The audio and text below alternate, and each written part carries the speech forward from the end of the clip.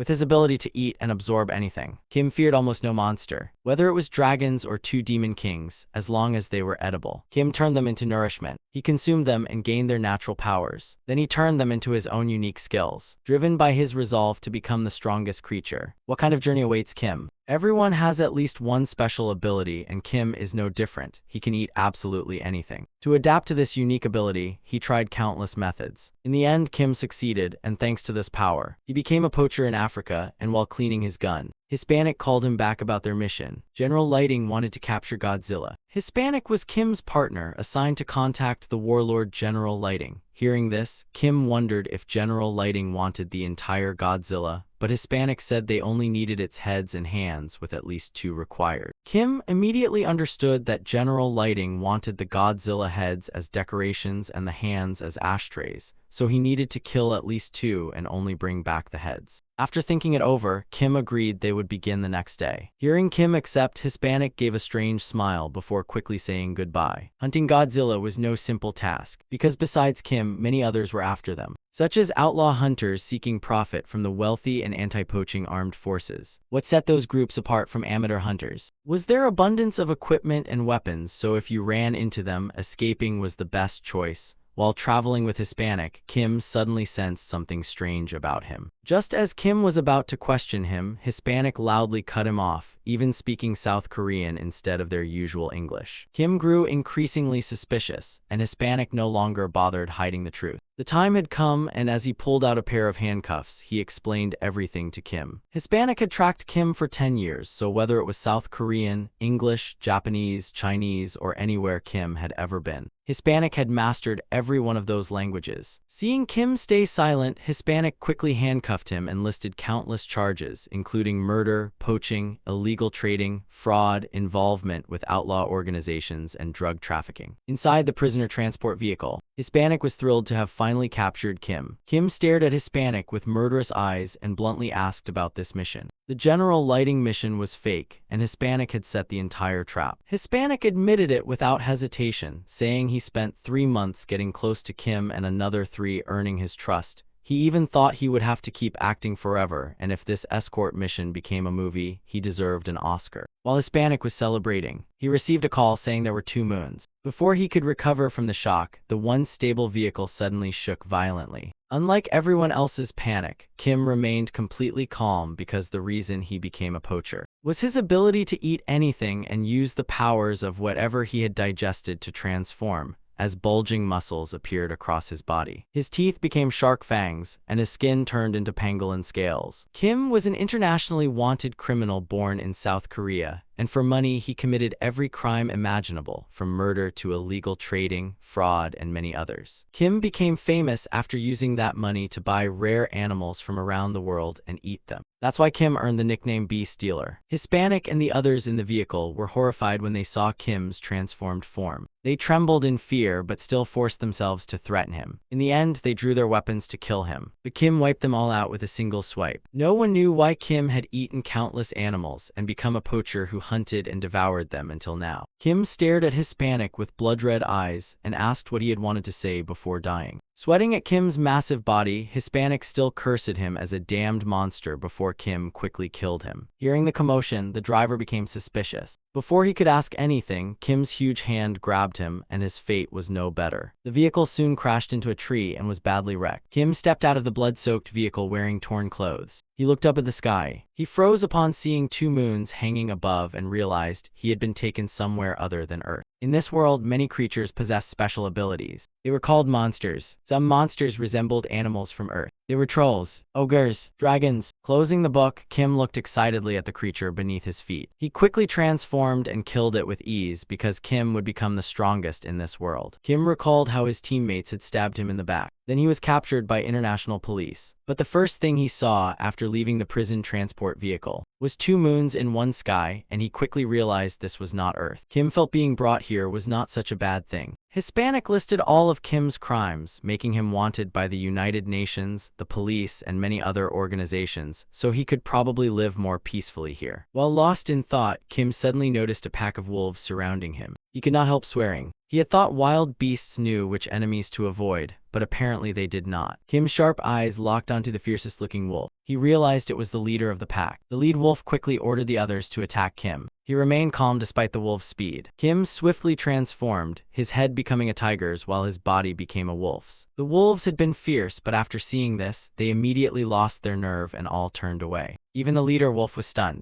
They spared Kim, but he showed no mercy as he instantly appeared behind the leader wolf. In the blink of an eye, Kim had taken it down. Its fangs flew out of its mouth. Blood quickly spread across the ground. The remaining wolves lost their courage after seeing their leader fall. They quickly fled. This was Kim's first meal in this world. He tried killing it with a tiger's sharp fangs, but they barely worked. Seeing that, Kim switched to a hippopotamus's jaws to finish it. After eating, Kim pondered this world's strange nature. Here, he had to use a hippopotamus's jaws just to tear open the wolf's hide. To eat it, he had to use shark teeth. This was no ordinary hide. Kim also wondered why these wolves feared his roar so much, because science said a roar only startled prey by vibrating muscle. Yet these wolves froze instantly, while wolves on Earth would only flinch at such a roar. He hesitated and looked toward the two moons in the sky. This was another world, so perhaps his knowledge no longer applied here. During the following week, Kim hunted and absorbed many kinds of forest creatures, including a giant bear with massive arms, a snake whose venom was unknown, and a deer with knife-sharp antlers. They looked much like Earth's animals except for those strange traits. Kim resumed hunting, guessing this world had some technology or system unlike Earth's. He would find the answer on this journey. After transforming, Kim quickly discovered someone nearby. He wanted to learn more about this world from that person. He waved his huge hand to call the person over. Kim's ability to copy body parts from absorbed creatures was not overwhelmingly powerful. It had limits because he could only transform matching body parts, so he could replace his hands with bear claws but not crocodile jaws. He also could not use parts from creatures like lobsters because their bodies were completely different from a human's. Kim could not combine mismatched body parts either, so while using an eagle's head, he could not speak human language. The man panicked the moment Kim touched him and saw his body. He fled in terror while shouting in a strange language, but before he could escape, a deer with sharp antlers suddenly gored him to death. After removing the obstacle, the deer quickly ran away. Kim returned to his normal body and watched the man lying in a pool of blood. With his last breath, the man spoke a language Kim could not understand. Kim could not save him, nor did he have any reason to. Even though he needed information, keeping the man alive was pointless because of the language barrier. Instead, Kim came up with another way to obtain information after the man's death. With his ability, Kim absorbed the man's brain and inherited his memories. He successfully learned this world's language through the man's sacrifice and gained something valuable. It was the man's illustrated monster guidebook. For example, a hard wolf normally measured about 200 cm, weighed around 120 kg, and possessed a biting ability, letting Kim learn this world's monsters and how it worked so he could achieve what was impossible on Earth. 2 months later, Kim was still traveling. He examined a troll's head and studied its regeneration. A troll could regenerate its brain after a month even if torn to pieces, something the book never mentioned and Kim had never expected. Kim used his transformed arm to dig beneath it. The green fluid he scooped out splashed onto the troll's head, making it let out a deafening scream. Kim laughed happily after hearing the beast scream. He still had not found its endurance limit, such as how much it had to be burned before its hide came off. How much heat would burn it, whether it resisted acid, and how many times it could regenerate were all questions yet to answer. Kim closed the book, stood before the troll's head, and thought of a new experiment. In the northern part of the Great Forest, where the Onyx Orc clan lived, a man claiming to be a warrior met the clan chief and reported his mission. The goddess had assigned him to eliminate a monster born in the Great Forest that devoured everything to absorb skills and master them. It was a terrifying monster. Meanwhile, in the Great Forest, the territory of the trolls, several trolls carrying weapons were roaming through the woods. As they walked, they spotted human footprints on the ground. They immediately realized their companions had probably gone hunting those humans. Sensing humans nearby, they could not suppress their craving and wondered where they had gone. The next second, one angrily slammed its axe into the ground,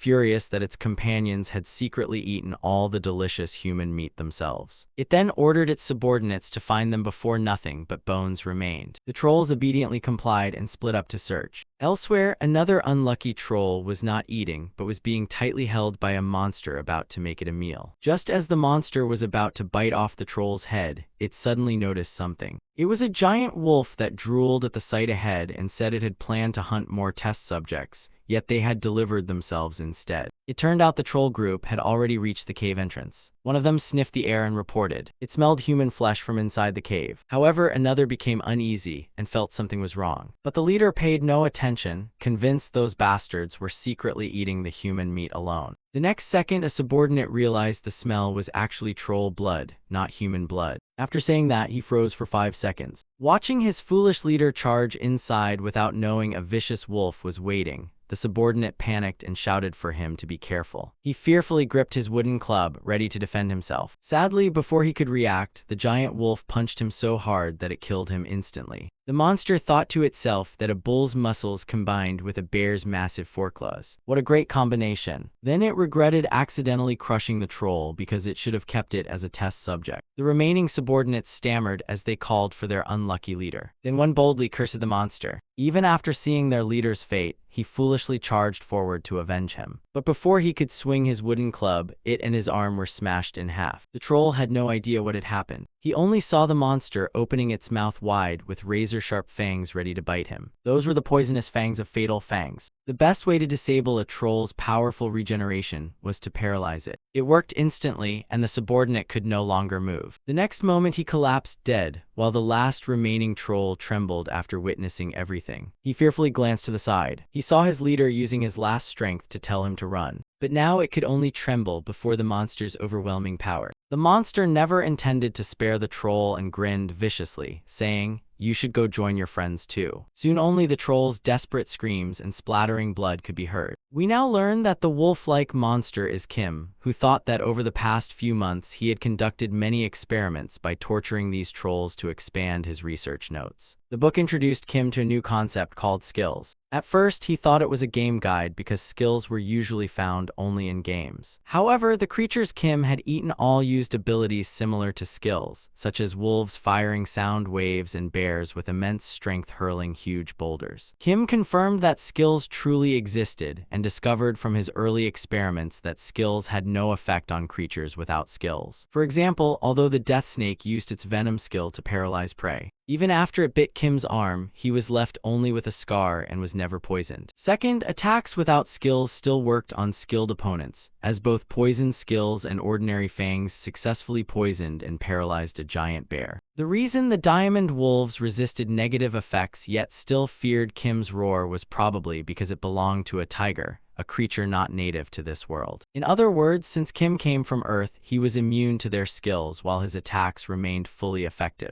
That was why Kim could become the apex predator of this world's food chain. Earth was already ruled by humanity. No matter what creatures Kim consumed, he could never defeat mankind. That was because human technology and modern weapons far surpassed every living creature. But here it was different, as humans were merely prey for countless powerful monsters. Nuclear bombs and overwhelming technology did not exist in this world. Since childhood, Kim had dreamed of becoming a tyrannical predator. To achieve that dream, he only had to devour creatures here, such as a bull with limitless regeneration. There was also an ogre with unmatched strength and a monster whose flames could melt steel. It was a dragon. At that moment, another strange creature appeared on the ground, looking like a talking slime that exclaimed, "Whoa, what's that, a dragon?" Seeing a dragon flying overhead, it happily shouted that this really was a fantasy world like in anime. The slime grinned excitedly and said it could not believe it had reincarnated as a slime that could eat anything. Believing itself to be the ruler of this world, the slime laughed and declared it was born to become the strongest because it was destiny. Then the slime wondered whether this would work. A notification window appeared before it as it tried opening its skill status page. The system panel displayed level 1, stamina 1, strength 1, speed 1, intelligence 1,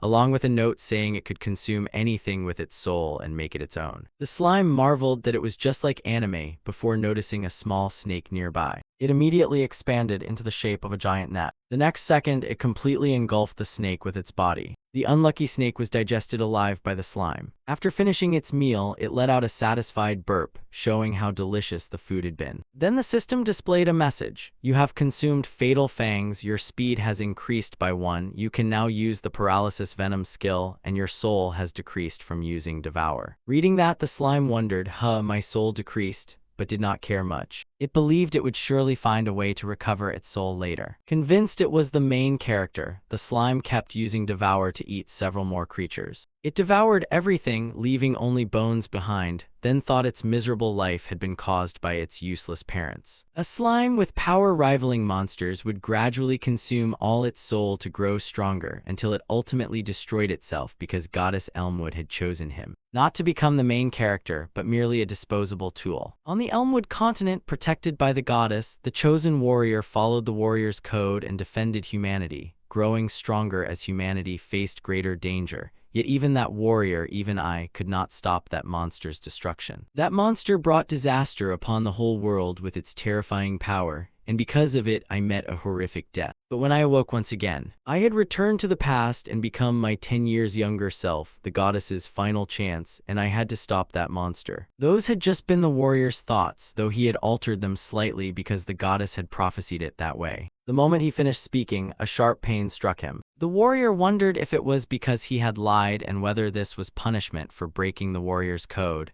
but if he said he came from the future, no one would believe him. It turned out the warrior was telling the story to an ogre who asked, "A prophecy, can you explain it more clearly?" And the warrior immediately replied, "Of course, elder." He then explained that a monster which devoured creatures and absorbed skills would appear in the great forest, and he had come to stop it from bringing future disaster. After hearing that, the elder ogre replied, "If your prophecy is true, then this is a serious problem," and the warrior could not understand why. The ogre then explained that it had not seen a single troll for the past 2 months. Perhaps the monster had targeted the troll's regeneration ability. Regeneration and overwhelming destruction were the troll's 2 special abilities, and the warrior understood. In other words, if we follow the troll's trail now, we may find that monster's lair. Saying that, he clenched his fist with determination and vowed that this time he would never let it run wild. Meanwhile, Kim was studying his skill book. After finishing it, he closed the book and thought that this was probably enough. They had all died during the experiments. Troll corpses surrounded Kim, but one troll was still alive behind him. It felt life had become unbearable and begged Kim to end its suffering. Kim agreed, picked up a torch, and replied, "I will send you off peacefully." Kim added a few final words, saying that although they had spent a long time together, he needed something new to experiment on. "I will grant your wish," and the troll felt joyful that its long-awaited moment had finally arrived. It shut its eyes tightly, waiting to be freed, but nothing happened. When it opened its eyes, Kim was reading again. The book stated that boiled troll blood could be made into a recovery potion. That meant Kim did not need to kill this troll yet, and the troll broke down in despair. It desperately begged Kim to kill it, but he ignored it and kept reading. The page was filled with information. It was called the Lizardman, about 180 cm tall and weighing around 85 kg, with skills including poison spit, underwater breathing, fast swimming, and physical damage reduction.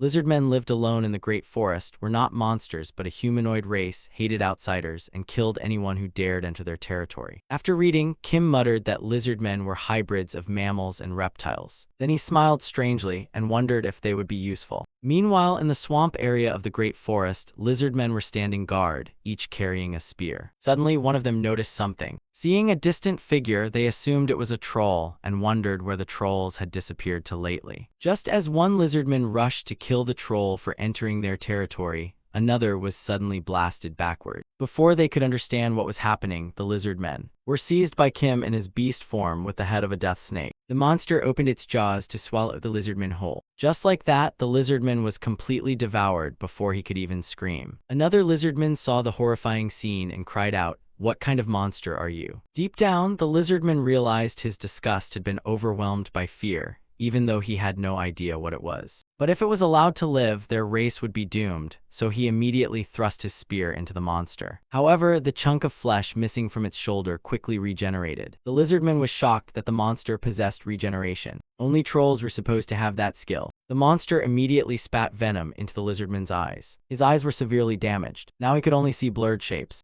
Even more shocking, the venom was actually the lizardmen's own poison. As the monster approached, the lizardman collapsed from the poison. Seconds later, even his corpse was gone. No one knew where it had been dragged. Meanwhile, the slime was still happily feasting after finishing yet another creature. It burped and complained that the ogres were nothing special because they had only raised it by one level. Suddenly, it noticed Kim's cave giving off a powerful stench and wondered what the smell was. The slime immediately used the Diamond Wolf's living creature detection skill. Thanks to that skill, it detected quite a few living creatures. The naive slime immediately entered the cave because it did not want to miss such a great feast. While grinning excitedly, it suddenly saw countless lizardman corpses scattered everywhere. The slime was about to mourn the tragic sight, but then it remembered it was a gourmet and cheered that it had hit the jackpot and would gain tons of experience. Licking its lips, it exclaimed that although it did not know who had done this, it was grateful for the meal. Then the slime enjoyed a feast until it was completely stuffed. After eating its fill, it quickly checked its own stats, including underwater breathing, poison spit, and regeneration, feeling it had struck a jackpot. It was so focused on the status screen that it never noticed someone approaching from behind. It was the warrior whose mission was to destroy the monster destined to bring disaster upon humanity. While the slime remained focused on the screen, the warrior quietly appeared behind it, and only then did the slime notice a shadow covering it. The slime turned around. It looked at him and curiously asked who he was. The warrior carefully observed it, having reached this place by following the troll's tracks and killing intent. But upon arriving, all he found was a slime. However, after sensing the murderous aura radiating from it, he knew this was no ordinary slime. He could tell it was a creature of pure evil, and while lost in thought, he failed to answer, causing the slime to glare at him threateningly. Only then did he pay attention and answer that he was a warrior. One of a warrior's rules was never to hide his identity. The slime looked extremely displeased upon hearing that. In its mind, warriors were merely people destined to have everything stolen by the main character, so it rambled that the warrior before it was just a sacrifice to support its rise,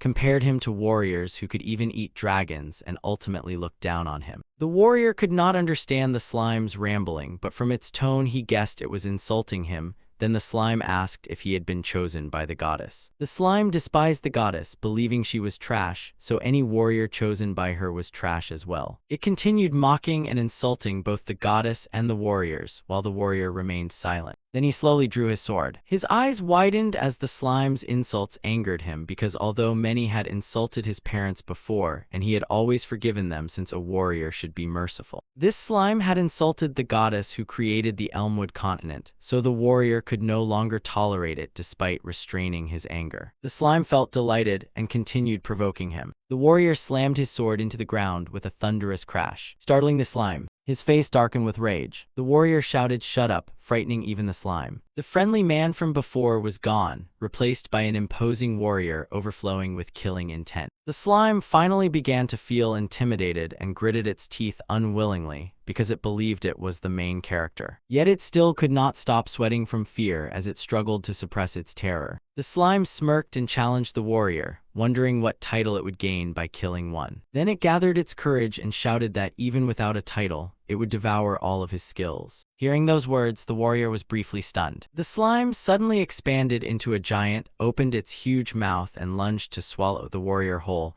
but the warrior was not someone who could be defeated so easily. He quickly sidestepped the slime and slashed it with his sword. The warrior's blade cut off part of the slime's body. He then used magic to instantly destroy the severed piece. While casting magic, the warrior observed the slime and confirmed that even if it was a slime, once its ooze vanished, it could not regenerate the missing part. The slime cried out in pain after losing part of its body, but still threatened the warrior not to get cocky. Then it used its super regeneration skill to restore its body. Once finished, the slime proudly boasted that the troll's skill was practically a game cheat. The warrior raised his sword again, determined to eliminate this future disaster. "Begone, monster of destruction," the warrior shouted as he enchanted his sword with magic. The slime had no idea what the warrior was talking about. The skill the warrior used was absolute judgment. A tremendous force struck the slime directly, leaving it unable to react as it screamed in agony. With an animal's head, Kim could not speak human language. But after eating a lizardman, he could speak normally. Even with a reptile's head, mammal and reptile body parts could still work together, which Kim found fascinating. Kim felt he needed more test subjects, so he headed to a nearby river where the lizardmen were working. Seeing Kim approach with a form similar to theirs, One lizardman mistook him for one of their own. However, Kim was much larger than ordinary lizardmen, and their leader was wise enough to realize Kim was not one of them. It immediately shouted for the others to attack. Upon the order, 2 spears struck Kim one after another. But he remained unharmed and calmly counterattacked by secreting a sticky liquid onto his palm. Then he violently smeared it across a lizardman's face. The moment the liquid touched its face, it melted it away, making the lizardman scream in agony. The remaining lizardmen became enraged and charged at Kim. But before they could reach him, the screams of the others made one lizardman freeze in place. As if realizing something, it trembled and muttered, "Oh no," red flash. It could only watch its comrades fall one by one as Kim slowly approached. Before it could flee, Kim tightly grabbed its neck, and despite struggling and crying for help, its breathing soon weakened.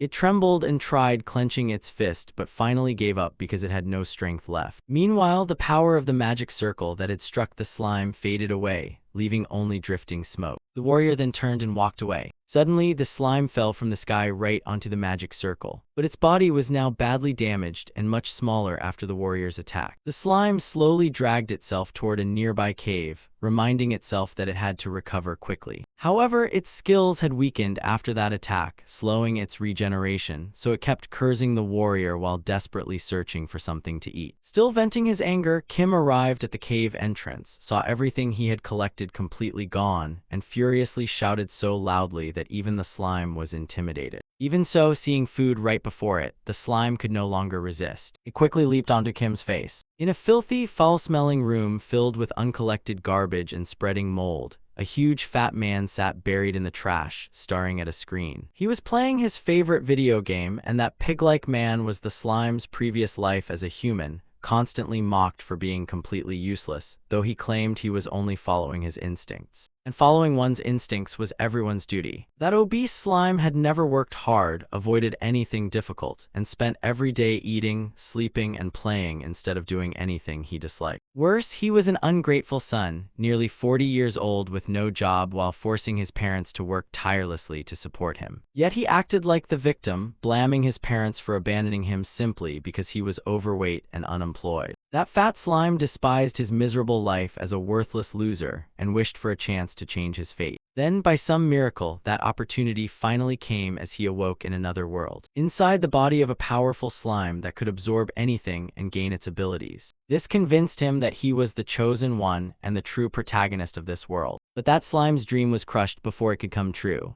After fighting a mysterious warrior it met on the road, the slime was badly injured but still believed it was merely the hero's trial. It swore to devour every skill in the world for revenge, but as soon as it finished speaking, it turned around and saw Kim standing behind it in confusion. Kim's face tightened as every muscle revealed his fury at seeing an intruder inside his base. But the foolish slime thought Kim was prey delivered straight to its mouth, so it lunged at him intending to feast on him. It jumped straight into Kim's mouth, planning to eat him from the inside. Before Kim could react, he had already swallowed the slime. From Kim's perspective, the first piece of bad news in the past 2 weeks was that the cave he used as a laboratory was now unusable. That was because a slime had entered and wrecked everything while he was out hunting the lizardmen, then even jumped into his mouth when he let his guard down. But the good news was that Kim had merged with the slime, or rather, the slime had committed suicide by jumping into his mouth and being digested. However, the slime's abilities were quite interesting, and the Monster Encyclopedia stated that slimes could change form and evolve based on what they regularly consume. They could eat many things from animals like mice, reptiles, and insects to soil, poisonous plants, and even minerals. The book also said that slimes which regularly consumed minerals would evolve into forms with the properties of those minerals. For example, a metal slime mainly consumed minerals found near ore mines and possessed metallization and metal claws. Normally, Kim could not eat minerals, or rather, he could consume them but could neither digest nor use their properties. Those minerals would simply be expelled from his body, but a slime's diet was not limited to living creatures. It could also consume inanimate objects, and after merging with the slime by eating it, Kim could now digest minerals and even transform his body into mineral form. In the ancient dragon's great forest, a red dragon soared through the sky like its rightful king. It had no name because an ancient dragon living alone had no need for one. But there were those who worshipped it. so they gave it a name. That name was Red Flash. Red Flash glided through the sky, and she was a mother dragon who deeply loved her hatchling.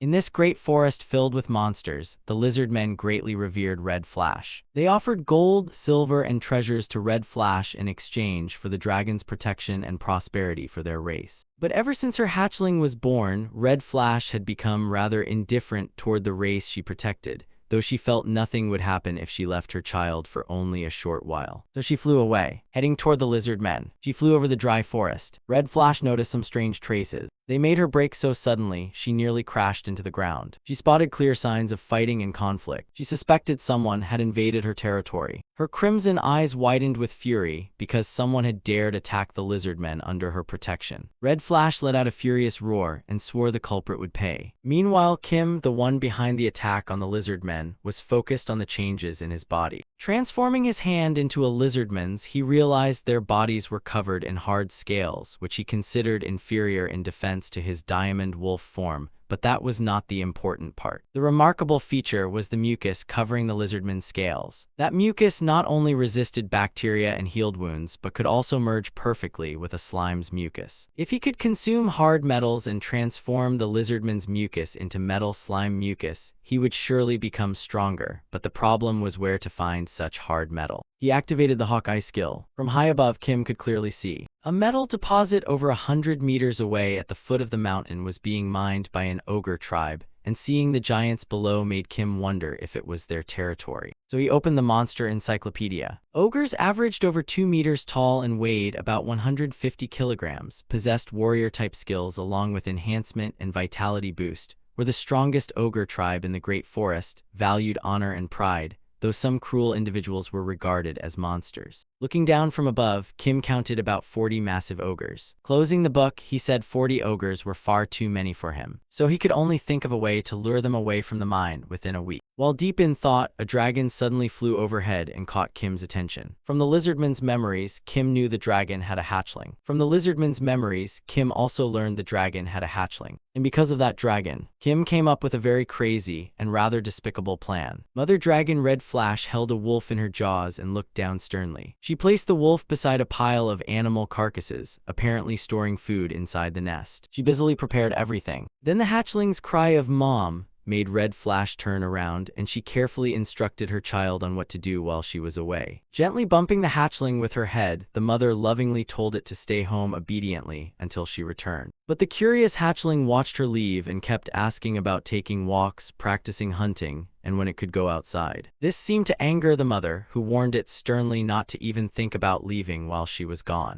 After preparing enough food for her child, Red Flash walked to the cave entrance. She carefully drew a magical barrier with countless magic circles, and when everything looked complete, she spread her wings and flew away, leaving the young dragon in the cave. Watching its mother disappear, the hatchling looked lonely and frightened. And the moment the mother dragon flew away, danger arrived for the hatchling. 30 minutes earlier, Kim had already reached a place not far from Red Flash's nest. Carrying a dead deer, he wondered if he had found the correct path to the dragon's nest. What guided him there was the lizardman's memories. He quietly admitted everything had gone more smoothly than expected. He then threw the deer's corpse forward, where it struck an invisible barrier. Just as he expected, the barrier instantly charred the deer. He knew a barrier existed there because he had followed the lizardman's memories. But when he pushed his arm through the barrier, it showed no reaction at all. As expected, the barrier had no effect on beings from Earth like Kim. After passing through the barrier, Kim headed straight for Red Flash's nest. He slowly climbed toward the dragon's cave. Much to little Red Flash's surprise, Kim successfully reached his target. Seeing a stranger enter its home, the hatchling immediately became wary. Kim barely cared about the little dragon, only thinking about how exhausted he was after climbing so high, while his appearance was a mix of buffalo lower jaws, crimson serpent scales, and parts from several earth animals. That alone was enough to fool the dragon's barrier, and he now looked very much like an ogre. The hatchling nervously looked at the strange creature before it and asked, "Who are you?" But Kim paid no attention to the young dragon. His eyes were fixed only on the glittering pile of gold and treasure behind it as he slowly walked toward the hoard. Kim thought the minerals in the mine could never compare to this treasure hoard. But while Kim was thinking, the hatchling quietly approached from behind and prepared to pounce on him. But it was still far too young to fight Kim. Kim grabbed the little dragon with one hand, making it cry out in pain, and said it was too noisy.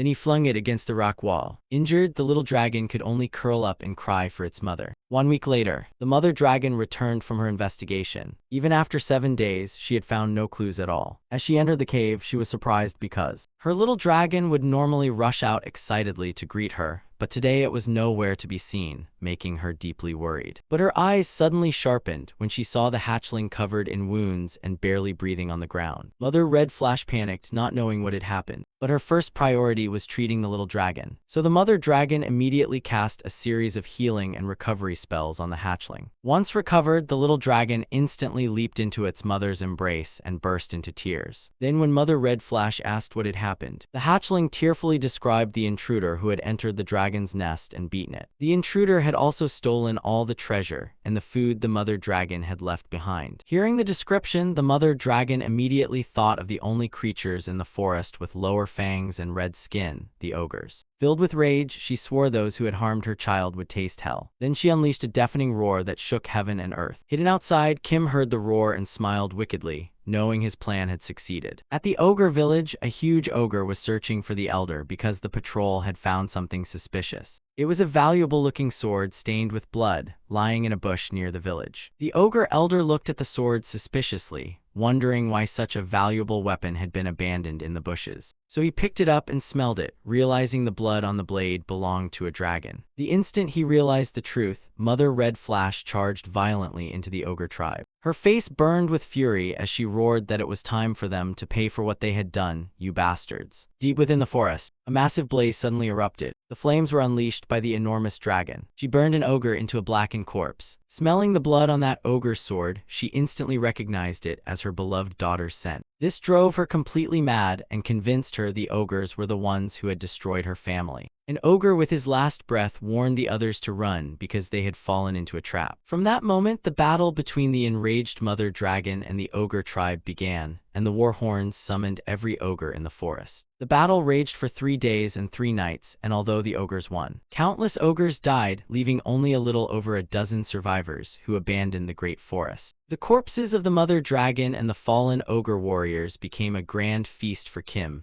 and from that moment the mother dragon was no more. Her little dragon sensed it. Its entire body trembled because it could no longer feel its mother's presence. Tears streamed down the little dragon's face as it pitifully cried for its mother. Tears fell to the ground as its body trembled with endless sobs. The little dragon clenched its teeth. It stood there crying in grief. A moment later, it spread its wings. Then the little dragon flew away, deciding to leave the forest since it no longer had its mother. Elsewhere, a book was opened to review everything I had eaten so far. First was the diamond wolf, second was the monster called troll, third was the lizardmen, followed by the ogres, and finally the dragon. Along with many other monsters, the book was closed because this person had already eaten everything recorded in it. Kim no longer had any reason to stay in the forest, so he decided to hitch a ride with an old wagon driver. The old man said many people with amnesia like Kim often appeared around here, where there were rejuvenating herbs, monster materials, and even secrets of ancient kingdoms. That was why people kept coming here hoping to strike it rich, though most ended up dead, so meeting someone as lucky as Kim was a first for him, and he hoped Kim would value his life more. Kim nodded in agreement after hearing that. By pretending to be injured and suffering from amnesia in the forest, I learned a great deal about this place from the old merchant on his way to a village,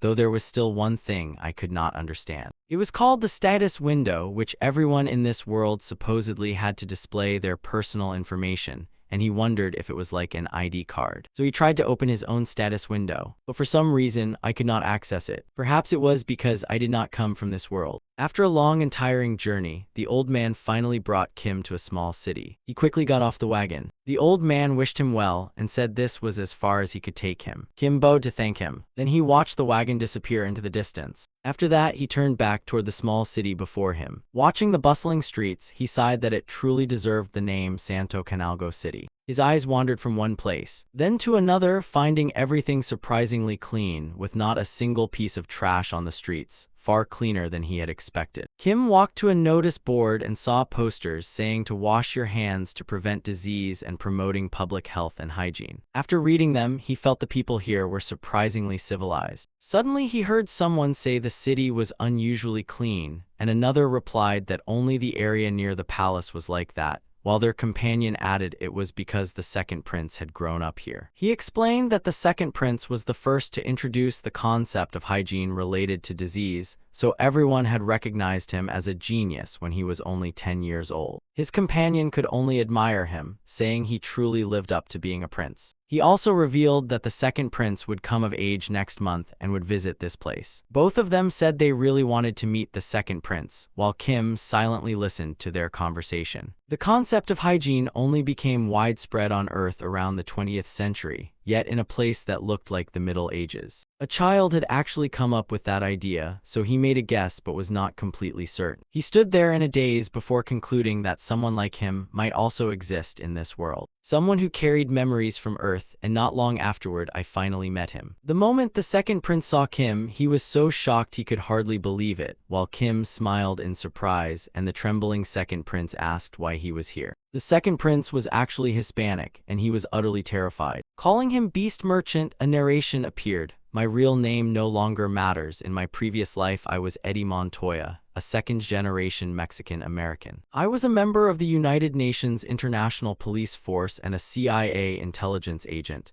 and I had lived the life of an outstanding man. But everything ended after I encountered that monster. I suffered a gruesome death, but beyond it awaited an entirely new world. When I first arrived there, I kept my eyes tightly shut, too afraid to open them. But after a while, I finally found the courage to face reality. When I woke up, I had become a child, and my new name was Edward. Edward was the second prince of the kingdom of the Grankantine. My second life began unbelievably easily, starting with hygiene, then science, then astronomy, and countless other fields as Earth's knowledge proved incredibly useful in a medieval world, while my previous life's special training made politics effortless. If I had only been born an ordinary person, I would still have dominated, but I was royalty, and the crown prince was not the heir to the throne. No, he simply could not be, because I would become king no matter what, and Hispanic smiled endlessly at that dream. At that moment, he was parading through the streets to the people's cheers, waving back as his ambition to become this world's king burned within him,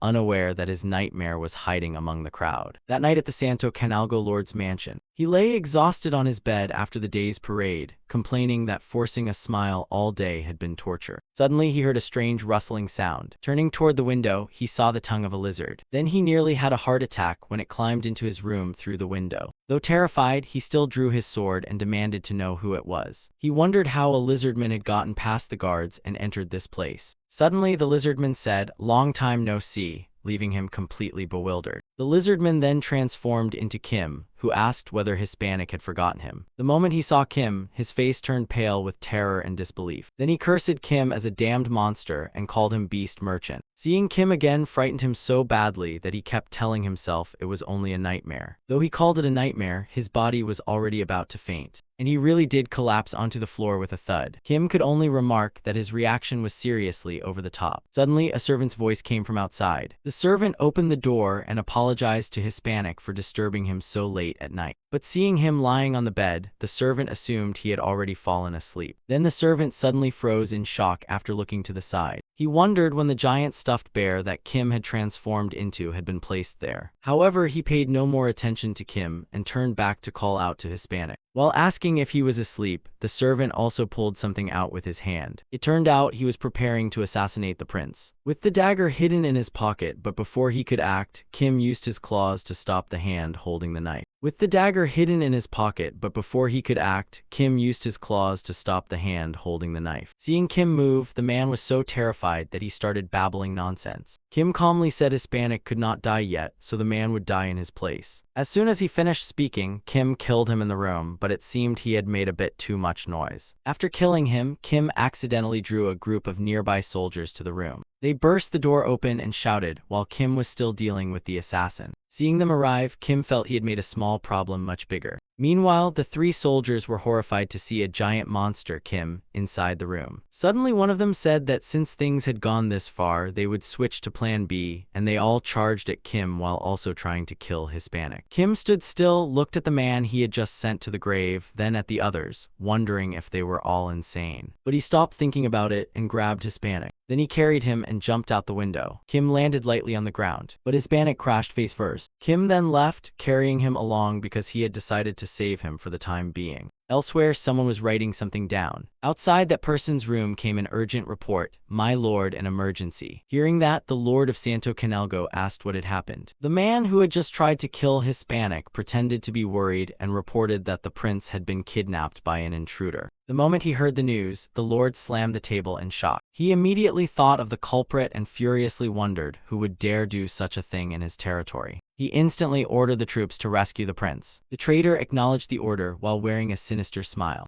On a hillside, Kim had returned to human form and sat there panting, wondering how many people had chased him to make him run like crazy. By then, Hispanic had regained consciousness, but the moment he saw Kim again, he nearly jumped out of his skin. He thought in horror this could not be a dream, then foamed at the mouth and fainted again, leaving Kim speechless. Helpless, Kim did not even bother looking at him anymore. "How are you here?" Hispanic asked in shock, unable to understand how Kim had reached this place, while Kim also could not understand how Hispanic had ended up here. Kim's face turned cold, his eyes sharpened, and he demanded to know why Hispanic was here. Hispanic was so frightened that his teeth chattered and sweat poured down his body as he had no idea what Kim was thinking. Suddenly he wondered if Kim had discovered his reincarnation secret and planned to kill him again, but as if reading his mind, Kim assured him he would not kill him. Hearing that, Hispanic stared in disbelief and suspiciously asked, "Really? Promise?" and somehow forced Kim to promise, but Kim simply replied, "I can't guarantee that, so I won't promise." Kim's expression turned even colder as he smirked, looked Hispanic in the eye, and said he had already made him pay for his betrayal. Hispanic immediately recalled that moment, froze, clenched his fists, and gathered the courage to ask if Kim planned to send all the traitors to the grave like him,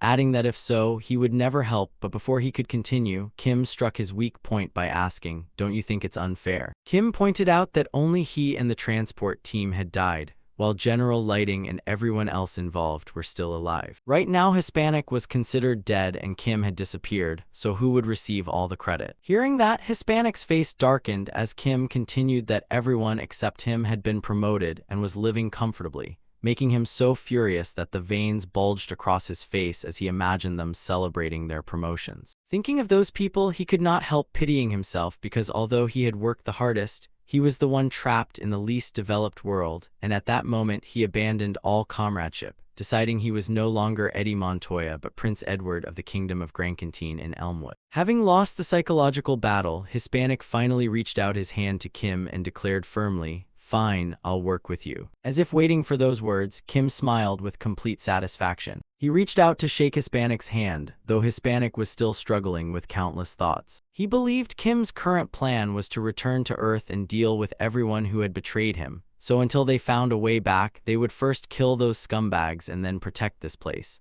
while Hispanic planned to use Kim as a stepping stone for his own scheme. But Kim was thinking the same way, pleased to cooperate with a prince because it would bring many benefits, especially far better information than before, and it would be even better if Hispanic really knew how to return to Earth. The two seemed to understand each other without speaking, both planning to use the other to achieve their own goals, so Kim began explaining the root of everything and told Hispanic the truth. Hispanic frowned and muttered, "An assassination, that old giant," while Kim had already tightened the cloth wrapped around his waist and chest. Even so, Kim never expected Hispanic to remain so calm after hearing everything. Hispanic stood up and calmly replied that he was already used to such things, and now it was time to leave. Then he smiled and asked Kim whether his position would become the key factor in the plan, adding that both of them would soon attend the coming-of-age ceremony. He recalled that about 300 years ago, Emperor Edward was the first king of this kingdom. During a hunting trip, he stayed overnight at the Canalgro Inn, wearing a blue cloak with 2 royal guards beside him. Pleased with the innkeeper's hospitality, the king rewarded him with the title of Baron and smiled broadly in satisfaction. That event marked the beginning of the Santo Canalgo Inn and the rise of the Canalgo Baron family, which became one of the 5 most powerful noble houses thanks to royal support. As long as the royal family retained its power, the Canalgo family would continue to prosper, but if the royal family fell, the Canalgo family would collapse immediately. From this, it was clear the Baron would do everything possible to protect the throne. Therefore, one of the assassins was certain the Baron would send troops to hunt him down. While he was still lost in thought, a soldier suddenly shouted that they had found the prince. Hearing that, he was stunned by how quickly it had happened, while the Baron broke into a cold sweat, confirmed the report, and ordered the prince brought over immediately. But the assassin hurriedly tried to stop him because they were not ready yet. The soldier hesitated because the prince had brought himself there, leaving both men frozen in shock. Standing beneath the fortress were Hispanic and Kim in another form. The moment the Baron saw Hispanic, he pushed through the soldiers, looked down, and anxiously asked whether he was all right. Seeing the Baron stick his head out, Hispanic glared at him as if they had been enemies for lifetimes and said, "There you are." As the Baron prepared to go down and greet the prince, Hispanic suddenly ordered him to arrest his own troops. Thinking he had misheard, the Baron asked again, but Hispanic clenched his teeth and angrily declared that those very subordinates had tried to assassinate him the previous night. Then he pointed at Kim, saying only his secret bodyguard had kept him alive until now. Hispanic looked up at the people above and said that because they outnumbered him, he had no choice but to flee. The Baron and the assassin were drenched in cold sweat, muttering, "An assassination,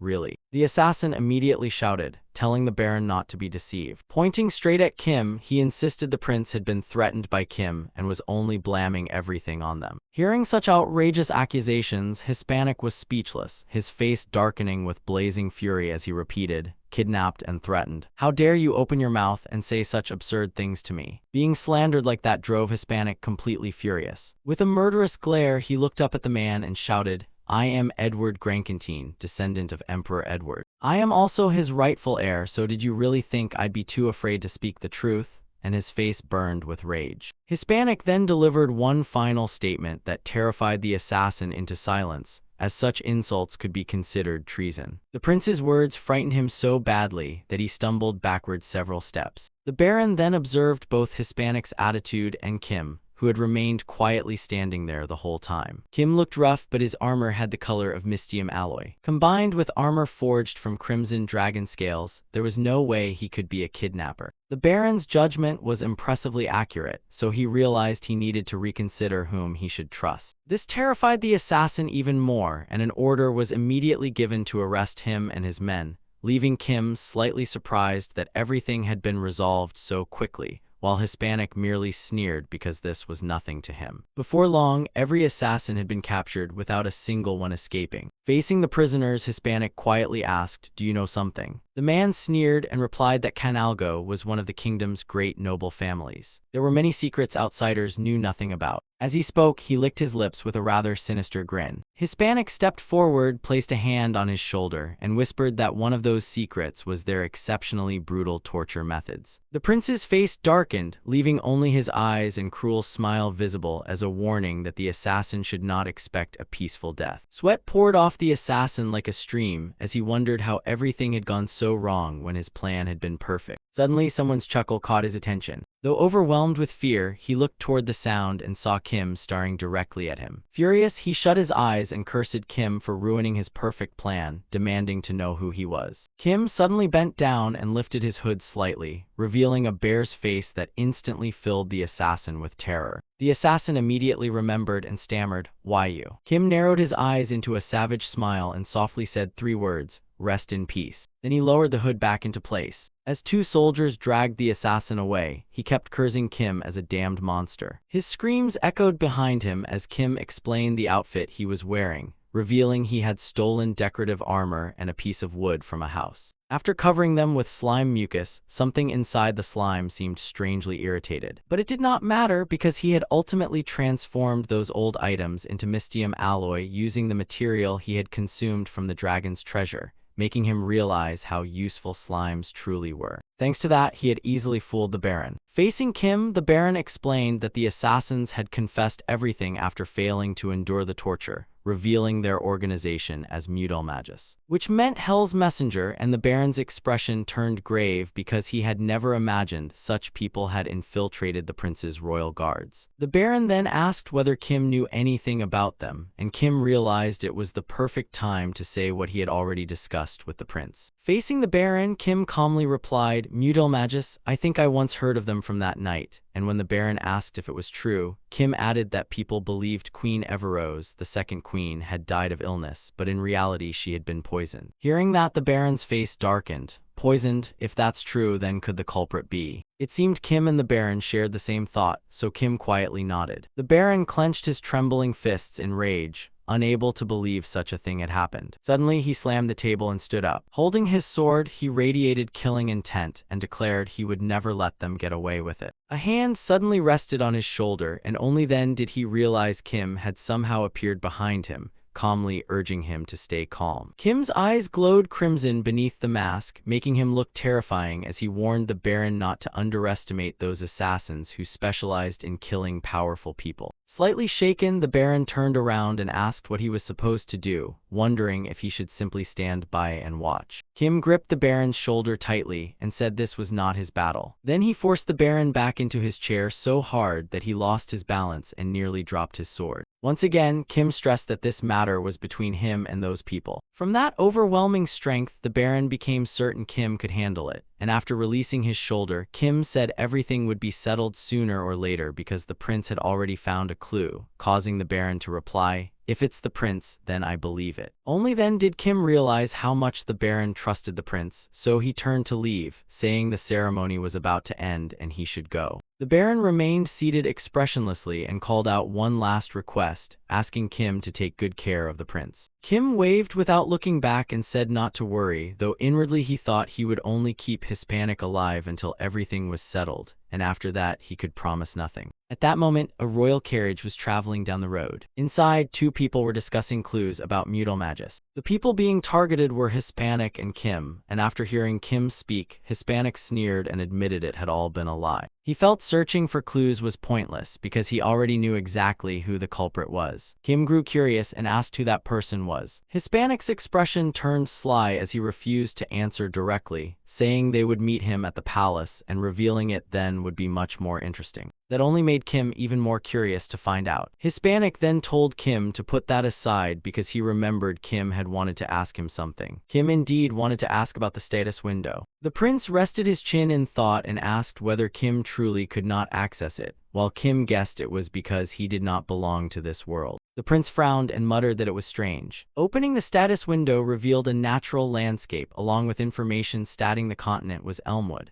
a land blessed by the goddess where humans and monsters coexisted peacefully, and according to Hispanic, every living creature in this world possessed a status window that others could view using the perception skill. Naturally, Hispanic also possessed the perception skill, and he pointed at Kim, saying he had once briefly seen a status window when using it on him. Seeing no reaction from Kim, Hispanic decided to demonstrate, and a magic circle appeared in his hand as he activated perception. But strangely, no status window appeared at all. His face filled with confusion as he wondered why nothing appeared despite doing everything correctly. After thinking for a while, Hispanic suddenly realized something. He unexpectedly told Kim to transform into some kind of animal, leaving Kim completely puzzled. Although confused, Kim still transformed one hand into the forepaw of a grizzly bear, and looking at it reminded him that he had eaten this bear back in Alaska, though it had tasted nothing special. For some reason, it suddenly turned into a food review, but Hispanic told Kim not to transform into creatures from Earth and instead suggested he become a creature from this world. Kim immediately realized something. He transformed his arm into an ogre's arm again, and when Hispanic used perception this time, a status window finally appeared. The species and level were blank, but under skills it listed only level 3 enhancement and level 6 vitality boost. Seeing the status window appear, the prince smiled happily because his theory had been correct. Looking at the window, Kim suddenly understood the problem. Hispanic smirked and explained that Kim had no status window because he was not from this world, but once he transformed into something native to it, the problem disappeared. However, Kim gave a sinister grin and said, "Not yet," before transforming his hand into a lizardman's claws. His skin became that of a troll, while his scales became those of fatal fangs, and his fangs became those of the diamond wolf. Suddenly, the status window changed, adding level 7 rapid regeneration, level 3 negative effect resistance, and level 5 roar alongside enhancement and vitality boost. He did not stop there and even added dragon traits, making Hispanic panic and shout,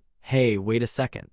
While Kim continued testing every monster he had ever eaten, transforming while checking the book until Hispanic sighed that Kim had eaten far too many monsters, and they repeated the process until the status window stopped changing. The final status window read, Name, none. Species, none. Level, none. Skills, level 3 enhancement, level 6 vitality boost, level 7 rapid regeneration, level 3 negative effect resistance, level 5 roar, level 10 venom sac, level 10 dragon scales, and level 10 hardening. Kim wondered whether those none entries meant he simply did not exist, concluding that his existence resembled a bug in the status window system. A few days later, we have arrived, Your Highness. The carriage stopped. Hispanic stepped out with Kim, who had already transformed, and before them stood the assassin's headquarters. Hispanic asked whether Kim was ready, because they were about to meet the assassin's leader. He smirked and warned Kim not to be too surprised when they met. The two walked toward the door, but the guards made no attempt to stop them, saying seriously that the leader was waiting behind those doors. The door slowly opened. The moment they opened, Kim was utterly stunned, and anyone would have been just as shocked. He stared straight inside. A figure seated on a chair gradually came into view. An old man sat there with a stern expression. The old man's face was intimidating as he said, "So you've returned, my son."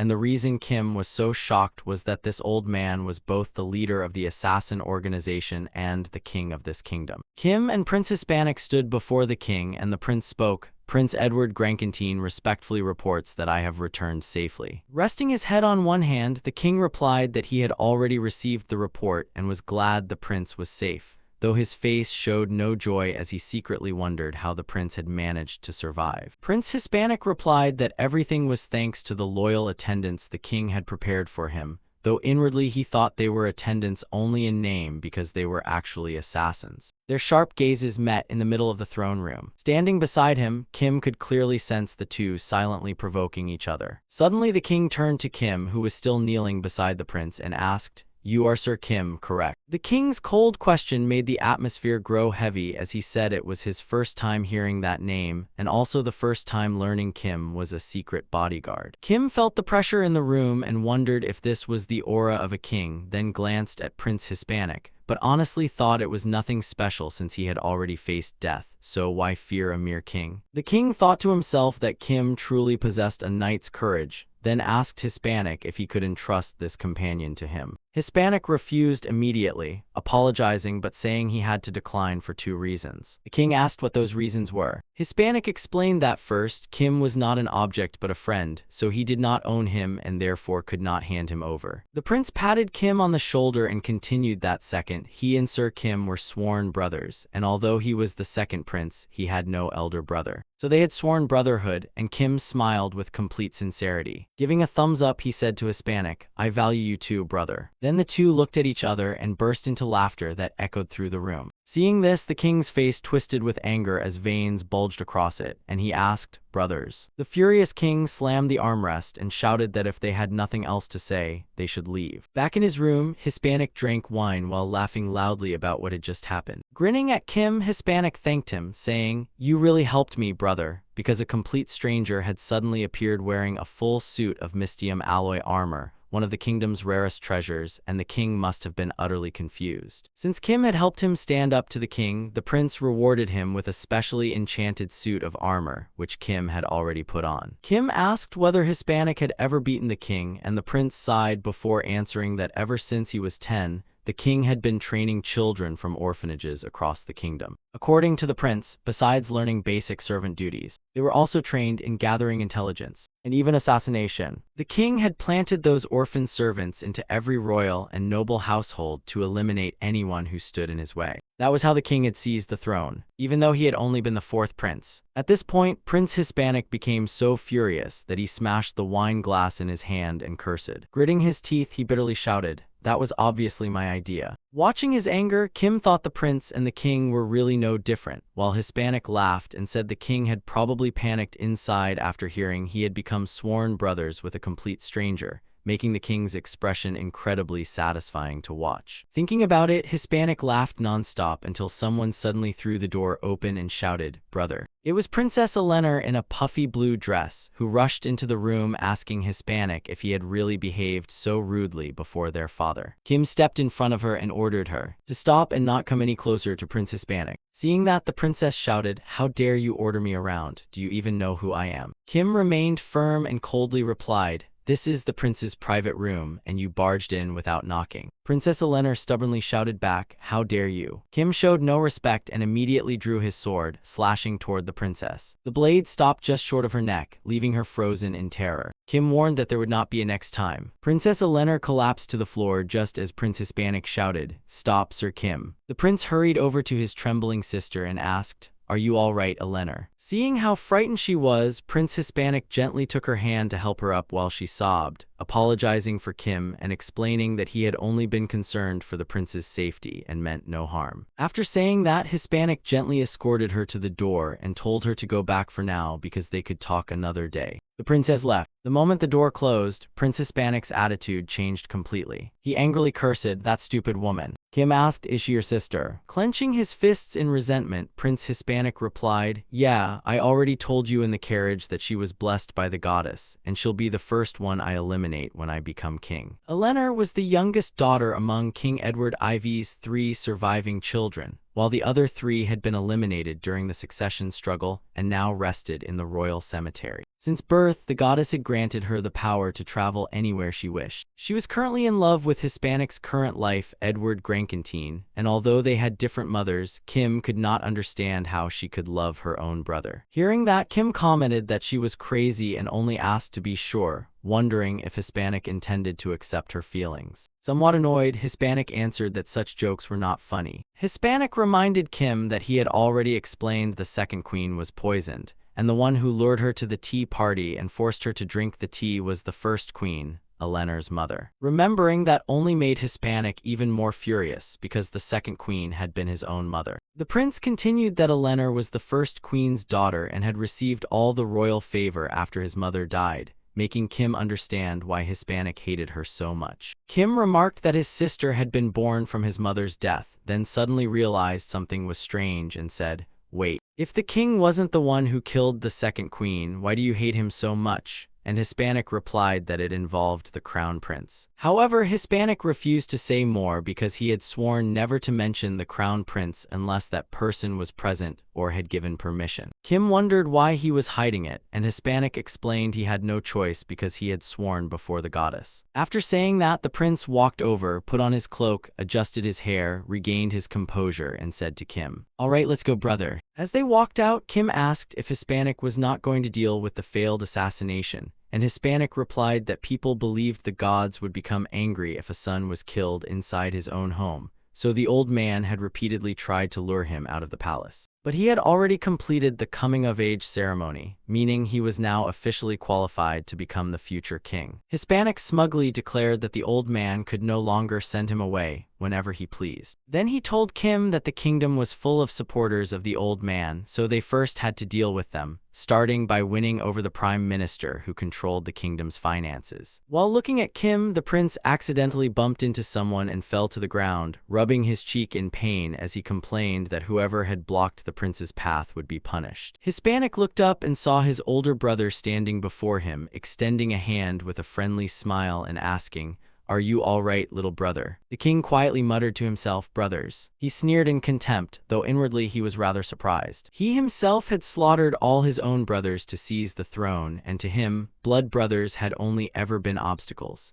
Yet Hispanic had gained a sworn brother. The king felt it was an insult directed at him. His plan had succeeded, but it had also created a dangerous precedent, although a better precedent could still correct it by ensuring those who passed the selection process were educated according to their abilities fairly so that the eldest son could properly rule the kingdom, while the second son would remain in the shadows and eliminate anyone standing in the eldest son's way. And because his eldest daughter was both intelligent and beautiful, he intended to arrange a political marriage for her. But contrary to the king's plan, both the eldest and second sons had become far stronger than necessary, and the second son had grown so cunning that he even wanted to eliminate those in power. As for the eldest son, he was so righteous that he chose to become the goddess's warrior, and thus the crown prince of the Grankentine royal family was gone, leaving only the violent and cunning second son and the proper eldest princess. The king clenched his fists in anger, thinking he would rather let his eldest daughter become ruler than that snake-like second son, who could never become king. Hispanic looked at his older brother with mixed emotions, but then he remembered his brother's status had completely changed. Hispanic quickly bowed to the warrior before him, and the warrior respectfully returned the greeting. Since this was an important matter, they should go together to the audience chamber. Kim followed behind Hispanic, amazed to finally see the one chosen by the goddess. A man who had abandoned social status and possessed an upright and kind nature, the eldest prince was surely incredibly powerful under the goddess's blessing. The warrior's appearance alone revealed his strength, and as Kim followed them to meet the king, he quietly thought the warrior might become an obstacle to his plans. The warrior stood alone before the king upon the throne, with the royal children and several nobles standing on either side. The king glared at Hispanic and said he did not want to see him, while Hispanic glared back and replied that he had not wanted to come either. The king quickly regained his composure and warmly welcomed the son who should have become king, saying, "Welcome, warrior of our kingdom," and the warrior respectfully replied, "Thank you, your majesty." The king asked about the important matter the warrior wished to discuss. Without wasting time, the warrior went straight to the point, saying that yesterday the goddess had granted him the power of holy light. The announcement left everyone around him utterly shocked as they exclaimed, "The power of holy light." The warrior continued that the church's saintess had confirmed it, and that he would begin a 1-week expedition and requested the king's army to support him. "Of course, I will permit them to accompany you." The king fell silent for a moment, while Hispanic angrily slammed the table and cursed. Muttering in panic, he whispered, "It's over, everything's ruined, damn it." "The demon king, right when we were about to act?" Kim asked in confusion. Only then did Hispanic remember that Kim did not know the common knowledge of this world. The demons were a race of red-skinned beings with long, sharp horns who were humanity's mortal enemies, and their ruler was called the Demon King. Under the goddess's guidance, both races had always remained in balance and hostility, and whenever that balance shifted, the goddess would create a warrior for the weaker side. However, if the imbalance remained too great, the warrior would grow stronger while the power of holy light would be adjusted accordingly. This meant that even slaying the king of the opposing race would not be condemned by the gods, because while the demon king normally received the same divine protection as other living beings, a warrior wielding holy light could kill the demon king. Even after the explanation, Kim still failed to understand the real problem. Hispanic clenched his fists in disbelief that Kim still did not get it, so he explained that once holy light descended, humanity would be pushed into a desperate war, and as a member of the royal family who had completed the coming-of-age ceremony, he was obligated to fight for the kingdom's honor. "That damned old man will send me to the battlefield, and even if I survive, all our previous negotiations will be meaningless," Hispanic shouted in frustration. The very next day, just as he had predicted, the king ordered Hispanic onto the battlefield, leaving him no choice but to obey. Before everyone, the king happily praised his son, saying he truly valued honor and duty, and that everyone could already see the qualities of a true prince in him. Then the king smirked as if everything had gone exactly as planned. A carriage reserved exclusively for the second prince and Kim awaited them. From above, Princess Eleanor quietly watched her brother depart. Wiping away her tears, Eleanor silently prayed that he would return safely. For some reason, Hispanic suddenly felt a chill run down his spine. Wondering if someone was secretly cursing him, he awkwardly invited Kim into the carriage before they departed the royal palace. The carriage carrying the prince and the other soldiers sped down the road. Inside, Kim expressed surprise that Hispanic obediently followed the king's orders, and Hispanic folded his arms in frustration, saying there was no other choice but to earn enough achievements before returning to deal with that old man. Kim asked about the situation outside, sensing everything seemed quiet, though it looked like they were plotting something. Someone was slowly approaching the carriage, and Hispanic grumbled that the damned old man really had not forgotten about him. He pointed out the target's position, saying he was behind them on the right near the rear wheel and was probably about to destroy the barrier. Kim asked if he should just kill him immediately. Hispanic replied not to, because if the barrier was broken, the caravan's protective wall would also weaken. The attacker raised his sword and struck at the carriage. A protective magic barrier cracked his sword, but he ignored it and moved to the second step. The attackers immediately began chanting, "Fireball." The carriage driver saw everything was ready and prepared to act, but before he could move, the sound of something breaking came from behind. Before anyone understood what had happened, several attackers had already been knocked unconscious. Everyone was shocked as fireballs exploded against the carriage wheels. One after another, they hurled fireballs at the prince, but before another could be launched, one of their own men suddenly emerged from the carriage. The The man was covered in flames and screamed in agony, making the attacker hurriedly apologize. Then a massive dark figure appeared inside the carriage. It had 3 enormous horns and blood-red eyes that looked anything but friendly. Kim stepped out of the carriage in monstrous form, while Hispanic remained calmly seated inside. Hispanic's eyes still showed a hint of panic at Kim's transformation. Kim simply said, "For now I'm on your side, so get used to it." The two stepped out together and faced the attackers. One of them was stunned by the appearance of such a monster. Kim took a deep breath before unleashing a terrifying roar at the attackers and their horses. As expected, the horses were frightened by the roar. A soldier immediately cast a mind control spell, and the panicked horses instantly calmed down. The man behind him worried when he saw the major using that spell, but the major ignored him and ordered everyone to focus on completing the mission first, saying they could fix the horses' minds afterward. Declaring that he would lead the charge, he drew his sword and advanced as the foolish soldiers rushed forward like moths to a flame. Flames suddenly ignited inside Kim's mouth. He breathed fire toward the reckless attackers.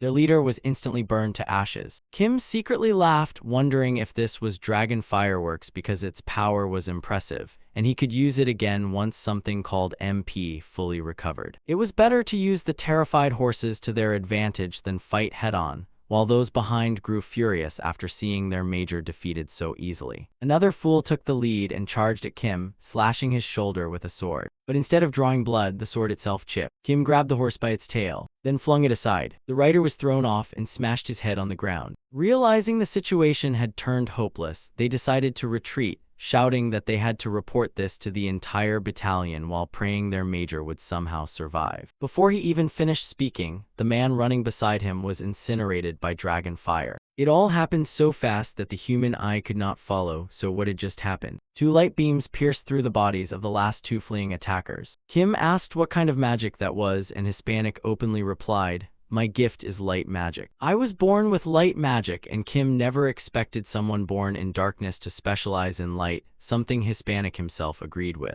After the long journey, the two stopped at a large inn. The second prince and Kim had a meal together there. Kim complained that Hispanic had refused to travel with the warrior, otherwise none of this would have happened. Wiping his mouth, Hispanic replied, "If I traveled with the warrior, they would never get a chance to kill me, and their master surely planned it that way. We still have some time before meeting the others, so do you have any more questions, Kim?" After thinking for a moment, Kim asked about the power of holy light, wondering if such power was unfair to the demon race, since harming the goddess's chosen warrior would be considered treason. That brings us to the second point. You are allowed to kill a warrior blessed with holy light because the goddess is fair, meaning holy light grants immunity to everyone, so even if the warrior is killed, the demon king is not judged guilty. However, that had never happened before, and Hispanic casually began picking his teeth. Perhaps if the demon king killed the warrior, it would simply mean humanity was too weak to survive. Kim smirked and muttered to himself, "A fight for survival? HMPH, my life hasn't been much different." Hispanic frowned in confusion and asked why Kim was smiling as if he were not part of this war. Kim calmly replied, "Because I'm not," making Hispanic increasingly uneasy as he hoped Kim would not ignore the conflict. Kim cheerfully answered, "Of course, our deal still stands," making Hispanic sigh in relief and say, "At least you're a monster who understands me." Kim wondered if Hispanic was interested in other monsters too. Hispanic replied that there had once been a monster known as the Saintess, but unlike her title, she was unbelievably foolish. Unfortunately, the very person he was talking about suddenly appeared behind him and cheerfully asked, "Prince, I'm delighted to hear that, but what exactly did I do?" Terrified, Hispanic hoped she had misheard him. Angela smiled as if nothing had happened and asked, "Are you saying there's something wrong with my hearing?" And Hispanic quickly replied, "Of course not. Especially not with that monstrous sense of hearing," causing Angela's smile to lose all humanity as she asked if he was insulting all saints. Hispanic sarcastically replied that mistaking a personal insult for an attack on an entire group was a disease common among people of high status, so he used such people as teachers to maintain clear judgment. While Angela fired back that most lunatics believed they were perfectly normal and suggested he visit the temple because they had plenty of healing prayers.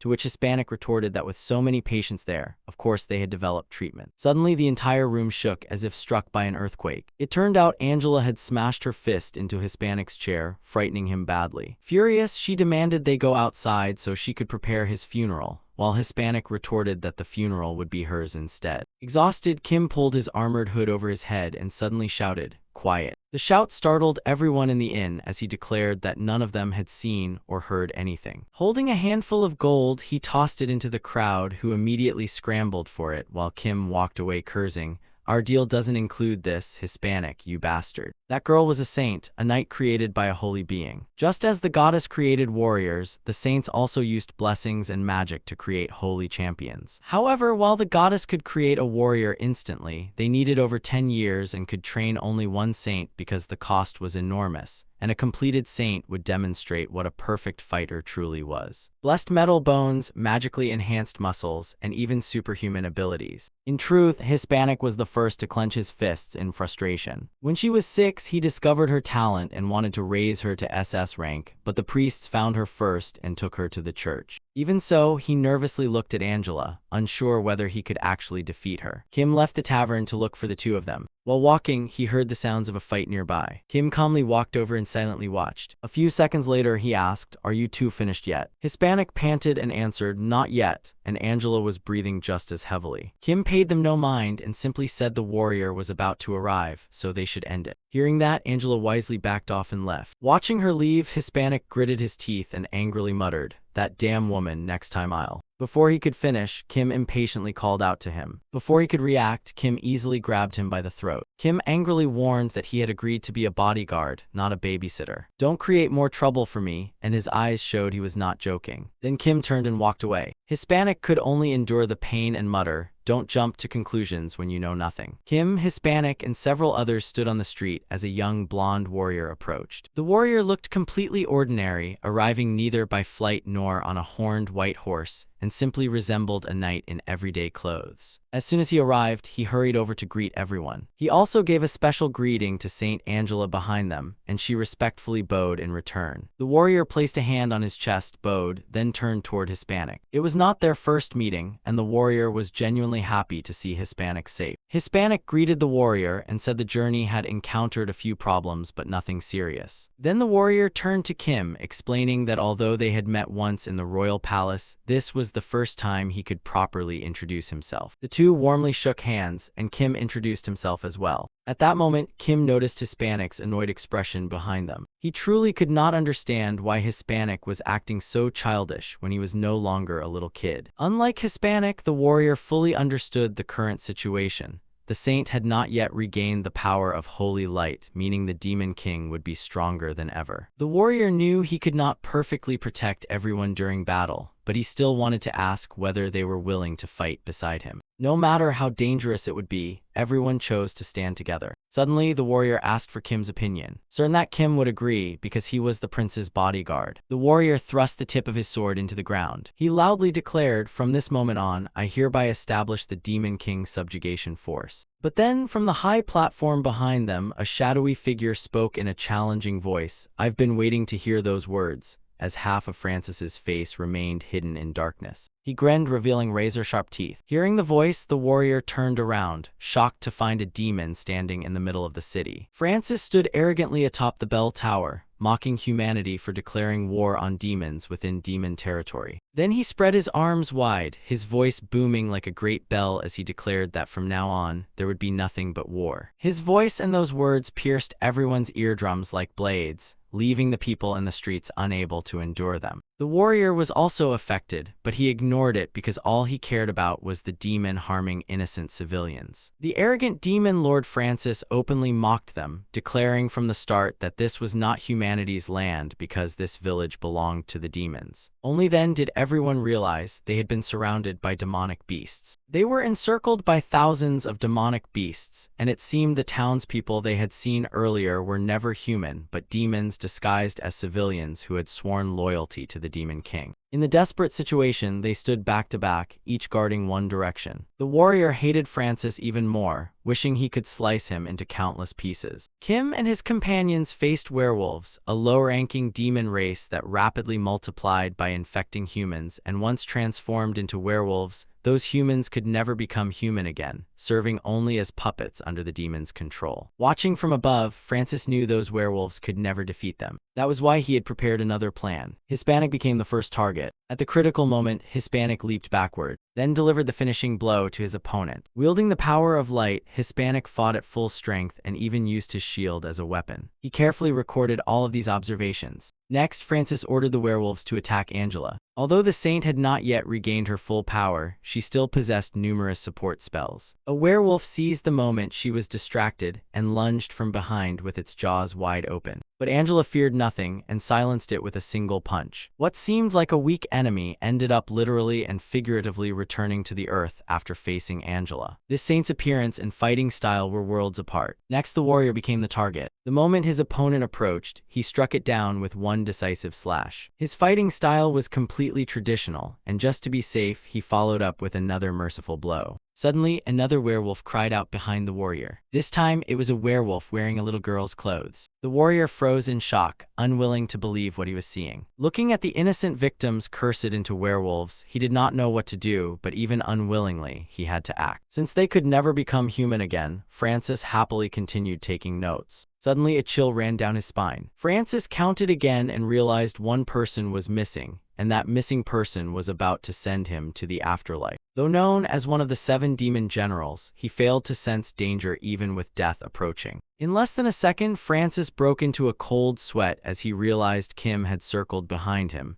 and he could not believe he had been careless enough to let Kim get there. He refused to accept reality because, as one of the 7 demon generals, he believed he could never be defeated. But Kim showed no mercy, and warm red blood sprayed into the air. The blood splattered across Kim's armor. The news quickly reached the headquarters of the 7 demon generals. Francis had no one to blame but his own overconfidence. Underestimating his enemy had cost him his life. Though he died an unworthy death, at least the remaining 6 demon generals now knew their next enemy was no ordinary foe. Even so, the other demon generals seemed to learn nothing from his fate. Every one of them arrogantly believed Francis had simply been too weak, because the 7 demon generals were merely a facade while the true rulers were the 4 great demon lords, and they were convinced humanity could never defeat them since the approaching hero was still bound by the goddess's limits, whereas they had surpassed those limits long ago. Blood poured from the tower, and the ground below was littered with werewolf corpses. After defeating Francis, Kim leaped straight to the ground. He threw Francis down, leaving him helpless. Then the warrior sheathed his sword as the werewolves below had already been wiped out. Hispanic cast a healing spell but dared not look at the proud lord's face. After nearly fully recovering, the warrior was utterly astonished. He looked at the motionless man on the ground, recognizing him as Hispanic, one of the 7 demon generals, despite seeing him for the first time. Knowing he was one of the 7 demon generals, Hispanic was puzzled because Francis managed intelligence with high authority, yet relied only on weak werewolves. Was he careless, or was there another reason? Hispanic couldn't understand it. Perhaps the demons no longer needed him, or was their real enemy someone else? While everyone was cleaning up, Kim walked over to a werewolf corpse. The werewolf had been finished with a single strike to the throat. These were all low-level monsters, and after eating the lizardmen, his compatibility with amphibians increased. So would eating werewolves raise his compatibility with animals too? Kim could no longer wait and desperately wanted to see the result after dealing with them all. Meanwhile, Hispanic couldn't escape that thought and kept staring at Francis's corpse. Suddenly, Kim approached with blood on his face and asked if Hispanic was planning to eat that guy. Hispanic was startled but quickly regained his composure and warned Kim to watch his words since they were not alone. He then pointed at the proud lord, saying he was one of the 7 demon generals and the intelligence chief, so his death had come far too easily. Hispanic felt the demon king might no longer need him and had taken this chance to abandon him, yet intelligence was vital anywhere. If the demons dared discard their intelligence chief, then demon society was no longer the same. Hispanic fell silent because he and Kim shared the same thought that if someone at the top became useless, that society must have changed, though he couldn't tell how. Kim suddenly said that perhaps there was a third person, throwing Hispanic's mind into turmoil. Kim then pointed at the second prince as the first one. Next, he pointed at himself as the second. Hispanic's blue pupils shrank because he couldn't believe someone from Earth would say that, yet whether he liked it or not, it had truly happened. He glanced at the warrior and the saint, who were both busy cleaning up. He hoped they hadn't heard what he was saying. Returning to the demon kingdom, if there truly was a third person there, it might not be a bad thing. Hispanic forced a smile because if it were true, it would be a chance to deal with the warrior and the saint. After cleaning up, the group dug a deep pit and placed the werewolf bodies inside. The warrior shoveled dirt into the pit. The pile of earth and rocks buried everything. Even the useful information they had obtained today was buried, and afterward they erected a large stone cross. The saint knelt before the stone and prayed that the werewolves would reach the Lord, for though their bodies were tainted, their souls remained pure. A while later, the group left the district and headed toward the horse-drawn carriages. Hispanic felt fortunate that they at least still had carriages to travel in. The saint hesitated slightly, saying that although they had carriages, who would drive them? There was no other choice, so Hispanic had to drive the carriage. Kim only knew how to drive motor vehicles, so he sat on the roof. The warrior never drove anything by principle, and the saint couldn't drive a carriage, so they stayed inside. Kim mocked Hispanic, saying that although he was a prince, he still had to drive for commoners, but Hispanic merely smiled and said it was like playing Dragon Quest. Kim had no idea what Hispanic was talking about, and Hispanic looked surprised before saying Kim didn't know how to enjoy life. As soon as Hispanic finished, Kim shot back that if not caring about such things meant he couldn't enjoy life, then he might as well kill himself, leaving Hispanic annoyed. Kim removed his helmet and realized Hispanic was speaking Russian to him, clearly intending to keep the two inside the carriage from understanding. Hispanic stopped hiding it and said he knew how to deal with the warrior, greatly surprising Kim, who immediately wanted to know how. Having experimented on many creatures, Kim knew dealing with a warrior was far from simple, even if he had the ability. He had found the warrior strange ever since seeing him in the village. The warrior acted decisively and killed the werewolves using only his sword without any skills, proving how incredibly powerful he was. To someone like Kim, whose abilities were highly specialized, the warrior was a truly formidable opponent. But Hispanic's words, "it is possible," pulled Kim out of those thoughts.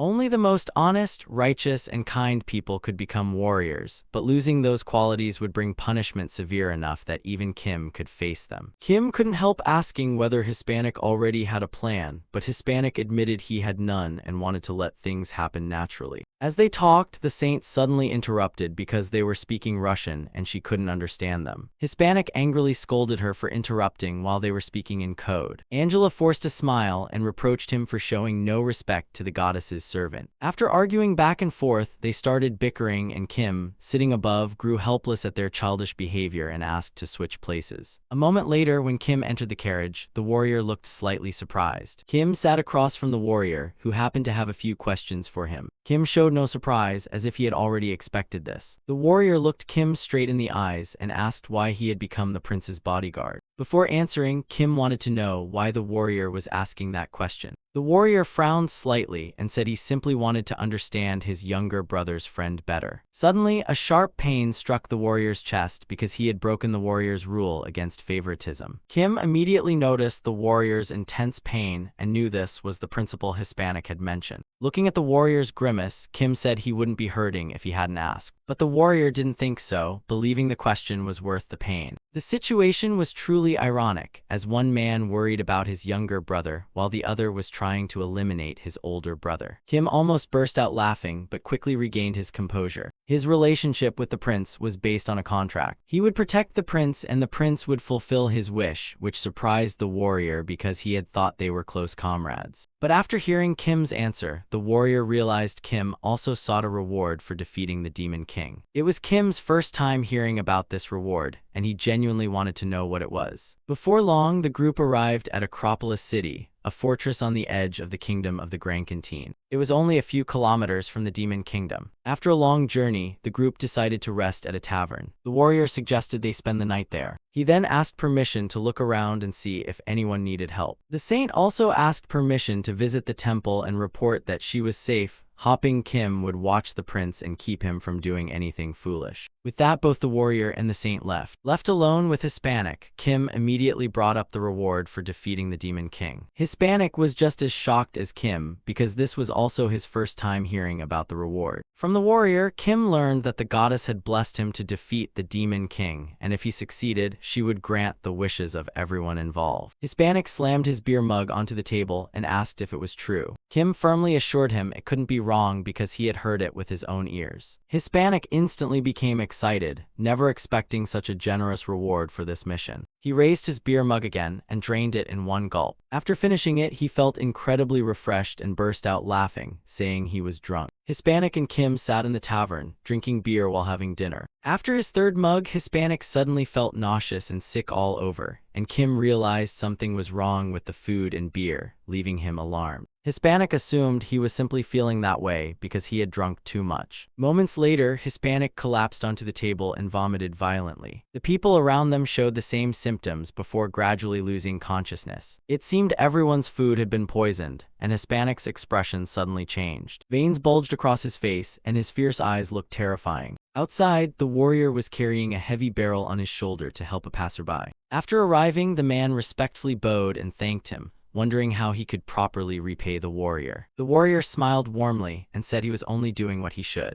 The man kept bowing and praising him, saying he truly was a great warrior, just as the rumors claimed. Suddenly, the man's face became covered with bulging veins like Hispanic's at the tavern, and he cursed the warrior as a worthless idiot. The warrior was completely stunned. He quickly drew the weapon from his back and angrily demanded to know who the man really was to say such things. The man's eyes widened with a creepy grin as he said the warrior shouldn't be so surprised because he and his companions already knew everything about him. The warrior grew even more confused because the man mentioned companions, but who else were they? Voices suddenly came from behind as a group of people approached. The warrior sensed danger closing in from every direction. He raised his sword and prepared to defend himself. Gluttony Lord Paris was the mastermind behind all this, and after many people had fallen victim, the warrior realized they were all being controlled by puppet magic. Paris praised the warrior for realizing it so quickly, explaining that he had released parasites into every water source around the residential area. The parasites entered the body, grew inside it, and took control of the minds of anyone who drank the contaminated water. These victims could no longer disobey Paris. Paris controlled ordinary civilians, so if the warrior wanted to reach him, he would have to kill those people. But doing so would violate the warrior's rule against harming innocent victims, and Paris had cleverly forced him into an impossible dilemma. The warrior never expected this man to understand his principles so well. He immediately realized he needed a better vantage point and decided to climb onto a rooftop. It seemed like the best solution at that moment. Looking toward the rooftop, the warrior saw the saint, Hispanic, and Kim. Both the saint and Hispanic had already fallen under puppet magic, and Hispanic mocked the warrior, saying he could never escape them and would suffer the consequences if he kept ignoring them. As he spoke, Hispanic raised his hand to unleash an attack on the warrior. At that very moment, Kim, standing beside Hispanic, immediately stopped him by striking his arm hard. Hispanic and the warrior were confused when Kim injured Hispanic instead of protecting him. Since Hispanic was under control, he still tried to attack the warrior. Once again, Kim quickly knocked Hispanic down. Paris was shocked because he had thought Kim was under control too, but he wasn't. After Hispanic, Kim also subdued the saint. The saint collapsed at Kim's feet. Kim carried both Hispanic and the saint. He jumped down from the rooftop and threw them in opposite directions. That was the only way to stop them from committing suicide. Kim told the warrior to watch Hispanic and the saint while he handled everyone else. The crowd advanced on Kim, and although he had luckily avoided the parasites, he was still a knight bound by the rule of not harming innocent people. Even so, Kim ignored that rule and attacked without hesitation. The warrior shouted to stop Kim. Those townspeople were all innocent. Others also cried out that they were only being controlled and Kim had injured innocent civilians, which was wrong. Kim didn't slow down, believing that if they were all under mind control, it was even better because no one would remember if he killed them. Kim decided to use the dwarf muscle, unleashing devastating destructive power. Paris was horrified because Kim was truly insane, wondering how a knight could slaughter innocent people so mercilessly. Kim sternly declared that Paris was spewing disgusting hypocritical morality because he was the one who started everything. Paris realized the situation had turned against him and desperately promised to retreat to the Demon Kingdom if only Kim would stop. Kim was determined to find Paris. He kept attacking while searching for Paris's location. The closer Kim got to Paris, the more people stood in his way. Kim finally found Paris standing high atop the city wall. Paris realized he had been discovered. He immediately turned and fled. Unfortunately, he was too late as Kim quickly caught him, leaving Paris begging Kim not to come any closer. Even so, Kim was fascinated by Paris because he needed such a strange creature. None of Paris's abilities overlapped with Kim's, making him an interesting new meal as Kim stuck out his tongue. Paris couldn't believe this was happening to him. He had released parasites into the water because no living creature could survive without water. Although Kim hadn't been infected, Paris had controlled his companions and believed victory was almost certain. Yet Kim still attacked and injured his own companions. He even slaughtered his own kind without the slightest hesitation. Was Kim truly without emotions? So Paris decided to use his strongest level of mental control. He would crush whatever resistance Kim possessed. Having made up his mind, Gluttony Lord Paris leaped straight toward Kim. He landed directly on Kim's face as their eyes met. Then he slowly crawled into Kim's mouth, completely pleased with his foolish plan. Paris personally became the parasite inside Kim to control him from within, never imagining Kim's digestive system feared absolutely nothing. Before he could finish explaining his suicidal plan, Kim's digestive fluids dissolved him into dust almost instantly. Kim was still stunned by the Gluttony Lord's act of throwing himself into oblivion. It all happened so fast that before Kim could even taste him properly, he was almost fully digested, probably because he was simply too soft. Of all the parasites he had tasted on Earth, this one was probably the most unique. It could control people, so he gained one of its new abilities. Kim couldn't contain his excitement and immediately wanted to test it. He raised a finger to his mouth, bit it clean off, then spat it onto the ground. The wound instantly regenerated thanks to the giant regeneration skill. Meanwhile, his severed finger immediately transformed into a small rotten fish. This made Kim realize he could separate and control parts of his body, though with limits on size and duration. But if he ate a colony of fused creatures, this skill could evolve much further, and after the battle ended, the townspeople slowly woke up, staring around in confusion and wondering if it was really over. Meanwhile, inside the castle, the demons couldn't believe Gluttony had died. The old demons panicked in disbelief, wondering how that old worm could die, but reality hit hard because Gluttony was truly dead.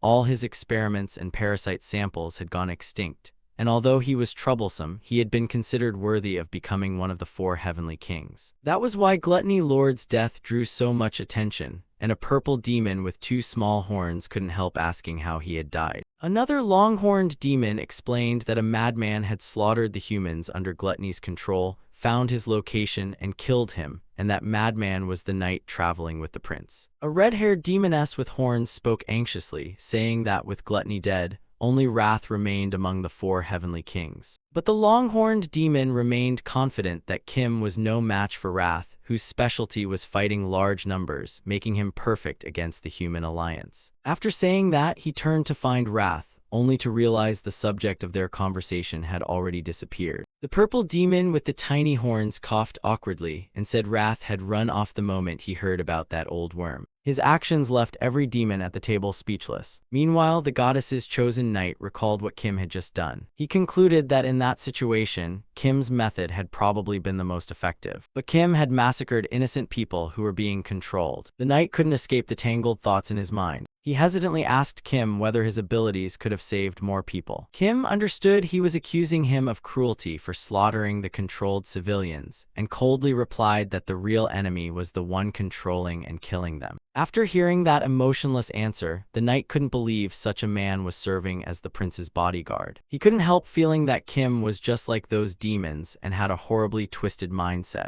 That realization filled him with fear. Just then, for some unknown reason, the prince suddenly stopped the carriage and cried out in panic, drawing everyone's attention. Before the 2 young men stood what looked like a mountain blocking the road, but it was actually a demon carrying a giant spiked mountain on its back. He introduced himself as Wrath Lord Dracus. He declared he had come to avenge his longtime comrade, Gluttony Lord Paris, while glaring at the group with murderous eyes. He stomped his massive foot onto the ground. The terrifying display frightened the 2 timid men, and the prince trembled uncontrollably upon hearing the name Wrath Lord Dracus. Seeing his reaction, Kim was certain the prince knew this demon. The prince explained that although he had never faced him personally, he had read about him. More than 50 years ago, a gigantic monster attacked them with demon warriors riding on its back. It was said its body was even larger than a dragon's. Kim was surprised because if it were twice the size of a dragon, it should be around 30 meters tall, but this one seemed even larger. That made sense because it had probably grown even bigger over the past 50 years. The prince replied while thinking that reptiles usually keep growing throughout their lives. That left Kim stunned because it was already the size of a mountain, so how much bigger could it still become? Before he could fully process everything about this demon, its giant spiked hammer-like tail swung toward them. The current situation annoyed the saint because the two men were calmly discussing knowledge when what mattered was finding a way to stop the monster. Before she could finish speaking, something plowed through the trees on the right side of the carriage. It was the demon's tail. Its enormous body spun with incredible agility, building momentum as the massive club-like tail struck straight at their carriage. It was too fast and too dangerous, leaving everyone frozen in terror. They could only watch in utter horror. In an instant, the carriage was smashed to pieces, without a single part left intact. The demon's tail had destroyed everything. After the brutal strike from Wrath Lord, the massive club-like tail slowly withdrew. Suddenly, an explosion erupted from beneath the ground. The 4 members of the extermination team emerged alive, struggling to climb out. Dracus roared furiously. "So it was you insects who killed my comrade, wasn't it?" Without giving the tiny insects a chance to answer, Wrath Lord refused to hear any explanation. He didn't care who did it because whoever he saw would be crushed, and sooner or later he would get his revenge. With that, Dracus launched a second attack. The extermination team scattered in panic. The saint suddenly remembered the prince's ability and hurriedly said, "Prince, you're great at using shields, now's the time to show it." The prince, who was desperately running for his life, cried out that she must be crazy because no matter how strong his defensive abilities were, he couldn't stop that monster. Right now, staying alive came first, and the second prince suggested the goddess-blessed warrior use his detection skill. But the idea was not only bad but utterly ridiculous, and the warrior immediately rejected it. The saint couldn't simply use her body as a shield and heal afterward, because that was completely insane. You had to survive to heal, and one hit from that demon would obliterate you. While the annoyed prince complained it was nothing but a huge brute as he kept struggling to run away. The 3 of them all ran in different directions, leaving Kim standing there alone watching those 3 fools. After a while, the 3 fools all turned back at the same time to look at Kim, leaving him momentarily speechless. He blankly asked, "Do I really look like someone who can fight that demon?" The 3 clowns still said nothing. Seeing through what they were thinking, Kim calmly replied, "Fine, I do have a way," as his eyes turned determined. Wrath Lord grew tired of waiting, but he would never abandon this revenge because today he would settle everything with this party, not only to avenge his closest friend, but also because of his own hatred for humans. Although once an immensely powerful demon, he had been carelessly ambushed in battle and left with a huge scar, so after countless battles he had developed his own perfect strategy. First, always use detection to confirm whether enemies are present. Second, completely clear the surrounding area so enemies have nowhere to hide. And third, block them if they get close. If they attacked from long range, his thick hide and defensive skills would be enough. And with this strategy, he believed he could never lose, even against the hero. While Wrath Lord kept rambling about the battle strategy forged through countless battles, the extermination team had already finished discussing how to defeat him. After hearing Kim's plan, the saint was utterly astonished that a knight could come up with something so cunning. She was about to object that it wasn't honorable at all, but Kim asked, "Do you have a better idea?" leaving her speechless. Meanwhile, the hero had already resolved to fight to the end because even without any chance of winning, he had to charge forward or other towns would be endangered. As a hero serving the goddess, he could never allow himself to run away. With those words, he charged alone with his sword straight toward Wrath Lord. The plan had begun, so Kim could no longer stand still. He also began preparing for his transformation. Until now, the goddess's holy sword had always unleashed its full power against evil demons. But otherwise, it was nothing more than an ordinary sword. He began to hesitate because Wrath Lord's rage came from revenge. And although revenge was wrong, it wasn't pure evil, so the goddess's sword might not unleash its full power. Therefore, the hero resolved to pour everything into this attack. However, Dracus was no easy opponent. Instead of letting the hero show his strength, Dracus launched an attack that immediately put him at a disadvantage. The hero thought that if Dracus kept relentlessly attacking, things would become extremely difficult. Before he could react, Dracus leaped forward and swung his tail. A single strike sent the hero flying, like a withered green onion blown by the wind. But the hero was no fraud and finally managed to stay standing after that devastating blow. Even so, he was shocked by its overwhelming power because even the shockwave behind the strike was this terrifying. Seeing the hero exhausted after just one attack, Dracus proudly mocked him, asking if that was all the hero could do. Someone defeated by fairs was never worth trusting. Panting weakly, the hero replied that even he didn't believe in himself. That only made Dracus more confident in his overwhelming physical strength as he sneered that the hero was about to die and still wanted to joke, asking if he was about to beg for mercy. Before Dracus could finish boasting, the hero shouted that this was enough for the battle plan to succeed perfectly. Returning to the strategy meeting 5 minutes earlier, Kim had proposed tunneling underground to attack Dracus. The hero would confront him head-on while Kim approached from below. His target would be the scar on Dracus's belly. Digging would make noise and might alert him, so they needed bait to distract him. Kim needed at least 3 minutes and at most 5 to pull it off. After hearing the plan, the hero accepted it immediately without the slightest doubt. Kim was surprised by that trust and couldn't help asking why he believed him without even a second of hesitation. And what if he were lying? The hero smiled kindly and answered that one of his specialized skills was lie detection, so that couldn't happen. Kim secretly smiled because while he wasn't lying now, in places where that skill didn't work, he could deceive the only hero present if necessary. Returning to the present, the moment the hero finished speaking, Kim had already raised his claws beneath the ground, ready to give Dracus a few basic slashes. Combining the power of dwarf muscles, superhuman physique, and dragon claws, he greatly shortened the time needed to dig the tunnel. A tunnel quickly stretched from the team's position to the scar beneath Wrath Lord without exposing a single flaw. By the time the demon noticed, it was already too late, even as he kept rambling about his life detection skill. Kim answered with actions instead of words, saying, "Do I even need to answer that?"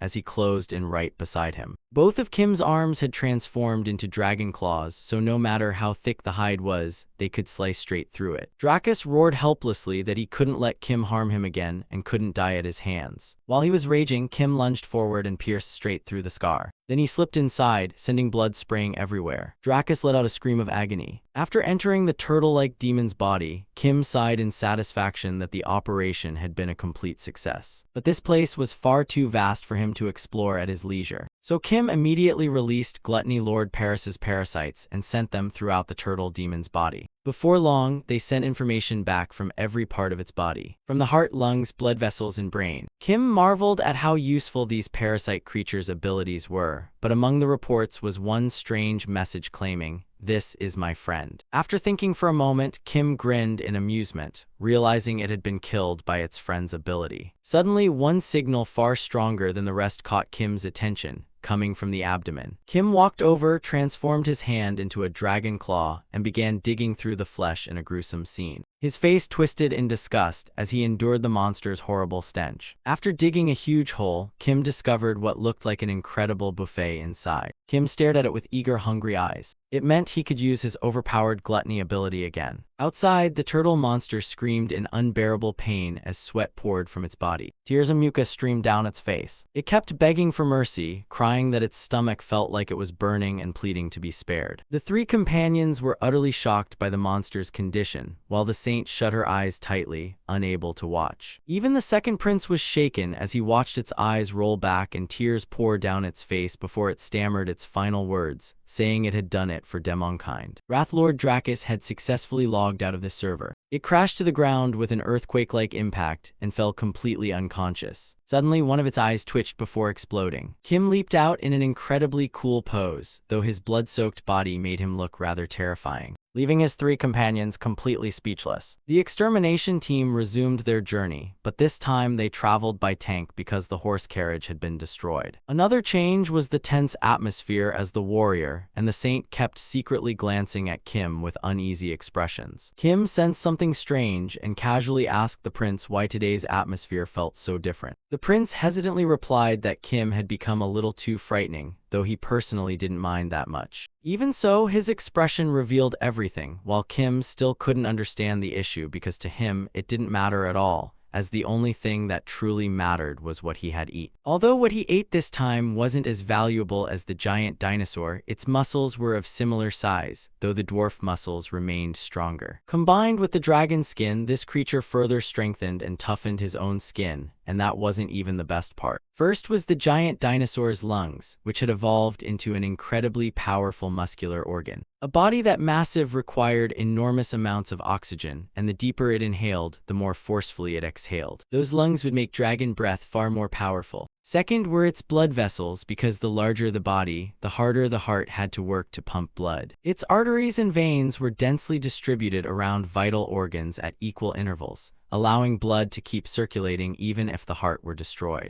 But the greatest reward was what he had spent so long digging out, because after eating it, he could finally fly. Kim smiled in complete satisfaction. The scene shifted to the demon castle, where the same demons sat around the meeting table, except one chair was now empty after Wrathlord had turned to dust. Even the lust demon couldn't hide his anger now that only the 4 heavenly kings remained. Bassano sneered coldly, saying this was always going to be the outcome. "That's right," Julius immediately replied with a smile, as everything was unfolding according to the Demon King's plan. Leaving the past behind, the demons began discussing their next plan, knowing the heroes would soon attack the Demon King's castle. Before that, they had already destroyed the villages, and next they had to wipe out the remaining threats before the heroes caused more damage. Their small sacrifice was enough to eliminate the remnants of the ancient era, making the heroes believe they had destroyed the Demon King's main forces, which greatly benefited the demons. Their deal was complete, and now it was humanity's turn to perish. It would be a brutal war. Humanity could only win by beheading the Demon King, while the demon race had to either exterminate humanity or force it to surrender. Their greatest obstacle was the hero, because as long as the hero existed, humanity would never submit. And since the hero was the strongest champion blessed by the goddess, the demon race's only path to victory was humanity's destruction. Therefore, instead of letting the hero fall to the Demon King, they would simply wipe out humanity first, as Julius repeated the Demon King's sinister plan. Suddenly, he and the other demons stood up together, shouting absolute loyalty and respect to their king from another world. Far away sat a figure unlike any of the demons, too blurry to see clearly. But perhaps Kim and the prince had been right that a third person from the human world truly existed. The group traveled along the path Drakus had taken earlier. With one glance, Kim guessed the monster had fled in a frantic rush. Suddenly, they were surrounded by monsters carrying weapons and glaring at them with contempt. They quickly gathered together after realizing they had been encircled. The warrior recognized at once that they were soldiers of the demon race. 2 demons charged Kim at the same time, determined to kill him, and one smashed an iron mace into his head. Kim neither dodged nor flinched, casually swinging his sword once and cutting down both demons. Behind him, his companions were also fiercely battling the attacking demons, while one wounded demon muttered that only the castle remained intact. Through the gap in the demon's helmet, Kim noticed something interesting. A rolled-up document had slipped from inside the demon's clothes and rested on its chest. Kim picked it up and opened it, and after defeating the demons, the group gathered in a safe place to examine the document. Kim realized it was a map of the Demon Kingdom. Stroking his chin, the warrior admired the demon race's surveying skills. Hispanic picked up a stick, pointed at the map, and said there was something important everyone should see. Every route taken by the demon soldiers converged onto the main road, and this marked location connected to every battlefield. The saint believed the map was meant for transporting supplies. The warrior immediately stood up, saying that with the map in hand, they should hurry and defeat the Demon King. But Hispanic quickly stopped him. Hispanic frowned as he thought carefully. He pointed to one suspicious location. It was a village deep in the mountains with no military value, no direct connection to the main road, and located at the end of a route. The saint asked if that was the Demon King's important military camp. Hispanic suggested they go there and investigate. The warrior said his instincts told him the place was extremely important, declaring that if it truly was, they might stop the Demon King's offensive. 1 week later, they finally reached the suspicious village. Hispanic stepped forward, looked at the thick black smoke rising into the sky, and said this was the place. Standing on the cliff overlooking the village, they saw it wasn't heavily populated, yet everyone seemed busy working non-stop. Following the smoke, they saw the women assembling weapons. The children were shoveling coal into the furnaces. The stronger ones kept hauling materials into the village, confirming Hispanic's prediction that they were manufacturing weapons. Seeing how these demon race workers lived, the warrior's earlier resolve suddenly faded, and he looked deeply conflicted. Hispanic drew his sword and said there was nothing to hesitate over because they had come to destroy this village. The warrior angrily grabbed Hispanic's shoulder to stop him and asked if he intended to kill innocent civilians. Hispanic turned to him and replied that no one here was innocent, leaving the warrior briefly confused. Hispanic explained that everyone in the village took part in weapon production, making every one of them a weapons manufacturer. The warrior shouted in anger, asking what Hispanic was thinking. The warrior's injury suddenly flared up again, turning his face pale. He dropped to one knee while Hispanic ignored it and continued,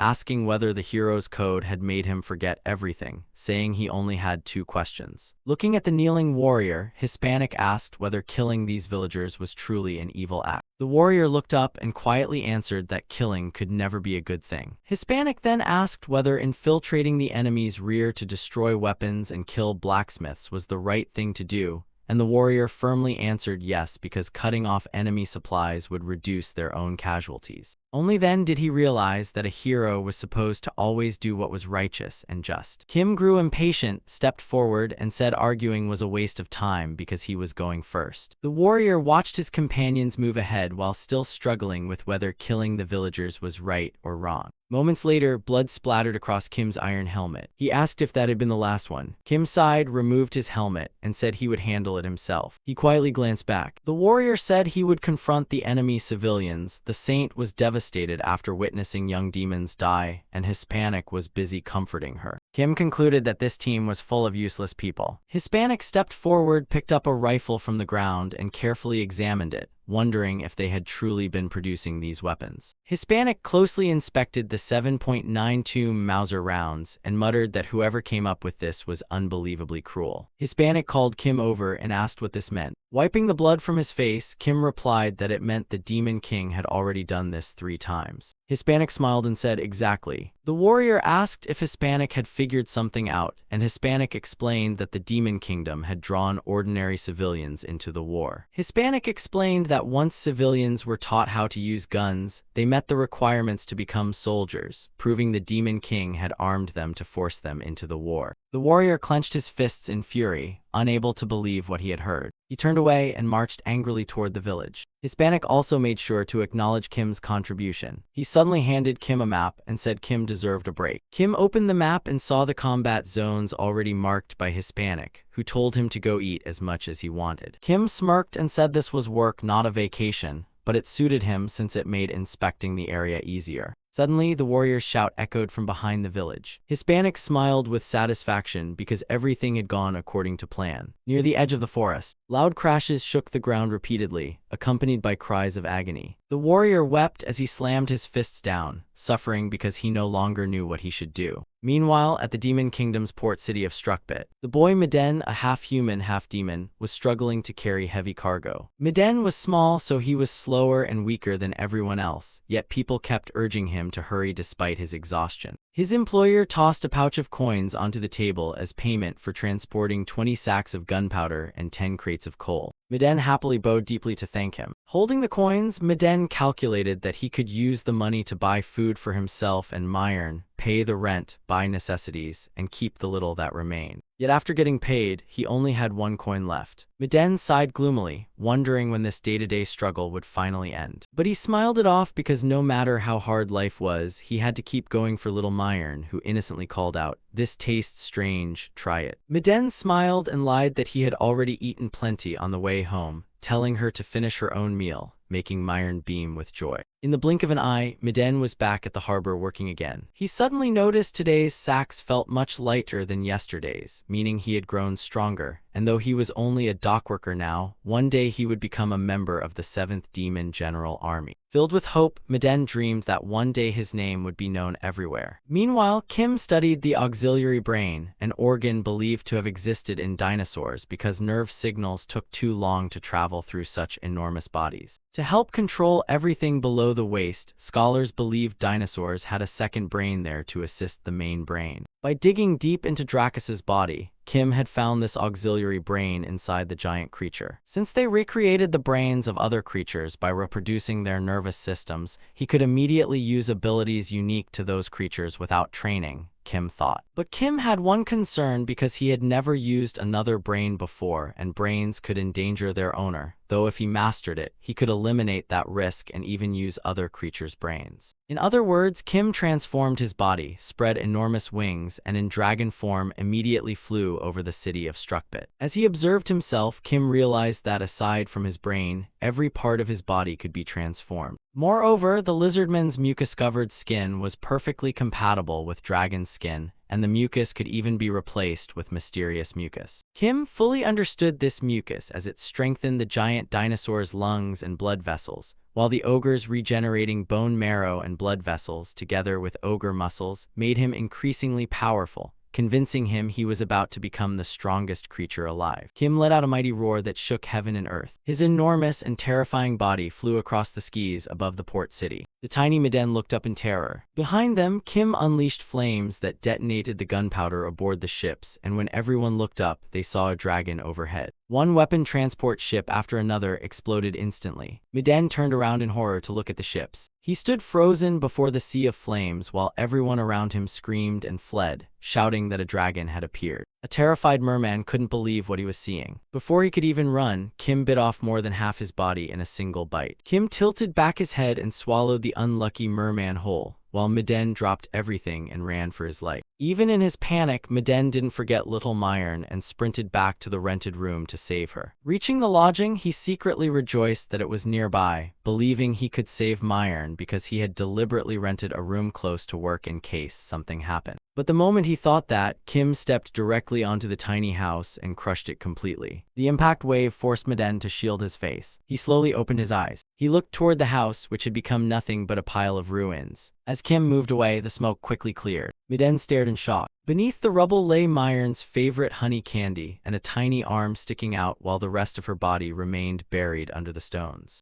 Miden screamed in horror and rage. He grabbed a sword from someone transporting weapons nearby and charged forward. Miden roared with hatred, "You damned dragon. Die," he cried as he clumsily stabbed Kim's leg with the sword. Against the dragon scales, the sword was as fragile as dry firewood and shattered instantly. Miden was blasted backward. The scene was utterly devastated as Kim, in dragon form, stood amid the sea of flames and spat in contempt at little Miden's naive and futile effort. Kim had come here because the map Hispanic gave him marked the military supply factories and warehouses. Kim figured it was meant to weaken the Demon King's army, though that didn't matter much to him. But thanks to it, struggling children had food to eat. He recalled the merman from earlier, never expecting its ability to be this powerful. Then Kim wondered if he should do what he usually did, and without hesitation continued drowning the entire city in a deadly sea of fire. 10 hours after the port town of Struckbit had been sealed off, Julius asked whether everyone had heard what happened in Struckbit, clenching his fist in anger because their military supplies had been crippled,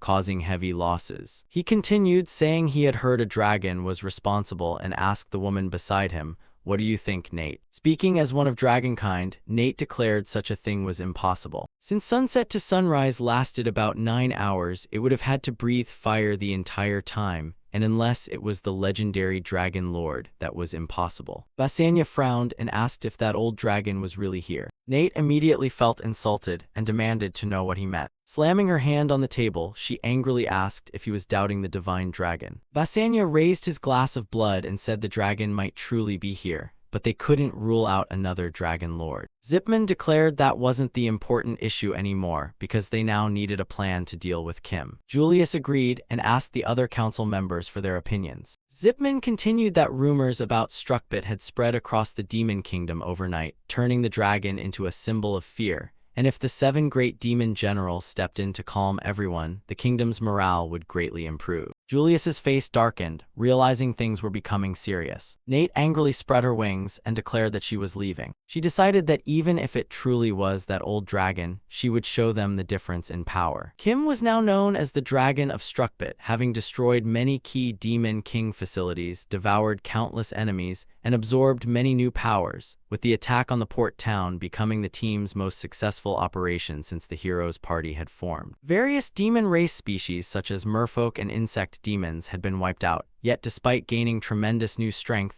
it still wasn't enough because even when absorbed abilities were fully optimized, creatures with excellent adaptability only met the lowest standards. Even so, Kim understood this ability much better now, and if it kept evolving this way, his goal would eventually be achieved as he became the supreme life form. Kim was now flying toward another strategic town, while the monsters below mistook him for one of the 7 great demon generals. One monster looked into the sky in terror and recognized the approaching creature as the Dragon of Struckbit, the newest symbol of fear. They all panicked and fled. The monster from earlier hadn't gotten far before Kim caught him. Kim merely stepped on him lightly, instantly crushing the monster to death. Kim tilted back his head and took a deep breath. He unleashed a spiraling torrent of flames that destroyed half the city in moments. 1 hour later, Nate finally caught up. She was still relentlessly searching for Kim, and according to the reports, he had been spotted at 6 strongholds within the past hour, so even without knowing exactly what he was, she was determined to teach him a lesson. Nate flew close to the ruins, where the shattered rubble below was still glowing red-hot. Nate couldn't help becoming cautious after only 1 hour had caused this much destruction. Kim casually picked up a small goblin and swallowed it whole. He gulped it down in a single bite. Nate landed beside him in anger. She glared furiously at Kim, disgusted that this brute was eating corpses. Nate thought he was clearly a red dragon, yet something about his body felt strange, while Kim stood upright on 2 legs with the majestic form of a dragon. But his legs didn't seem entirely draconic, and parts of his body were covered in sturdy armor, so Nate raised her hand and cast dragon magic, using dragon speech to dominate others through overwhelming pressure. Nate shouted majestically, "Stop." Hearing the voice, Kim turned to look. He tilted his head in confusion and, instead of stopping, picked up another monster corpse and absorbed it. Nate was bewildered because dragon speech had no effect on the dragon before her, even though it should intimidate all dragons. She carefully observed Kim, who clearly looked powerful yet unfamiliar, and Kim calmly told her to stop assuming her authority and status worked on everyone. He added that if it were him, he would still let his target do whatever it wanted despite being threatened, which alone was enough to enrage Nate. She flew into a rage and cursed Kim for his arrogance. She demanded to know whether he even knew who she was before speaking so boldly, as her hand quickly transformed into a larger, more vicious claw. Kim turned around with a bored expression. Nate instantly transformed into a gigantic red dragon, intending to crush Kim beneath her feet. "You foolish little dragon," Nate mocked, ridiculing Kim for being smaller than her. She angrily raised her foot while sneering that she would simply stomp him flat. Nate struck Kim with all her strength. She used both hands to smash down on Kim's head. With every blow, Nate screamed, "Die, die," while roaring deafeningly.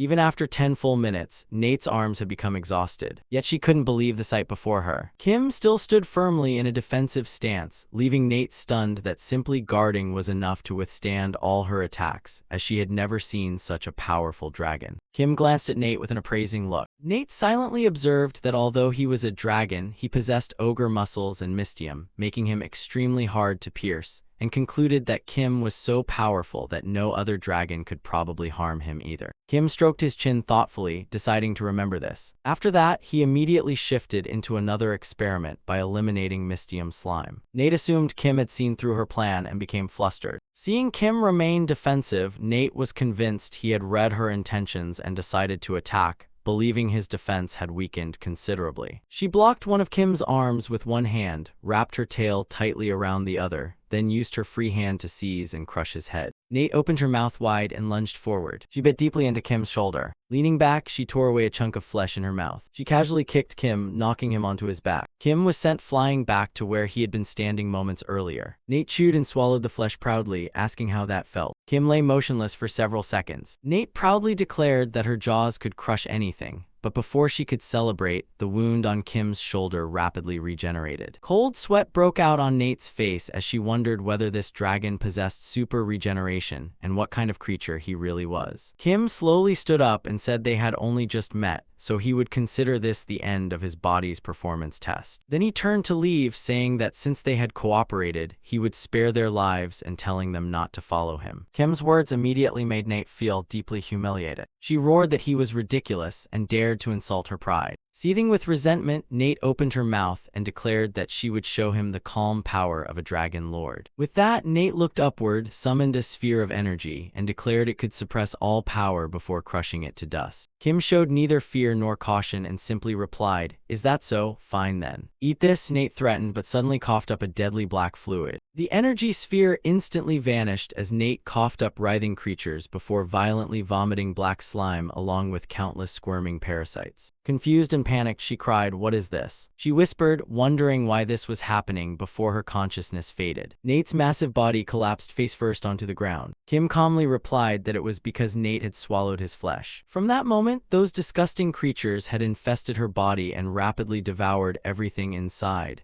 And as he stood over her motionless body, he added that anything she ate afterward would become impossible to digest. Then he added, "Though there won't be an afterward." At that moment, a magic circle appeared beside Kim. A desperate voice echoed from it, crying, "Emergency, danger, save us," and Kim turned toward it, wondering if it was telepathy, while the voice kept pleading for help. A swordsman stood beneath the vast sky and declared, "I am both the hero, the goddess's messenger, and a traveler from 10 years in the future." That hero had fought the monsters bravely, and 10 years later humanity and the demon race would unite against creatures seeking to destroy the world. As he looked upon the defeated monsters, the hero continued thinking that in the future even the Demon King, the 7 great demon generals, and the 4 heavenly kings would all die to those monsters. Even I was killed by them. Gripping his sword, the hero resolved that since he had returned from the future, he must hurry to the great forest and destroy the slime that would evolve into the world-ending monster. The hero and a tall man carrying a massive weapon looked toward the barrier protecting the gate as he continued thinking that because of this, Sir Kim,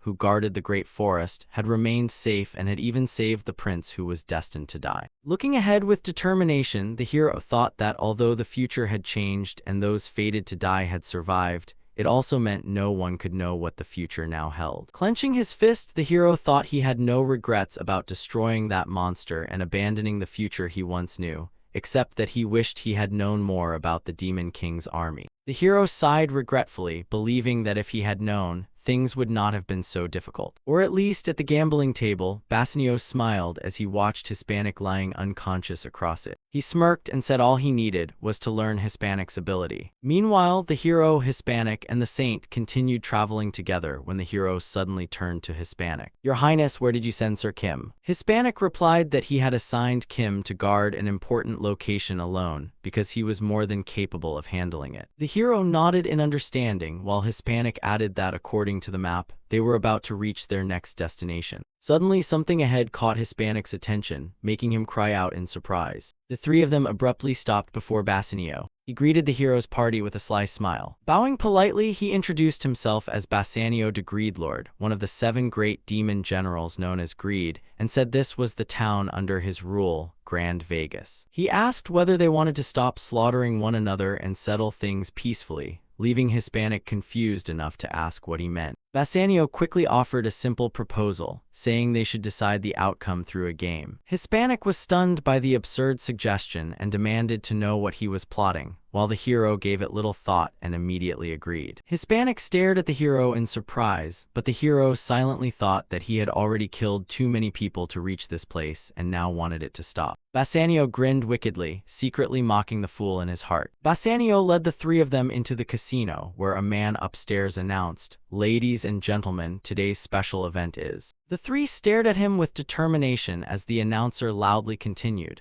The showdown between the hero's party and one of the 7 great demon generals, Bassanio de Greedlord, the Lord of Greed, smiling as if his grin would never fade. He continued, "Let's see whom the goddess of continent E1 will favor." And the crowd immediately whispered that the hero would die here and humanity's last hope would vanish today. Hispanic sat at the table, frowned, and declared that he would go first. Bassanio immediately agreed, saying the game would be poker and that if the prince won, they would all leave here safely. Hispanic accepted confidently, remembering he had mastered poker while infiltrating a poacher's group and believing that monster couldn't beat him. Hispanic calmly added another condition that if Bassanio lost, he would take his soul. After some time, Hispanic furiously flipped the cards into the air and shouted, "Damn it, you're cheating." Bassanio casually asked, "How exactly am I cheating?" He immediately turned the tables, reminding Hispanic that he himself had once said it wasn't cheating unless caught red-handed. But Hispanic refused to accept the game, insisting he would have won if he had known Bassanio's trick. Bassanio's smile gradually became inhuman. He calmly reminded Hispanic of their agreement and declared he would now claim his soul. The coin lying on the table suddenly began smoking. Hispanic's body also began giving off smoke. He cried out in terror as his soul was slowly drawn into the coin. Once Hispanic's soul had been absorbed, his face appeared engraved on the coin. Hispanic groaned that he was in danger and begged them to help him. Bassanio simply watched with a smile. Hispanic collapsed onto the table, making the warrior panic and shout, "Your Highness." Bassanio explained that this was his Promise Keeper ability, a unique skill called absolute enforcement, before bursting into laughter. The saint angrily rushed toward him, shouting, "You bastard, how dare you!" She punched Bassanio square in the face, yet he didn't even bother dodging and calmly said, Now.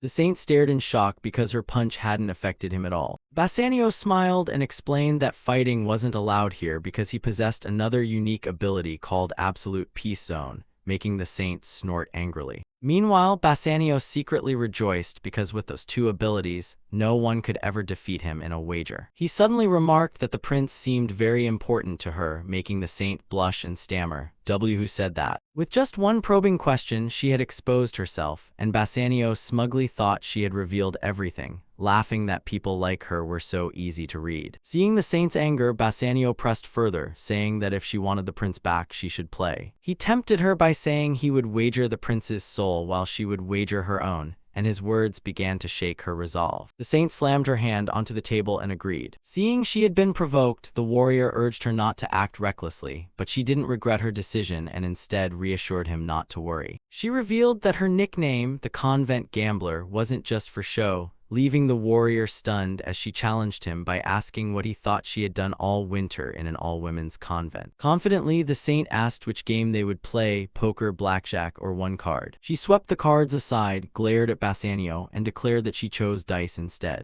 Bassanio immediately produced a pair of dice and laughed as another coin appeared. He tossed it, and it emitted a brilliant white light. Moments later, the saint collapsed onto the table just like Hispanic. Her soul was absorbed into the coin, which now bore her face. Bassanio wiped the sweat from his forehead and admitted it had been a long time since he had faced such a troublesome opponent. The warrior could hardly believe his eyes, as even the saint had lost. After Hispanic and the saint, Bassanio set his sights on the warrior, asking what he planned to do and laughing that if he wanted to save his companions, he should wager his soul. The warrior hesitated, thinking he had never gambled in his life and wondering if there was any other way. Suddenly, he looked into the distance. His face instantly brightened. Seeing Kim appear, he happily called out, "Sir Kim." The warrior had been cornered because he had never gambled before, so how could he possibly win? But abandoning companions in danger violated a knight's code, and at that moment, a voice came from outside the door. The warrior turned around in surprise. The door began to shake violently. Suddenly, someone burst straight through the shattered door. The figure landed right in front of the warrior. He was still confused about what had happened. Then his face lit up with joy, because Kim emerged from the cloud of dust behind him. Bassanio laughed with delight upon seeing Kim arrive and remarked that another interesting guest had come. The spectators on both sides mocked Kim as a savage brute and regarded him as another prize for Bassanio's collection. Kim merely glanced around. Looking at everyone collapsed helplessly in the corners, he thought they were nothing but useless fools. He decided to finish this quickly so he could return to his unfinished work. Seeing Kim prepare to draw his sword, Bassanio reminded him that violence was meaningless here because this place was protected by the exclusive ability, Supreme Peace. Kim turned to the warrior to confirm whether it was true. The warrior nervously nodded, explaining that this ability had stripped everyone there of their strength. Kim's expression turned dangerous as he quietly said he understood the situation. Bassanio interrupted with a mocking smile, saying the prince and that none had already lost and forfeited their souls, so Kim immediately asked how to bring them back. Bassanio firmly slapped the table and declared that Kim had to defeat him in a game by wagering something of equal value. If Kim wanted to redeem their souls, he had to bet his own soul. Kim calmly confirmed that was indeed the condition. Then he kicked the armchair aside to make room. Sitting down, Kim boldly wagered both his own soul and the warrior's soul. The warrior was stunned, while Bassanio was absolutely delighted. The entire room erupted into cheers. The warrior hurriedly asked Kim what he was doing, but Kim calmly explained that since the other side had taken 2 souls, they had to answer with an equal wager. Bassanio burst into laughter and praised Kim for thinking like a smart man. Kim reassured the warrior not to worry because he would win easily, the same words Prince Edward Grandcantine had once spoken. Kim turned to the warrior and growled that it was still better for him to gamble than for the warrior to do it. The warrior could only close his eyes, accept his fate, and trust Kim. Kim then turned to Bassanio and asked if he had heard clearly, and Bassanio happily asked which game he wanted to play. Kim clenched his fist, raised it, and shouted, "This game." Bassanio mistakenly thought he meant rock, paper, scissors. Kim answered rock, then drove his fist straight into the greed lord's face. Kim's powerful punch sent Bassanio crashing to the floor. Based on his experiments, abilities could not directly affect Kim's body, meaning direct skills had no effect on him. However, he could still be injured by physical attacks created through abilities, such as a fireball. The same applied to rapid shot, which damaged him through accelerated arrows. But what about guided shot, which directs arrows toward its target, or incinerate, the ability that burns a target to ashes, and Bassanio's Supreme Peace ability. Naturally, it meant nothing to Kim because it was a type of ability that targeted others trying to use violence within the special zone. Seeing his ability fail, Bassanio was utterly bewildered, his mind filled with questions. Before he could react, Kim raised his foot and stomped down hard on Bassanio, making him scream in agony. The moment Bassanio felt the overwhelming pain, he accepted his defeat. Deep inside, the crushing sense of defeat triggered Bassanio's other ability, absolute obedience. As agreed beforehand, Bassanio lost, and the souls of his two companions immediately returned. The warrior watched everything with a stunned expression, and the woman beside him was just as shocked. Bassanio still lay flattened on the floor, struggling to accuse Kim of cheating. Assuming Bassanio disliked the result, Kim offered another game, wagering Bassanio's life against everything Bassanio owned. Guess whether I'll punch you with my left or right hand, and the game starts the moment you answer.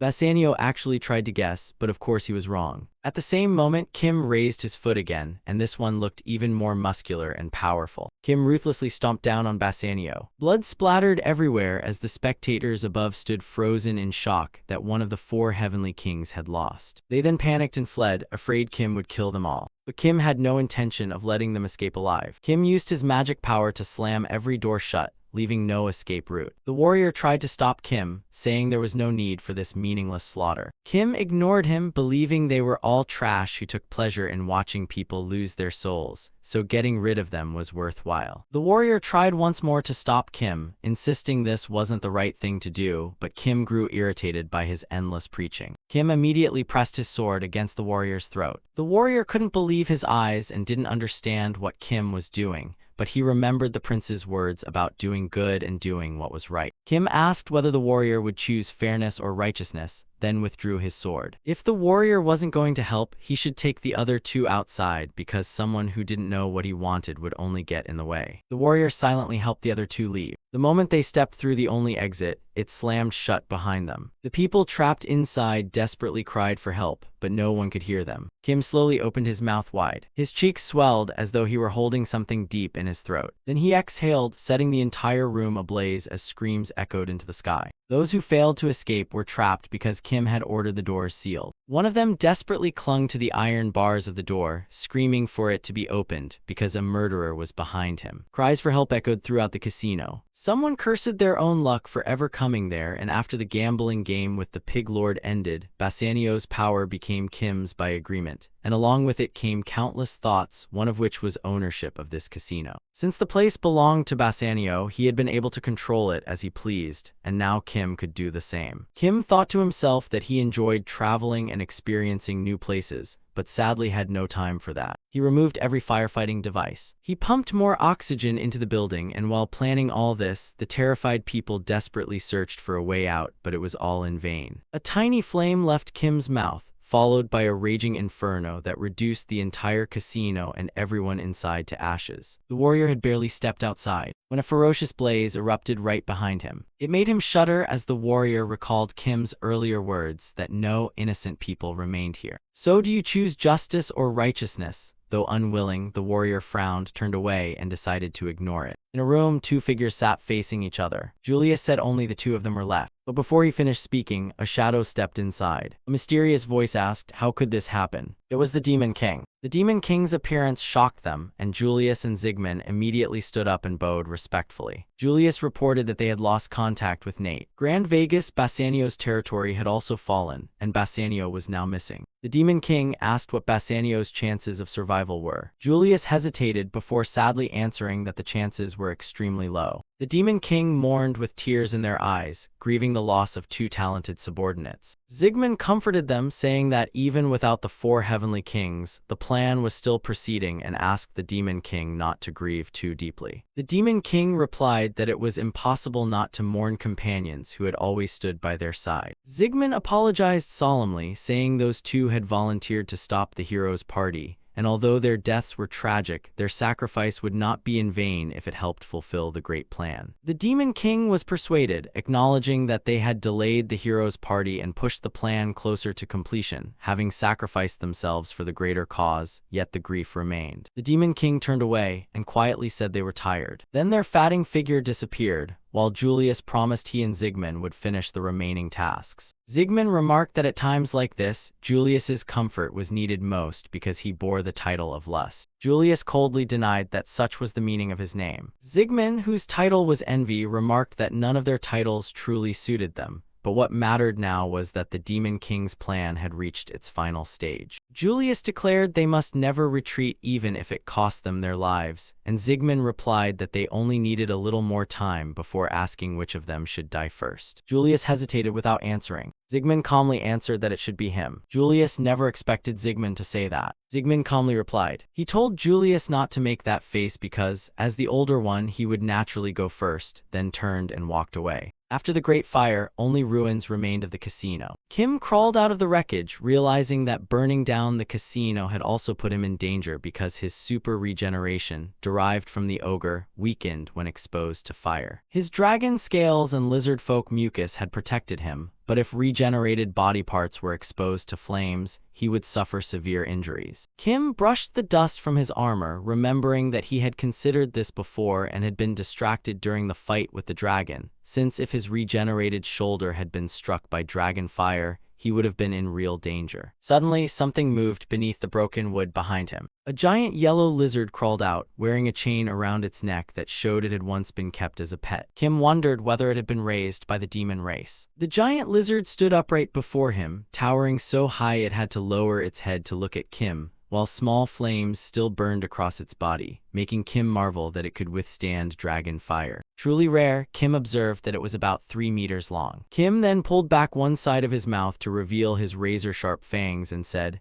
"Have a taste just once." His expression slowly twisted. The lizard sensed something was terribly wrong. It tried to flee from the creature before it, but Kim gave it no chance, grabbing its tail tightly with one hand and yanking it back. He kept a firm grip on its tail with one hand and pulled it toward him. Veins bulged fiercely across his arm. Kim bit hard into the lizard's neck, sending blood spraying everywhere, and its fate was sealed as Kim's meal. Kim then went outside to rejoin the others. Standing nearby, Hispanic held his head and frowned, saying it still hurt terribly, and that what happened inside had been the worst. Hispanic looked at Kim, who was happily licking his lips, and asked what had him smiling so much while secretly cursing him as a bastard. Kim didn't tell him what had happened, and simply replied that he had put out the fire. Fresh blood from his earlier meal still stained his hands. That lizard was called a salamander, a rare species immune to dragon fire. After eating the salamander, Kim discovered its fire resistance came not only from its mucus but from every cell in its body. Of course, he could still use the ogre's power, and now that he had gained its resistance, his weakness had finally been perfected. Beside him, Hispanic suddenly frowned, shook his head, and cursed, leaving Kim confused by his reaction. Hispanic told a story about someone injured by a bear who forgot the incident after recovering,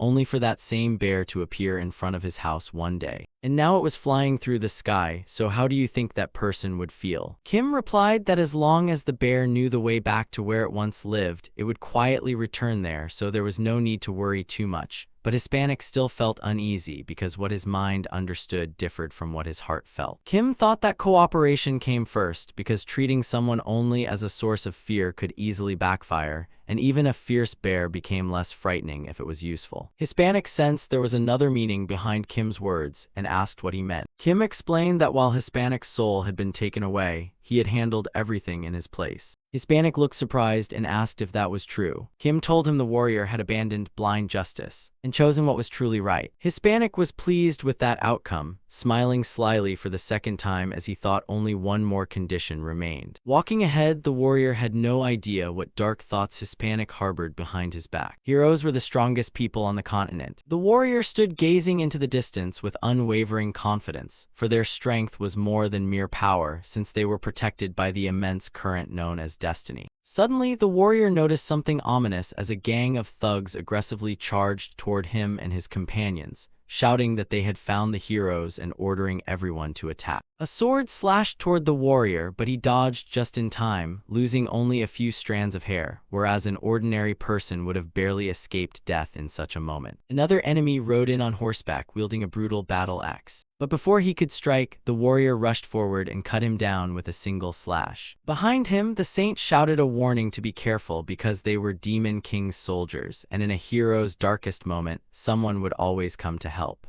If they faced an overwhelmingly powerful enemy, help would somehow arrive by chance, but Kim didn't join the battle and merely watched in silence. Whenever only luck could save the situation, luck would always favor the heroes. Gripping his sword tightly, the warrior fixed his eyes ahead and shot toward the enemy like an arrow. For anyone who wished to kill a hero needed power capable of overturning destiny itself. Yet no one had ever possessed such power, so the Demon King slew humanity's hero, while the Human King slew the demon race's hero. However, destiny's protection only worked while a hero remained a true hero, and before long the warrior defeated the uninvited attackers, leaving their corpses scattered everywhere. If a hero lost that qualification, the warrior returned and reported to Hispanic that they still had a long way to go, though fortunately they had found horses. Hispanic forced a smile and said it was truly lucky, all thanks to the fortune granted to the heroes protected by the goddess, as he climbed onto the carriage. The warrior had no idea that smile was merely a mask hiding another sinister scheme, for destiny no longer protected the heroes. Hispanic told Kim, who was sitting atop the carriage, that the conditions to become a hero were being the most righteous, the most just, and the kindest,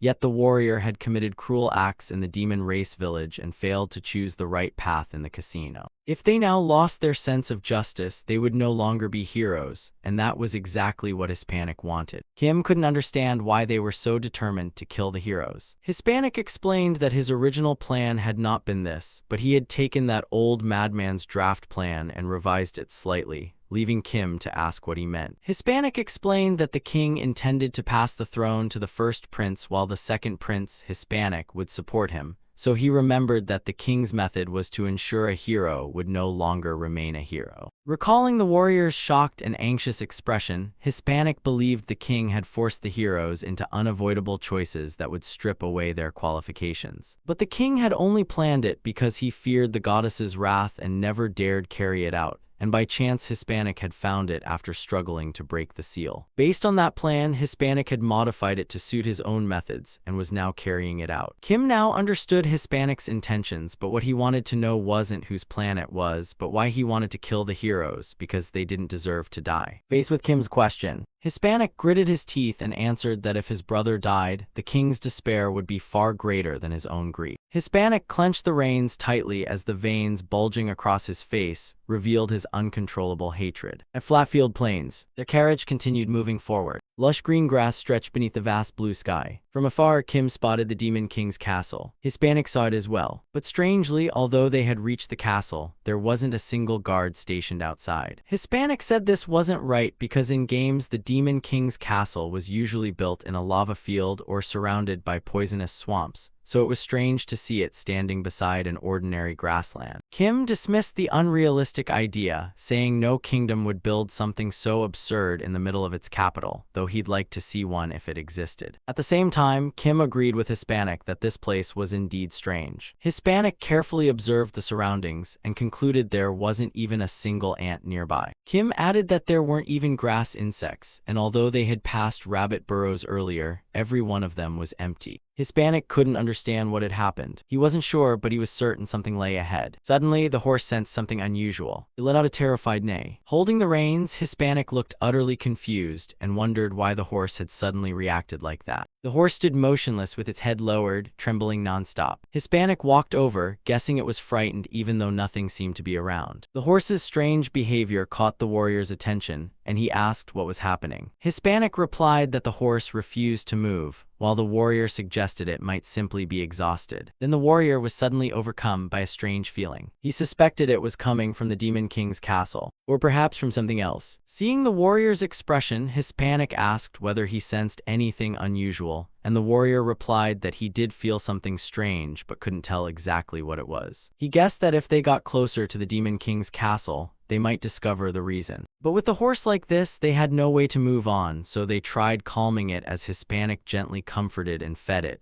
yet it refused even to open its mouth. Fearing it was injured, they even used healing magic on it, but it made no difference. Kim even tried draining away the killing intent around it, yet the horse only kept trembling, making it useless. Finally, the warrior gently explained the importance of the battle against the Demon King in a calm voice, but of course it still didn't work. Having no other choice, the warrior decided they would spend the night there. Hispanic agreed and told everyone to get some rest. He had just reached for the carriage rail when the horse suddenly neighed again. This time it not only neighed but also kicked Hispanic hard with its hind legs, knocking him off balance before bolting away. Hispanic fell to the ground, staring at the fleeing horse without understanding what was happening. Unlike Hispanic, the warrior seemed to have sensed something unusual. He drew his sword and assumed a battle stance. Hispanic looked at the warrior in confusion, and the warrior told him they were surrounded. A mocking voice echoed from the darkness, saying the hero's party was nothing but a disappointment. Calling them both foolish and careless, a strange hand-shaped staff emerged from the darkness as its owner sneered that their tracking skills were worse than wild beasts. It was Zipman, whose gloomy voice sounded as though it came from the depths of hell, wondering how they had survived this long. The warrior frowned at him and shouted for him to show himself. Zipman asked whether he wanted an introduction, saying he had never intended to hide anyway, then slammed his hand-shaped staff into the ground. The entire area immediately shook violently. Hispanic broke into a cold sweat as the ground trembled beneath them. Suddenly, a hand burst out from beneath the earth. In the blink of an eye, thousands of grotesque hands emerged. Countless undead clawed their way out of the ground, preparing to attack the group. Angela cried out in shock, "Undead." Only then did the man begin speaking. "I am Zipman, one of the 4 heavenly kings, and the one standing in your way." So this was Zipman the Underlord, known as Envy, one of the Demon Kingdom's highest-ranking leaders with nearly 200 years of command experience. 3 Demon Kings had already risen during his lifetime, giving him more than twice the experience of fighting heroes,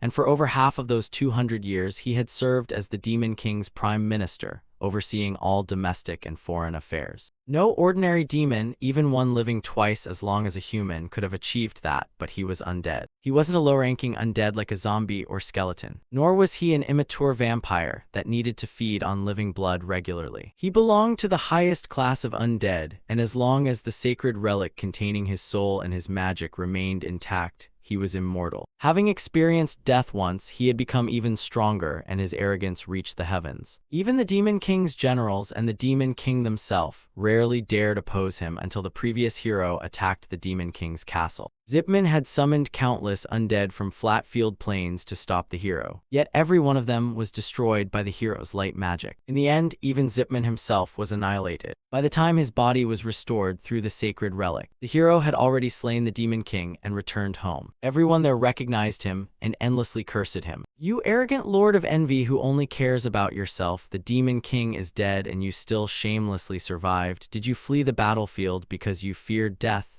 At that moment, Zipman's immense pride fell to rock bottom. But Zipman was no ordinary man, for he was a genius mage who never blamed others for failures caused by himself. Instead, he researched the cause of his defeat and discovered the greatest reason was the hero's light magic. His undead army would inevitably become weak against that magic, so he devoted himself to cultivating compassion within both himself and the undead he summoned. And the result was now before them as countless undead stood surrounding the heroes. The 3 of them could only stand back to back. Angela panicked, "How is this possible? I can't sense any hatred from those undead." The second prince's brother also couldn't understand because undead should make the living feel their hatred and malice, yet he sensed none of it. Angela remained extremely wary because even before someone using holy magic, these undead emitted no evil aura. But they were still undead, so she immediately cast Holy Magic. Angela obeyed and instantly unleashed Holy Attack. It struck an undead head-on, yet it didn't affect it in the slightest. Everyone stared in panic. "What? Impossible. How can Holy Magic fail to harm undead?" Zipman laughed loudly, surprised. "There's something even more interesting." As soon as he finished speaking, he tapped his staff against the ground.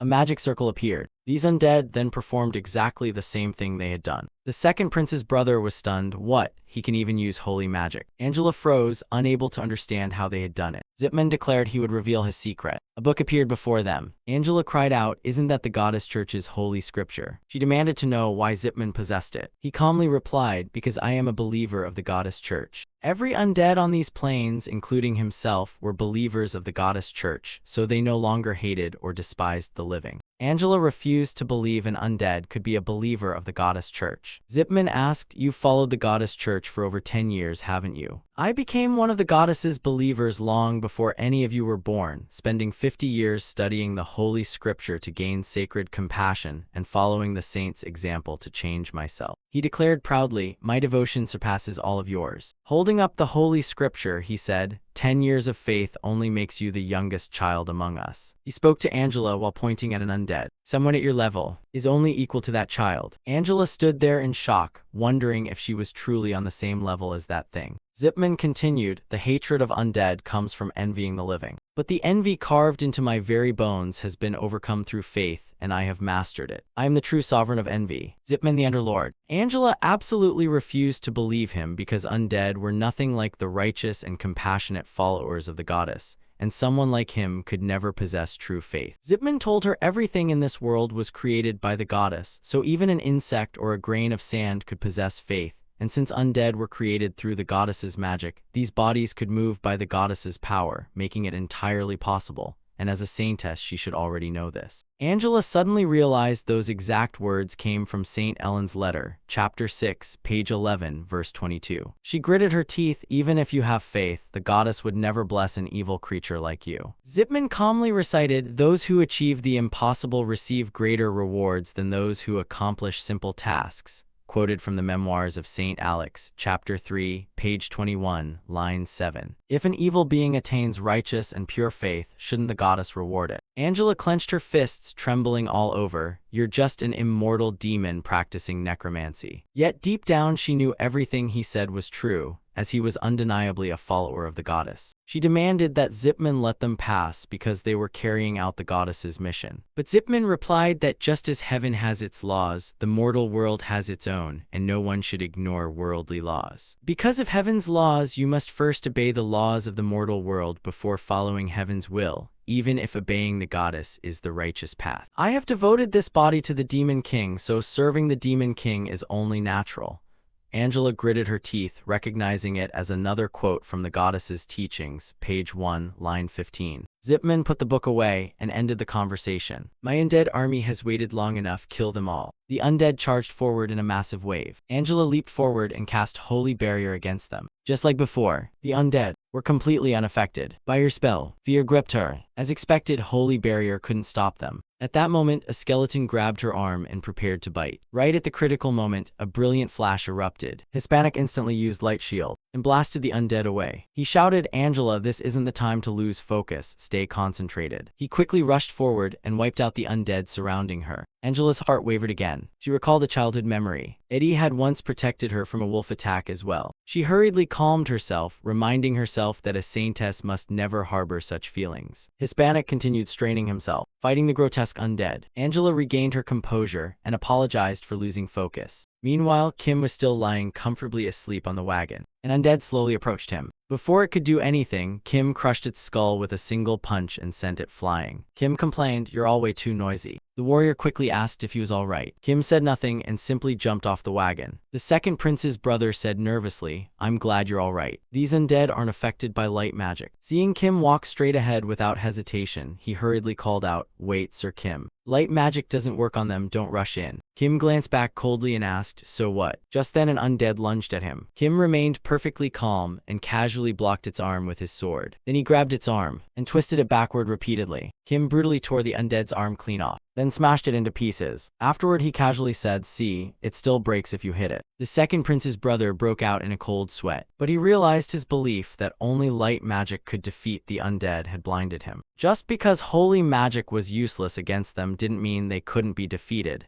They simply had to swing their swords more. Even if holy magic failed, they were still servants of the Demon King, so the holy sword could inflict tremendous damage on them. He charged forward. I'll destroy them without cutting them apart. As long as holy magic remained ineffective, any undead that were cut down would simply rise again. Ordinary swords wouldn't last, but the holy sword could never be destroyed. Angela also regained her spirit and fought with all her strength, recalling that if all iron were forged into weapons and armor, farmers would have no tools, so bare fists alone were enough to protect the faithful. just as the Pope had taught 1,000 years ago. Hispanic specialized in light magic, so being unable to use it was troublesome, but there was always more than one way to use magic. Kim felt they were doing better than he had expected, but the enemies were simply too numerous. At this rate, the battle would never end. Zipman laughed, "Struggle all you want, even if you kill 1,000 undead, that won't even equal 1% of my entire army. Soon all of you will become part of my army." He burst into arrogant laughter, but the next moment cold sweat ran down his face, because a fire dragon appeared before him. A dragon emerged from the crimson flames. Zipman the warrior and the saintess were all utterly stunned. The situation now was that the two of them were riding on a dragon while that skull-faced monster stared up at it. And that red dragon was none other than Kim, and seeing the group below surrounded by undead,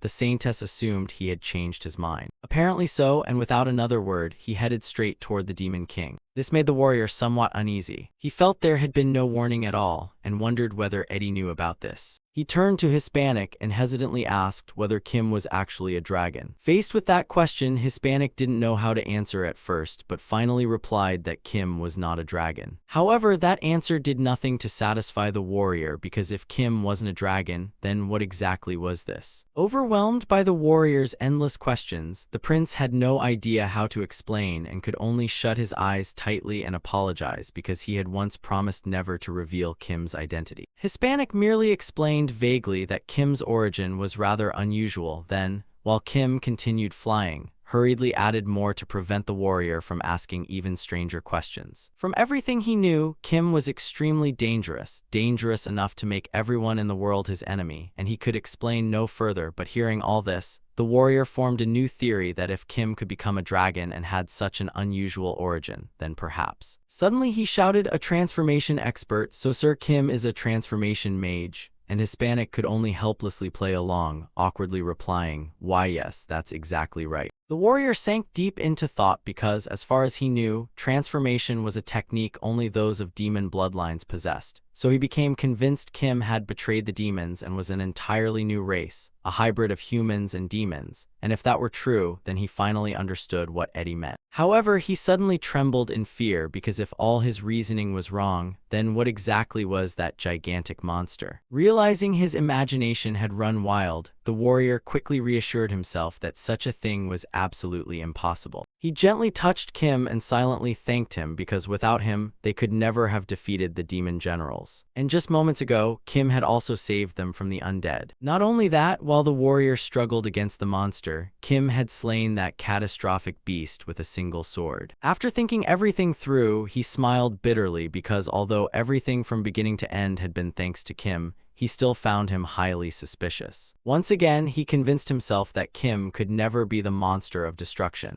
As Kim's figure flew farther away, the undead army fell into complete chaos. Even Zipman was drenched in cold sweat, muttering, "Oh no." After a while, they finally approached the castle. The warrior hadn't expected it would still take 30 minutes from there, and luckily Kim was carrying them. Looking at the tower ahead, the warrior couldn't tell what it was, and it looked far more ordinary than he had imagined. Seeing him rambling nonstop, Kim reminded him to stop staring at the sky and look behind instead. Hearing Kim's words, they all turned around at once and were shocked to find the undead still chasing them relentlessly, as if they never grew tired. According to the Saintess's estimate, it would take about 2 hours to reach them. Hearing 2 hours left the warrior speechless. Within those 2 hours, they had to kill the Demon King, escape, and then climb onto Kim's back to flee. But could they really make it in time, with time running so short? The warrior gritted his teeth because if they failed to kill the Demon King before the undead surrounded them, everything would drag on endlessly. He finally came up with a solution. They needed more people to buy themselves enough time to achieve their goal. The warrior then turned to Kim and made a request. Whatever he said, Kim immediately landed on the ground. Hispanic and the other two quickly jumped off Kim's back. They asked Kim to bring them there, leaving the rest to him. They rushed inside while Kim disappeared at once. The demons guarding the area noticed the intruders and immediately panicked. One of them shouted, "Hey humans, do you even know where you are?" The moment he finished speaking, they charged after them.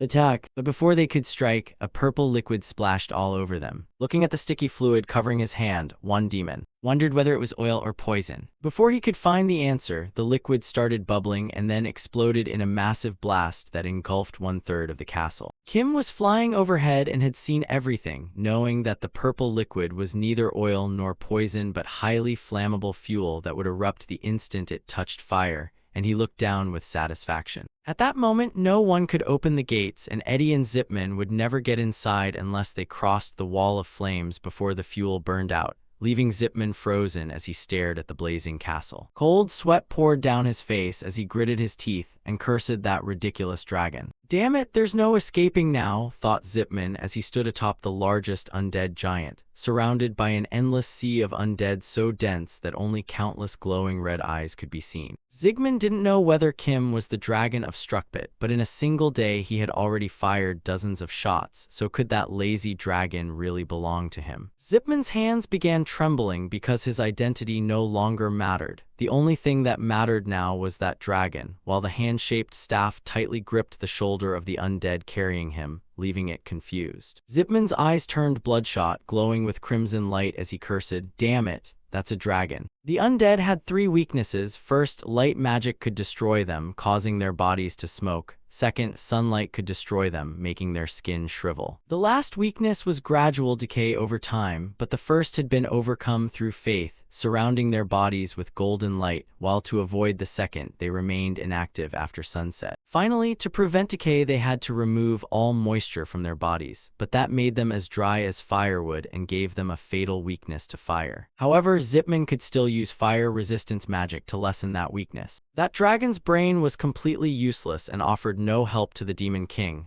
while under Zygmunt's command the undead continued advancing. Not only was it useless, it even burned them into dry firewood. Zygmunt was now burning with determination, swearing to protect the Demon King with everything he had because this battle was now between him and Kim, so he ordered, "Capture that dragon." Meanwhile, Hispanic's group had already entered the castle. The warrior swiftly dashed past the demon guards. With a single slash, he wiped them out. Then he immediately led the others onward. Suddenly, a massive pillar swung straight toward the warrior, startling him. The impact instantly caused a violent shockwave that shattered the ground. Hispanic and the Saintess charged forward together. A purple foot slowly emerged from the cloud of dust. "This is far enough," came the voice as the purple demon holding that giant pillar stepped forward. It was Julius, the demon general known as Ambition. "That's enough, this is Julius, and the purple-skinned one holding that pillar is Julius, the embodiment of ambition among the demons. He carries demon blood and has a body packed with bulging muscles front and back, making him very eye-catching. His race comes from the Incubus clan, also known as the Lust Demons, and this skinny-looking guy was Julius about 10 years ago. According to the records, Incubi were a demon race of sorcerers who lured humans and drained their life force.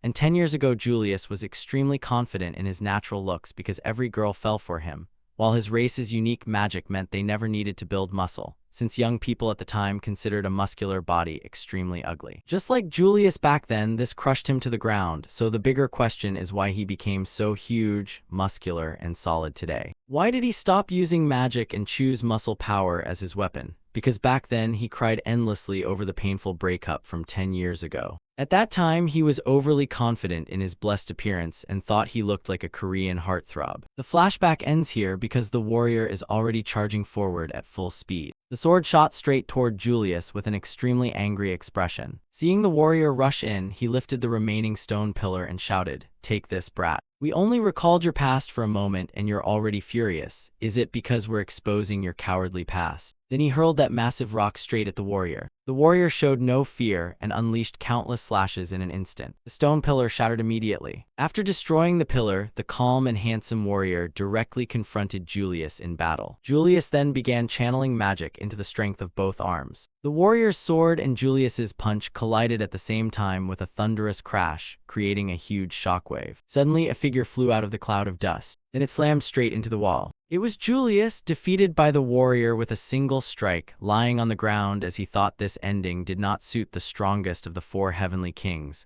though looking closely it seemed only natural. These demons proudly took civilians hostage like Francis, were gluttonous like Paris, lacked strength but overflowed with rage like Dracus, were incredibly lazy like Nate, and only joined profitable battles to satisfy ambition like Bassanio. Finally, lacking an army, they became jealous and formed one themselves, and no one fit that better than Zipman, the Lord of Envy, while the brave heroes possessed overwhelming power. The warrior looked back and urged the prince and the saintess to hurry. They immediately answered together as countless numbers appeared before them, almost overflowing the screen. Julius still lay on the rubble, wondering if brute strength alone really could not defeat the heroes. He truly wanted to apologize to the Demon King because this was as far as he could go, and he remained lying there as the other three passed by him. Then Julius stopped moving completely. By then they had reached the door, and the warrior placed his hand on it. He looked slightly worried because this was where the Demon King resided. The door slowly opened. Contrary to expectations, inside stood a small girl with long white hair. Seeing the door open, she turned around and asked, "Is Julius here?" Seeing her, the warrior asked, "Are you the Demon King?" Outside the castle, Kim was confronting the undead. He puffed out his cheeks as if preparing to breathe fire. Seeing this, Zipman became extremely confused. Why can't he breathe fire? Does he have any other trick besides this? He stared at Kim so hard his eyes nearly crossed, thinking that if Kim really could not breathe fire, he had to stall for time. Or should he go reinforce the Demon King? And while lost in thought, his staff squeezed the undead so tightly that it whimpered in pain. In the end, he felt this support was enough, while Kim's cheeks had swollen so much they could barely hold anything anymore. Then Kim dived straight down from the sky toward the undead. Seeing him descend, Zipman panicked and shouted, "He's here." He immediately used his fire magic staff to strengthen the fire abilities of himself and the undead,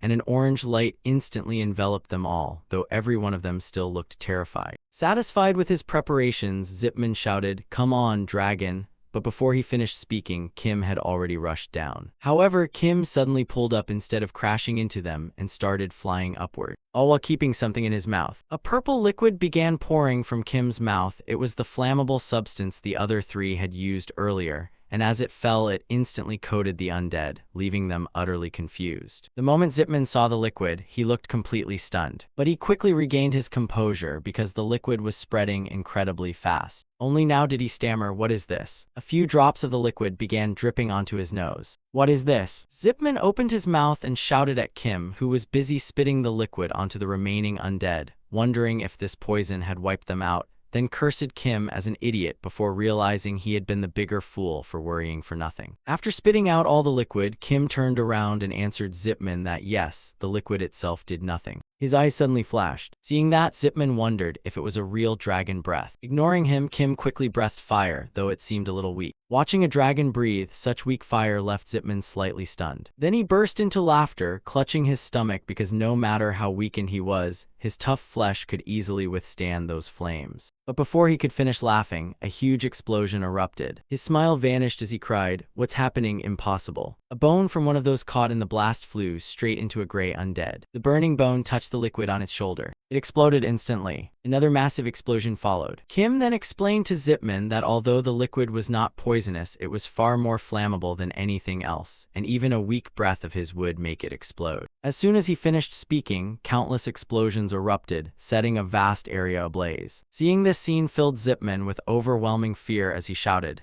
"No, this can't be." The flames had already reached him, and before he could finish speaking, an explosion struck him head-on. Everything was blown apart. In the dark void, a jar began shaking violently. Looking closely, cracks appeared across its surface. Then it shattered completely. The undead screamed as they fled from Kim's blazing fire. Suddenly, Zipman exploded, and the jar also cracked apart. At once, the undead's eye sockets turned completely black. They all stopped moving as if all life had left them. Then they were gradually consumed by the flames. Flying overhead, Kim suddenly realized they had stopped, probably because their leader had died. He felt disappointed because the battle ended before it truly began. Looking at the remaining undead, he felt a little bored, but thanks to the fire dragon's power, he could still wipe them out. Without their leader, they were nothing more than powerless corpses. Thinking that, he decided it would be more useful to eliminate the remaining enemies inside the Demon King's castle, so he left the blazing fire claws to burn the undead. Then he returned to human form and entered the Demon King's castle, where he immediately saw soldiers lying everywhere, groaning about the hero and the Demon King. Kim walked alone through the silent hallway. Suddenly, he discovered a massive door. He pushed it open. He immediately heard loud arguing as the three inside pointed fingers at each other,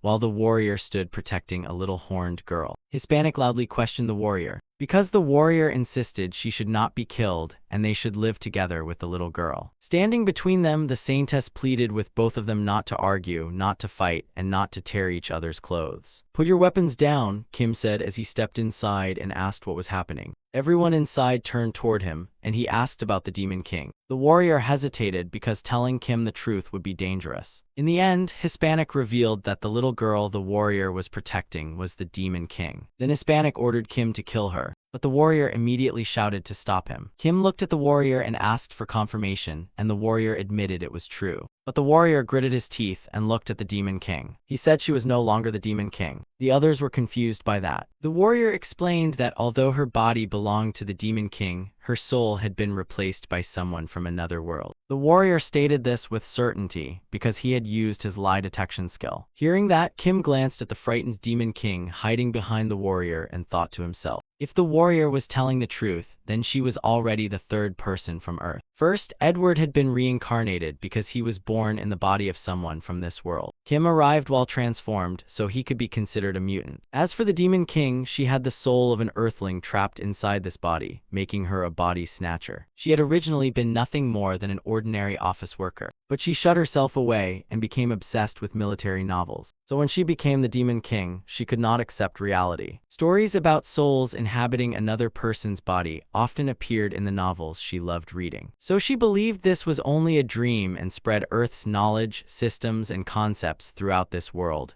causing the Demon King's kingdom to grow stronger. That broke the balance between humans and demons, so the goddess sent the hero. She remained stubborn and believed that as long as she kept going, she would become like the protagonist of a novel. But she was not the protagonist, and when the commanders she trusted could no longer use their powers, she had them all executed. Only after Julius was defeated did she finally come to her senses, and fear overwhelmed her. Now the only thing she could do was beg them for mercy. After hearing everything, Kim folded his arms and coldly questioned how she ordered her subordinates to create all this chaos, and only came to surrender after realizing she was doomed. The warrior hurriedly tried to defend her, but Kim stopped him and asked if he truly believed she came from another world. Although Kim believed it, it no longer mattered now. The warrior kept trying to explain, but what truly worried him was that too many lives had already been lost. He simply did not want to kill anyone else. Seeing the warrior in such pain, Kim fell silent for a moment. Then he glanced sideways at Hispanic. Suddenly Kim said it was time, and Hispanic drew his sword. While the warrior was still confused, the sword in Hispanic's hand thrust straight toward him. The warrior instantly drew his sword to block it, but Hispanic's overwhelming power shattered his blade. Hispanic's sword immediately pierced both of them like donuts. In the warrior's heart, a hero must always be honest, righteous, and kind. And while those virtues often seemed alike, they could also conflict. But once a hero overcame that moral crisis, the greatest reward would follow. Yet the prince and Kim were trampling on his kindness. The warrior had helped massacre the defenseless people in the weapon-making village, and although it was the right thing to do, it was not kind. He also did not punish the villains at the gambling hall and only tried to save his companions, which was kind but not righteous. Finally, he even abandoned his mission to protect the Demon King,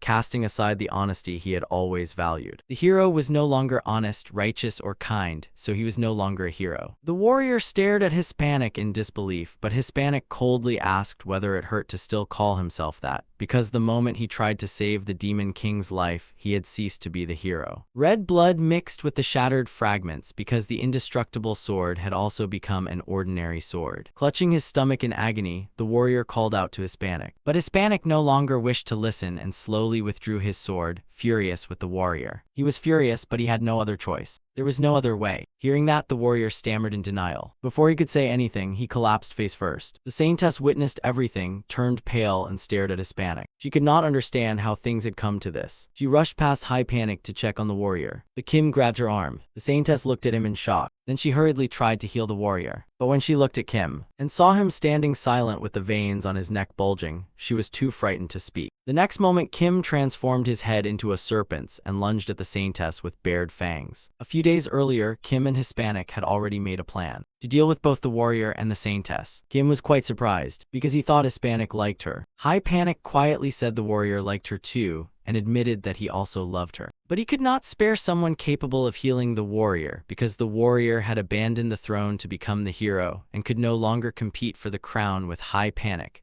meaning he could no longer uphold the family's promise. Hispanic had also investigated the terrifying healing ability of the saintess, who could reattach shredded flesh and restore a person to life, something that could only be called a miracle. Then he looked at the backs of the warrior and the saintess and said that ability was practically immortality, and to kill her not even a tiny piece of flesh could be left behind. Kim turned and asked how he planned to do it. Hispanic placed a hand on Kim's shoulder and winked, making Kim rather annoyed, then said there was someone here who could turn into a dragon and swallow people whole. Hearing that, Kim calmly denied it, because even without transforming into a dragon, he could still swallow people. Looking at those terrifying sharp teeth, Hispanic broke into a cold sweat and awkwardly praised his reliable ally. Then Hispanic said that even after swallowing her, she might still cause trouble inside his stomach, but Kim immediately denied that. To him, once something passed down his esophagus, it would disappear somewhere, and although he did not know where that somewhere was, he only knew it could never be destroyed while still linked to him. At present, only the two of them remained standing in the Grand Hall. Hispanic glanced at the dead Demon King and frowned slightly. Then he turned to Kim and asked if he wanted to swallow her too, because leaving her there made him uneasy. But Kim told him to step back, since once she was completely digested, all her powers would disappear,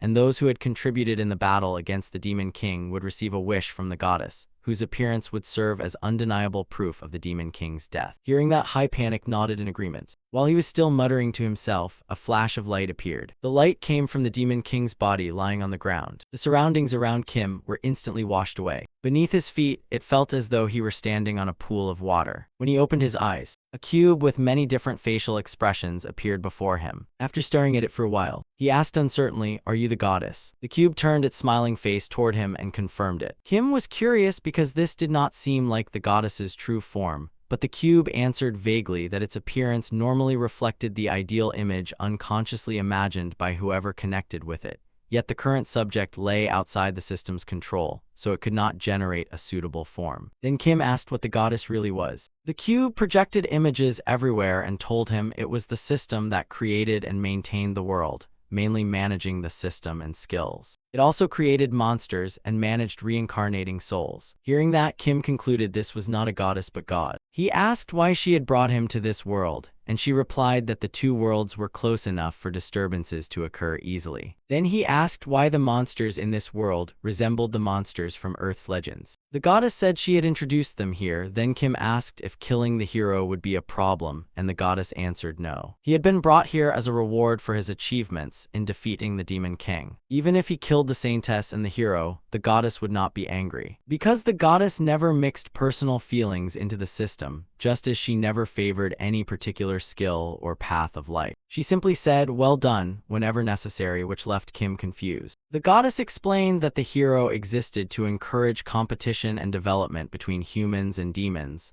but the result had been disappointing. So this time the hero system would be abolished and would never appear again, meaning either side could now completely wipe out the other. As for competition, humanity would no longer consist of only humans, but also elves, dwarves, beastfolk, and lizardmen. They were all allies for now, but once the demons vanished, they would compete with one another. After hearing that, Kim stopped asking and moved on to the hero's reward for defeating the Demon King. He coldly asked if the goddess could send him back to Earth. That question instantly left the goddess speechless. Kim froze and asked again, "You can send me back to Earth, right?" Faced with that question, the goddess remained silent. After a long pause, she hesitantly admitted, "I can't. You have become someone with immense influence in this world, so I am not allowed to send you to another world." Hearing that answer, Kim was stunned because he never imagined his influence had grown so great that even the goddess could not send him back to Earth. Kim seemed to understand and asked if that meant the goddess's system simply could not send him back directly, and she nodded in confirmation. He then asked whether he could find his own way back. The goddess replied that processing the information would take a great deal of time, so Kim immediately told her to cancel it. A faint smile appeared on his face as he thought that knowing it was possible was enough because he could not break his promise. Finding a way back to Earth was now considered settled, and his next goal was to rule over all existence. Although he had already eaten a dragon, that alone was not enough because no matter how strong he became, superior beings and humans could still threaten him. As for monsters below dragon level, he could eat as many as he wanted, but what he truly desired was the power of an even higher life form. He asked the goddess whether there was any species with an ordinary body structure that could defy every law of physics. As she answered, information about the most powerful creatures was transmitted directly into his mind. Kim suddenly shivered as the information in his mind was relayed by the goddess. She calmly explained that these creatures were inspired by Earth's Cthulhu mythos and the continent's current current technology still could not control them. Then the goddess asked what he would do if he used the privilege of the Demon King's slayer to create such a creature. The question was truly difficult because Kim understood how important the choice was and could not answer carelessly. Those creatures possessed countless unique abilities such as moving 400 times faster than light, teleportation, and creating new bodies. But since he could create only one, he carefully weighed every possibility. After thinking for a while, he asked to postpone the decision. Hearing that, the goddess asked whether he was dissatisfied, and Kim immediately replied,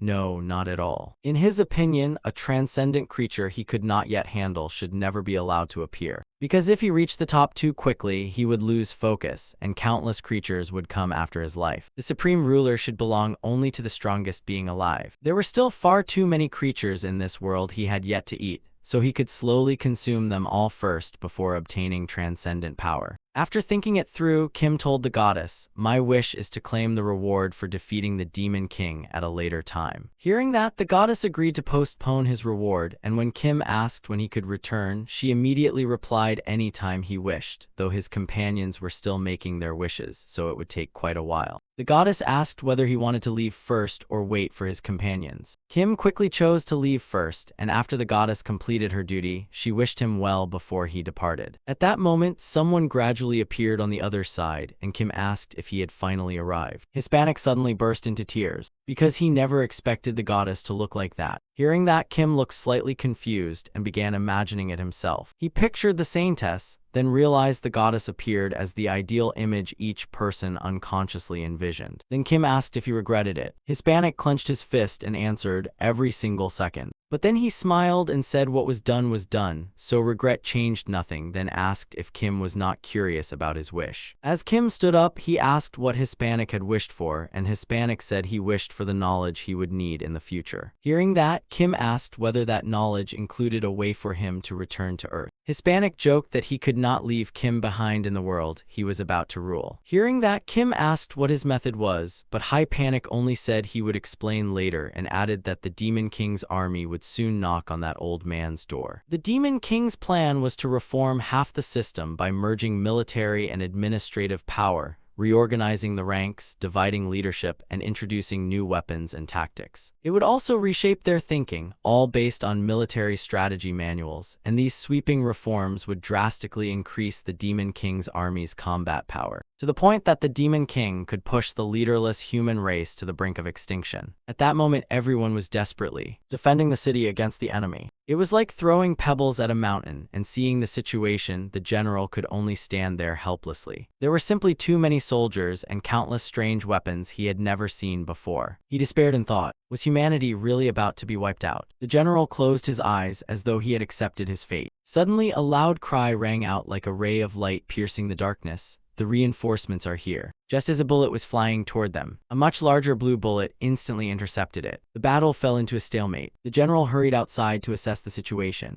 Unable to hide his joy, he exclaimed that with this momentum they could hold out for another week, and within that week reinforcements would also reach the other cities. Suddenly he noticed someone opening the city gate. He panicked and demanded to know who had opened it. A soldier immediately replied that it was the Knights of the Third Night Order. As soon as the gate opened, a group prepared to march out. It was a night order made up of useless nobles. A blond man looked incredibly confident, seeing it as the perfect chance to prove himself. Above them, the general immediately ordered the gate to be closed. Seeing them hesitate, he shouted even louder, "Close the gate now. Close the city gate immediately." Unable to disobey, the guards hurriedly pulled the chains to shut the gate. But suddenly one of the guards was shot down by the enemy, leaving the gate wide open. Faced with this, the general fell into despair again, believing humanity was truly finished this time. Suddenly, someone told him to look at the sky, and he immediately looked up. At that critical moment, Hispanic rode a gigantic dragon and landed in the middle of the battlefield. Holding a sword in his hand, he spoke in a clear, commanding voice. "Everyone can relax now," he said as he jumped down. "I, Edward Grandcantine, have arrived." At that moment, the king was deeply troubled by the current situation. He listened as the general reported that Hispanic had set out to defeat the Demon King. Hearing that, everyone was overjoyed and praised him. But the king was extremely worried that Hispanic had fought the Demon King's army alone. The general then added that the dragon the prince rode had burned the entire Demon King's army to ashes. Hearing this, the king was shocked that his son could actually summon a dragon. The general beamed and firmly confirmed it was true. Yet the king still found the story hard to believe. Even though many people had witnessed it, the king seemed deep in thought. As he looked around at everyone present, they all continued praising Hispanic and calling him humanity's hero. The king thought that if he kept refusing to acknowledge the boy's achievements, everyone would start suspecting him. After hesitating for a while, he reluctantly acknowledged Hispanic's accomplishments and fell silent. No one noticed his eyes turn vicious as he thought, humanity's hero. Never, that brat and I can never stand on the same side. His mind was filled with questions, wondering if Hispanic had truly landed the finishing blow against the Demon King, though it was possible because the boy genuinely possessed great talent and strength. He also questioned whether the hero and the saintess had really died in the battle against the Demon King. He immediately rejected the idea, believing the Demon King had not killed them, but that the prince had executed the hero and the saintess after the battle ended. The king clenched his fist. In any case, the plan to restore the hero as crown prince had failed. If Hispanic had truly done that, then carrying out the plan and killing the hero would not be surprising. In fact, it would seem even more natural. Suddenly, the king paused, realizing one thing did not make sense. How could Hispanic carry out such a plan without receiving divine punishment? The royal authority existed because of the royal family's loyalty, devotion, and faith toward the goddess. So for a royal prince to kill the hero was an unforgivable sin. Yet there was no sign that the prince had suffered divine punishment, and instead he was praised as someone who had contributed more to the world than any hero in history. As a result, the priest who had once supported the princess had now returned to the prince's side. No matter how he thought about it, the whole thing seemed unbelievable. He sighed and admitted it to himself. The prince had truly changed, and every rumor was true. After pondering for a while, he realized he had rejected the prince too much. Perhaps it was time to change his way of thinking. Meanwhile, Hispanic had returned to Grand Canteen and wiped out the remaining Demon King's forces. The majestic sight of the giant dragon soaring across the blue sky left a deep impression on everyone, and even the nobles who once hated him now praised him as a hero. A few days later, in Santo Almarouge, an army was marching in from outside the city. Leading them was Hispanic. The citizens lined both sides of the street, loudly welcoming him home. Everyone happily waved and shouted, "The prince is here." Hispanic walked proudly through the crowd's cheers. Smiling, he muttered, "I'm back, you damned old man." At that time, everyone inside the palace was busy preparing for the banquet, each occupied with their own duties. Seeing this, he casually spoke to a man dressed as a guard beside him. "Everyone is busy, only the two of us are free." Then he turned and reminded him that the old man seemed extremely wary of him. Hearing that, Kim simply replied that he did not care and instead asked whether Hispanic was certain about this arrangement. Seeing Kim still unconvinced, Hispanic assured him, "Of course, this information came directly from the goddess. But now is not the time for us to act yet, right?" Hearing that, Kim calmly replied that he knew, and as Kim walked away, Hispanic added, "I'm counting on you." Suddenly, the sound of a bell echoed. Everyone turned toward the entrance. Hispanic steadily walked inside. It was clear everyone was welcoming him with the utmost respect. They praised him as the greatest warrior of the Holy Sword Order, the one bonded with the Staff of Light and the seventh heir to the crown, Prince Edward Grand Canteen. At that moment, the king's emotions were extremely complicated. Unlike him, Hispanic wore a clear smile. The king worried whether allowing him inside had been the right decision. Then a royal guard stepped forward and said, "Your Highness, please place your sword here." The guard recalled the king's order that if the prince drew his sword, he must be killed immediately. Hispanic still held his sword with no intention of putting it down. The atmosphere between the three of them became extremely tense. But then he suddenly set the sword on the tray and knelt in respect. He and the king exchanged a few polite greetings. He played the role of an obedient son perfectly. Suddenly, the king asked whether he had gained anything from this journey. Hearing that, he replied, "Yes, father, I realized how much you have sacrificed for the people and how heavy the crown upon your head truly is." The moment he finished speaking, Hispanic stood up, leaving the king stunned. The king angrily shouted, "Who gave you permission to stand?" Activating his power, he seriously replied, "I also know what I must do next." As soon as he finished speaking, the sword resting on the guard's tray slowly vanished and reappeared in his hand. Hipanic's eyes flashed with icy lightning as he declared, "From now on, father, you no longer need to sacrifice yourself or bear the weight of that crown." Hearing those shocking words, the frightened king stammered, asking what he intended to do. As Hispanic drew his sword, he calmly replied, "I am merely inheriting the throne, father." Sitting on the throne, the king was stunned to see his son standing before him. Terror filled his face as he shouted, "How dare you!" Seeing High Panic holding his sword, the soldiers quickly surrounded him. He glanced around once. One soldier looked at the sword in his hand and said, "The sword of light," then looked at his armor and added, "The armor of light." Finally, he looked at the shield hanging from one shoulder and said, "The shield of light." Looking at that equipment, the soldier pleaded, "Your Highness, what are you doing? Please stop." High Panic's expression changed as he reached toward the soldier. His hand tightened around his sword. With a single slash, he beheaded the two nearest soldiers. Seeing this, the king panicked and shouted, "So that's it, I thought you had changed. I was truly naive. A leopard never changes its spots." Even so, he sneered, thinking he had expected this all along. Gripping the armrest tightly, the king continued, thinking that he had already ordered his finest assassins to lie in wait. He silently remained seated on the throne, watching everything unfold. The king repeatedly tapped the armrest as a signal, yet no one appeared. Seeing that, he asked in confusion, "What's going on? Why hasn't anyone shown up yet?" The king quickly turned to the nobles beside him and ordered, "What are you waiting for? The prince has rebelled. Call in the soldiers now." But the man did not answer and only wore a strange smile. Seeing that, the king became both frightened and confused, wondering what was happening. Going back to the past, there was a monster resembling a white octopus with a single eye in the center. And among all the creatures Kim had eaten, Pazalot and Rot was the strangest and possessed the most bizarre biological traits. Everyone who saw it became dazed, for it was a parasitic life form that needed no host and was a colony of several individuals merged into a single consciousness. A man wore a bizarre smile and said that even separated fragments could move under the command of the colony's collective consciousness.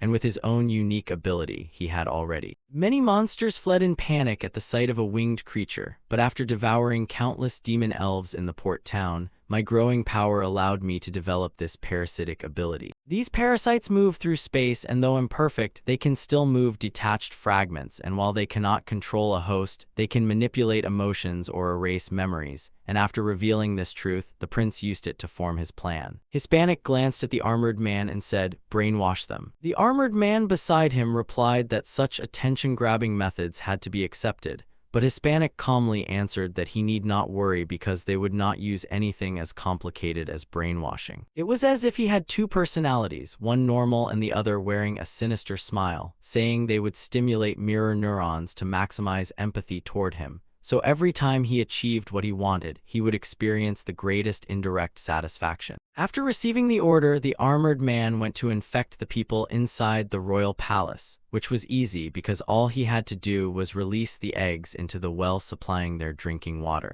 That was the method he used, and he had already helped me greatly. Returning to the present, High Panic had slaughtered them all. The soldiers lay scattered across the crimson-stained chamber. He slowly walked toward the king. As he walked, he spoke of the Queen Mother's death, each step leaving bloody footprints across the carpet. The bloody footprints continued as he spoke of sending assassins after him and sending Angela to the Holy Nation. Sitting on the throne with fear written across his face, the king listened as High Panic said, "I had many questions for you, but now I've had enough." Killing intent filled his face as he pointed his sword at the king and declared, "Die." He drove the sword deep into his father's body, and the king could only scream in pain, You dare." The sword pierced through the king's body. Blood began pouring from his mouth. With his final strength, the king whispered, "Edward." His trembling hand gripped the blade as he looked at the one who had stabbed him and said, "I truly hope hell has prepared a special place for you, you unfilial wretch." Pulling out his sword, High Panic replied, "Then I'll see you there. Farewell, old man." The king collapsed onto the floor, and the crown rolled away. High Panic bent down, picked up the crimson royal cloak, and draped it over his shoulders. He stood solemnly in the middle of the room. At that moment, a shadow landed behind him. Turning around, he saw a black-clad assassin. The assassin lay on the ground groaning in pain, asking, "Who is that bastard?" Another knight leaped down and finished him off. Afterward, the knight coldly reported, "It's done." Holding the crown, High Panic said, "Excellent, we've finally gotten rid of all those useless fools." He placed the blood-stained crown upon his head. Then he sat on the throne and declared, "From now on, no one can stop me." Someone below began applauding. Then everyone else joined in. The applause echoed throughout the chamber. Sitting upon the blood-stained throne, he looked down, and even that night he remained seated there. His darkened face whispered to someone, "Yes, I understand, brother." It seemed as though someone's silhouette appeared in the room. His voice continued, I know what you wanted to tell me. Sadness filled his eyes as he said, the wish I made to the goddess was simply for knowledge. He remembered the armored man and thought, I used it to let Kim know where the target he needed to eliminate was. He remembered his older brother again, because among that knowledge were also the words his brother had wanted to leave behind before departing. Thinking of that, he trembled with anger and said, you told me not to cross the line, yet even in that situation you never blamed me and still said that, truly just like you, brother. He stood up and shouted, but it's too late, it's already too late, brother. High Panic reproached the figure standing in the middle of the room, saying, what's the point now? You should have told me before I joined hands with that monster. He caught a small beam of light in his palm and told the figure to disappear, saying that from now on this world would become much like the one his brother knew. He fired the beam at the figure before him, splitting the body in two. Then he dispersed the light and said that no one would cling to the empty title of humanity anymore, because the common enemy, the demons, had vanished, and from now on humanity would face the enemies inside the barrier. He thought seriously and continued that since he had come this far with the monster's power, he would repay that favor by finding a way to send Kim back to Earth. The king of the elves, the king of the dwarves, the king of the merfolk, and the king of the lizard men, as his voice echoed through the dark space, I will offer the heads of every race's king upon the sealed altar beneath the holy nation's cathedral. To achieve that, an era of war and chaos would have to come. While writing, Kim said, so the prince overthrew the incompetent king and took the throne simply because the kingdom had prospered for too long. The Gourmet's Adventure in a Strange Land, Part 1 ends here. Kim closed his notebook. Sitting nearby, Hispanic spoke up, saying he had something to ask, and Kim replied, go ahead. Resting his chin on one hand, Hispanic looked at Kim and asked worriedly, what exactly is the Gourmet's Adventure in a Strange Land? Kim glanced at him and answered, I already told you that once I return to Earth, I'll abandon my old identity, leave my former comrades behind, and live under a new one. He slammed the notebook onto the table and continued, if that happens, I probably won't earn as much as I do now, so I decided to write books, and since it's about my journey eating everything in a foreign land, that's why it's called The Gourmet's Adventure in a Strange Land. Hearing that, Hispanic smiled faintly and said, a title like that probably won't sell, brother. Try something livelier if you're the main character. Imagining Kim inside the story, he continued, how about Stronger by Eating? Still sitting in his chair, Kim replied, the title doesn't matter, and besides, I'll probably hire another author to write it because I'm only good at eating, not writing. Hispanic asked what if it didn't sell, and Kim smiled, explaining that was impossible because it was all written from his own hard-earned experience. And although the story would differ from reality, it might sell millions of copies and even become a 3-part science fiction film famous worldwide. Hearing that, High Panic shook his head helplessly. After a while, he said, I understand what you mean, brother, but that's after you return to Earth, right? So first, let's discuss how you'll get back, since the conditions come first. As High Panic said the goddess had explained, Kim interrupted, you mean I have to kill every king of the races and use their heads as sacrifices, but can that really be done? Looking at the stack of documents in the drawer, High Panic replied that it was impossible for now. He pulled out the documents, organized them, and continued that this was completely different from defeating the Demon King, because although a small elite force could kill a king, he remembered the armies and explained that afterward the successor would take the throne and use humanity's arrogance as an excuse. Then they would ally with the other races and attack them. Remembering the elves, Hispanic continued that elves excelled at archery and magic. Then he recalled the dwarves' swordsmithing, saying their metalworking skills had already reached the level of magic. He remembered the beast folk and continued that both the beast folk and the lizard men had long possessed stronger physiques than humans. He then spoke of humanity's disadvantage, saying that although humans had the largest population, the other races all possessed unique abilities, so if they united, humanity would be the one erased. Hispanic stood up and concluded that their first priority was strengthening their own power. Walking toward Kim step by step, he said they had to centralize authority under the central government and form alliances with the other kingdoms before they could wage war against the kingdoms of the other races. He placed a stack of documents on the table, leaving Kim stunned, and said, "This is the first step." Kim picked up a few pages and quietly said, "This is." The documents contained information and pictures of several people, and Kim's voice continued, "An assassination list." Realizing something, Kim's face darkened as he glared at Hispanic and growled,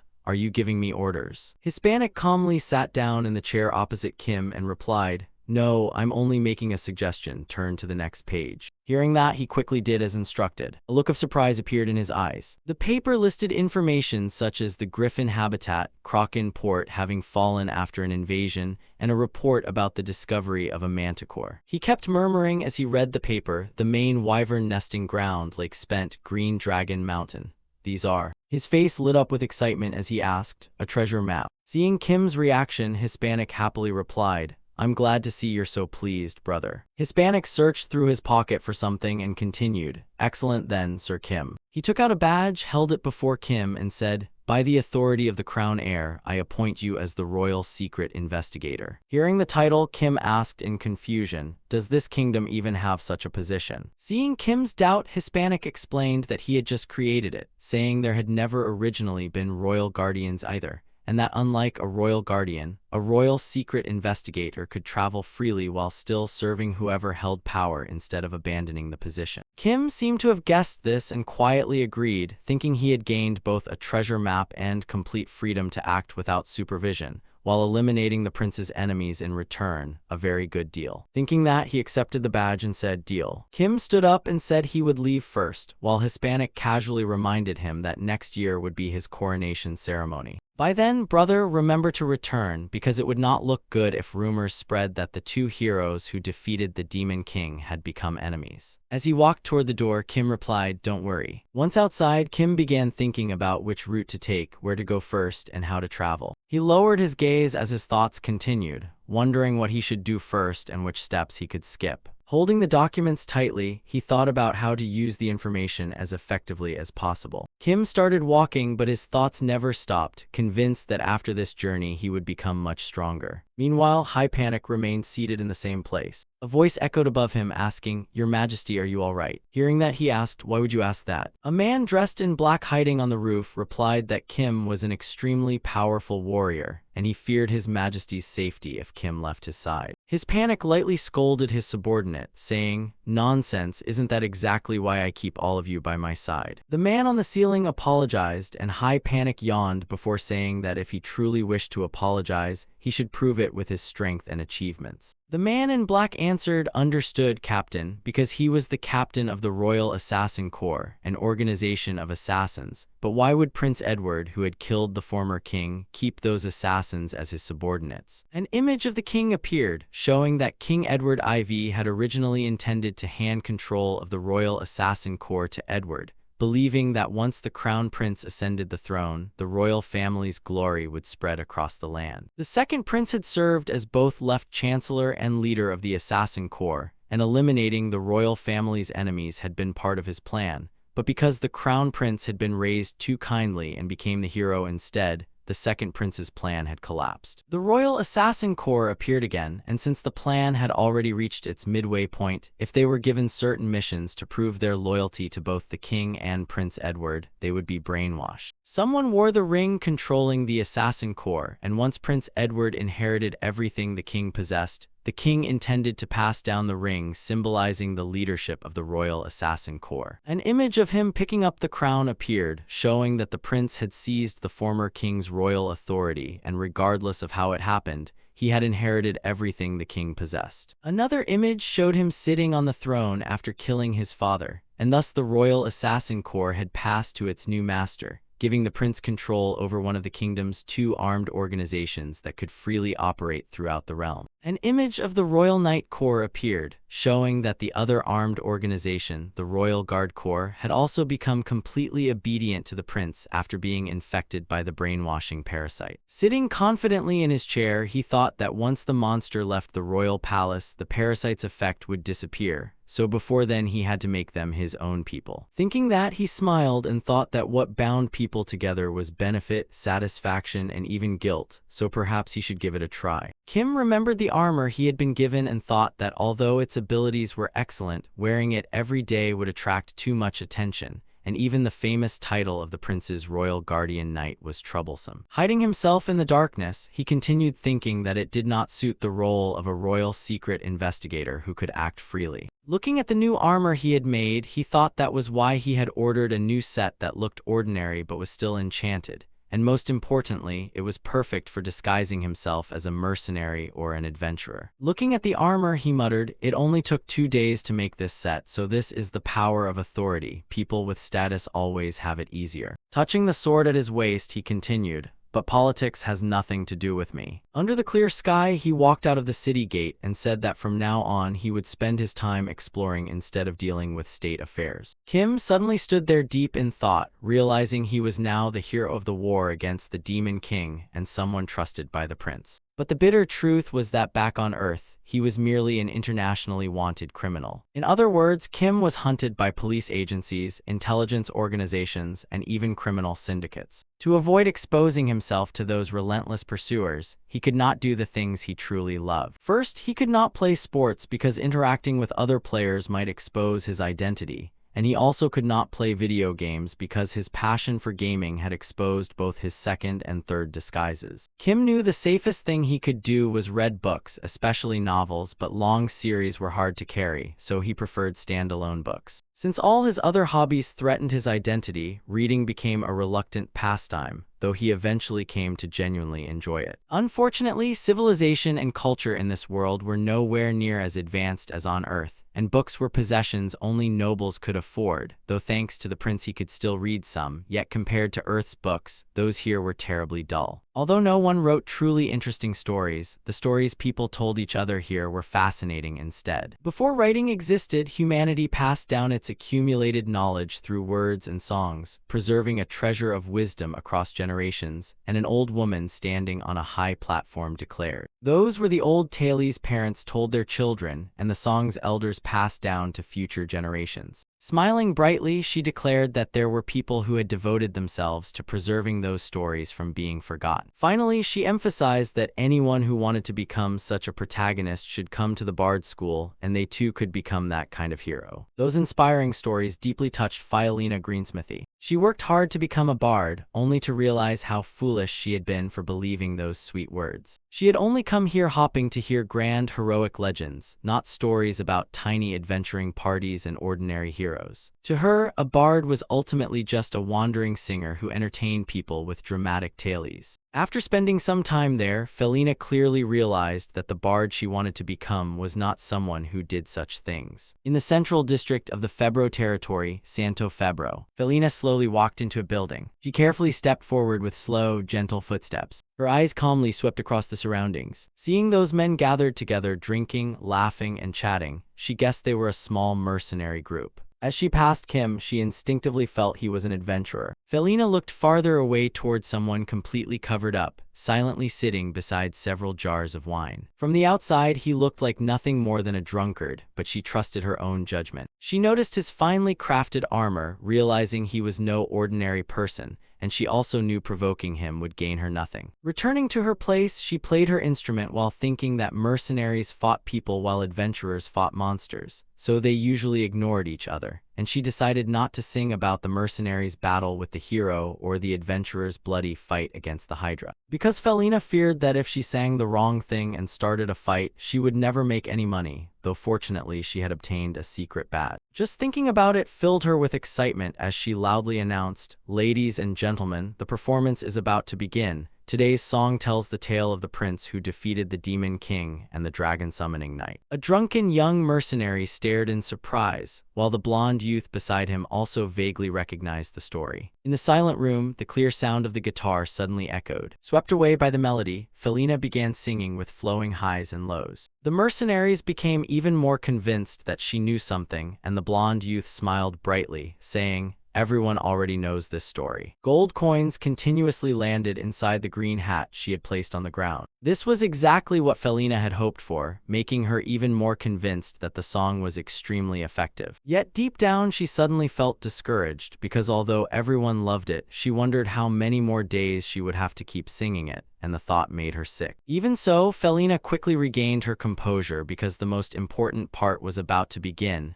and today's earnings depended on it. It mattered because the hero, once his brother-in-arms, made the prince suffer from the bottom of his heart and hate the cruel Demon King. That heartfelt devotion moved the goddess, and the prince was temporarily granted the hero's power, allowing his sword to pierce the Demon King's heart. Just as the story reached its climax, that mercenary suddenly shouted, "You bastard." Enraged, he grabbed Kim by the collar and demanded to know why he dared laugh at the prince's story, calling him a traitor. Kim just kept laughing, while the man's companions could only pity him because they knew how hot-tempered he became whenever he drank. Felina stood there in shock with her mouth wide open as her way of making money was interrupted. She wondered in confusion what was happening, with one adventurer facing 4 mercenaries. At first glance, she guessed the mercenaries would definitely win, and next time she would sing about the mercenaries' battle against the hero instead. Just thinking about it made her smile, imagining they would love it and shower her with money. But then something unexpected happened as the bald man's arm suddenly seemed to be firmly seized. He stood there frozen, unable to understand what had just happened. A sudden pain shot through his wrist, making him scream in agony. Kim did not stop there, ignoring his cries as he reached out and grabbed the man's face. Then he slammed him face first into the floor. Even the man's companions sitting nearby were left stunned by the scene. They immediately rushed over in anger, demanding to know what crazy stunt Kim was pulling and planning to teach him a lesson. But the moment one of them opened his mouth, Kim punched him. Before he could react, he was sent flying into the corner of a table. The blonde man hurried over to help, pulling out his weapon to deal with Kim. Yet the instant he pressed the weapon against Kim's neck, it suddenly shattered into countless pieces. Kim looked at him with a vicious smile, knowing this time the man was doomed. Soon the desperate screams of the mercenaries echoed helplessly through the tavern. Unable to take it anymore, Felina grabbed her instrument, snatched her hat, and ran. Inside the tavern, those agonized screams continued without end. She hurried through the streets because she had a bad feeling everything was about to spiral out of control, so escaping before they turned on her was the wisest choice anyone in Santo Febro could make. Thinking about that story made Kim laugh out loud. The prince being granted the hero's power and suffering in despair was simply too ridiculous. It had been a long time since he had heard such a funny story, yet those idiots dared ruin it. That only made him angrier as he grabbed them by the necks, making them tremble and beg for mercy. Just then, a figure slowly approached from the distance. She walked toward them step by step, and although she did not know what had happened, she saw Kim brutally beating people. She could not just stand by while he bullied the weak. As she pulled down her hood, she boldly declared that as a noble holy knight, she would never let Kim off. Hearing the holy knight proudly announce her identity, Kim turned to look at her. His eyes narrowed warily the moment he learned she was a holy knight. Kim examined her carefully and thought that although he could not see clearly, the item she carried definitely belonged to the goddess church state, and since holy knights were one of the church state's asymmetric warfare assets, there had to be information about them among the prince's records. The church state was essentially another version of the Vatican from Earth. Most of its people were extraordinary superhumans, and its greatest asymmetric asset was the saintess who had accompanied Kim in the previous battle. Their skeletons fused with enchanted metal, with bulging muscles, enhanced eyesight, and reflexes beyond ordinary humans, making them true human weapons. But creating a saintess required enormous amounts of time and money, and even if the whole world supported the church state, it still took 10 years to produce a single saintess. To create a weapon as powerful as a hero by human means required such an enormous sacrifice, so the church state developed a more efficient way to produce superhumans. That was the holy knight, who like the saintess was an artificial human created through magic and blessings. However, producing a holy knight cost only 1/200th as much as a saintess and required only 2/5 of the time,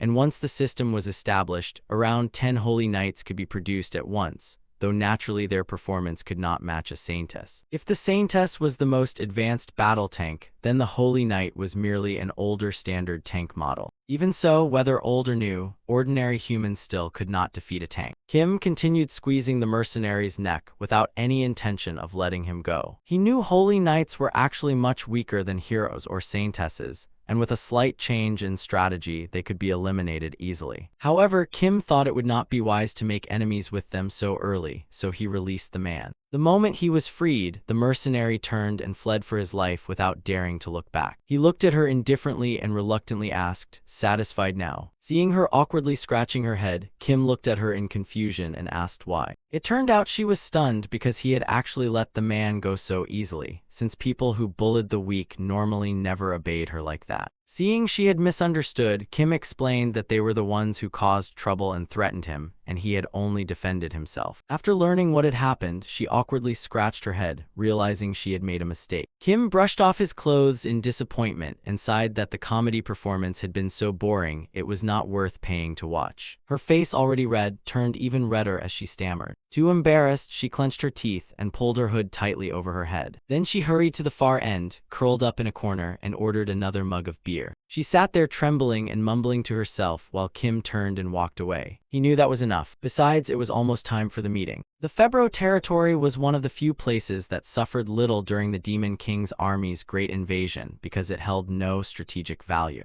At the time, the Demon King's army focused on attacking humanity's key locations, crippling their functions, causing technology to decline and production to collapse, while this territory had too few people to become any threat to them. But after the war, everything here changed. People from the heavily damaged surrounding regions came here to work. The surviving mercenaries also came here to rest. With demand soaring, restaurants and inns rapidly expanded, bringing the Febro territory into an unprecedented golden age. But the flood of outsiders also created a strange class system, with refugees at the bottom, the native residents of the Febro territory in the middle, and the mercenaries above them, with the biggest problem being that these mercenaries became the territory's ruling class because they possessed strength. Knowing they were the reason behind this prosperity, they solved everything with money and fists. So where was the government to stop their tyranny? Nowhere, because Febro existed only for profit and cared nothing about law and order. Kim leaned against a wall while talking with a royal assassin. The assassin reported the current situation in full, giving Kim a general understanding of the area. After finishing his report, the assassin immediately asked when Kim would begin acting. Not wanting to delay any longer, Kim bluntly answered, "Right now,"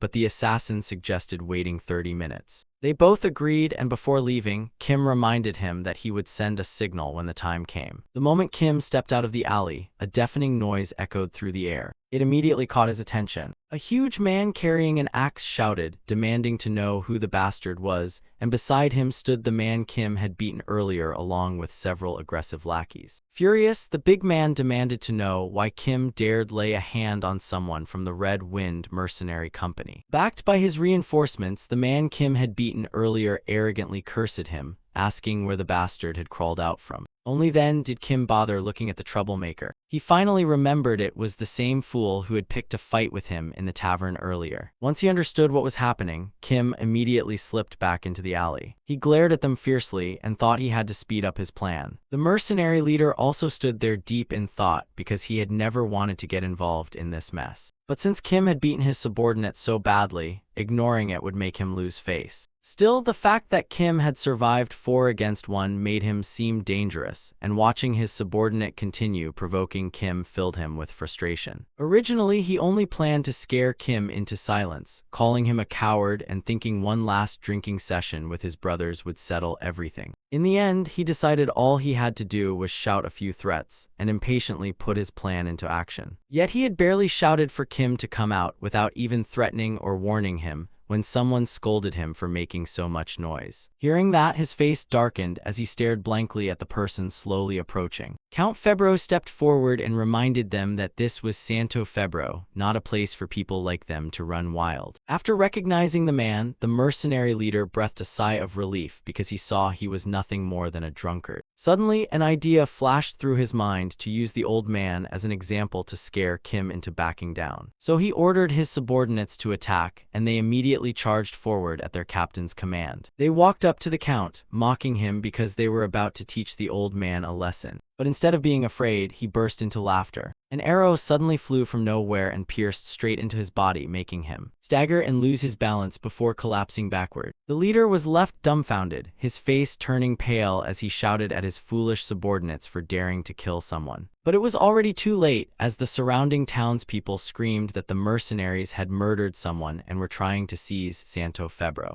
Everyone began rallying together, determined not to let those thugs run wild anymore. They shouted, "Take back Santo Febro," and charged toward them in fury. The captain could only tremble as he thought, "We're finished." Count Santo Febro also got to his feet with a smug smile. According to Prince Hispanic, the rightful heir to the throne and future king of the great Grankentine kingdom, Count Febro, was nothing more than a hopeless madman. Back when his father and grandfather ruled, it had once been the greatest territory in the kingdom. Yet after only 2 generations, it had become chaotic and impoverished. His parents died early, forcing him to become the lord while still a child. Yet he never truly matured, and though already 50 years old, his abilities and even his mind remained like those of a 12-year-old boy. While reviewing Febro's records, Hispanic judged that he had accomplished absolutely nothing for decades except growing older, and firmly declared that Count Febro would be the first person he erased. Kim had assumed the prince was exaggerating, but after personally visiting the territory, he realized the prince had not overstated it at all. He could not help being shocked by the miserable state of the territory before him. While Santo Febro's central district was rapidly developing, the outskirts of the territory remained poor and desolate. There were no soldiers or fortifications protecting the residents, making their homes little different from hunting grounds for monsters and wild beasts. A ragged man was roasting a rat for a meal when he suddenly heard rustling from the bushes behind him. Turning around, he caught sight of a monster lurking inside the bushes. Terrified, he screamed and ran away. Kim stepped out of the bushes holding the monster he had already beaten limp,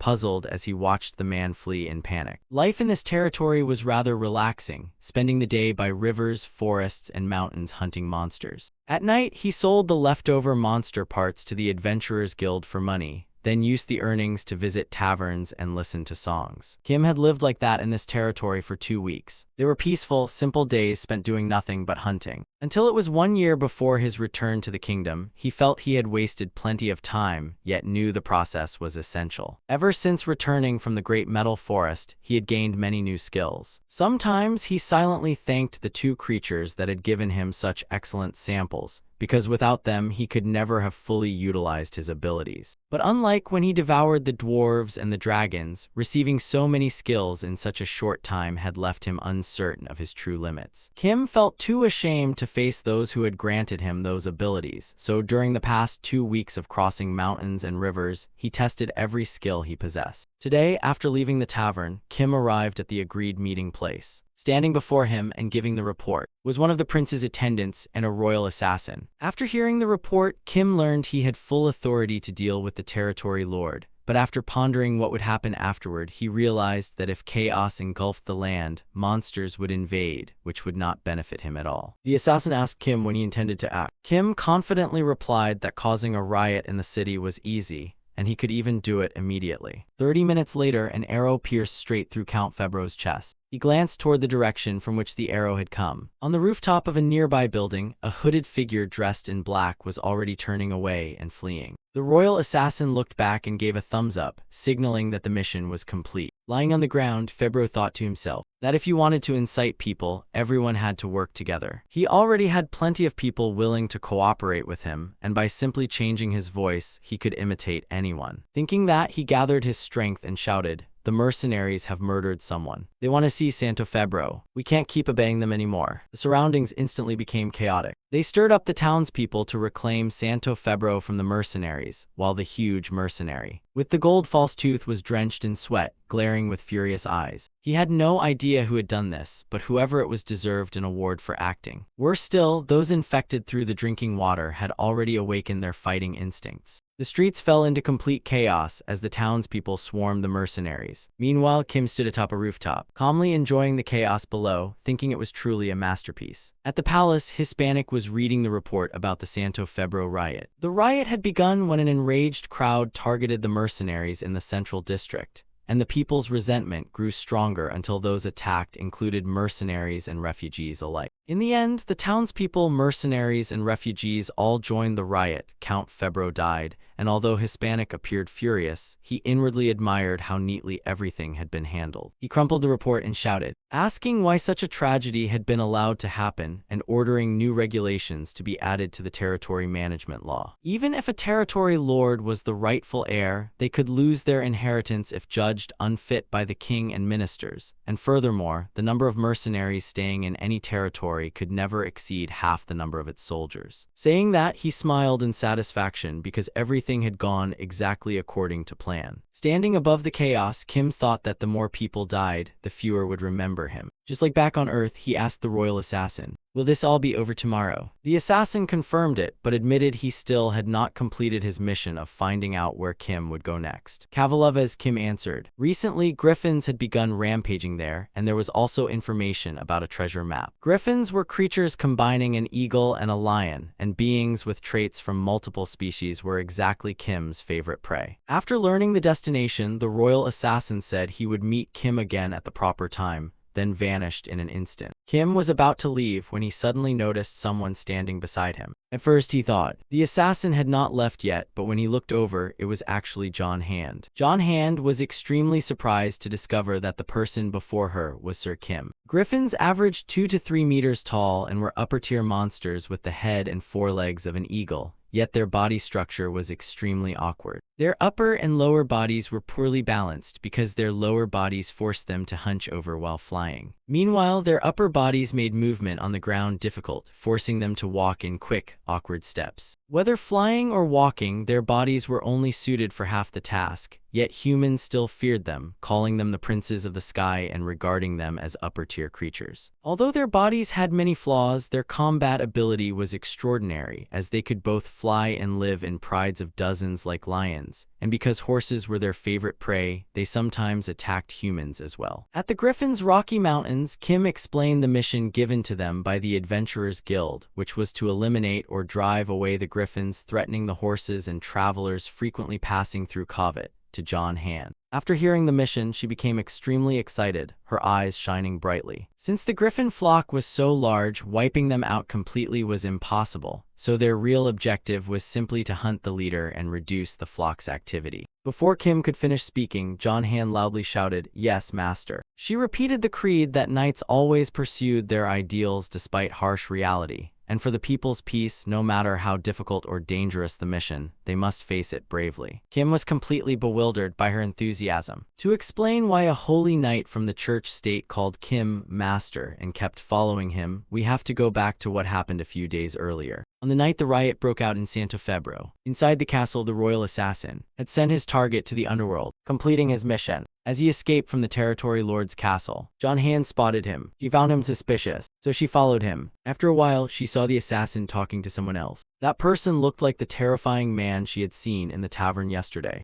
Overhearing the royal assassin call him Sir Kim, John Hand's eyes lit up. She rushed straight over to him. Surprised that someone had witnessed him speaking with the assassin, Kim immediately considered silencing her. Completely unaware of his intentions, she enthusiastically praised the man called Sir Kim, saying he had traveled with the hero's party and was the legendary Knight of Knights. Kim had no idea what was going on, but if possible, he preferred to let it pass quietly, so he cleared his throat and said he was carrying out a secret mission. Before he could ask her to keep it secret, John Hand eagerly promised to do so and begged him to accept her as his disciple. Kim froze, stunned that he had suddenly gained such an unwanted disciple. Holy Knights were the church state's asymmetric warfare force. Unlike the Saintess, who was never allowed to be injured, every Holy Knight's location was tracked by magic to minimize losses, and if one was killed, the tracking spell would automatically mark the murderer. That meant if Kim silenced this witness, the entire church state would hunt him down, so in the end, he reluctantly gave John Hand an extremely difficult task. He told her to dig a huge cave. Hopping the lack of tools would scare her away. But she never complained, digging the cave barehanded with great enthusiasm until she finished. Kim helplessly closed his eyes at her unbelievable persistence. The Rocky Mountains were filled with griffin nests and eggs. Since griffins always carried prey back to their nests, they decided to fight them in the mountains by hiding in ambush instead of chasing them. After witnessing John Hand dig a cave with her bare hands, Kim silently evaluated her strength. Suddenly, she excitedly pointed toward the nest. The griffin flock had returned after their hunt. John Hand asked what she should do, and Kim simply replied, "Handle it yourself." Hearing that, she believed her master was testing her strength. John Hand shouted loudly, then drew her sword and charged at the griffins. Standing atop the cliff, Kim watched the battle between one human and a flock of griffins. The human yanked feathers while the beasts grabbed her hair, creating a complete mess. Kim helplessly covered his face with one hand. A little while later, John Hand returned to the cave entrance where Kim was sitting and happily reported that she had completed the mission. Kim looked her over and evaluated her performance after the fight. The only word he could use to describe the the battle was chaotic. He explained that she was afraid of swinging her sword too hard in case it broke, so she unconsciously loosened her grip, making her strikes too weak. After every attack, she instinctively checked whether her sword was damaged, preventing her from reacting to the next situation. Because John Hand kept focusing on those two things, even her spellcasting slowed down and her hit rate dropped. Hearing those remarks, she shyly squeezed her eyes shut, remembering that the instructors in the church state had once given her the same criticism. She clenched her trembling fists as she listened to the blunt evaluation from the master she respected most. Suddenly she heard him say, "You're better off throwing away your sword." Hearing that, John Hand could not stop trembling as countless questions filled her mind,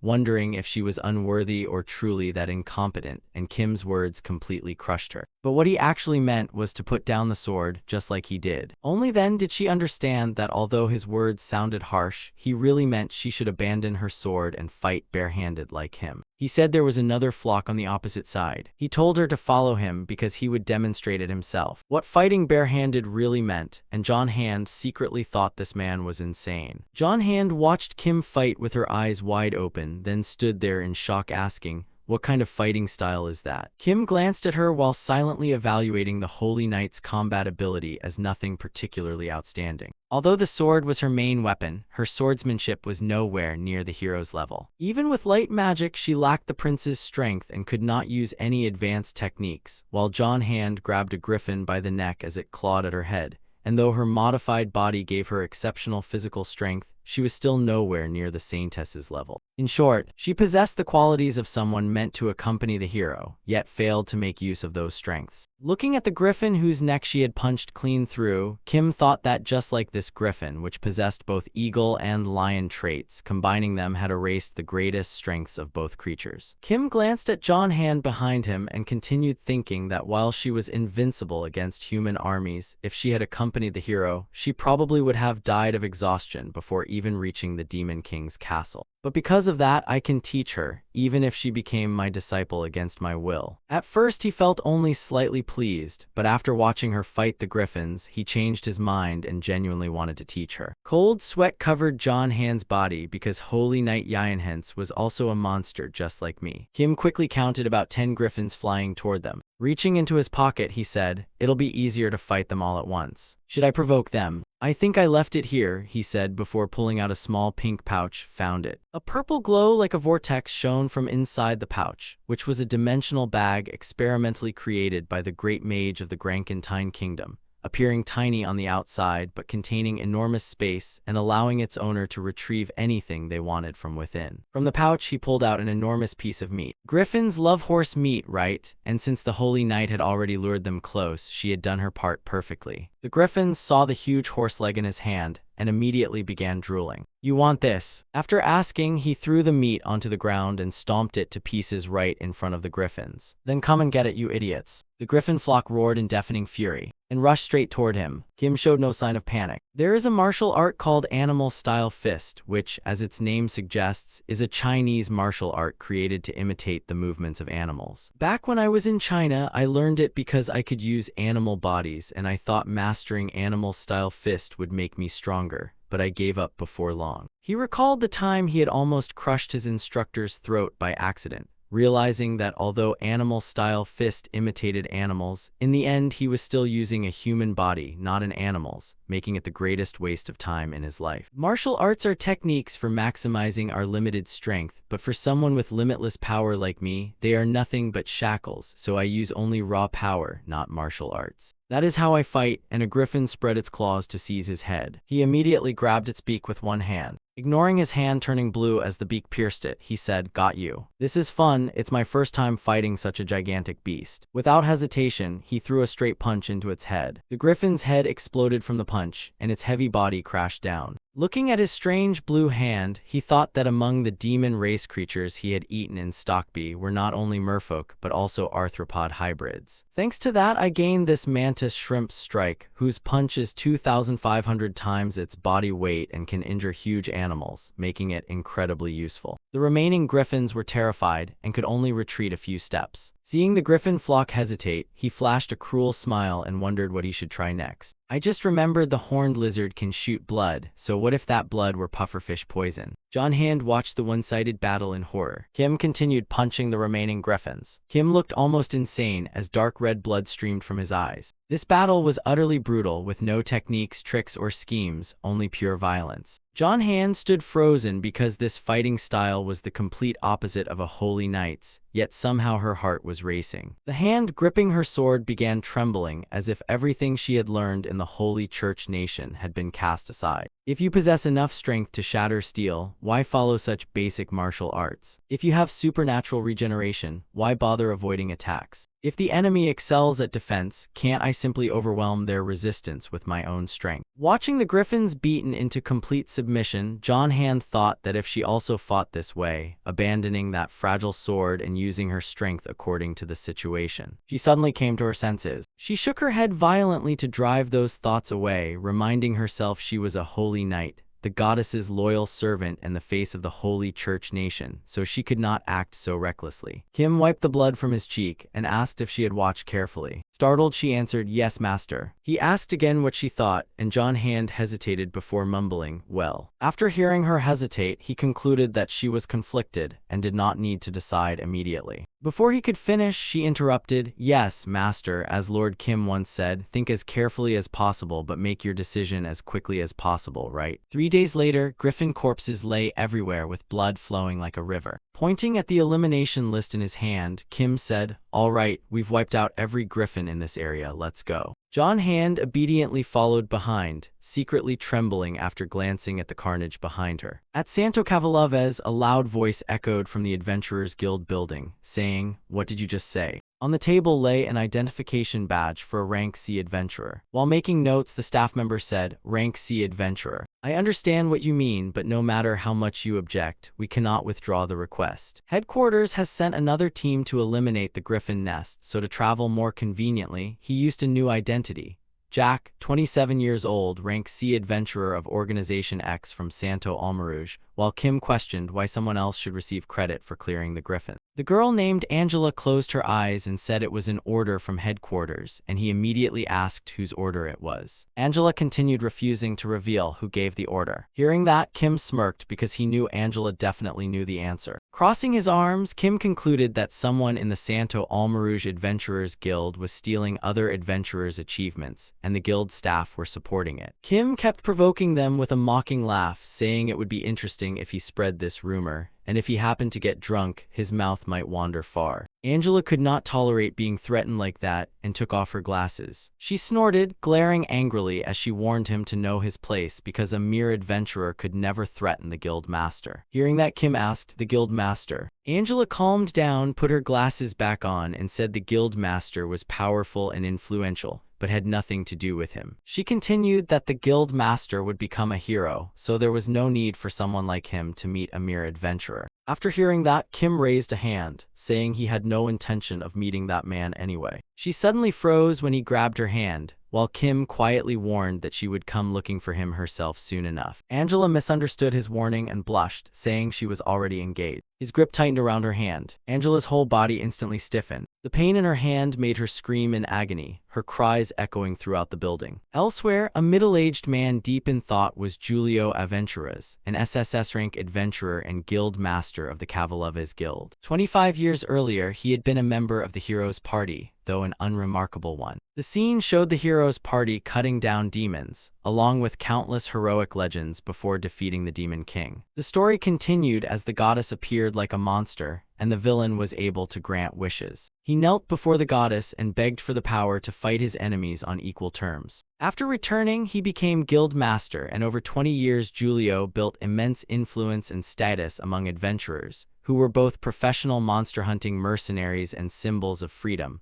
all thanks to the wish that granted him political power. Sweating, he thought that adventurers symbolized freedom, so controlling them would be seen as oppression, requiring enormous influence to accomplish. Julio frowned because no adventurer had joined the Heroes' Party, making him think the king had made the first move. He turned pale, imagining the second prince becoming the celebrated hero, with the symbol of royal authority replacing the symbol of freedom. Slamming the table, he declared it unacceptable and wanted to create a hero from among the adventurers, one who could elevate their status. Julio decided the most promising candidate was his own son, Jorge Aventuras, and at that moment Jorge entered and asked whether his father had stolen another adventurer's achievements. Looking dispirited, Jorge told Julio that becoming a hero would no longer have any meaning then. Julio frowned and told his son not to misunderstand or think he was favoring Jorge. Julio insisted this was the way to create a hero, not merely become one. He explained that Jorge was the son of an adventurer who had accompanied the hero to defeat the Demon King 25 years ago, and that background was essential for producing a hero,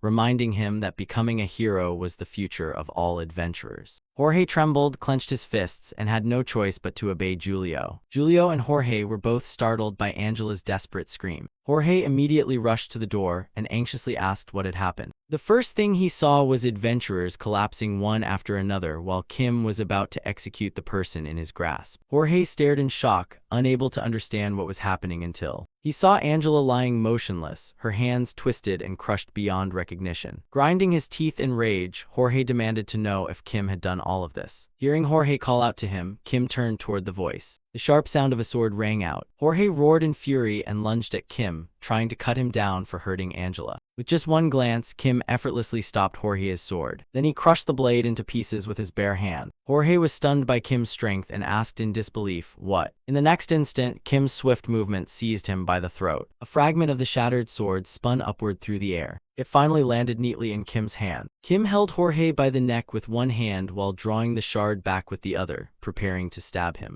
As Julio reached the doorway, he panicked at the sight before him. He shouted in terror, "Stop, don't do it." But Kim's killing intent only grew stronger as he continued his attack. In the end, the sword fragment still pierced Jorge's forehead. Julio stood frozen as he watched his son collapse. Stunned, he called out Jorge's name. After finishing him off, Kim looked up and asked if he was really the guild master. Julio had completely lost his mind, his face twisted with uncontrollable rage. Drawing his sword, he confirmed Kim's question and asked who he was, while Kim introduced himself as a rank C adventurer. Realizing something, Julio admitted it and apologized for stealing Kim's achievement. Kim remained silent for a few seconds. Then he suddenly waved, turned around, and said, "Good, as long as you know." Julio gritted his teeth and asked if that alone justified slaughtering the adventurers, crippling his future daughter-in-law, and killing his son. Hearing Julio's accusation, Kim turned back to look at him. Pointing at Angela, he said she refused to call Julio over, so he had to make him appear. Kim then pointed at another man, explaining that he attacked because the man resisted while Kim was beating him. Finally, he pointed at Jorge. As for him, Kim simply wanted him dead. Kim then pointed at Julio, whose face had darkened after hearing such absurd words, saying he had heard the apology and would let him off. Julio stared in disbelief and asked, "What?" Raising his voice, he refused to believe it was that simple and demanded to know whether Kim acted alone or had been sent by someone. Kim cut him off, saying Julio did not understand because he had no interest in achievements, so Julio could ignore everything else, but this achievement belonged to Kim, and he would never forgive anyone who touched it. Kim turned to leave again, saying that if not for this matter, things would never have become so serious, then bid him farewell. Kim walked away as the door shut behind him, and Julio simply let him leave. Left alone, Julio was overwhelmed by conflicting thoughts, blaming himself, then insisting he had done it for the adventurers before admitting his methods were wrong. He tried convincing himself sacrifices were necessary for the greater good, but deep down he knew it had all been driven by ambition, and his clenched fist trembled uncontrollably. Blood slowly dripped from the palm of his hand. Unable to suppress his fury, Julio slammed his fist into the floor, splintering the wooden planks, and realized everything had become meaningless. His eyes turned bloodshot as he ground his teeth in rage, blaming Kim for taking the lives of his family and destroying the future he had planned. He shouted to gather the Bird of Paradise Feather Guild, the Three Swords Guild, the VDE Bon Youth Guild, and the Whirlwind Axe Guild. Filled with hatred, he swore he would steal Kim's future as well. John Hand sat on her bed, recalling her training days in the Holy Church state. The instructors there constantly scolded her, saying she failed to control her strength and kept damaging her weapons. That flaw troubled her greatly as she remembered her master's advice to simply follow her own instincts. She no longer knew whose words she should believe. Outside, a crowd gathered below as one of them announced they had reached Jack's residence. At that moment, Kim was walking down the street. Julio suddenly appeared and blocked his path. Kim was puzzled because he thought he had already forgiven him. With a face full of hatred, Julio reminded him of the young man Kim had killed minutes earlier,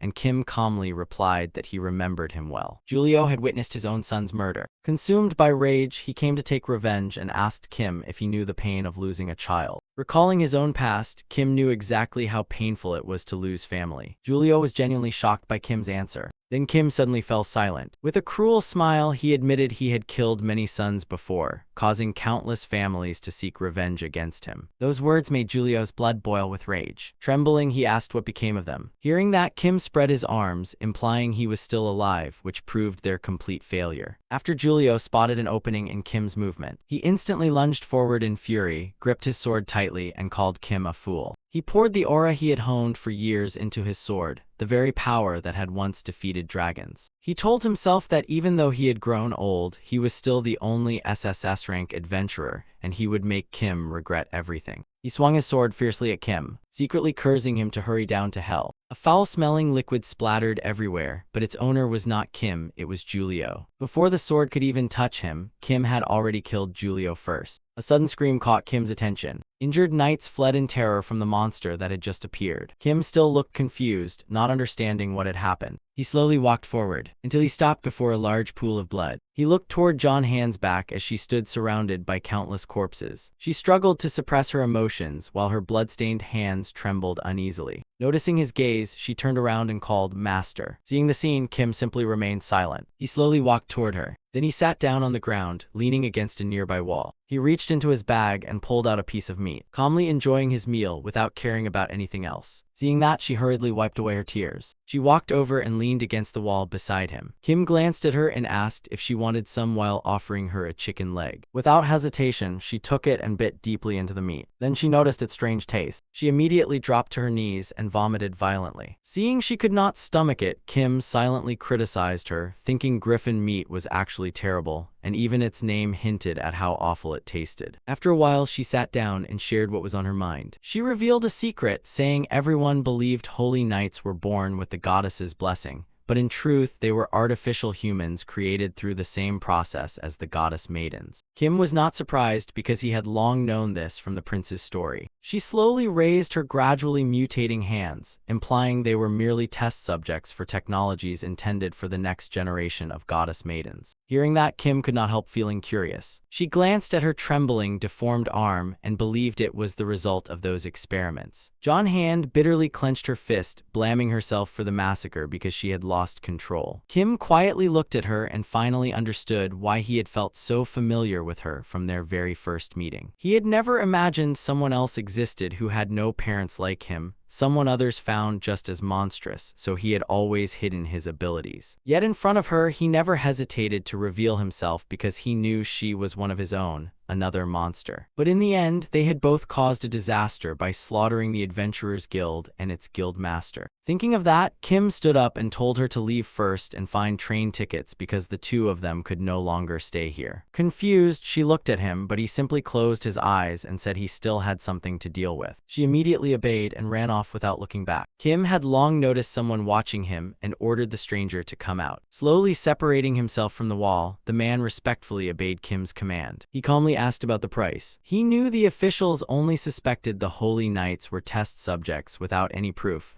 but after her confession, he realized the situation had become more troublesome. Hearing that, the assassin handed him a small pouch. Inside were only a few train fare coins and a new identity card. From now on, he would be Jack, a rank 4 mercenary from the Almarouge Mercenary Company. The assassin asked where he was heading next. Turning his back, he answered with a single name, Santo Canargo. He remembered first meeting Hispanic there and could not help looking forward to seeing him again. Violina sat inside the horse carriage. Closing her eyes, she wondered how things had ended up like this. Violina slightly opened her eyes and looked at the two people opposite her. She wondered why they were here, while Kim was reading a map and John Hand was asleep. Looking at Kim, Violina thought, that adventurer is She remembered him beating people and realized he was the dangerous man who had caused chaos in the tavern. Kim's terrifying smile had already frightened Fiolina the moment she entered. Then not long afterward, that village suffered the Febro massacre, so could he have been connected to it? Fiolina glanced sideways. She then looked at John Hand and thought, and this one. That day Fiolina had been inside her room when she heard noises outside. Looking out the window, she wondered what the commotion was. She saw John Hand with green hands, sharp claws covered in blood, and a terrifying smile on her face. Fiolina quietly muttered that she had to run away immediately. She believed those two had caused the massacre at the inn, forcing her to abandon all her plans and flee. Yet now she was sharing the same carriage with them. Fiolina narrowed her eyes and decided that once they reached Santo Canargo, she would switch to another carriage because getting involved with those two could only end with her being beaten to a pulp. They were almost there, so she only had to endure a little longer. Suddenly someone shouted, a dungeon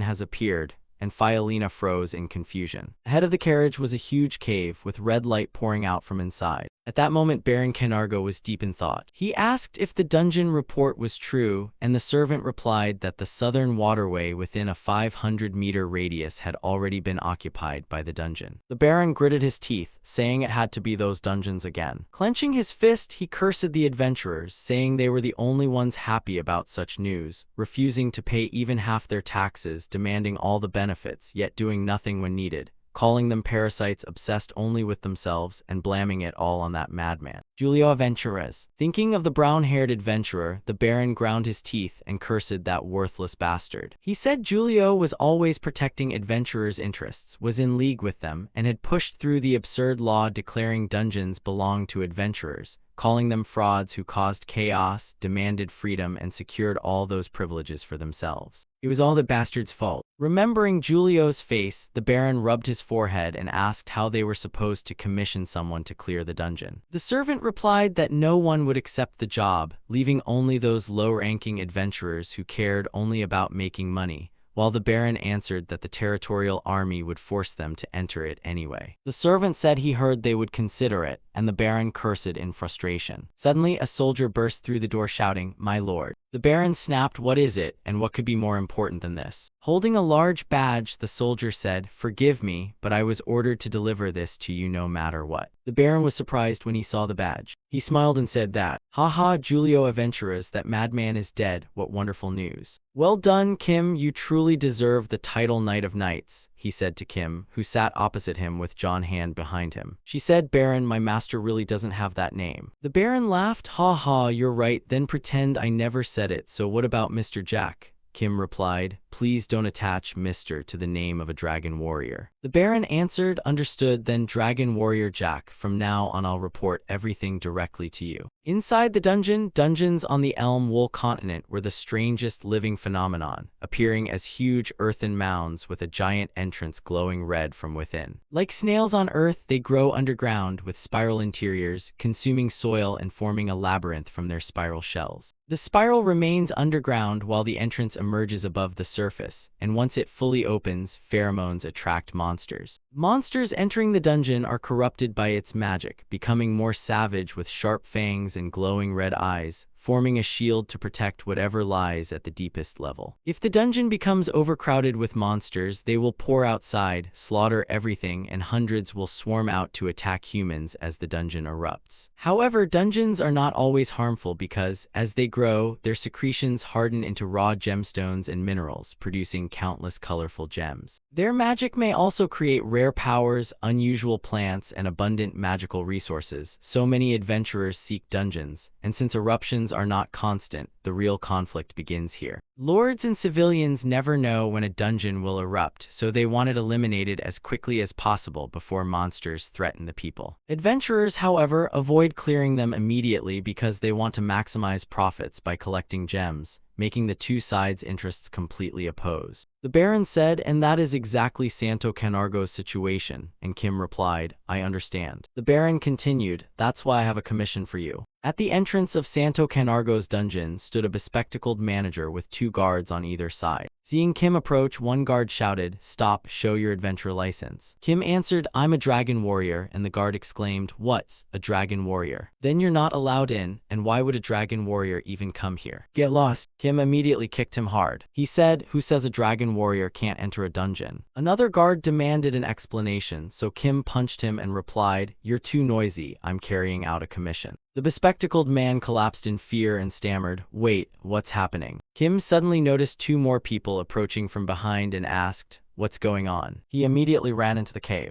Kneeling on the ground, the bespectacled man pleaded, "Please help me, a mad warrior just attacked us." The two newly arrived guards said, "Don't worry, we'll catch him right away, just wait." Kim entered the cave. One soldier followed behind him. Kim glanced at him. The soldier removed his helmet. John Hand said, "Master." Kim said, "You're here," and John Hand replied, "Yes, the Baron has sealed the entrance perfectly." This was a dungeon where only adventure parties were allowed inside. Kim asked, "So that's why you're interested?" And John Hand replied, "No, I'm interested in the heroic deeds that will fill your pages, Master." Kim said, "Is that so?" John Hand replied, "Master, it's very deep here." And Kim answered, "Yes, it's getting darker." He thought that with dragon vision he could still see clearly, then transformed his eyes. Kim glanced at John Hand and thought, as expected, her eyes have changed too. Suddenly John Hand called out, "Master." Growls echoed as 3 rows of sharp fangs appeared. Countless red-eyed monsters with triple rows of razor-sharp teeth were waiting before them. Kim said, "Now it begins." The Baron's commission was to wipe out this entire dungeon. Not long ago the Viscount asked Kim to do it. Yyanhant said, "Isn't that illegal? The territory's laws forbid infringing on the Lord's contracts." The Viscount said, "You know a lot, Holy Knight, but explorers aren't subjects of the territory.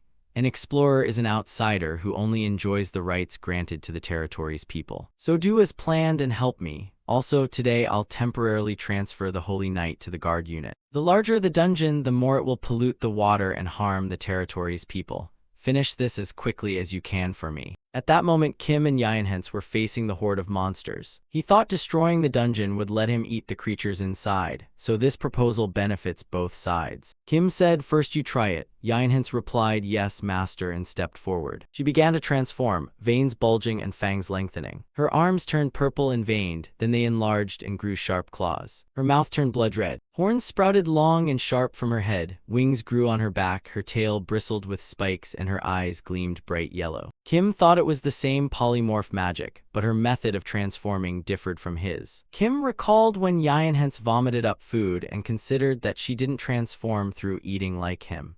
If it was the result of the experiment she mentioned, the probability she had undergone surgical implantation was very high. Yyanhant screamed loudly, and she charged at the monsters. She rammed straight into one horned beast, piercing it instantly, and the beast croaked once. Another one howled loudly and rushed at her.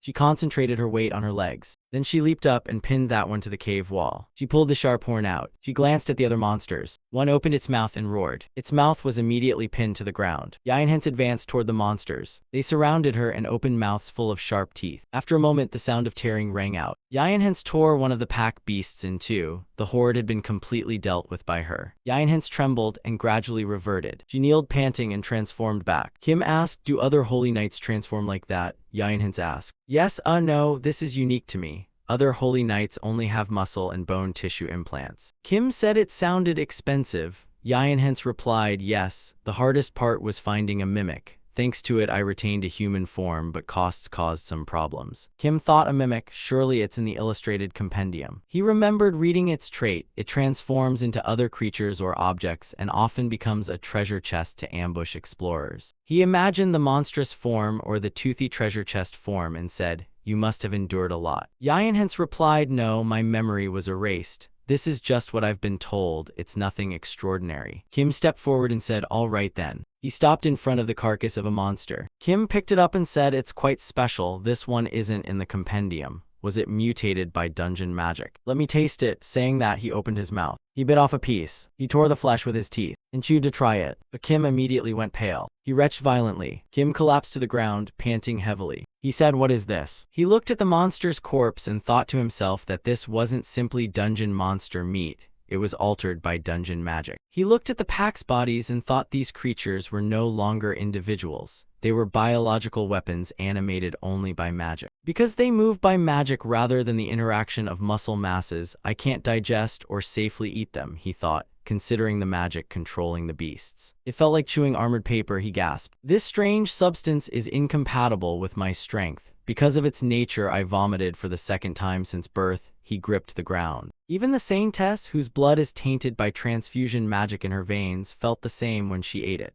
But before she was altered, the saintess's transplanted bone and muscle tissue came from living animals. Magic flowing like blood in the body is similar to blood, so it wouldn't trigger such a strong rejection. He remembered the saintess having to endure a snake bite to transform and thought, but these beasts. Then he suddenly said, not like that. Yinhins called Master. Kim put a hand to his face and said we must hurry. Yinhins replied, yes. In your chronicle, Master Kim wrote that a knight swings his sword not for pleasure but so tears need not fall. We must minimize the time the dungeon harms the people of Santo Canargo as much as possible. Kim said that's right. He gritted his teeth, thinking that dungeon monsters have more skills than surface beasts and some might be stronger than dragons. He clenched his fist. Kim kicked hard at a monster at his feet. He ground his teeth, thinking, I'm not an ordinary person. I will quickly destroy this mediocre dungeon and then go where there is something I can eat. Thinking this, Kim and Yinhins continued forward. The Illustrated Monster Compendium by SSS rank explorer Giulio Aventuras.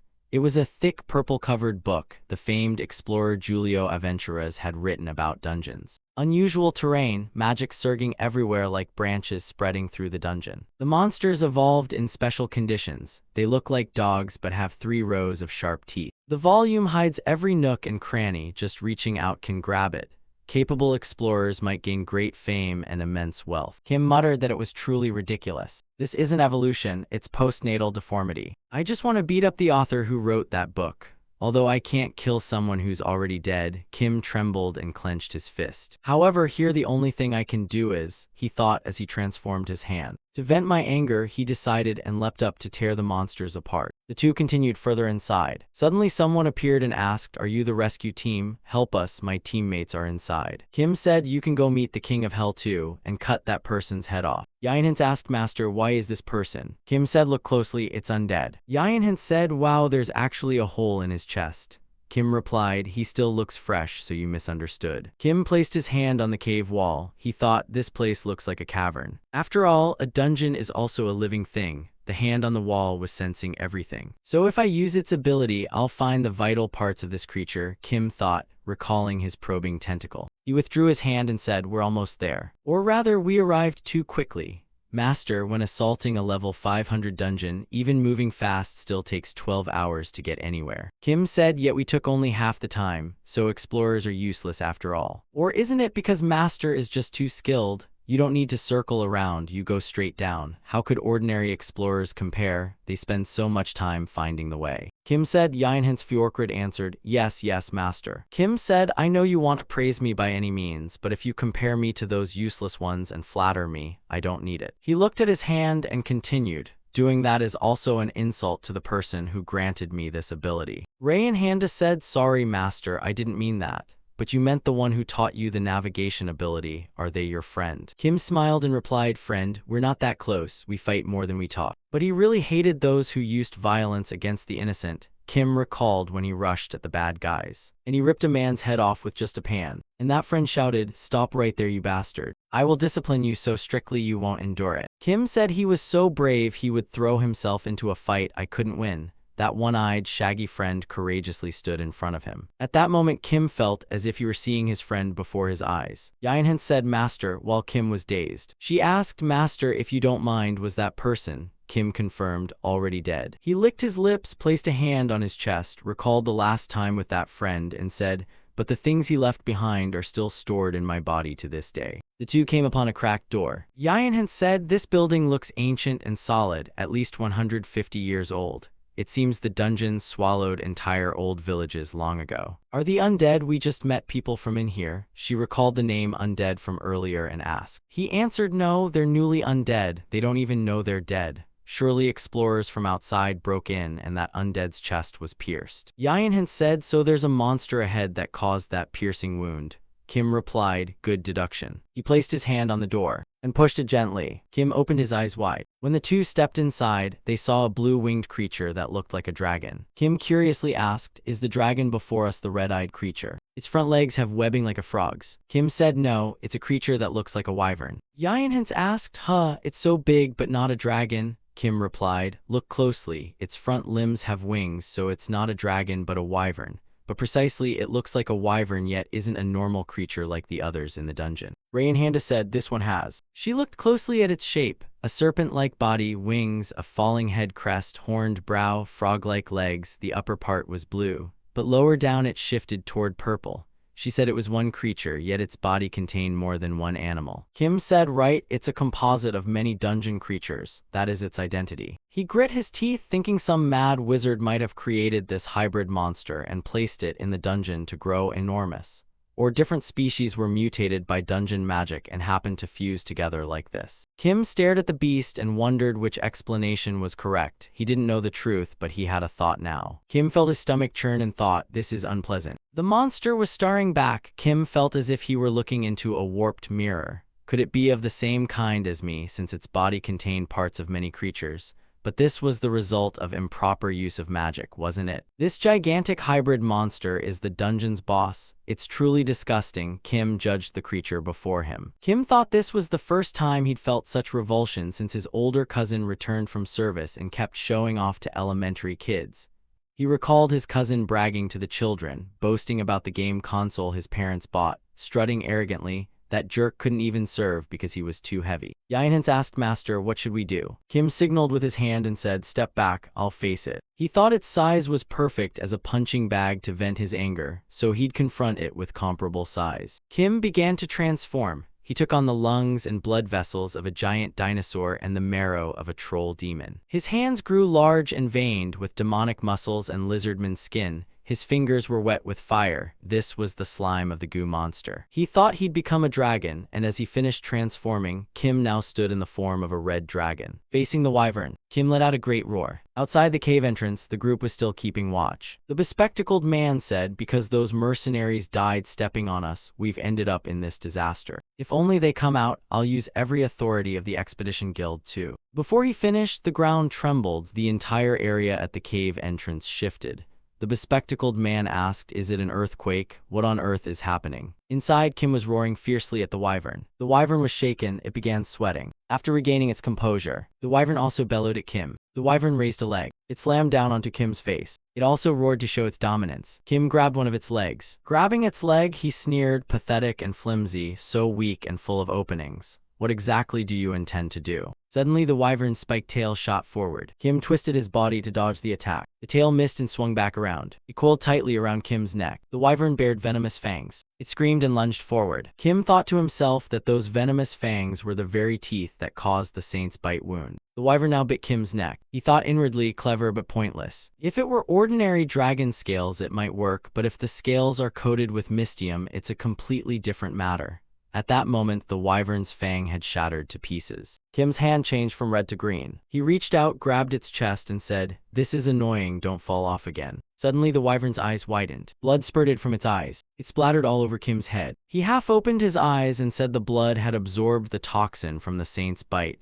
It couldn't bite with its teeth, so it tried to let the poison seep through instead. But from the start, this poison was part of my basic skill set, and also the first toxin I experimented with. While speaking, Kim licked the blood off his face and said, you have no more tricks, this ends here. I don't take pleasure in tormenting others. Kim extended his claws. He clawed the wyvern to pieces. Suddenly, Kim looked at the wyvern before him and silently wondered what was happening to him. Clearly the dungeon boss. Why on earth did I enter the dungeon? What for? He recalled the wyvern. Kim transformed back into a human and thought, all right, at that time I had clearly. As he thought that, the wyvern gradually fell. It collapsed completely. Kim stared at it pensively. Yinhans asked, Master, are you all right? Kim replied, I'm fine. He thought, did I miss it? Before it died, it smiled. Kim remembered the wyvern's expression before it died. What does that mean? But it's useless to ponder, maybe because I've traveled with my own kind from the start, that's why I think of such trivial things. He said, let's go. Yinhans replied, yes, master, and the two departed. The famed explorer Julio Aventuras wrote like this about dungeon entities.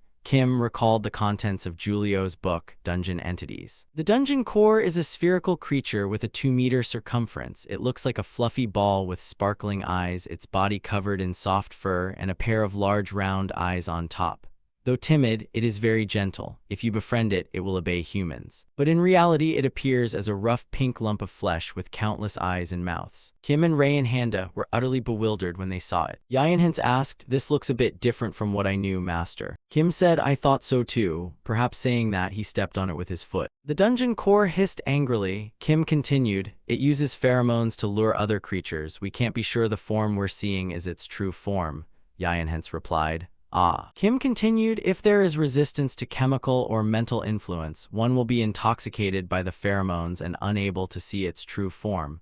The form explorers see is the dungeon core's last defensive trick. It's the guise it creates to trigger protective instincts." Yinhan said, "Ah, I know that from your lexicon." Master Kim wrote that charm and poison are similar. It can become dazzling at any time to lure humans, right? He said that during the battle with Francis. Kim said, "That's right." He thought to himself, who the hell compiled that lexicon? Now I'm curious. Above all. He pulled out a hot item. Ray and Handa said, "Master, you even use such a weapon?" Kim replied, "Yes. But I don't want to kill it, I want to eat it," he said. "Hey," he said, looking at that lumpy flesh with many eyes and mouths. "Eat this." Kim replied, "Of course." And he plunged a knife, slicing the dungeon core in two. As he struck, he said he must first cut it open so it can be eaten. He thought that since it was the dungeon core's magic, he didn't need what it knew to work. But the skills turning earth into a hard shell and the pheromone composite ability were very interesting, Kim thought as he kept hacking away. Ray and Handa watched sweating. She suddenly felt nauseous, and she actually vomited. The dungeon is the shell of the dungeon core. In other words, it is part of its body. The streams of magic like veins were fatting on the walls. If the dungeon core's functions are lost, mana flow throughout the dungeon will be blocked. The dungeon and its monsters could no longer perform their roles and the dungeon would collapse. Strange noises echoed within. The illustrated book noted the average time for a dungeon to collapse is 48 hours. If you can't escape within that time, you'll be buried alive with the dungeon. But escaping a dungeon with no monsters in 48 hours is far too easy for me. The two quickly moved. Now the cave entrance was directly before them. Yinhan said, "Master, I see the exit." She poked her head out and said, "It seemed we only took 3 hours, faster than when we went in." But a group of soldiers were aiming weapons at the two of them. One asked, "Stand still, are you mercenaries?" "You were arrested on charges of using violence against explorers," the bespectacled man said. "Ha ha, serves you right, you damned mercenary." Resistance was useless. The two looked at them and suddenly, Kim smiled faintly, held out his hand and said, "Yes, I am a mercenary." A set of shackles was clamped onto his wrist. They escorted him onto a cart. Kim sat on the cart. On horseback, he remained silent with his head bowed. Kim recalled that he too had once been handcuffed, also sitting in an escort cart just like this. He smiled faintly and said, "Yes, I once went through the same thing long ago." A boat glided over the water one morning. Violina was playing a harp on the boat. Two people chatted on the deck, saying how nice it was to have this free time and thanking Prince Edward. After all, it was thanks to him that the war with the demon clan had ended. Now the kingdom only hoped for peace and revival. "By the way, when will pirates raid us?" The demon clan isn't mentioned anymore. Since this is inland, maybe we should call them river raiders. Haha, just kidding. Really, who in their right mind would bother with a passenger ship carrying nothing worth stealing? No sooner had the words left their mouths than the boat was struck hard. An alarm sounded. Pirates have appeared. The crew readied for battle as the pirate ship rammed into the passenger vessel's hull. The two who had been chatting were stunned and asked, "Really?" Iron hooks latched onto the ship's side. The pirate captain ordered, "Capture them all, leave no one behind. We, the Straw Hat pirate crew, will take this place over." A pirate slashed a crewman's hand, making him cry out, "Art." Another punched a crewman, making him gag. The leader said, "No, don't injure them so badly. If they're useless and can't work, what value are they?" Someone lying on the ground asked, "If they can't work, are we to treat them as slaves, you bastards?" "Slavery has been banned in the kingdom of the Grankin Tyne," the leader said. "Yes, that's true here. But what about other countries?" The deckhand said, "Those clothes and your techniques, what's your connection to Captain Philip?" He remembered the silhouette of the captain with a cigar in his mouth. The leader said, "Unexpectedly, among you fishermen there are those who know my father. Must be because you spent so much time at sea." The old man spat, "You damned lot. Philip may be a pirate, but he still upheld the most basic code of honor. Yet his son trafficked slaves." Before he finished the sentence, the old man was kicked in the side. The leader laughed and said, "My father was captured because he cared about that code. Money and life matter far more than that." He ordered, "Round them up and lock them in the hold."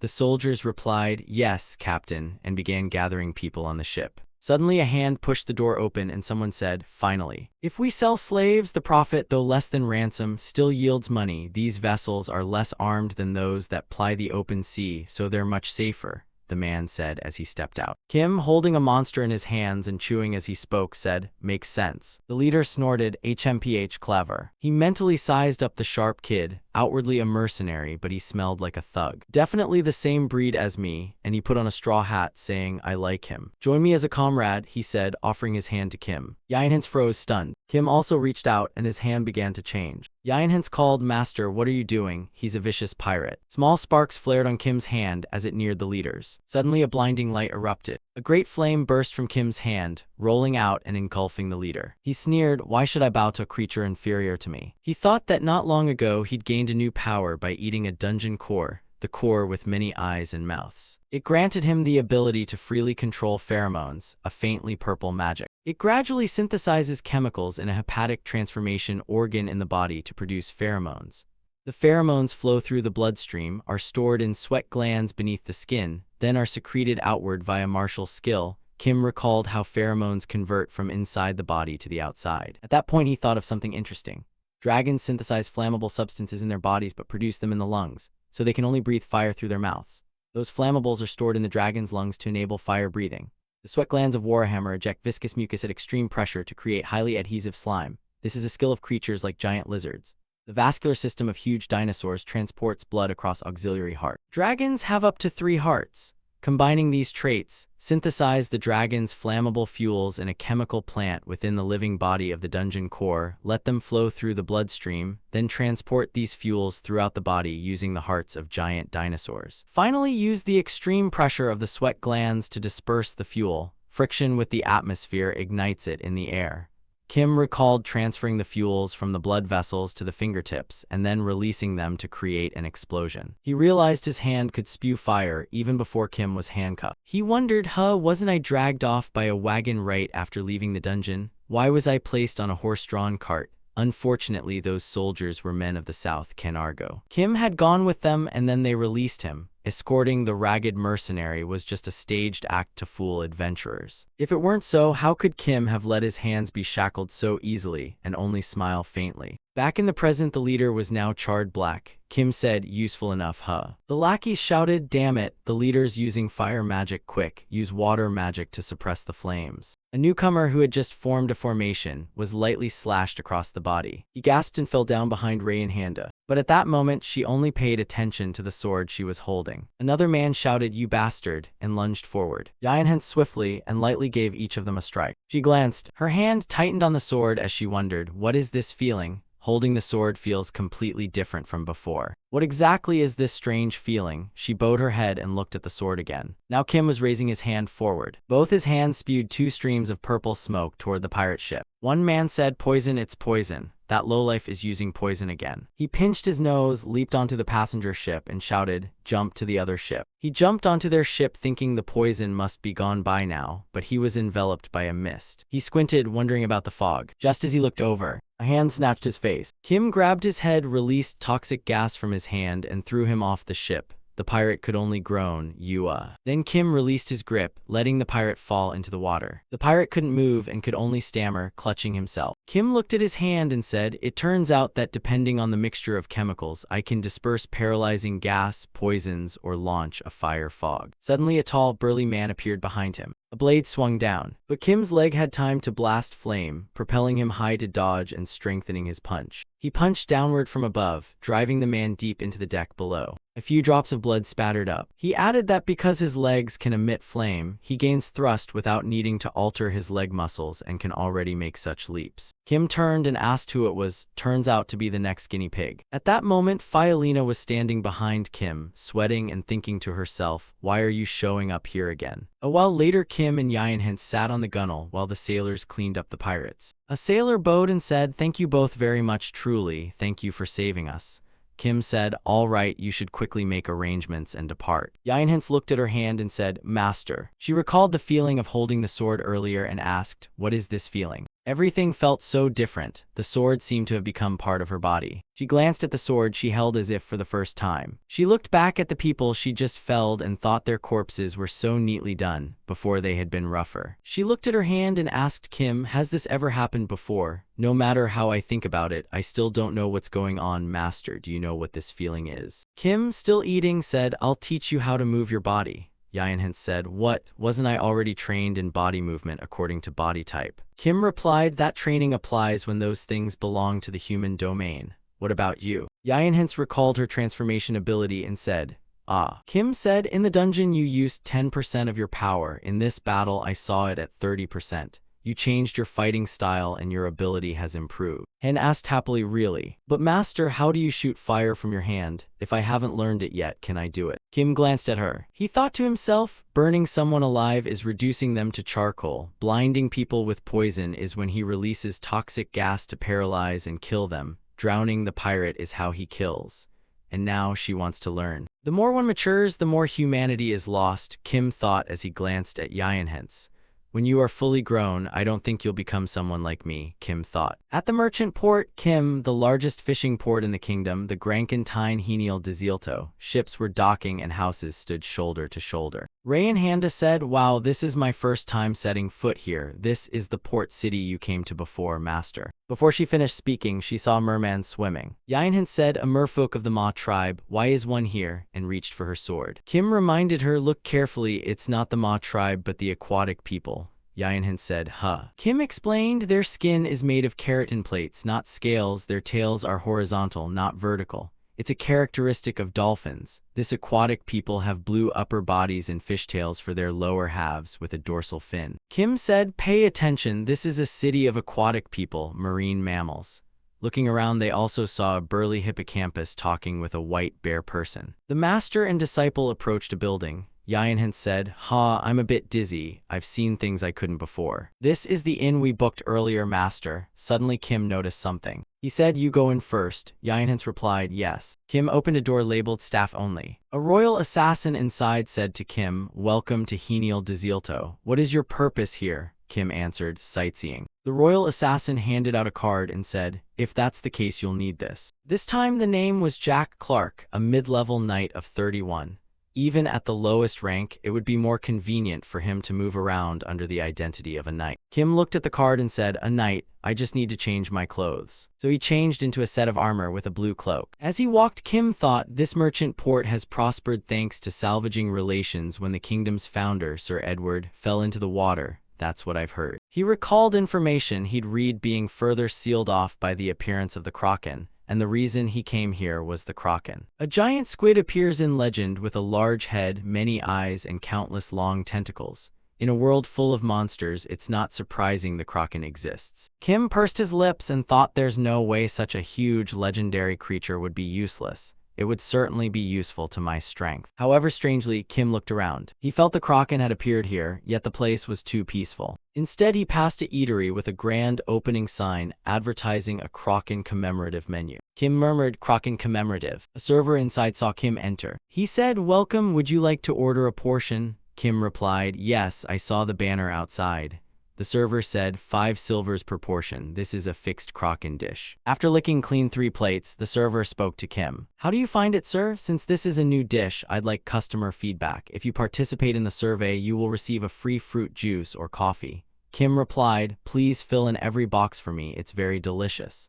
The server interrupted, yes, sir, our restaurant has a franchise agreement with Togex. Kim said, no, that's not necessary. But the server continued babbling about a famous restaurant in Santo Canego that provides high-quality service, and that customers collect points each time they visit. Kim closed his eyes in helplessness as the server went on about their head chef being a renowned gourmet and a squid specialist. In 5 years of operation, we've focused only on signature squid dishes. It's worthy of 3 Michelin stars.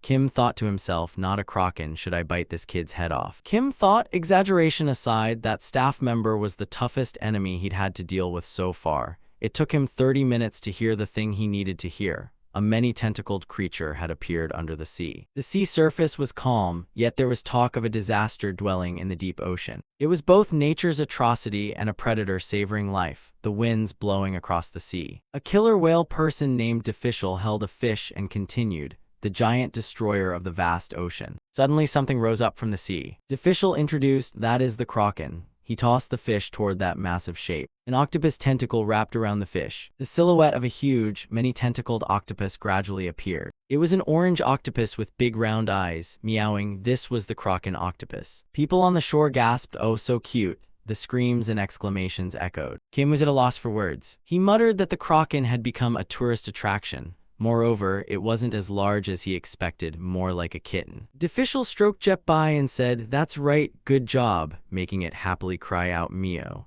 Kim watched and thought to himself that he had gone to all this trouble to see that. He might as well have stayed home and slept. Kim saw a boat speeding in from the distance. The boat drew closer, causing Pretty to cry out meow. There were silhouettes of several people on the boat. They jumped up and landed. It was a beastman lion and his gang of lackeys. The beastman lion sighed. He shouted, "I am an adventurer from distant lands, O beasts." The beastman lion bellowed, "This time I want to hear an answer from all of you." The beastman lion and his companions looked toward Deficial and Pretty. People whispered, "What's up with the leader of the adventurers?" Deficial picked at his ear and said, "It's too loud, can't you be quiet for once?" The beastman lion said, "We came for an answer. Stop talking uselessly and answer me. What do you intend to do?" The beastman lion flashed his eyes at Pretty. The octopus sweated and cried, "Mia." Deficial said, "No, I already said I don't like it, so why do you keep bothering me?" The beastman lion said, "Clearly we don't understand each other. That's not the answer we want." Deficial retorted, "You only hear what you want. From the start you had no intention of talking, so why pretend?" The beastman lion drew a sword from his back and said, "That's right, if words don't work, we'll settle it with force."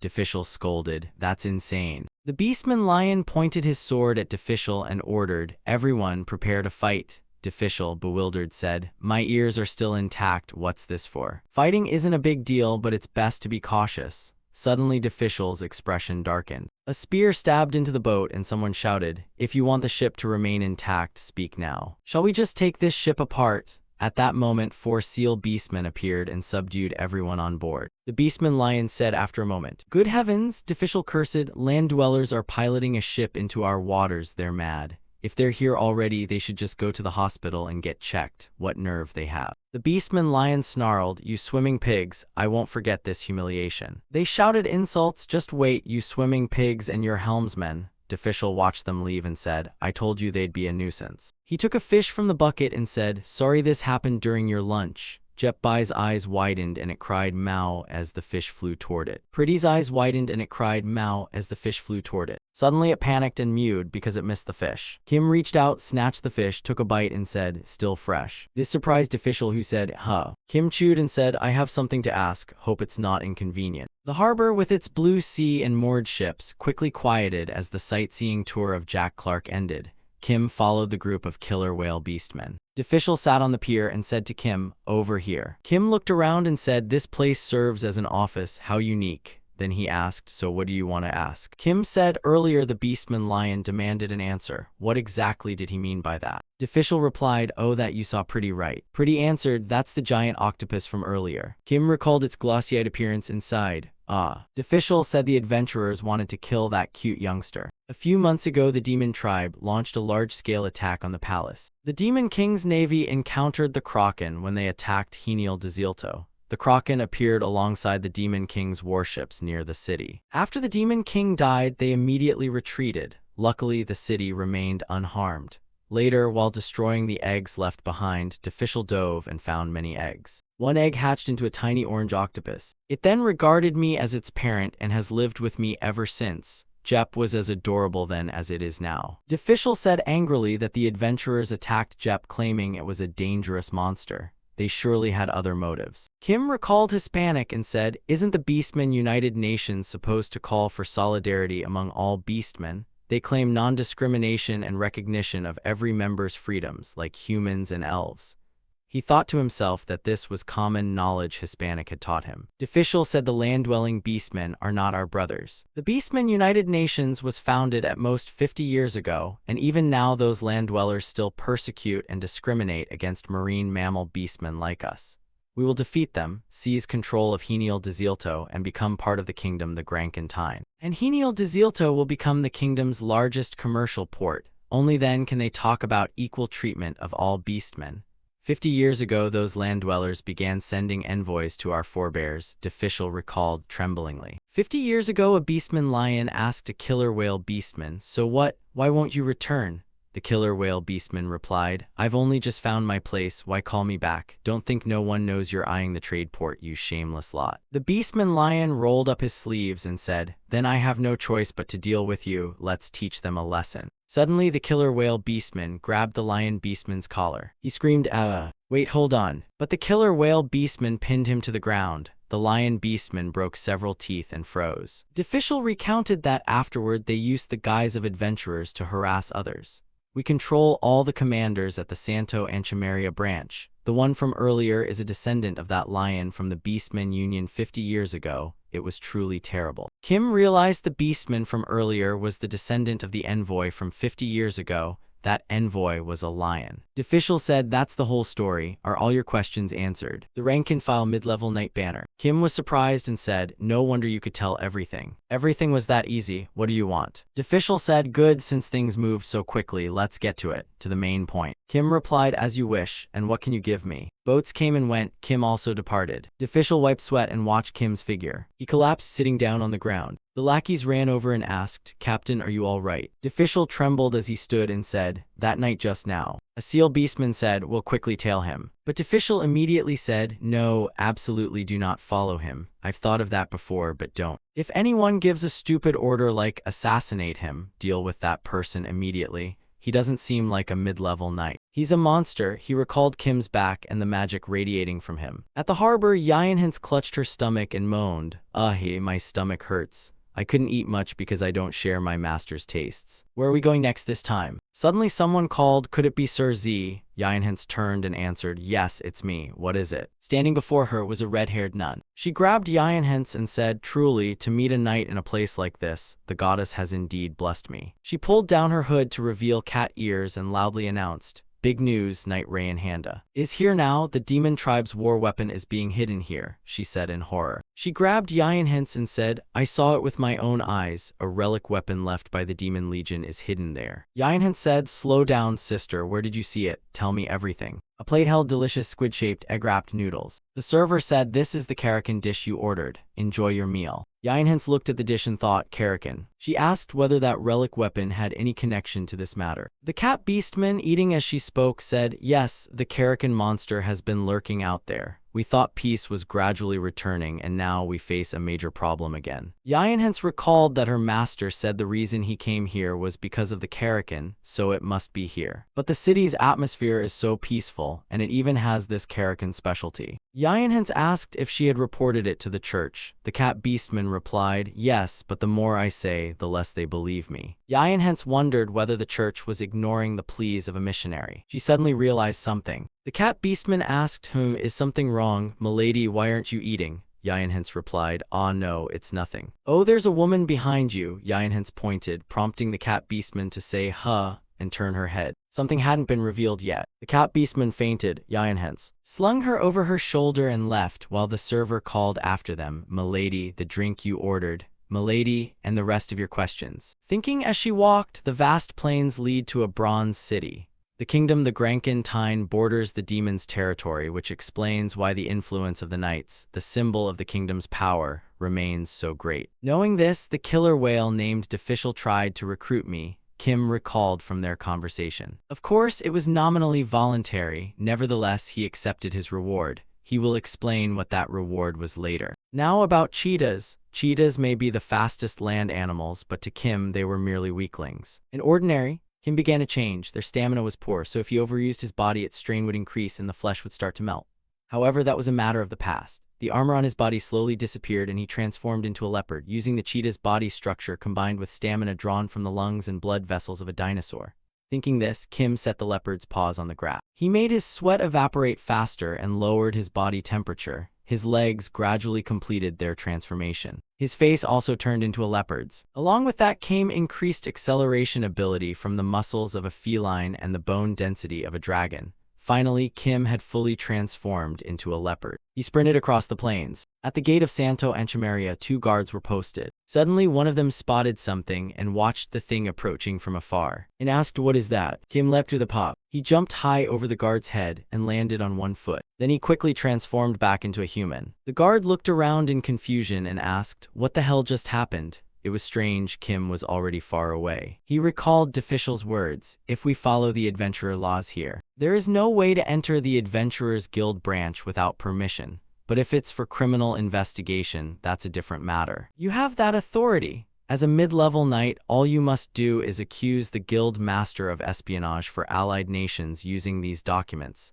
Then those top-tier types won't be able to use their influence to bluster everywhere." Kim asked, "If it's that straightforward, why not ask someone else?" Defishel shook his head and replied, "No one is more suitable than you. Right now, after the war with the demons, the assessment exams for high-ranking knights and the timing for reforming the mid-level knights force are in chaos. And that's why the mid-level knights had to come to Heniel Desielto." Kim thought he didn't want to miss this opportunity while the Adventurers Guild was in turmoil after Giulio Aventuras's death, so he answered, "I can take this mission, but on my terms." At the Adventurers Guild branch in Santo Anchamaria, the lion beastman said, "The killer whale, Defishel. That sea pig scum," he shouted, slamming the table in anger. A tiger beastman standing nearby said, "Please calm down. Sooner or later scum like him will be brought down." Unaware, someone stood behind him. A blade pierced from his back to his abdomen, making the beastman grunt sharply. The lion beastman had only just asked who, when his throat was cut. The lion beastman was lifted high. He stammered, "Spare me." Then he was thrown down hard. Kim reached out toward his throat. Blood splattered. Kim smiled as he looked at what he held in his hand. He quickly jumped out of that room.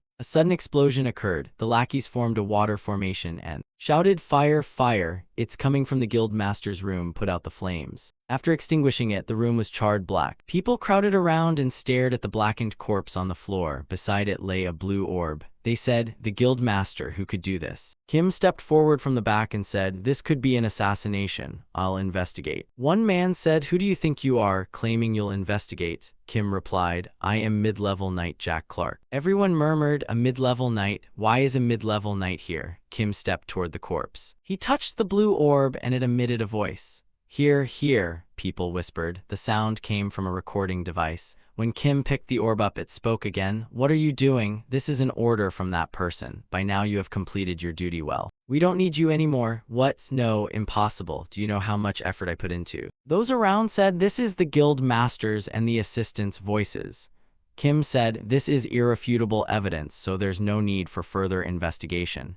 He thought to himself, because he had struck the throat and perfectly replicated the voice. He placed his hand on the floor rug and asked about something else. He thought he had coated it with a layer of salamander slime so it wouldn't burn. Under the rug, a stack of documents protruded. People said, "This is a file of documents." The documents suggested the guild master was involved in tax evasion, and, as Kim suspected, they ultimately painted the motive for the assassination. Coincidentally, the informant was that lion, who was now dead. Perfect. At that moment, the cat beastman slowly opened her eyes and asked, "What happened? Where am I?" She was sitting in a round tub, blinded by the light. The cat beastman gradually parted her eyes. She uttered, "Huh." Then she looked around and asked, "Where am I?" At this time, her hands and feet were tightly bound. Yinhans said, "Oh, you're awake." The cat beastman said, "A holy warrior nun? Why are you?" Yinhans pulled out an iron rod and said, "I checked the church. They said a missionary like you has never been here, so I searched your belongings and found this." She tossed the card aside. The cat beastman said, "Used as my adventure card." Yinhans twirled the pointed end of the iron rod in her hand and continued, "Love your neighbor. Love your enemy as if they are your neighbor. Deliver to those who silence you in the face. Do that to the other side. Forgive those who have crushed you many times, yet never forget those with false hearts. This is the secret papal decree entrusted to us. I don't know what you think or your motives. Sooner or later you'll tell me." Yinhans brought the pointed rod close to the cat beastman, who cried out, "Wait, holy warrior nun, please hear me." Then there was a long scream and blood spattered against the wall. At the Elm Wool newspaper, chief correspondent of the Anchamaria branch Matteo Frezza was writing an investigative report on the recent case. This is testimony from Ya, a mid-level knight and Anomia's investigator into the assassination of the Adventurers Guild Master. He put down his pen and said the case had been closed because the Guild Master was a spy for the allied nations of beastmen. An issue arose with information management, so he was eliminated to silence the perpetrator.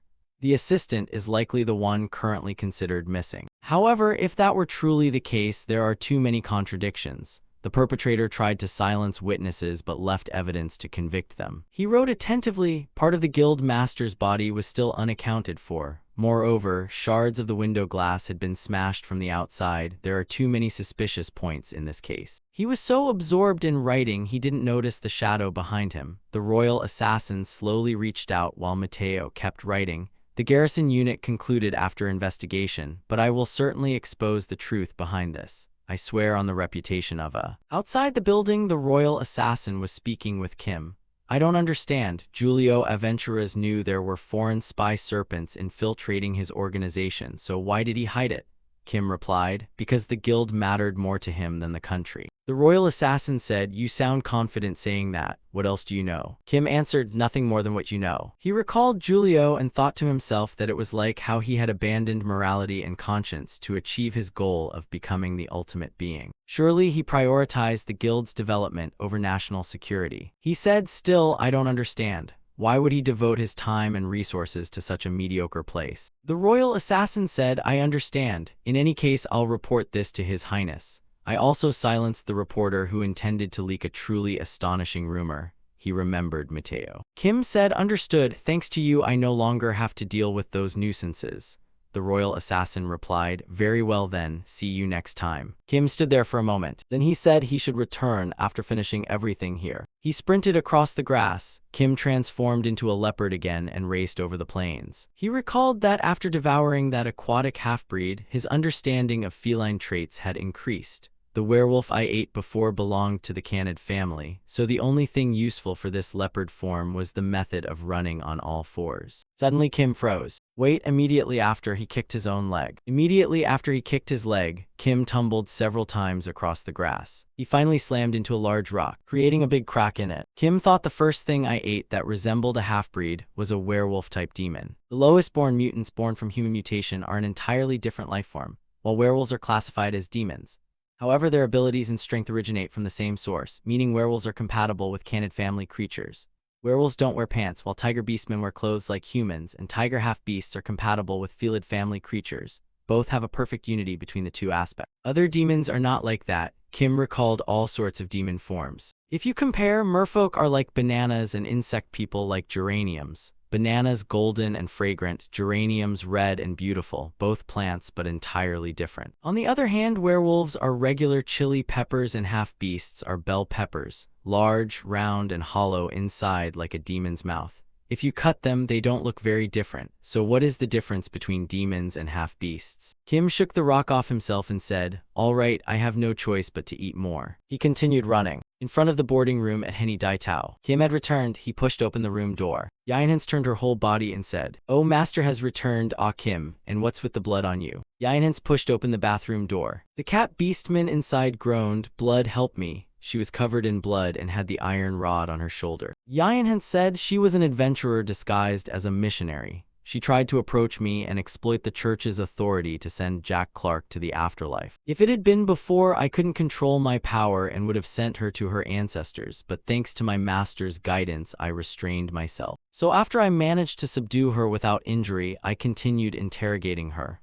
I'm very good at this, right, master? Not long after, in the southeastern Henial Desilto, in a forest with no way out, a small campfire burned. Kim sat by the fire and thought he usually felt a bit free and at ease with his work, but this time he had to hurry here. Yainhans, holding firewood in one hand and the prey in the other, stepped forward and said, Master, gather a bit more wood. While Kim thought, it's all because of that idiot. He recalled talking with Deficial the night. I know I owe you a favor, but isn't this going a bit far? Knocking someone out and kidnapping them in broad daylight, interrogating them in a hotel room with no soundproofing. Not to mention that person is a member of a powerful adventurer guild. Kim said, I'm sorry, how long will it take to bury this matter? Deficial replied, honestly, unfortunately, it will take about half a year for this to fade into the past. You see, this incident is quite shocking. From now on, I'll postpone any investigation as long as possible. So get out of here as soon as you can. He sat by the fire and thought, who would have known we'd be hunted like this? I should also check the reward share for this mission. Kim reached for the pouch at his hip. He pulled something out, a giant sea serpent. An ocean serpent, a large blue snake, was drawn from Kim's pouch. Kim looked at the snake, gaping its mouth and flicking its tongue, and thought he would have to drift at sea for weeks to catch this. But luckily there was this mission. He bit off a piece.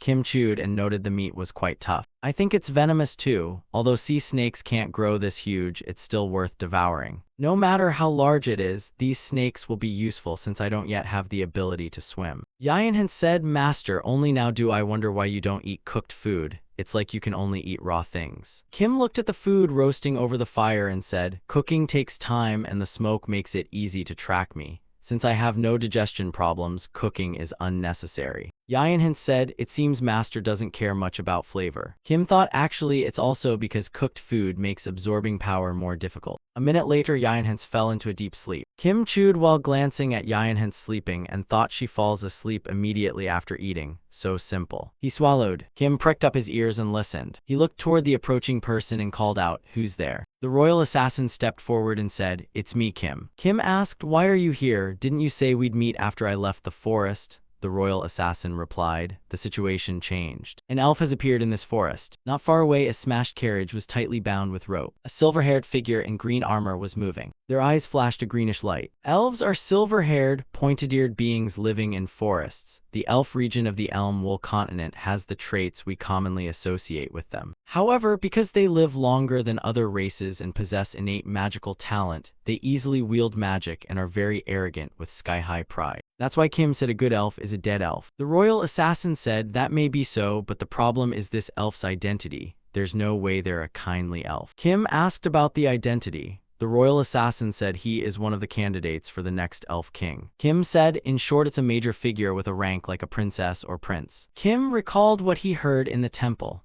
If the heads of the kings of the 4 races are offered on the subterranean altar of the state religion, the gate to a new world will be opened. Kim thought, obviously elves are among those 4 races. What will become of those useful heads later on? Kim asked, then why did that noble succession candidate come to this forest? The royal assassin replied, in any case the likely target is a hydra. It's a 3-headed serpent. At that moment, Prince Luxian was advancing into the forest with his attendant. He thought the deeper they went, the stronger the poisonous air became. His feet kept moving forward. The attendant said, Prince Dudan, please reconsider. Trying to slay the hydra alone is too dangerous. If creatures are poisoned by the hydra, they become brutal and their attack patterns change drastically.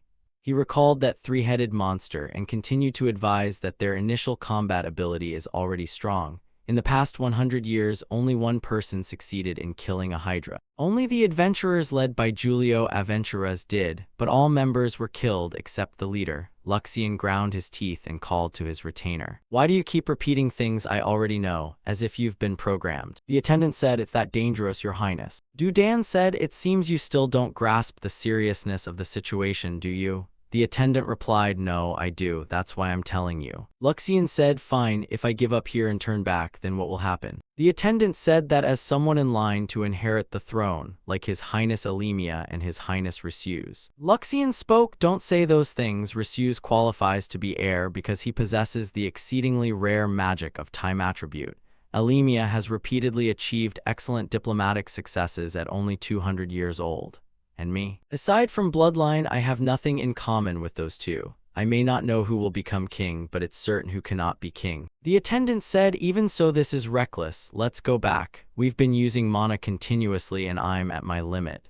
Luxian said, but if we turn back now, we'll be failures. The attendant said, please grow up. Your whole life you've never won once. That's fate, Luxian said, silently glancing at the attendant. All right, I understand. The attendant said, so you finally realized. Dudan said coldly, I know you don't intend to continue accompanying me. He cast a spell toward the attendant. Water surged up from the attendant's feet. He stammered, Prince. Countless thorny vines also reached out. They wound tightly around the attendant's arms and legs. He said, wait. Enough, Prince, this is no joking matter. Luxian turned his back and said, didn't you also say words I couldn't just take as jokes and ignore? The attendant cried out, Prince, please. Wait, then suddenly a thorned vine shot out of his mouth, silencing him mid-sentence. Only muffled sounds issued in the forest. At this time, Kim and John Hen were also moving through the dark woods. Kim, reading a book about hydras, said it's not only animals that become feral when poisoned by a hydra, plants do too. they will swing iron-hard branches to hunt. But if these plants have no water to absorb, they will cease acting.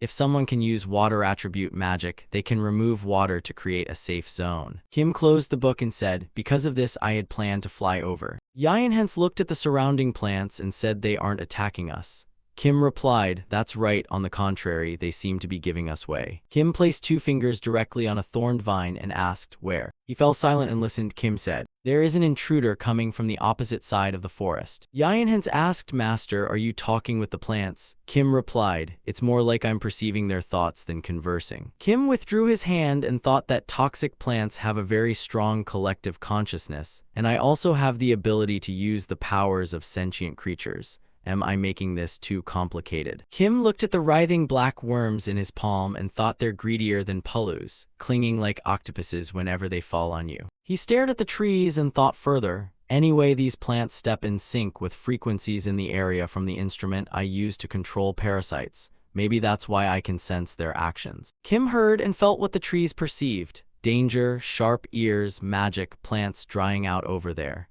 He sensed Dudan's water rising at the retainer's feet and thorned vines growing from his mouth. Kim synthesized the information. Over there, an intruder with pointed ears is drying our plants with magic. We need help. Pointed-eared means elf. Magic that dries indicates use of water attribute magic. Just as you reported, it's Prince Luxian of the Elf Kingdom. How shall we approach him? At that moment behind Kim, Yayan hence was engrossed in writing something. She wrote, the heroic chronicle of Lord Kim. Even vegetation corrupted by the poison and curse of the Hydra was moved by Lord Kim's heroic aura and gladly showed him the way. Not far away, Luxian was also moving through the tangle of thorned vines. He remembered his 2 siblings and thought his life has always been a string of failures, one regret after another. Among the bloodlines, the strongest lineage produced a branch of powerful ability. Luxian is an elf exceptionally gifted in water attribute magic. He is the crown prince who can command water. But after Dudan's twin siblings were born, his life fell straight into the gutter. His crown fell and shattered. His brother Risuse is of a lineage with a rare special talent, time attribute magic. He can manipulate time around him. His sister Alemia, by virtue of her special presence, immediately resolved the kingdom's dangers. She is a clever girl. Compared to their abilities and achievements, Luxian's mean nothing. He has nothing left. His crown is broken. Dudan remembered the attendant and thought the only thing I have is an unworthy sycophant. Suddenly a thorned vine coiled around his leg. Luxian was pulled down into the water. Dudan, soaked, sat on the ground and thought, now that I'm in this situation and still remembering those things, did I try to build a reputation by slaying the Hydra to be recognized? My mana is exhausted. It seems that from continuously maintaining water attribute magic, my mana has reached its limit. The thorned vines are reaching toward him. Luxian gripped the ground and said, my life is drowned in inferiority, to destroy that I've come here. The result is only this. Luxian looked at the tangle of vines reaching toward him. He recalled the attendant's words, grow up, prince. Isn't it that we've grown accustomed to failure by now? If in your whole life you have never won once, then it's fate. These words crushed Luxian. Thorned vines bound his legs and arms. Luxian thought, instead of struggling for the few hours left, wouldn't it be better to lie here and accept death? In this state, I have no thought of survival. Luxian shed tears. The moon shone overhead, while Luxian was tightly bound by the thorned vines. Suddenly a figure appeared. The person landed in front of Luxian and cut the vines to free him. The person asked, need help. Luxian looked up at him and asked, who are you? He stared at him and asked, who are you? The prince frowned at the draft reducing government subsidies for adventurers and the bill to amend the adventurer law. The prince stamped his seal hard on the draft, apparently very angry. He glanced at the draft, wondering why the foolish nobles didn't apply harsher measures and resist, but he also considered carefully. If they did that, there might be a cut-off situation. If powerful adventurers rebel, it would be a huge problem. Then the prince sighed, thinking we must slowly shackle them all. They really are fools. At that moment, the prince's attendant entered carrying a cup of tea for him. Hispanic casually sipped the tea and said, very well. You've worked hard and don't forget to ask how the mission went. The attendant reported that Lord Kim had reached Prince Luxian. As said, he wore the kingdom's knight armor that day. Hearing this, Hispanic also felt relieved. The attendant hesitantly asked if Prince Dudan truly stopped the Hydra, could he become the next king of the elves? The answer is no way. Hispanic thought that regardless of the outcome, he could not become king. not just the Hydra. Even if he caught a dragon, he still couldn't become king. The prince said that Luxian's goodwill toward our kingdom would only help in many ways, which left the attendant somewhat puzzled. He explained that although a political foundation might be laid, survival comes first. Thinking this, Hispanic broke into a sweat. The prince knew that if the plan failed, he would be torn to pieces by that monster. Back in the deep forest, Prince Dudan was kneeling at Kim's feet, vines poisoned by the Hydra wrapped around his legs. Kim reached out his hand. He didn't need to say anything, yet he caused the plants to release the prince's legs and retract. Prince Luxian was astonished, thinking he could control plants poisoned by the Hydra. After helping Prince Dudan to his feet, Kim introduced himself. I am Knight Kim of the kingdom, the Grankantine. Not forgetting to ask if he was hurt, Prince Dudan bowed slightly and said, I'm still alive. I express my gratitude to you for saving me. Kim was a bit surprised and asked, are you really an elf? This made Prince Luxian wonder why he doubted that. Kim explained, nothing, I'm just surprised because you differ from what I know about elves. I heard elves are a race that despises all other races. Kim also knew somewhat about the race. Their lifespan is 1,000 years, much longer than other races. To them, other races feel like children. Moreover, without pride and outstanding innate magical talent, one is just a corpse, not an elf. Such elves cannot possibly show gratitude to other races. Hearing this, Prince Luxian immediately understood and laughed heartily. The prince thought, I'm no different from the elves you described. Compared over 200 years, pride would run dry. I am exactly that, but the prince did not explain this to Kim. He only said briefly, I know everything you've heard about my kin, but I'm more special than them. Many of my kin are exactly as you said, some even more so, by far. As he said this, Yionhint suddenly came running in a panic, shouting, Master. She asked anxiously where the person had gone, but before she could finish the sentence, the poison plant snagged her, winding a vine around her mouth. The plant slowly coiled around her arms and legs, rendering her immobile. Seeing this, Kim thought to himself, what are you doing, you idiot? He gently shook his hand, controlling the plants with his mind, and commanded them to release her. Immediately the plants let go, the vines retracted and vanished, causing her to slump to the ground. Startled, Yionhint thought she had almost died. Only then did she see Prince Dudan standing right in front of her, and realized he was indeed an elf. She rose cautiously and said, this is our first meeting. I am Yionhint, Holy Knight of Church State, and you are. Prince Luxian bowed slightly again and politely introduced himself. I am Dudan of the elf family, pleased to meet you. Yionhint asked in surprise how a prince of the elf kingdom happened to be here. Prince Luxian maintained his courtesy, placed a hand on his chest, and wished to express once more, Knight of the Grankantine and Holy Knight of Church State, without your help I would have died here. Like Kim earlier, Yionhint couldn't help but be surprised. She thought to herself, is he really an elf? Elves aren't supposed to be like that. Moreover, a prince so polite, I've been too biased about elves before. Introductions finished, Prince Luxian continued. Since you two saved me, may I ask one more favor? Please help me destroy the Hydra. This request left Yionhint somewhat speechless. She privately judged that he had no shame at all, typical elf. Faced with the request, Kim stepped forward calmly and said it was coincidence. He happened to be looking for someone to help kill the Hydra. Then he asked if Luxian could explain his special abilities to him. Prince Dudan explained, I use water attribute magic. This magic is strong in support for defense and manipulating terrain rather than offense. It's especially effective against aquatic creatures like the Hydra. How about you two? Kim answered briefly, monster power and transformation, then transformed his hand into that of a blue-scaled monster with sharp black claws to illustrate his ability. Prince Luxian, looking somewhat worried, asked, I know you can transform so strongly you could even become a dragon, but the Hydra rules underwater. Won't that put you at a disadvantage? Kim added that he can also become a sea serpent and that poison has no effect on him. Prince Luxian analyzed with some tension. Sea serpents are saltwater creatures in fresh water unless I turn the sea water here into salt water. Kim agreed, saying he'll handle the direct attack. Both reached consensus.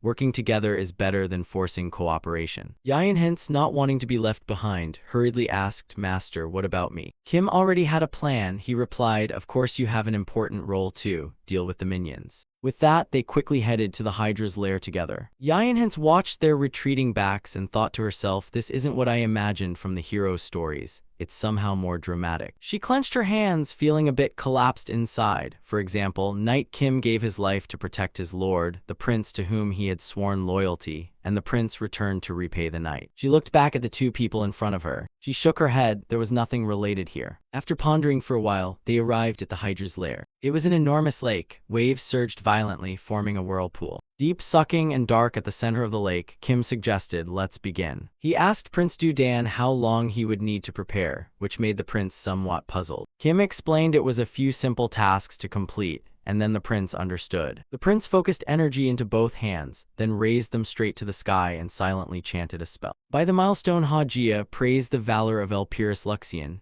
The prince's eyes flashed brightly, and brilliant magic circles appeared in the night sky, making even Kim gape in surprise. Immediately, the pitch-black water under the lake began to change color. It drained down to the bottom, becoming much bluer, and this transformation alerted the Hydra, the monster. The giant with 3 snake heads lunged up from the water, to everyone's astonishment. It let out a deafening roar. The eyes of all 3 snake heads flared terrifyingly. At that moment, the pack of beast minions appeared behind them, ferocious forest bears and wolves. Yinhin spotted them first and shouted, "Master, I'll handle the monsters outside." But both Kim and Prince Luxian had vanished. A powerful wind surged toward the Hydra, causing the monster to be momentarily baffled, unsure what was happening. Immediately, one of its snake heads was severed and plunged into the water. It turned out to be the dragon monster Kim had transformed into, which had just lunged in to attack. The dragon shot up into the night sky, coiling beneath the full-rimmed moon, truly a breathtaking sight. The dragon thought to itself, "Start with one head." Prince Luxian had witnessed the whole performance and closely observed the dragon Kim had become,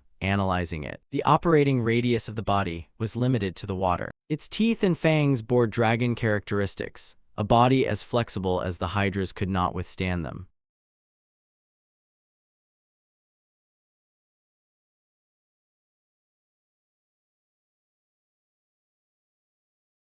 The prince broke into a sweat and concluded it was a transformation art. Back in the battle, Kim in his dragon form continued studying the opponent. After successfully seizing one snake head, the dragon decided to target the remaining heads. Suddenly, from the position of the severed snake head, 2 new snake heads quickly sprouted. Witnessing this, the dragon became somewhat pensive. It understood that if one head was cut off, 2 new heads would grow, just like in the stories. Looking at the 2 new heads barring fangs, it wondered how an organ as complex as a head with a brain inside could regenerate so quickly, faster even than an ox. Then it asked itself whether this regeneration applied to the whole Hydra or only to its heads. Determined, the dragon plunged at the Hydra. "Now I can learn more." The Hydra prepared for this assault. All its snake heads shrieked with piercing cries and their eyes flared fiercely. The dragon observed expertly, using its supple body to slip between the snake heads. In the blink of an eye, the dragon successfully sliced off 4 snake heads. The Hydra staggered, but immediately each severed neck sprouted 2 new snake heads. The dragon kept focusing, scanning the Hydra's whole body. It realized the regenerative ability seemed limitless. However, the amount of body parts regenerated appeared limited. Heads regenerated fastest, while regeneration from neck to torso seemed reduced. The Hydra took the initiative and attacked. It opened its terrifying serpent mouths wide, aiming to strike the dragon down from above while the dragon calmly considered how long this could continue. Shortly after, the dragon quickly dodged the bite, climbed up and wrapped around the Hydra's neck as a snake head plunged straight into the water. It gathered momentum. It leapt up directly toward a mass of gaping snake mouths with sharp fangs eager to devour it alive. Here Kim transformed from dragon back into a man, nimbly moving between the giant snake heads. Without hesitation, he charged straight into the mouth of the tallest snake, grabbing its jaw with one hand. With the other hand, he transformed it into the foreleg of a mantis shrimp. He concentrated his force, raised the mantis shrimp leg and drove it straight down onto the snake's head. The blow was so powerful that it tore through that head and pierced down into the snake heads below, causing them all to be severed at once. Kim gently landed on the ground in a pose like a superhero who has just defeated the villain. While the severed snake heads tumbled and scattered around him, the Hydra continued to grow more heads. By then it was impossible to count how many snake heads there were. All the snake heads lunged at Kim, who stood calmly on the ground.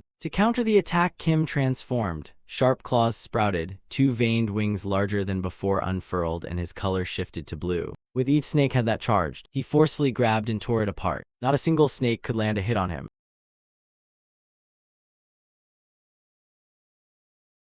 His sharp claws easily severed their heads. He sneered, "Let's see how much longer you can endure." The Hydra screamed and collapsed into the water. All of its snake heads were now detached and bloated, floating on the water's surface. Kim stood silently in the middle of the battlefield, thinking that from the 3rd head the body became lighter than the head and could no longer balance.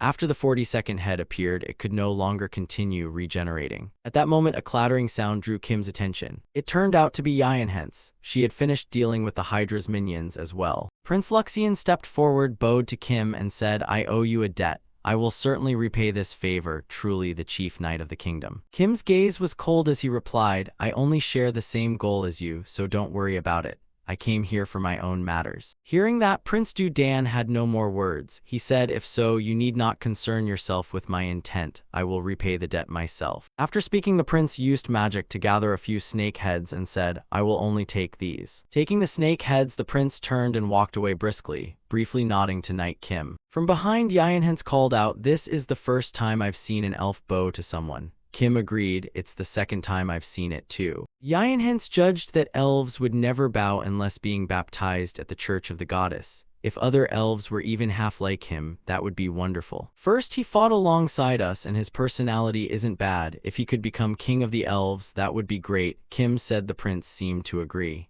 But that could never happen. Only then did he notice the two remaining minions. The Hydra's bear and wolf had been defeated by Hence. Hence blushed with glee when she heard Kim praise her combat ability, saying she was increasingly close to a saint. She cheerfully thanked him loudly, her voice echoing through the forest. As for Prince Luxian, he returned to the elf kingdom, riding his horse at leisure with 3 snake heads in tow amid the people's cheers praising the feat of slaying the Hydra. The prince smiled smugly. "At last I have achieved something worthy of being compared to them. Now I will be the next to inherit the throne." Suddenly, a dragon corpse fell from nowhere at the prince's feet. In the vast plaza, the prince was surprised to see everyone gathered there. The crowd suddenly shouted that Prince Risuse had slain the dragon. Seeing the crowd hail Risuse's dragon slaying while ignoring his own Hydra victory, Prince Luxian ground his teeth in bitterness and shouted loudly, "Really?" Kim and Hence were still remaining in the forest. Kim perched on a tree holding a snake head of hair, also his meal, in one hand and a stack of documents to study in the other. Hence helped him gather all the snake heads into one pile. Kim focused on the stack of reports about the bandit camp on the lands of Viscount Bosquiver, chewing noisily. He tossed a bag down to Hence and told her to put everything in it. "Eat the entire snake head." He could already transform his hands into Hydra hands and said,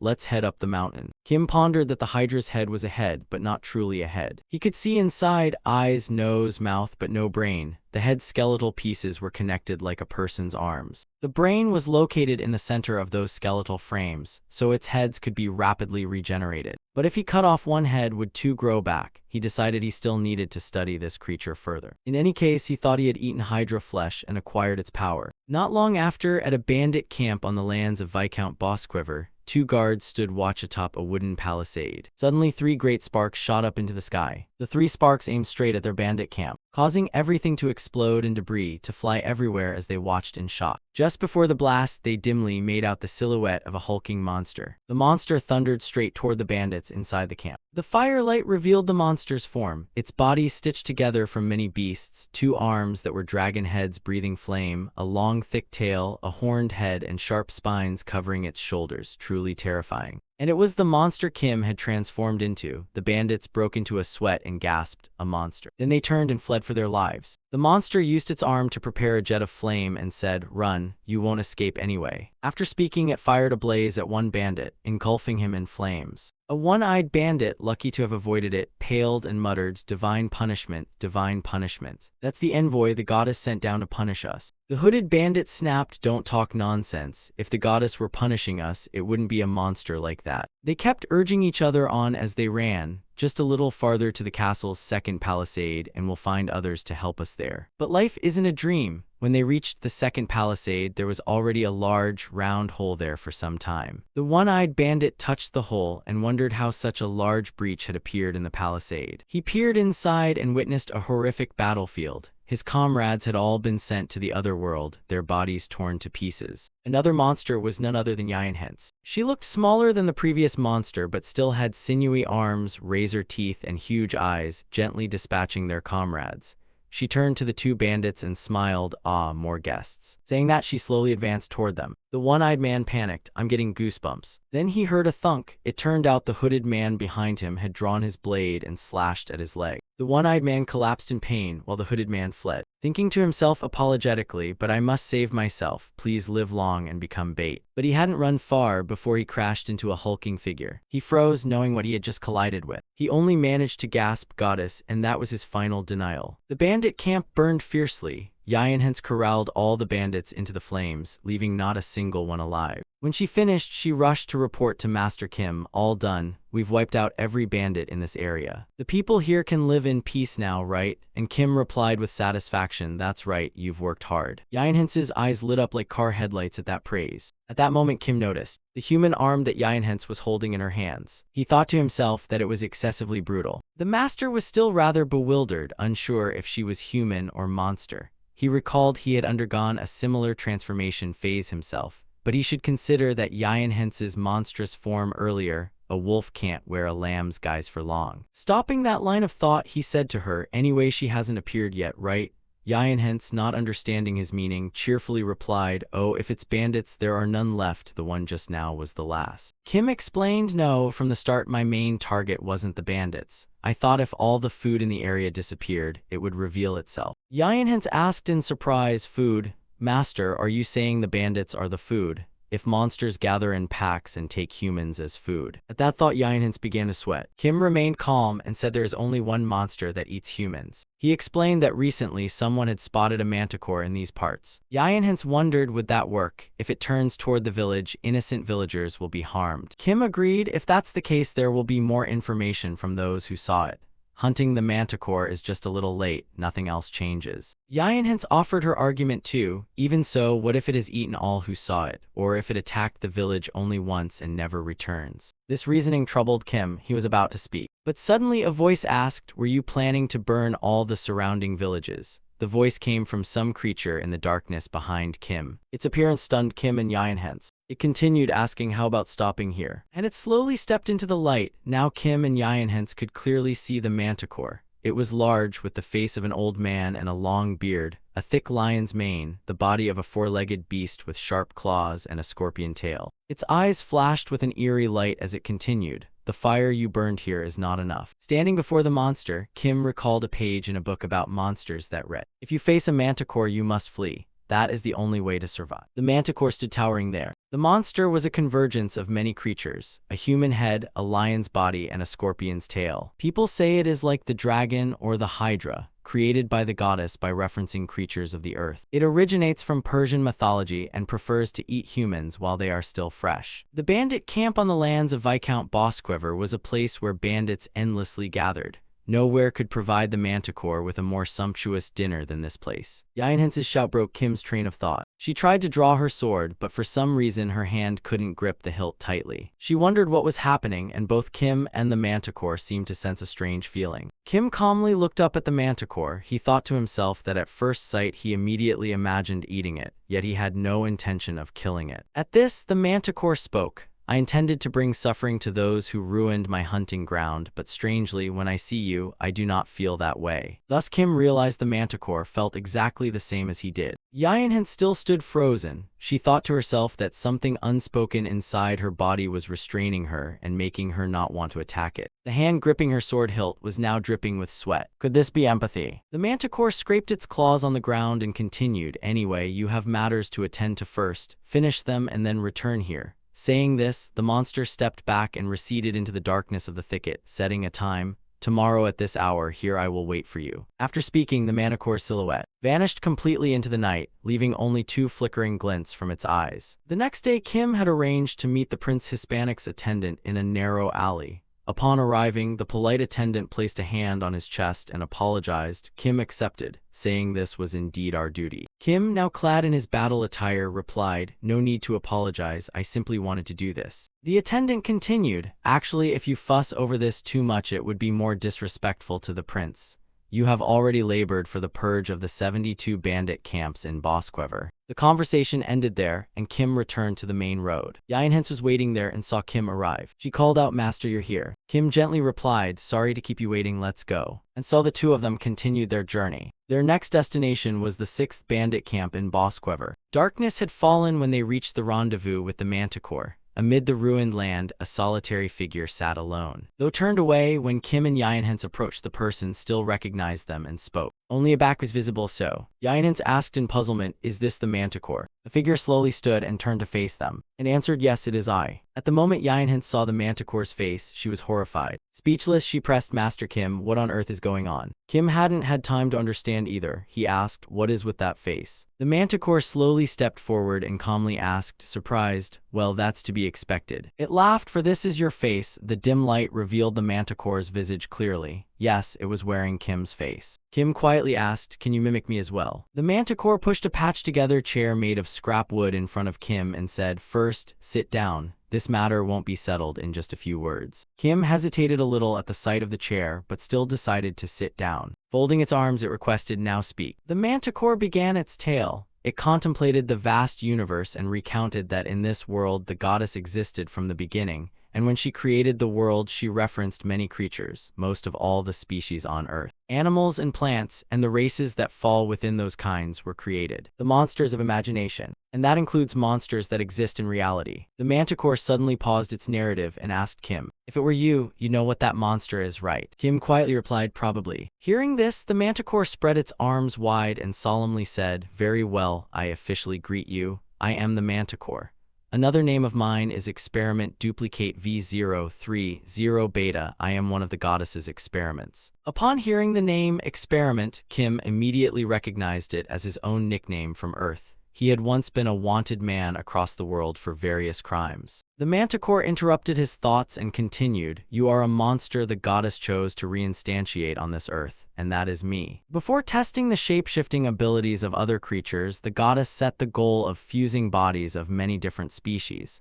Thus the Manticore was created, but the goddess's subsequent creations repeatedly failed. They had mixed attributes of many creatures like griffins and could reproduce, but the most important ability, to consume and replicate, could not be reproduced. While the goddess kept failing, the Manticore was created in human form. Its body could only transform into feline-type animals, but its head could transform into the appearance of a primate. The Manticore's tail could not completely disappear or fully change into another species' tail, but it could replicate what it had eaten. Yinhens cut in, "Wait a moment. The Manticore is clearly a very powerful monster, but this is the first time I've known you possess such an ability." The Manticore explained, "I am somewhat special. The Manticore you know are my descendants. They did not inherit all of my abilities." Then it aimed directly at Kim and in effect attacked him by asking, "Aren't you the same original experiment?" Kim calmly replied, "Clearly you are my offspring, but the only thing you inherited from me is the genetic information for human form. You did not inherit the abilities." At this, Yinhens was startled and stammered. She asked Kim again, "Wait, Master, your son? Master has a wife?" But Kim only answered briefly, "That's old news."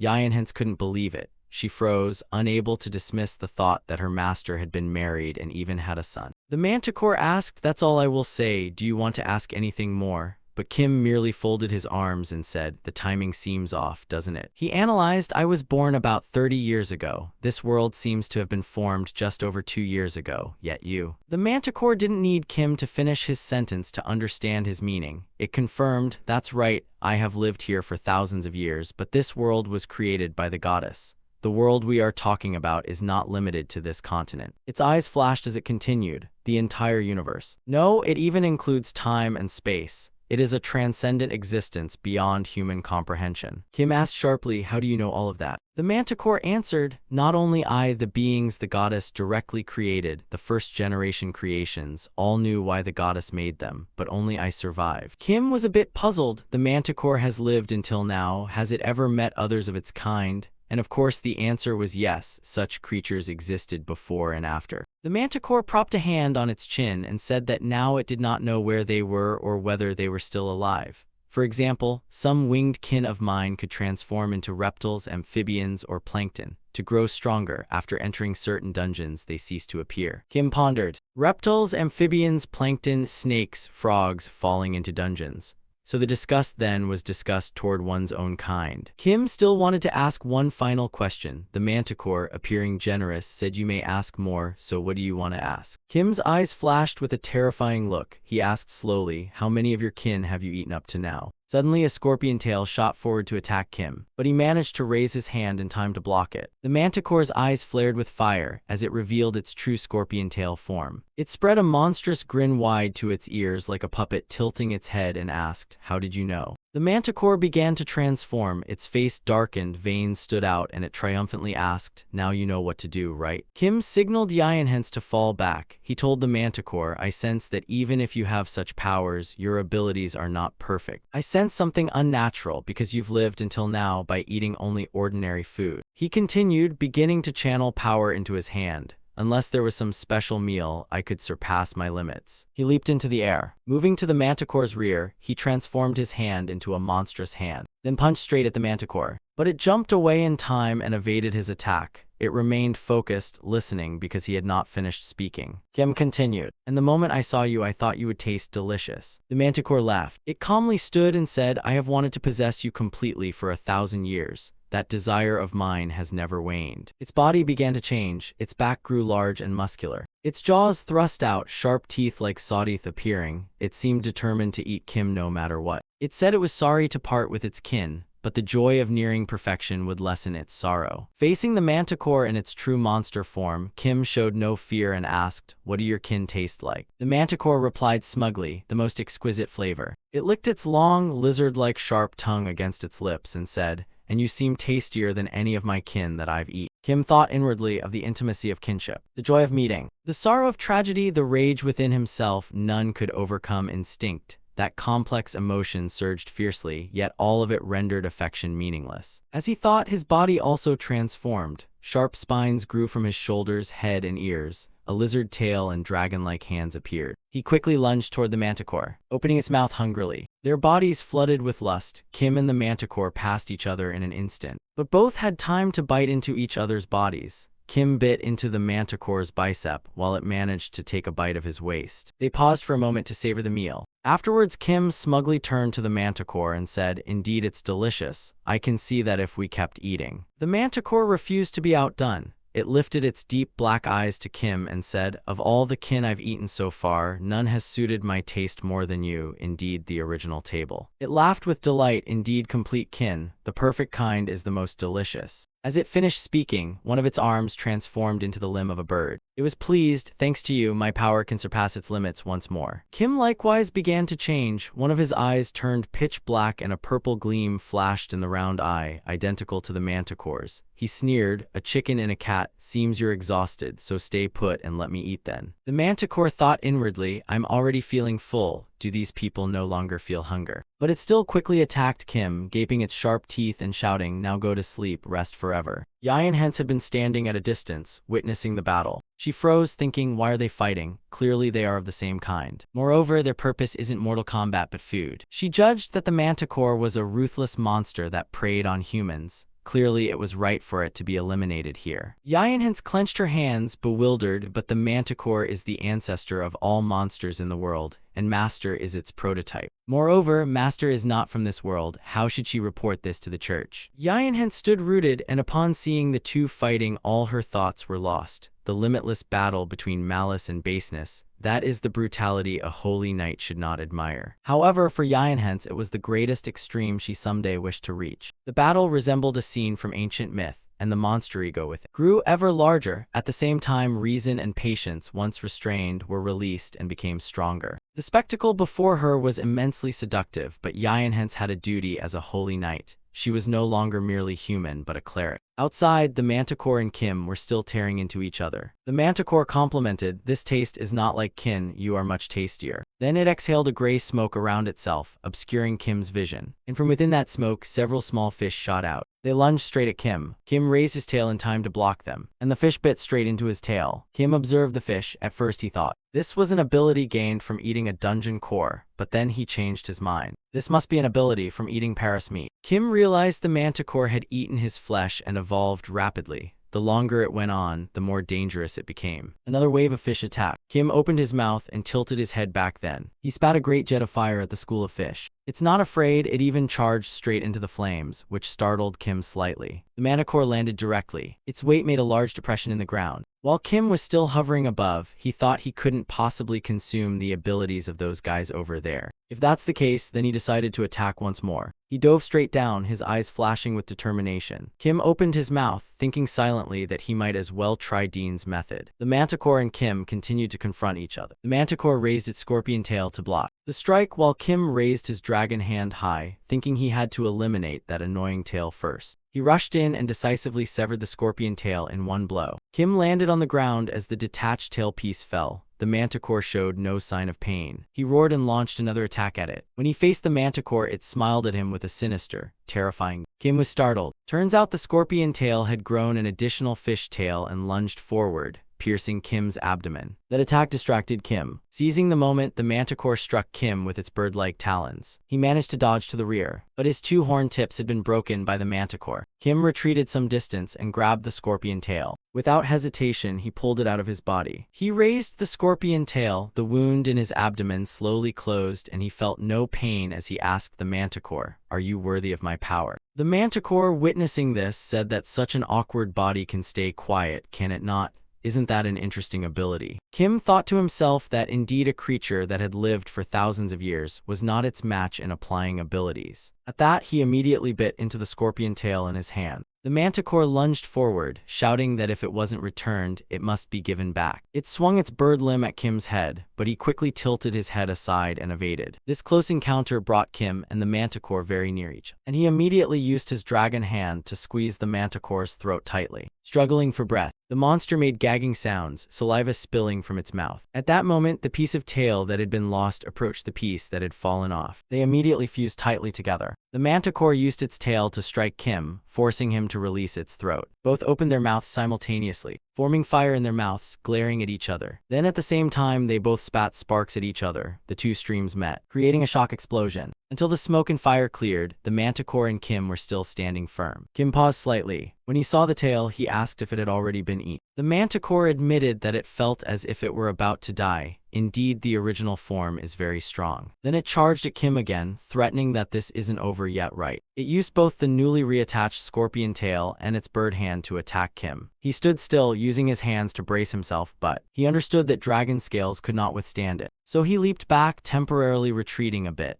Yet the manticore's scorpion tail grew gigantic. It quickly caught up to him and shoved him, sending him sprawling. Even Manti was surprised. It asked what on earth he'd eaten. "This is the first time my tail has been this large, and I'm very pleased with this new ability." Looking at Kim lying motionless on the ground, it asked, "Are you still alive?" Kim still stared up at the sky. Who would have thought that tail had the power of a dinosaur? The manticore approached and said, "You are indeed hardy, but now it's over." It licked its lips, eyes brightening, saying, "Your body, I will eat every last bit." Saying so, it lunged the sharp scorpion tail straight into Kim's chest. Strangely, the moment it touched Kim's chest, the scorpion tail suddenly stopped. The manticore was startled. Kim triumphantly asked, "Already out of strength so soon?" Kim knew that the poison had begun to spread. The manticore had been poisoned. It began to breathe laboriously and sweat profusely. It accused Kim of cowardice for using poison. Moreover, this poison is not from this world. It turned out that when Kim bit the scorpion tail earlier, he had applied pufferfish poison, indeed not a skill. It simply could not cope with Earth's toxins. While the manticore writhed, Kim leapt forward and attacked, telling it, "How dare you call me cowardly? Don't use that word in human warfare." Kim raked the manticore continuously with his two dragon arms. It could not defend itself. The manticore's monstrous parts began falling away from its body one after another. "Do you have anything more to say?" The manticore seemed helpless. It said, "All right, Die Truck." It hadn't expected to have to mention Die Truck in this situation because it had always been the listener. What should it say? It wanted to say something kind to the one who would eat it. After thinking a moment, it chose Die Truck. It would leave Die Truck so that its flavor would be spoiled. Its eyes brightened as it said, "I am Prototype Experiment V030 Beta. The name of the closest kin I recently met was P-Shop Experiment V09CH7 Beta Final, the experiment closest to 1, and it had the label Final on it. That was about 50 years ago, so even though the next version has begun operating, it's not surprising. Its eyes flashed one last time. It said you're not alone, then collapsed to the ground. With that done, Kim returned to human form and moved forward to feed on the manticore. Suddenly, he wondered why it was so quiet. Normally, that brat would drag out Sir Kim's legend and make a fuss. He turned to look, but Hens was nowhere to be seen. Only a letter left on the chair. He picked up the letter and began to read. It began, "Master, the kingdom is approaching. Master, the kingdom is coming." Suddenly, a voice called from behind, preventing him from continuing the letter. It was the prince's attendant, running up in a panic, his face grave as he reported to Sir Kim,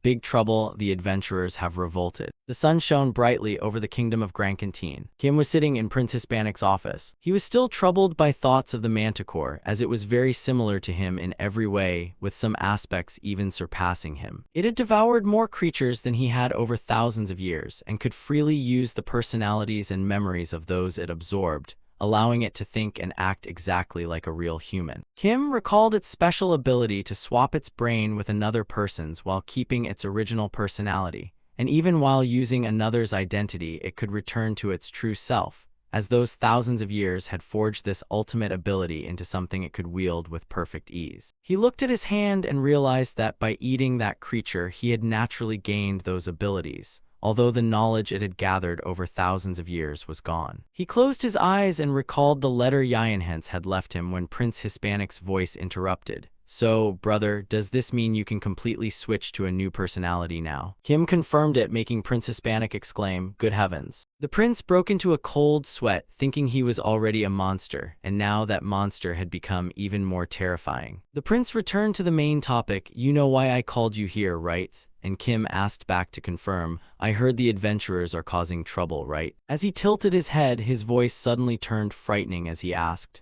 "So where should I start burning them?" Prince Hispanic quickly stopped him. No, why would you say that? Of course we have to kill them, but now isn't the time." The prince explained, "We'll use them to eliminate those lords we've always hated first. Then after they anger the people, we'll wipe them out." And Kim folded his arms and replied, "I knew it." Leaning back proudly, the prince reminded Kim, "Still, don't drag this out, the faster the better, and since I just heard about your new ability, I have an idea, and you'll be richly rewarded." Meanwhile, at the Adventurers Guild in the Santo Daga region, Mal stood before everyone angrily shouting, "Starting next year, our funding will be cut by 90%. Can we accept that? We should kidnap nobles and force the prince to rewrite the budget." He raised his fist firmly and declared, "We must reclaim the rights of adventurers," while Miden stood among the crowd below. Amid everyone's cheers, he remained silent. He thought, "So we're going straight into the royal palace." Miden's eyes lit up as his chance for revenge had finally arrived. The reason for that determination dated back several months earlier in the bustling port city of Stuckbit. At that time, Miden was a half-demon, half-human boy who dreamed of becoming the 7th demon general. When the terrible tragedy struck, he was working as a cargo porter at the harbor. Suddenly, flames rained down from the sky and burned everything. Miden looked up. It was a dragon, as we would later learn. That dragon was actually Kim in transformed form, and its appearance threw everyone into panic as they abandoned their belongings and fled, while Miden also ran toward the buildings. But before he could reach them, the massive dragon crashed into a building and reduced it to rubble in an instant. Miden witnessed everything and even saw a human arm sticking out from the debris. Beside it lay a shattered lollipop, leaving no doubt that it belonged to his little sister. Overwhelmed with grief and rage, he snatched a sword from another man's cargo crate and charged straight at the dragon. Miden leaped up, shouted, and drove the sword straight into the dragon's head. The sword failed to injure the dragon and instead shattered into pieces. Miden was thrown to the ground. The dragon stuck out its tongue. Then it breathed a huge stream of fire directly at Miden. Miden was engulfed by the flames. His body was left as only a charred head and torso on the ground, but his rage over losing his only family awakened Miden's hidden power. Miden remembered trolls who had worked with him at the harbor, and a light suddenly shone from his heart. The light followed his blood vessels throughout his scorched body. His arms and legs began to regrow, and through shape-shifting he was reborn as trolls, followed by an enormous transformation. His muscle strength, vitality, and intelligence all increased. Miden's body was fully restored, but because Trolls was weak against fire, the regeneration was imperfect, leaving permanent burn scars across his body. Miden walked toward the ruins. He searched beneath the broken walls. Then he fell to his knees. Tears streamed down his face. He slammed his fist into the ground in fury. He clenched a shattered photo from the ruins in his hand. He froze, recalling his poor little sister, silently calling her name Myron, until the Miden necklace in his clenched hand pulled him back to reality. He remembered learning later that the prince had returned riding a red dragon. That dragon must have been part of the hero party. Miden's eyes burned with resolve to kill it before that cursed dragon. The guild master's announcement startled him as he declared reinforcements had been sent to the Alma Rouge region. He said, Vermiko, step forward. A lizard appeared carrying a spear on its shoulder, one hand on its hip, and confidently introduced itself. I am the adventurer Vermiko Rossident, pleased to meet you. He told everyone not to be surprised by his appearance. Vermiko was an extremely rare dragonkin among the divine race, and one look explained his name. Miden quietly stood among the crowd watching. Vermiko instantly reminded him of the dragon that had taken his family because they looked so alike. On the stage he continued, although he came from elsewhere, he was still an adventurer, so everyone should treat him well. The moment he finished, Miden rushed onto the stage, drew his sword, charged at Vermiko, and shouted, I have to kill you. Vermiko was slightly startled, but he still managed to counter Miden's attack, causing Miden's vision to go black before he lost consciousness. When Miden woke up, he found himself lying in bed. Beside him stood Miguel with folded arms, asking, Miden, what were you doing? I was talking and you suddenly went completely insane. He snapped, I tried to cover up everyone's complaints about your lack of cooperation, and this is how you repay me. No matter how much you hate dragons, you'll still lose, understand? As Miden struggled to sit up. After saying that, Miguel turned away and only reminded him, anyway, your reward this month will be reduced as punishment. Remember, next week is a major operation, so get along with the new members. And as Miden watched him leave, he noticed Vermiko standing by the door. He took the initiative to apologize for knocking Miden out, saying everything happened so suddenly that he couldn't control his strength well. After saying that, he stepped forward and held out his hand to Miden, saying warmly, I should introduce myself again. I'm Vermiko Rossident from Santa Alma Rouge. Miden ignored the handshake and simply replied, I'm Miden. Miden awkwardly scratched the back of his neck as Vermiko said, people back home have been talking about Miden half-finned, so it was you. Miden stood up and walked past Vermiko. He said, follow me. His eyes lit up as he said, since we'll be on the same team, we should test your abilities first. While secretly thinking, damn dragonkin. Vermiko faced a massive monster. He raised his weapon and spun it high through the air, creating a huge whirlwind that filled the air with dust. The monster seemed confused but still charged into the whirlwind, yet when it vanished, Vermiko was gone because he had already moved behind it. Miden ran along the monster's back. He leaped into the air and drove his spear straight down. Then he thrust the sharp spearhead directly into the monster's eye, making it scream in agony. Vermiko pulled out his spear, rested it on his shoulder, stood atop the monster's corpse, exhaled, and said, first, I'll try fighting the way I usually do back home. Then he turned to Miden and asked, Judge, what's my score? Miden simply replied, passed, while thinking he's strong. Vermiko jumped down smiling, you're quite the joker, marble basilisk. He licked his lips, wondering what it tasted like. Miden broke into a cold sweat and asked, you mean eat? While anxiously thinking, what is that divine race guy trying to do? Is he really okay? Vermiko explained that after defeating an enemy, they ate its blood and flesh to inherit its power. As he spoke, he swung his spear down and sliced off the hand of the monster they had just killed. He took a bite of the meat and said it was a tradition passed down among the warriors of Rootmarsh. A few days later at the Adventurers Guild, Miden leaned against the wall and concluded that after watching Vermiko Rossident for days, the kid was a good person. He had seen Vermiko willingly do what no one else dared and treat everyone sincerely. There was no doubt he was a good person, except that he looked just like the dragon from Struckbit, and that still irritated Miden. At that moment, Vermiko was sitting with Miguel, asking, so there's an iron golem in there, right? And Miguel replied, I already told you. Then he looked up and exaggeratedly repeated, iron golem.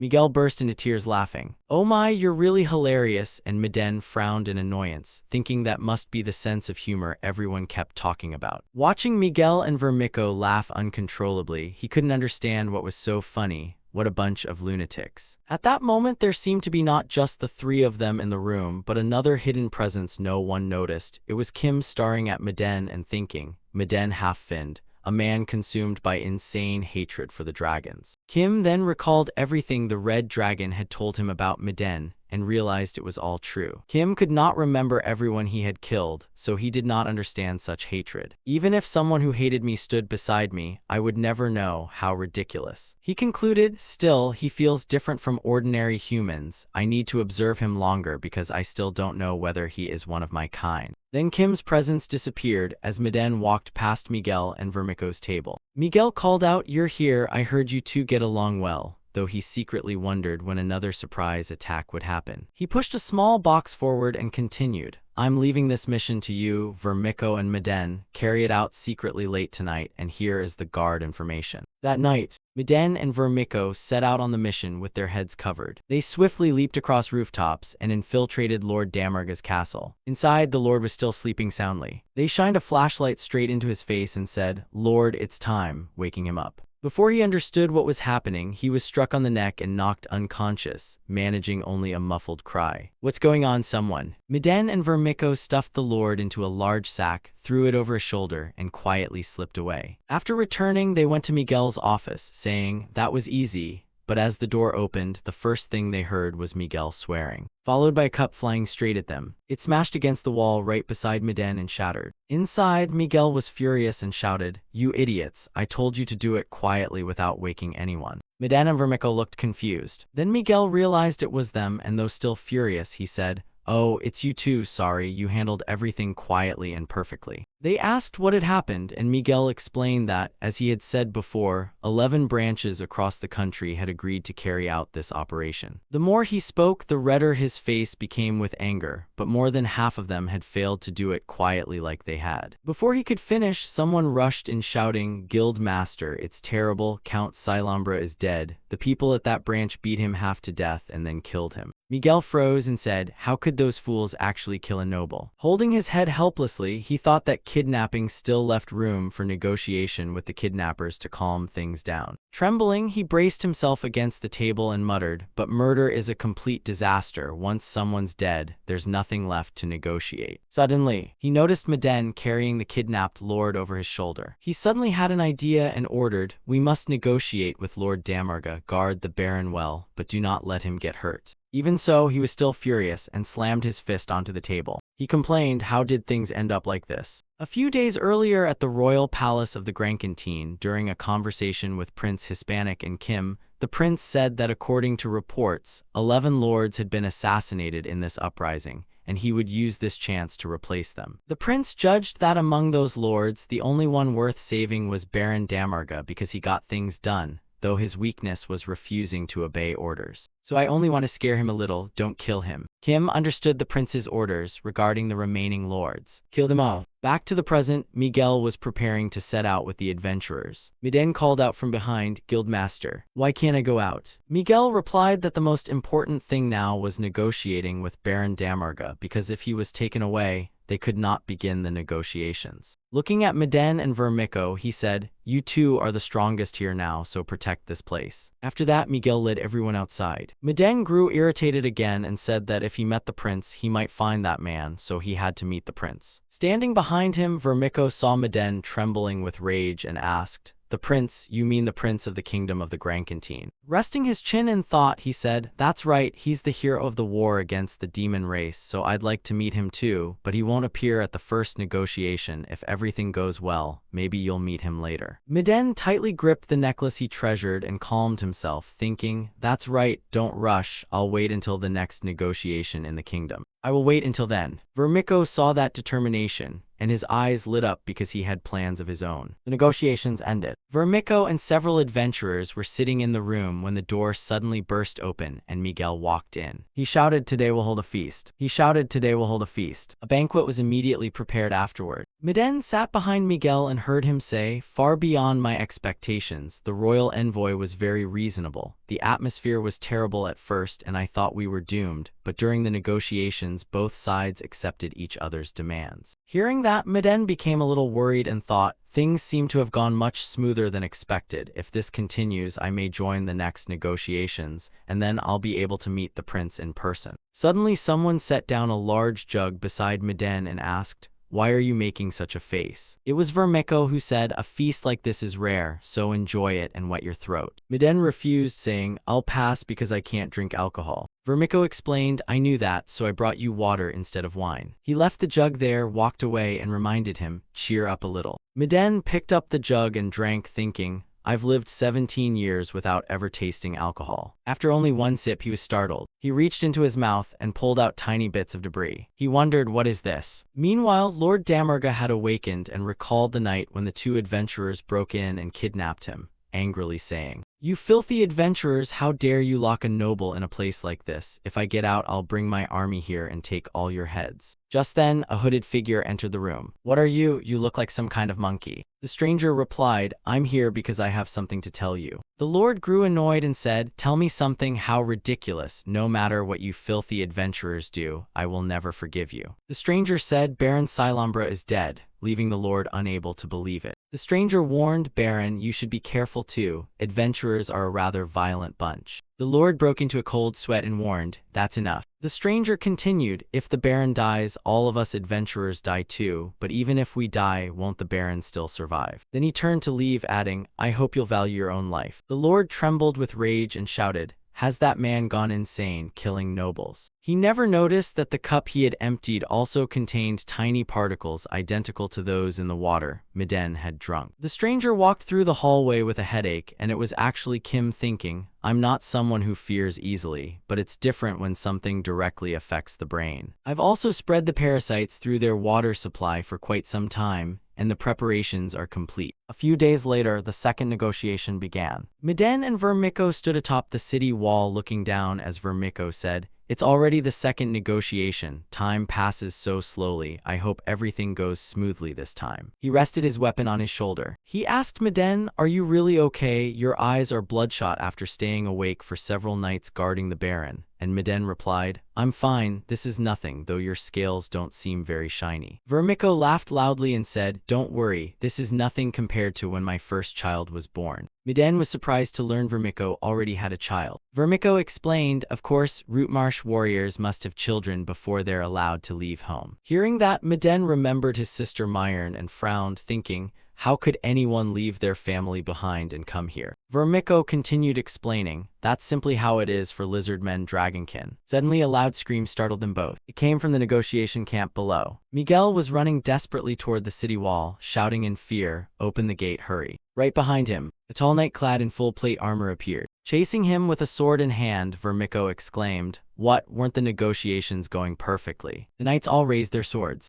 Magic circles appeared at the tips of their blades. They aimed at the city wall and shouted, Fireball, as a massive blaze slammed into it. Vermiko couldn't believe it and asked, That man actually used force. The wall burst into flames, and although those knights alone couldn't destroy it, someone had apparently coated it beforehand with a highly flammable substance. Soon a thunderous explosion erupted, completely collapsing the wall. After who knew how long buried beneath flames and rubble, Miden heard someone repeatedly calling him, and when he opened his eyes in shock, it was Vermiko. His spear was now soaked in blood as he shouted, Wake up. Still confused, Miden asked what had happened, and Vermiko explained that the wall had collapsed, everything descended into chaos, and the adventurers had gone mad and become violent. No one spoke as if they were possessed. He had done everything he could to stop them, but alone he could do nothing. Vermiko turned away and said, I'm going to find the guild master because he's the only one who might calm this chaos. Then reminded Miden, It's dangerous here, you should run too. Looking at Miden sitting blankly among the ruins, he said, You told me you had something to do, didn't you? Good luck, Miden. Miden recalled that only part of the enemy forces had destroyed the wall, realizing that was his enemy's power and clearly sensing the vast gap between them. His hands trembled as he thought, Before I meet that struckbit. Inside the Adventurers Guild, Miguel crouched trembling in a corner clutching his head, wondering, This can't be right, the more I think about it, the stranger it seems, why did I act so recklessly? Vermiko threw the door open and shouted, Guild Master, are you all right? What happened here? Miguel still clutched his head in self-blame, saying,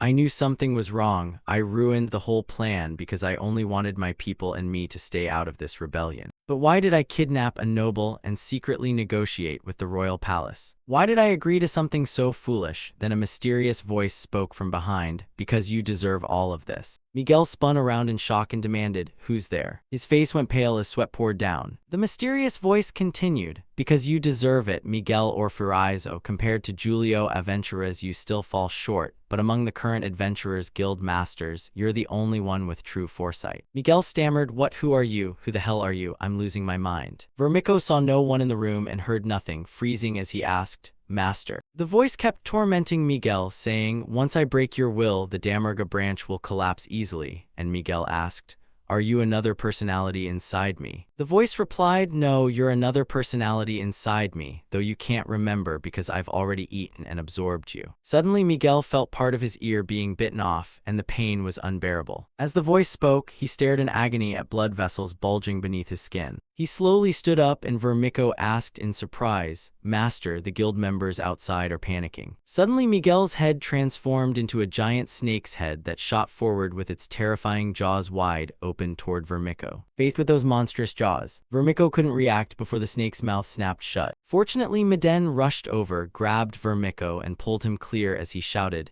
"Do you want to die? Why were you just standing there?" Then he carried Vermico and crashed straight through the wall, shattering it. As they fled the room, Vermico asked, "I told you to leave, so why did you come back?" Miden answered, "We're a team, so we survived together," making Vermico thank him. He asked in disbelief, "I know you never liked me, so why did you save my life?" He added, "How about we start a guild together someday?" But at that moment, several long tentacles shot in and pierced Vermico, making him scream in agony. It was Kim, whose arm had transformed into a tentacle to attack Vermico. Retracting the tentacle, Kim said, "This is the ability I gained by combining mantis forelegs with octopus tentacles, and it's impressively strong even on the first use." Smiling, he asked Miden, "Where are you going? Don't you have anything to say to me?" Miden half-finned. Miden froze and asked, "About what? Who are you?" The answer made his eyes widen, "Struckpit's dragon." He roared, "You're Struckpit's dragon." Then he transformed. One of his arms bulged with veins and rippling muscles. Gripping his sword, he charged straight at Kim. The power of his arm was displayed through its transforming ability and the aura of the legendary adventurer Julio Aventuras. He was determined to avenge his family and avenge his own kind. "I will make you pay for everything." But before he could reach Kim, the tentacles shot out, piercing through his head and neck. After the attack, Kim thought that after eating the manticore, he had gained three things. First, enhanced abilities with every power improved to work together more effectively. Second, recalling how he controlled Miguel, he realized he had gained the power to reproduce memories and personalities, the ability he had used on the old guild master, born from the manticore's long-accumulated experience. Raising his hand, he saw one finger transform into a monster's form, and third was seamless shift, which could naturally and perfectly transform body parts into many different forms,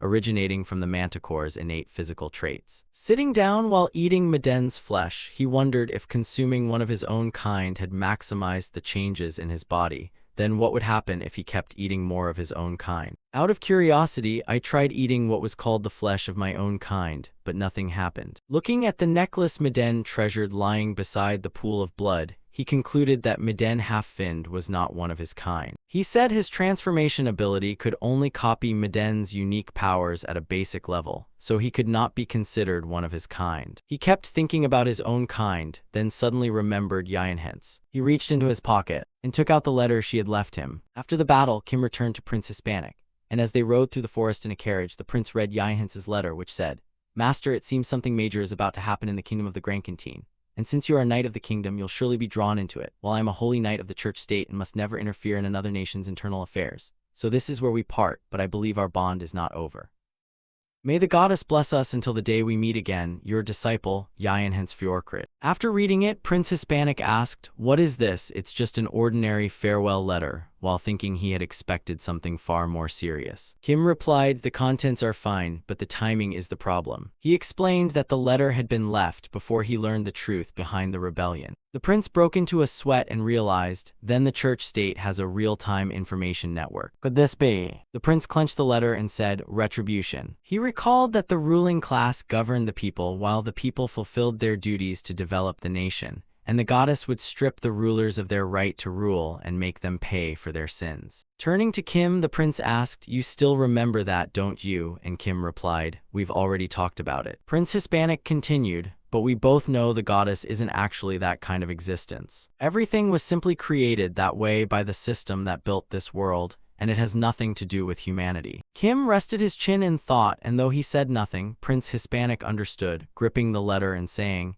"That's right, this isn't the goddess's retribution but the work of the church state, the only place with the organization and technology capable of doing this." Then the prince covered his face, sweating nervously, and said, "I finally got rid of Julio Aventuras' influence, and now the church state appears." Seeing that, Kim thought to himself that if the church state possessed such advanced technology, it would not be easy, yet war with them was unavoidable. Because of that kid. It was through the underground altar beneath the sanctuary that I was brought here from Earth. Then he asked, "Can we handle them?" And the prince honestly answered, "To be honest, I'm not very confident." Kim folded his arms in thought. "As I said earlier, I can recreate other people's memories." His eyes flashed as he said, "All the knowledge the goddess possesses is now inside my head. Do you know what that means?" Of course, Prince Hispanic knew. Kim smiled faintly and said, "Good. Then don't worry, even if you break our agreement, I have no intention of doing so myself." Prince Hispanic answered tensely, "I have no intention of betraying you either. And I'm not just sitting around doing nothing." The carriage came to a stop. They had arrived. Before them stood a massive castle deep within the forest. Kim said, "Go ahead and introduce it." Prince Hispanic proudly replied, "Welcome to the Royal Technology Research Institute, Lord Kim,"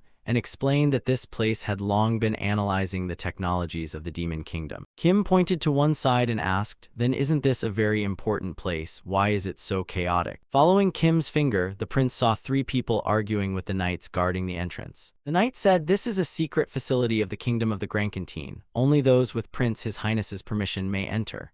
But the 3 refused to accept that, saying, "No, that's exactly why we're here. Isn't this where you're developing new technology?" As they revealed themselves to be dwarves, with one long-bearded blonde dwarf shouting loudly. "Then experts in technology like us should naturally be allowed to come and go freely." The prince gritted his teeth in anger. "Those damned hairy bastards." The prince walked toward the commotion. He asked, "Aren't you citizens of the Everman Republic?" And the blonde-bearded dwarf immediately recognized that it was the prince. The prince smiled warmly and asked, "What's going on?" Standing behind him, Kim thought, "The citizens of the Everman Republic is the nation of the dwarves, so these are dwarves, and the most important thing is their brains. I already have the Dwarf King's head, so it's convenient to use the memories from this world." The blonde-bearded dwarf greeted the prince. "It's been a long time, Prince of Humanity. I don't quite understand this entry ban. You'll let us in, won't you?" Prince Hispanic kept smiling and replied, "The guard is only doing his duty. How about we step over there and talk first?" The blonde-bearded dwarf agreed, pressed a small button behind his neck, and said,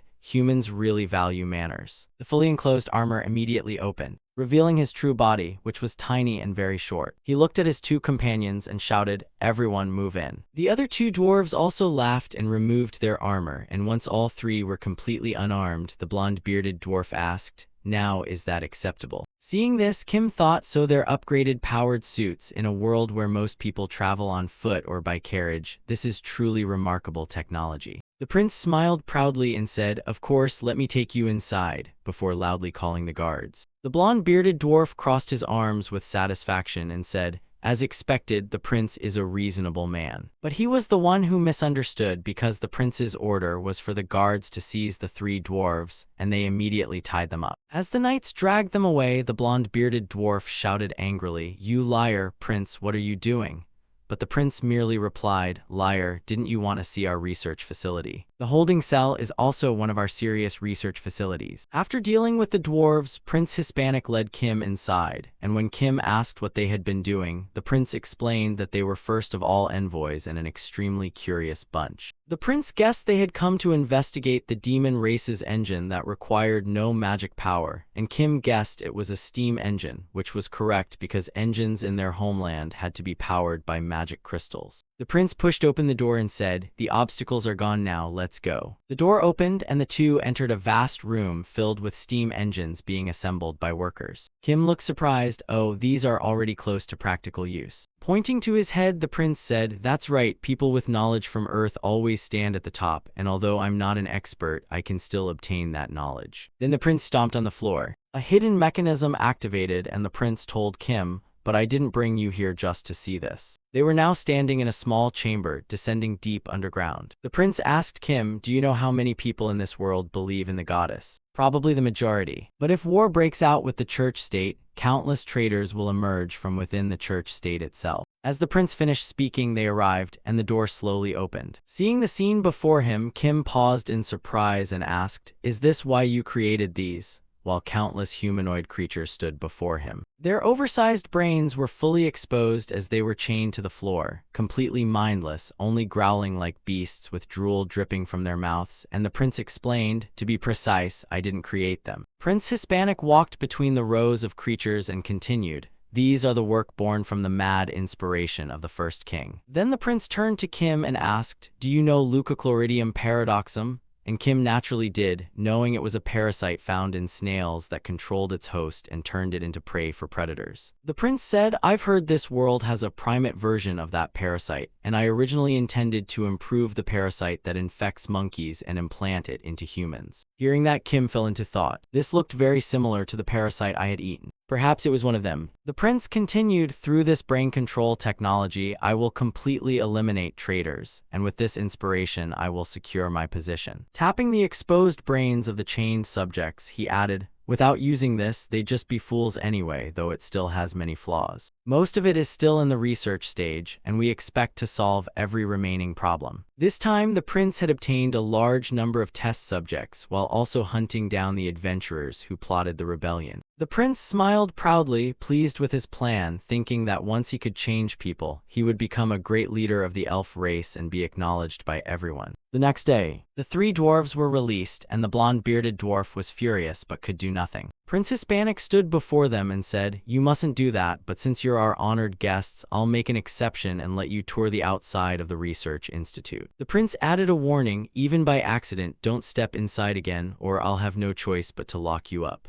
The blonde-bearded dwarf glanced at one of his companions and gave him a signal. As soon as the prince finished speaking, the dwarf rushed over, hugged him tightly, and shouted, please forgive us, prince. While the prince was being restrained, the blonde-bearded dwarf sprinted toward the door. He declared, no matter how long you lock me up, you can't stop my curiosity. He threw the door wide open, then froze in shock at what he saw. The steam engines inside made him exclaim, this is absolutely incredible. Prince Hispanic was already standing behind him and said, I told you so. The blonde-bearded dwarf lowered his head and apologized, I'm sorry, I only stepped inside for a moment. But before he finished, his two companions had already been knocked down by the prince. He knelt and repeatedly bowed, begging, you can imprison me as long as you want or make me do anything, but please let me join this research. This is exactly what we've been searching for all this time, divine energy without using magic crystals. The dwarf kept repeating, please, please, making the prince close his eyes in annoyance. The prince said, since you're begging so earnestly, I have no choice because I plan to publicly discuss this technology at next week's conference, so stop and stand up. Hearing that, the dwarf quickly stood up, grabbed the prince's hand, and thanked him repeatedly. But the prince had plans of his own, secretly thinking that they would never discover what project he was truly focusing on. The prince thought of the army hidden below and smiled, thinking that even when their king's head fell, they still wouldn't know. In the demon race's territory, the kingdom of the Grancantine's expedition team was busy at work. Suddenly, one of them discovered a lever buried beneath the rocks and became curious. Without hesitation, he pulled it down. The ground immediately began to shake. As everyone panicked, a huge crack split open in the earth. Then a gigantic machine emerged from below. The tremor was enormous. It reached the group of demon race members standing in the forest. Back at the royal palace, Kim was discussing plans with Hispanic, who proposed uniting the divided nations. Kim felt it wasn't necessary because it would be far from simple. Hispanic disagreed with Kim. At present, the 5 major races, elves, beast folk, divine race, lizard folk, dwarves, and humans, coexisted across the Elm Wool continent. Hispanic added that originally, all 5 races had stood with humanity against the demon race. But after the demon emperor was gone, they all turned against one another. Once every faction grew stronger, competition intensified, and the real issue became uniting all races into one, while the human race remained divided into many nations. Looking directly at Kim, Hispanic said that to achieve this unification,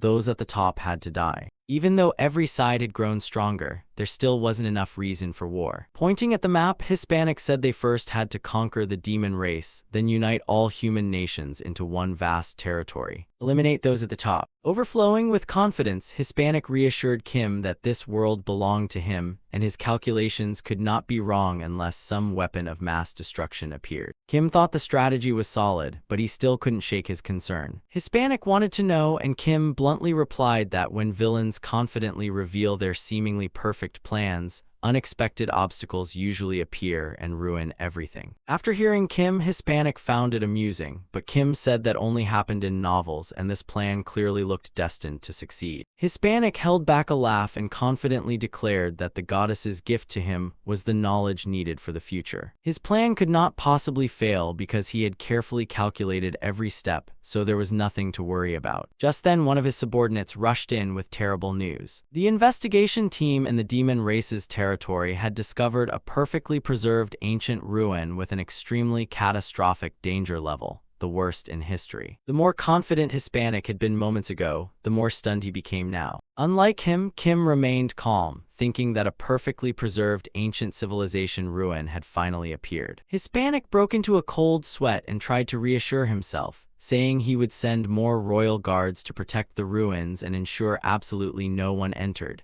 making Kim quietly reflect on Hispanic's obsession with absolute certainty. His close royal assassin looked troubled because remnants of the demon race had already reached the ruins. Hispanic tried to calm the situation, saying they could easily deal with those demon race remnants, and besides, they lacked the knowledge to operate the ruins. But things were not as optimistic as Hispanic believed because the royal assassin reported that the leader of the remnants was an archaeologist. The ruins had already been activated, releasing countless demon race members, far outnumbering the original forces, leaving Hispanic utterly horrified. Kim calmly listened and even mocked the confidence Hispanic had shown earlier. Hispanic lost his composure and smashed his teacup onto the floor. He hurled the teacup hard onto the floor. Then he awkwardly asked Kim for help, and Kim could only sigh speechlessly as the sweating Hispanic believed Kim could solve this as easily as flipping his hand. Watching Hispanic's panic, Kim wondered whether he should simply eat him instead. Hispanic clenched his trembling fists and thought about the goddess, blaming her for not warning him about this hidden threat. The goddess had granted Hispanic knowledge of the future, but knowledge unnecessary for that future no longer existed for him, so the ancient ruins were absent from his knowledge, and if he had not recklessly overdeveloped the demon race's territory, the ruins would never have appeared, meaning he had dug his own grave. At the Demon King's city where the ancient ruins had emerged, countless demon race members appeared. They arrogantly drove the humans from their land. The soldiers were horrified that so many demon race members had suddenly appeared. Right after their cries, one demon race warrior swiftly leaped into the air. Holding a dagger, he prepared to send the soldier to his death. Meanwhile, elsewhere, countless demon race members floated inside incubation tanks, and another demon race member stared in amazement that so many had been cloned in such a short time, praising Bayern's incredible achievement. Bayern was the leader of Struckpit's followers. Bayern happily declared that this was the weapon left behind by the great Demon King, called the Giant Cloning Machine. With this machine, they would never lack soldiers again. Just then, another demon race member interrupted Bayern before the celebration, grinning as he mentioned Struckpit's blade. Prepare for the demon race's second great war. At that moment, another demon race member interrupted Bayern before he could celebrate. Bayern thought another ancient ruin had appeared, but instead it was a demon race member with several parts of his body missing. He brought terrible news to Bayern. It was about Struckpit's dragon. Outside, the demon race warriors were fiercely fighting. Suddenly, a wave of dark purple smoke spread through the air. Kim, in the form of a giant dragon with two serpent heads for arms, breathed fire, while spraying poison everywhere, driving the demon race forces into despair. Then a tremendous explosion echoed out. A massive ironclad object landed beside Kim, making him wonder if it was a battleship. Kim returned to his human form. Immediately afterward, the royal assassin appeared and handed him a communication device linked directly to Hispanic. After Kim accepted the device, the royal assassin quickly departed. He quickly ran into the battleship beside him. On the way, Kim encountered 3 demon race members, including Bayern. One of Bayern's men accused Kim, saying he was the one who transformed into a dragon and wiped out all their soldiers. He called Kim Struckpit's dragon. Hearing that, Bayern flew into a rage. He wanted to question Kim, but suddenly Kim's tail wrapped around his legs, leaving him dangling in the air as the 3 demon race members were stunned. Kim felt lucky to have found them so soon. He quickly transformed. Before long, Kim had killed the two demon race subordinates. Byron was more fortunate because Kim led him into his stomach, then searched through Byron's memories. Thanks to that, he headed straight toward the place he wanted. After reaching the laboratory, Kim saw countless demon race members inside giant tanks and realized this was cloning technology that did not belong to this world. Kim entered the next room. He easily forced open the sturdy door with his bare hands. The room was filled with advanced machinery. Compared to the ancient ruins, this looked much more like Earth's technology. Kim noticed a small monitor nearby. English text was displayed on it. He tried entering information but failed. Suddenly, it reminded him of his time on Earth where he had plenty of experience dealing with things like this, never expecting to encounter it here. Only 4 hours later, Kim successfully hacked into the system and discovered its owner was Senator Wilson Phillip. Kim sighed in relief after finally logging in, feeling incredibly lucky. Even borrowing the mind of a highly skilled hacker, Kim still struggled because that hacker came from Earth while this system would not appear there for another 50 years. This battleship used technology from the year 2072. As Kim searched through the system, he thought that even Earth 50 years later could hardly compare with this technology. But since it wasn't knowledge Hispanic needed for the future, it would be useless even if Kim returned to Earth. So Kim decided to destroy it. After only a few commands, Kim successfully activated the self-destruct sequence. It announced self-destruction in 15 minutes and ordered an emergency evacuation, but the warning beeps continued nonstop. Kim wanted to fix it quickly, and the fastest, most effective method he knew from Korea was to smack the machine hard, so he slammed it with his hand. But the result he expected never came. The red warning light flashed as it announced, Level 1 cellular activity detected, current operation interrupted, all commands cancelled, control of the battleship transferred to the artificial intelligence.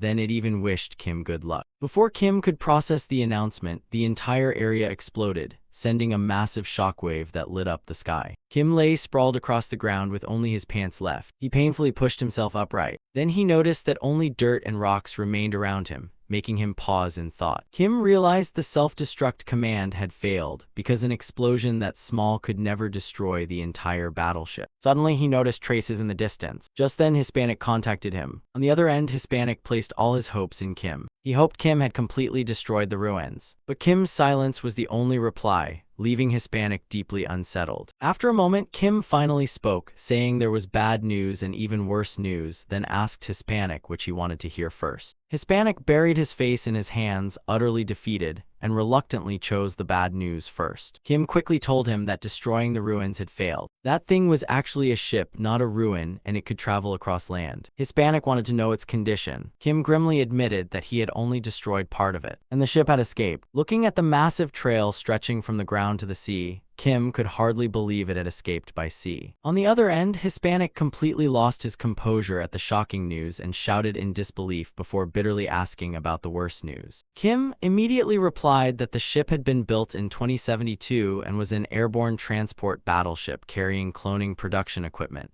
most likely belonging to the United States military. Hispanic was briefly surprised before breaking into a smile. He thought that was actually good news. Kim asked why, and Hispanic replied that they had feared the ancient ruins because they knew nothing about them, but now that they understood their origin and purpose, they could relax somewhat. Hispanic added that if this was merely a prototype cloning battleship, then its appearance here was entirely possible, leaving Kim stunned by Hispanic's knowledge. Hispanic openly admitted that the Overdread project belonged to White Veil and that he himself was a member of White Veil. The Overdread project was a famous conspiracy theory spread as a strange rumor online, claiming that the world's greatest superpower had concentrated all its technology into creating unimaginable weapons to control other nations. It sounded so absurd that no one believed it. Hispanic told Kim that it was all true. Before Kim could hear the rest, the communicator suddenly crackled as if it had exploded and stopped working. While Kim stood confused, the royal assassin appeared and explained that the device's operating time had expired. The royal assassin added that there was a military base nearby equipped with a holographic communication system for contacting Hispanic. Instead of thanking him, Kim asked why he had only appeared now, and the assassin simply answered that Kim looked too dangerous, leaving him speechless. At the kingdom of the Grand Canteen Philippines military base inside demon race territory. Kim and Hispanic discussed matters inside a tent. Kim wanted to know more about the Overdread project, and Hispanic readily shared everything he knew. Part of the project had already succeeded, and the clones were programmed with only simple instructions. They were most likely created using technology from 50 years in the future. Kim guessed the battleship also knew this, but Hispanic said even its personnel could not know everything. According to its design, however, the USS Battleship's ultimate objective was self-repair and autonomous operation,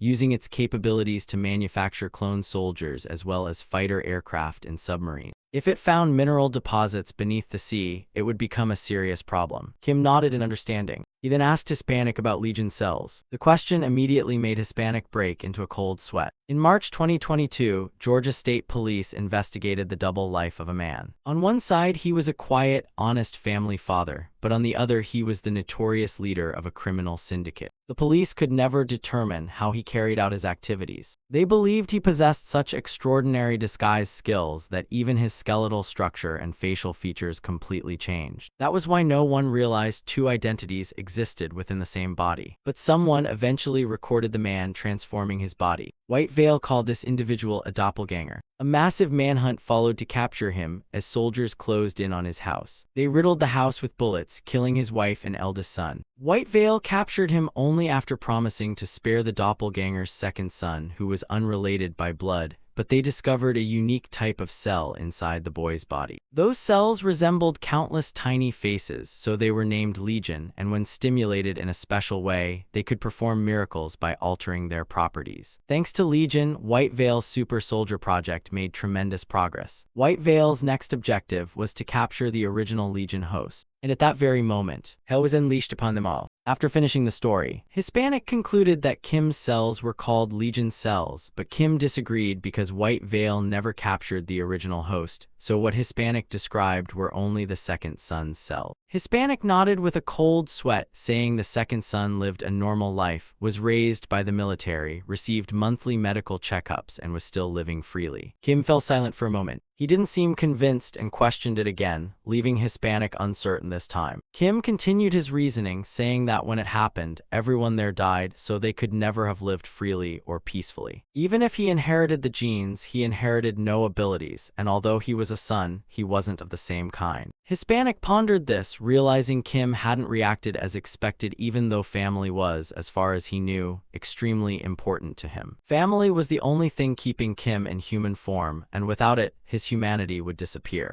After that, Hispanic changed the subject to the ship, saying they had to find it, though the challenge was locating it somewhere across the vast Elmwool Sea, so Kim asked for his idea. Unfortunately, Hispanic had none because there were no satellites or radar. He asked whether Kim had a solution, but all he received was Kim's weary sigh. Kim chose not to reveal his idea, simply leaving after saying he would report back once he had good news. Watching him leave, Hispanic could only feel he had exposed his own foolishness to Kim. Suddenly, Hispanic broke into a cold sweat, imagining Kim, because otherwise he would have been devoured by monsters long ago. As struck by Port City, Kim transformed from his dragon form back into his human form before landing lightly. He activated his ability, detaching one of his arms and dropping it into the sea. That arm quickly split into countless tiny pieces, attracting fish toward it. Inside the tuna were ogre muscles, dragon scales, and troll marrow, so they should be called camera fish instead of tuna. As Kim spoke, he regenerated a new arm, then detached both arms and dropped them into the sea. The two arms rapidly scattered in every direction. Kim ordered the fish under his control to grow quickly and search for a massive metal object. Their eyes turned crimson as they immediately obeyed his command. Unable to bear waiting for the scout fish, Kim decided to go fishing. While considering changing the title to "The More I Fish, the Stronger I Become," the royal assassin suddenly appeared and interrupted his thoughts. The royal assassin asked about Kim's fishing progress, but when he saw fish heads scattered everywhere, he looked disgusted and wondered how Kim could even cook in a place like this. In the end, the royal assassin couldn't take it anymore, covered his nose, and suspected Kim had eaten all those fish raw. Despite the overwhelming fishy smell, Kim remained calm and asked why the royal assassin had come. The royal assassin was about to speak about Hispanic when his eyes landed on the premium fishing rod in Kim's hand. He circled around Kim in amazement, staring at the rod and declaring it the legendary 2000 Ocean Master,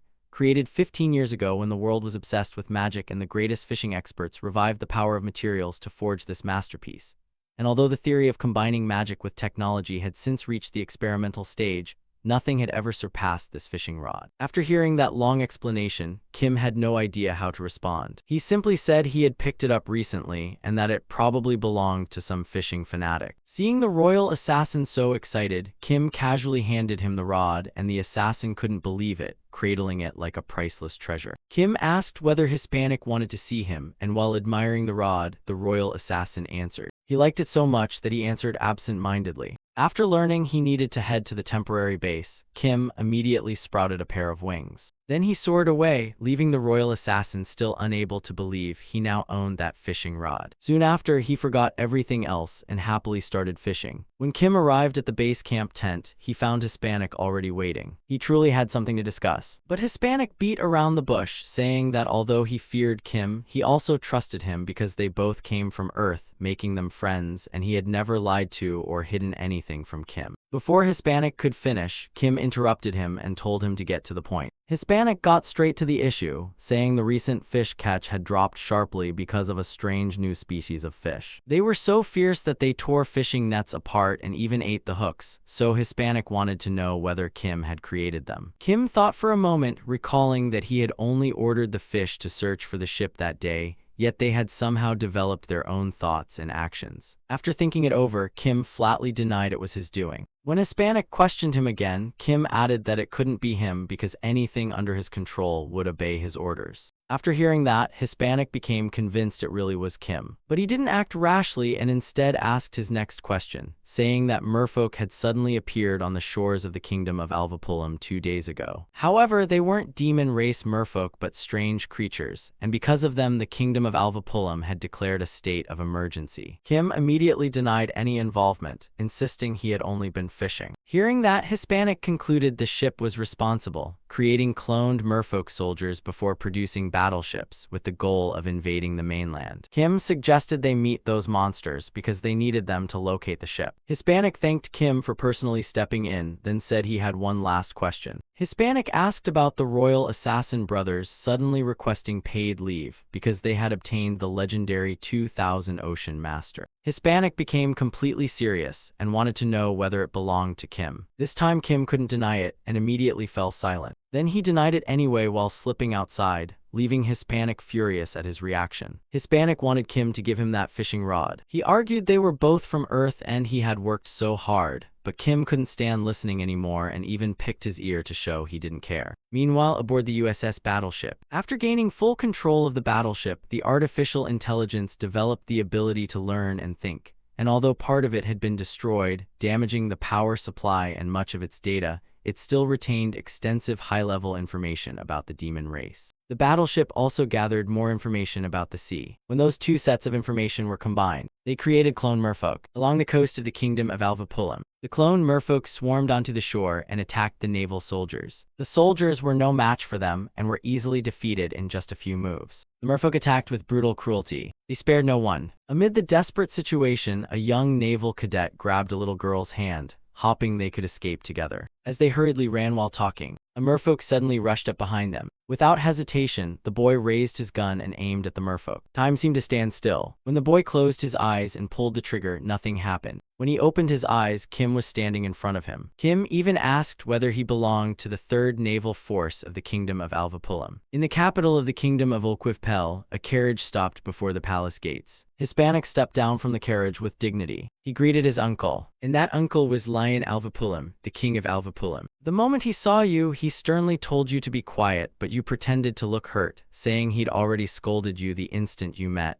and he calmly replied that your lie was painfully obvious. He looked calm, but inside he was tense, wondering what trick a sly guy like you was planning and how the angelic child he once knew had turned into such a cunning devil. Seeing the silence drag on, Lion finally asked what on earth Hispanic was doing there, whether he was trying to drag him into trouble over those gadgets from before or make him buy that ship he had shown him. He also admitted his kingdom had been extremely busy lately because the 5th Naval Fleet had been attacked by merfolk. Hearing that, he said he had come to discuss exactly that issue and believed he could help. Lion found it hard to believe because by the time his reinforcements arrived, his entire navy had already been wiped out. Besides, weren't there still far too few space mages sent here? So he calmly mocked Lion by asking if he really thought he could solve this with so few people. Lion wasn't offended and instead asked if Hispanic could actually summon dragons. A mysterious smile appeared on Hispanic's lips as he confidently said he had already sent dragons. The instant he finished speaking, a massive shadow suddenly covered everyone below. Looking up at it, they stammered in disbelief. It turned out to be a gigantic red dragon carrying 2 people on its back. Moments later, Hispanic's exhausted face with heavy dark circles came into view. He complained that he had stayed up all night thinking of a solution, yet problems still remained. He wondered why he had never seen Kim sleep, yet Kim always looked fully awake. Kim calmly replied that he did sleep, making him ask when exactly that happened. After a brief silence, Kim said he slept like a dolphin. That answer shocked him, and he asked if Kim's 2 brains really took turns sleeping. Instead of answering, Kim thought to himself that it was actually his main brain and secondary brain taking turns resting. He cursed Kim as a damn monster in his heart, but outwardly asked with concern if Kim was really okay since he had the most important role today. Kim stayed silent for a while before asking whether Hispanic was teasing him because he had grown too used to treating him like a subordinate. Instead of answering, Hispanic asked whether Kim's true goal was to become the ultimate life form, and said returning to Earth was only part of the journey. He then kept rambling about the goal he was pursuing. Kim called him an idiot and said the question was meaningless. As he explained that being the ultimate wasn't defined only by ability and strength, he transformed his hand into a dragon's claw. He placed that hand on Hispanic's shoulder and continued that being the ultimate also wasn't about earning recognition from other creatures. Being the ultimate meant adapting and surviving no matter how the environment changed, without facing any obstacle. Whether in total darkness, freezing cold without warmth, a barren desert without a drop of water, or outer space without oxygen, if you could still survive,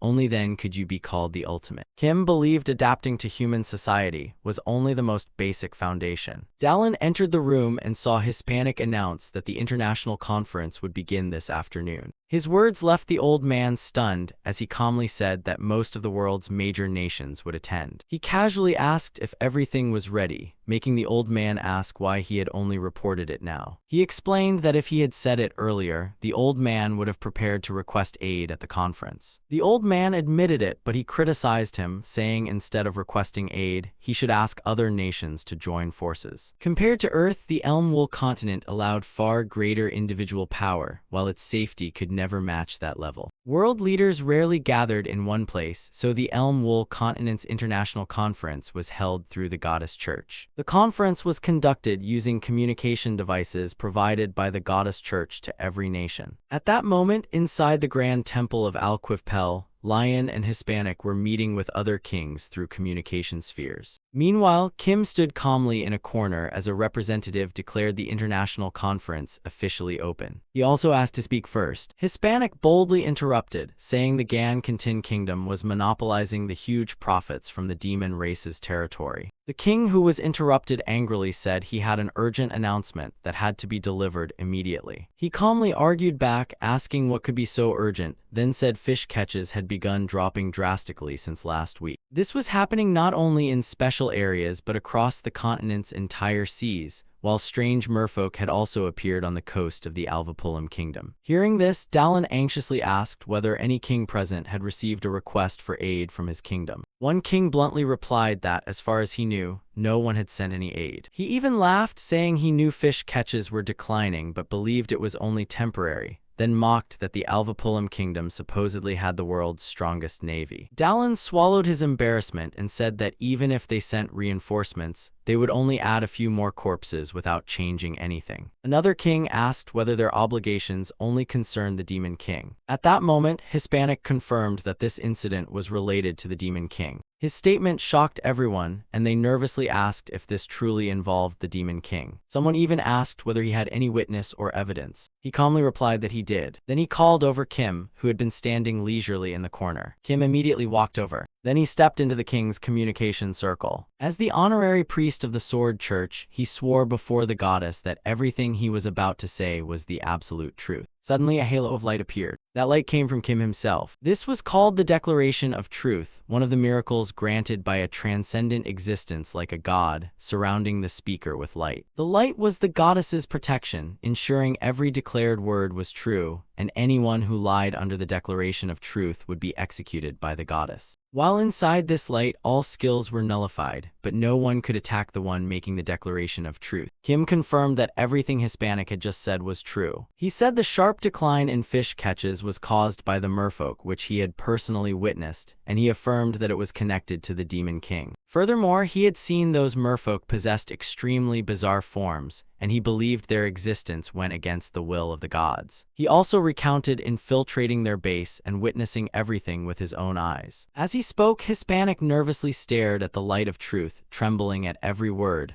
while Kim kept firmly declaring that the merfolk shared the Demon King's origin. Despite Hispanic's fear, the light of truth continued shining around Kim. After a while, the light of truth slowly faded, yet nothing happened to him. Moments later, he opened his eyes with a sharp, intimidating gaze. Kim solemnly declared that he had personally seen those merfolk, and what he was even more certain of was that they were truly connected to the Demon King, while the fish he created to defeat the Demon King naturally had nothing to do with this. He then calmly closed his eyes and continued that those bizarre merfolk clearly existed against the god's will, and seeing him lie so smoothly made Hispanic slightly uneasy, though he reasoned that since those creatures resembled mythical beings and the goddess had said it was not yet their time, Kim's claim still made sense. Kim continued that he had infiltrated their base and personally confirmed they shared the Demon King's origin, and from what he learned, their base was the aircraft carrier USS, while both Demon Kings had originated from Earth. Therefore, they also came from Earth, and after hearing him, everyone at the meeting fell silent because it sounded as if these monsters had been created before the Demon King's death and ordered to attack humanity. One of the kings suddenly spoke, cold sweat running down his face as he lowered his head, saying that if this was true, forming an alliance was unavoidable. Then who would lead this alliance? And Hispanic answered that the Alvapulam Kingdom was the best choice because although it had suffered the greatest losses,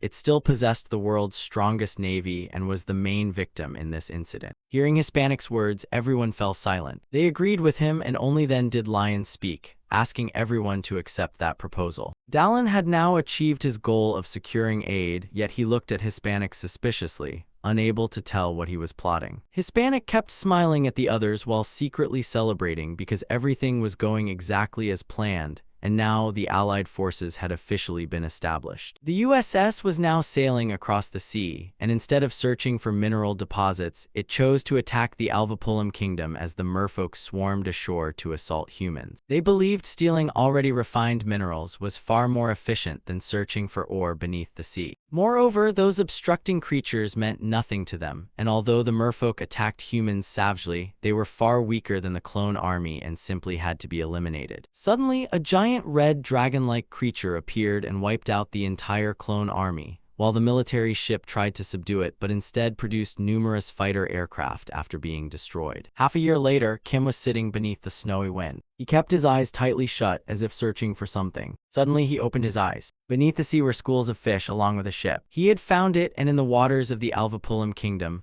a large ship was now sailing through the snowstorm. Hispanic walked over to the Grand Admiral at the helm and reminded him that it was time. On the Elm Wool continent, the supreme commander of the Allied forces was Grand Admiral, who simply replied that he understood. Unlike his earlier calmness, he now looked tense because he knew they were about to attack the merfolk's base and those monsters. The Grand Admiral immediately ordered 2 ships to scout the area, as the Allied forces had received extensive support from the Gan-Kintin Kingdom, and the vessels submerged while each was equipped with powerful weapons and overwhelming firepower. Suddenly, he recalled Kim's terrifying face and blazing eyes, shuddering because they had not only weapons but monsters as well. While steering the ship, he thought that without the new technology and Kim's help, the Alvapulam Kingdom might have long fallen, and his constant overthinking made it seem like he suffered from anxiety, as he still could not believe such technology had been created in only half a year, while Prince Edward also seemed highly suspicious. Suddenly, a loud shout reported that the scout ship had returned, but when he saw the vessel, his cigarette dropped from his mouth in shock because a red emergency flag was flying above it. After the admiral gave the order, countless aircraft rushed forward at full speed. Suddenly, a massive explosion erupted as they flew. A giant purple monster with countless tentacles appeared and violently attacked every aircraft approaching it. A Navy soldier then held up a sphere containing footage of the monster. Stammering, he said this was the strange image they had recorded earlier. Everyone present broke into a cold sweat in disbelief. The sailor shouted at the admiral that they had to retreat. Hearing that, the admiral was surprised and said this was actually the perfect opportunity. Suddenly, a dragon flew over the ship, and it was Kim. The admiral wondered why Kim had transformed, but in the next instant he vanished without a trace. The scene before him left the admiral completely bewildered. He turned to Prince Edward and demanded whether he understood the situation,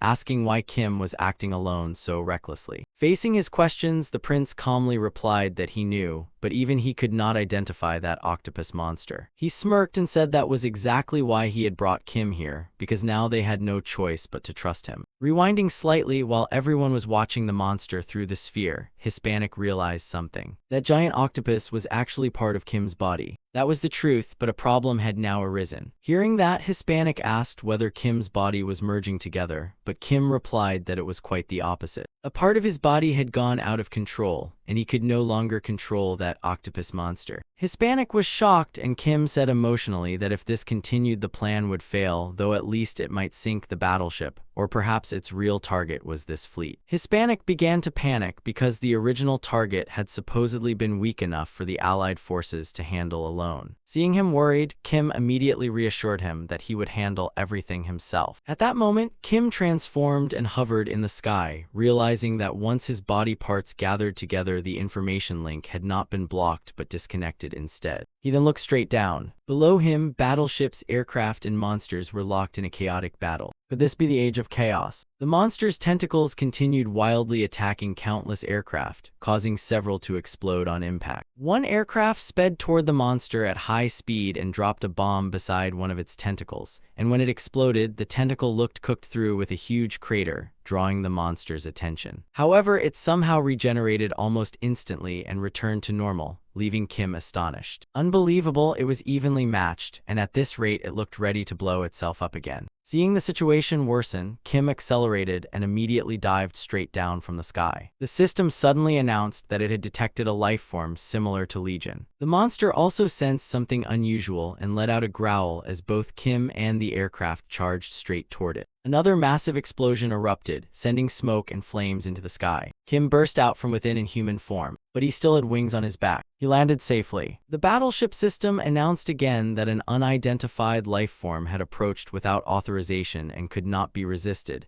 so Kim calmly reassured it that he had come to negotiate. Kim said there was no need to fear because he had come to help, but the floating spherical robots formed a circle, aimed their guns at him, and ordered him to leave the battleship immediately. Kim patiently continued that he had come as the representative of Eddie Montoya from White Veil. After receiving the information, the robots beeped while searching for Eddie Montoya, identifying him as a White Veil agent who disappeared while pursuing the Legion pet shop. A special communication protocol was opened with a time limit of 180 seconds. Behind Kim stood a giant spherical monster with one huge eye and countless tentacles. Numerous aircraft circled above it, and Kim pointed at it, saying they should deal with that first before talking. So the robot temporarily registered the request, switched the system into sea monster elimination mode, and Kim praised it, adding that any aircraft interfering should be cleared out as well. As soon as he finished speaking, Kim leaped into the sky. He spread his wings and transformed into his monster form. The monster glared upward. Growling, it thrust its tentacles straight at Kim. Kim swiftly moved and dodged the giant tentacles. He carefully observed before decisively striking. One slash severed a tentacle. Immediately afterward, he opened his mouth and unleashed a massive stream of fire. It pierced straight through another tentacle. Part of the monster's body was cut off and fell behind Kim. Then the pieces merged back into a lump of flesh. Somewhere else, someone was watching the battle on a phone. The fish behind Kim rushed in to attack him, but he casually blocked them with his tail without even looking back. That alone shattered the flesh mass, sending it crashing down. Kim asked if that was all the monster could endure. It must have exhausted itself fighting the battleship fleet, so before they talked, he would make it more obedient. After saying that, he transformed both hands into dragon heads. Fierce flames gathered inside their mouths as he aimed them directly at the monster. He fired the blazing stream straight into its eye.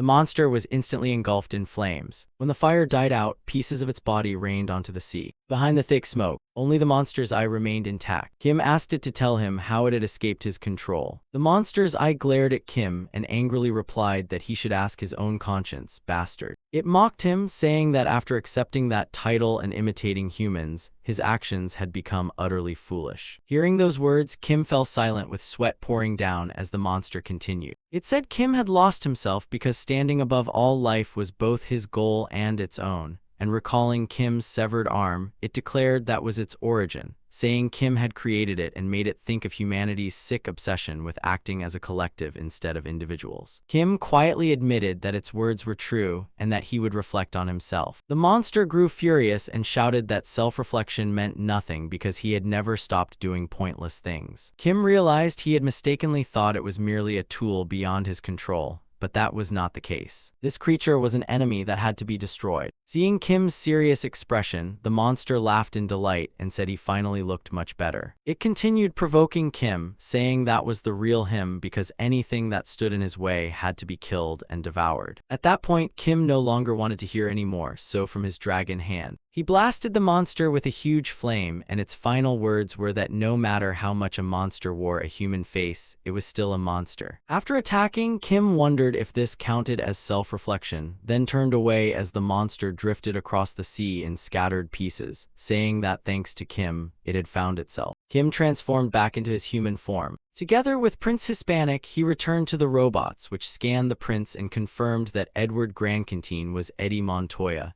and that command of the battleship now belonged to Eddie Montoya, the only confirmed American citizen. After the scan was complete, Prince Hispanic asked if everything had really been settled just like that. The prince proudly replied that if so, they should take everything they needed. After finishing, the two returned to their ship, speeding across the open sea. Prince Hispanic gazed at the ocean and told Kim they had gained far more than expected this time. The other races had refused to join the war, claiming humanity had invaded the demon race's territory. Yet humanity ended the war, making them stronger and more confident. Remembering the warriors in his basement, the prince added that they now had the USS Battleship, and they had secretly brought along cloning machines and other advanced equipment capable of producing those materials almost endlessly. After saying that, the prince asked Kim what he thought about carrying out the plan first, and Kim agreed it was a good idea. Suddenly, the prince nervously asked whether Kim had found out why the separated body part had gone out of control,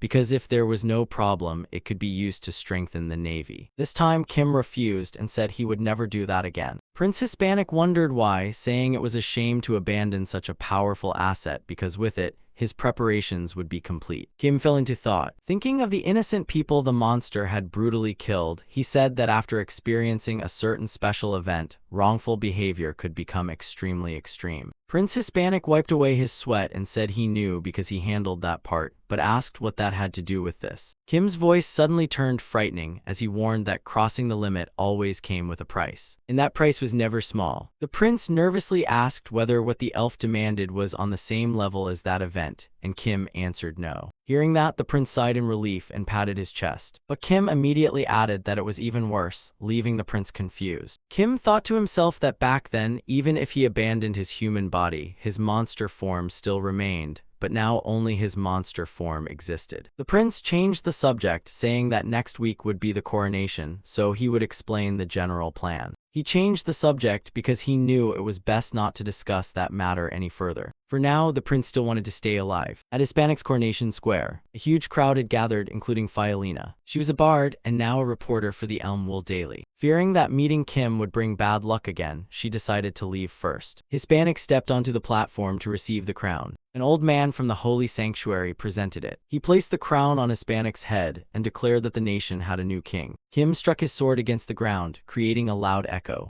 Then he raised his hand as the crowd cheered. He loudly congratulated the new king on his coronation. Fiolina was stunned with her mouth wide open. She looked at Kim as if something was terribly wrong. So she immediately left, believing something bad was about to happen. The moment she thought that, a huge explosion erupted behind her. Terrified, Fiolina quickly turned around. An unexplained explosion had occurred during the coronation ceremony. The blast killed many nobles and high-ranking officials, while the newly crowned King Hispanic fell into a coma. After that, Kim was entrusted with governing the Grankantine Kingdom. He had miraculously survived the tragedy and became the great hero who reunited the shaken kingdom. Fiolina wrote everything she had witnessed in the daily newspaper. 3 months earlier, a cloaked stranger had appeared out of nowhere. The 2 guards were baffled, wondering who dared to barge in so boldly. One guard nervously used magic to stop him. The mysterious figure stood calmly inside the magic circle as the guard demanded to know why he had come to the diplomat's residence. That mysterious figure was none other than Kim. The moment they recognized him, their resolve to stop him began to falter. One guard kindly asked why he had come so late at night,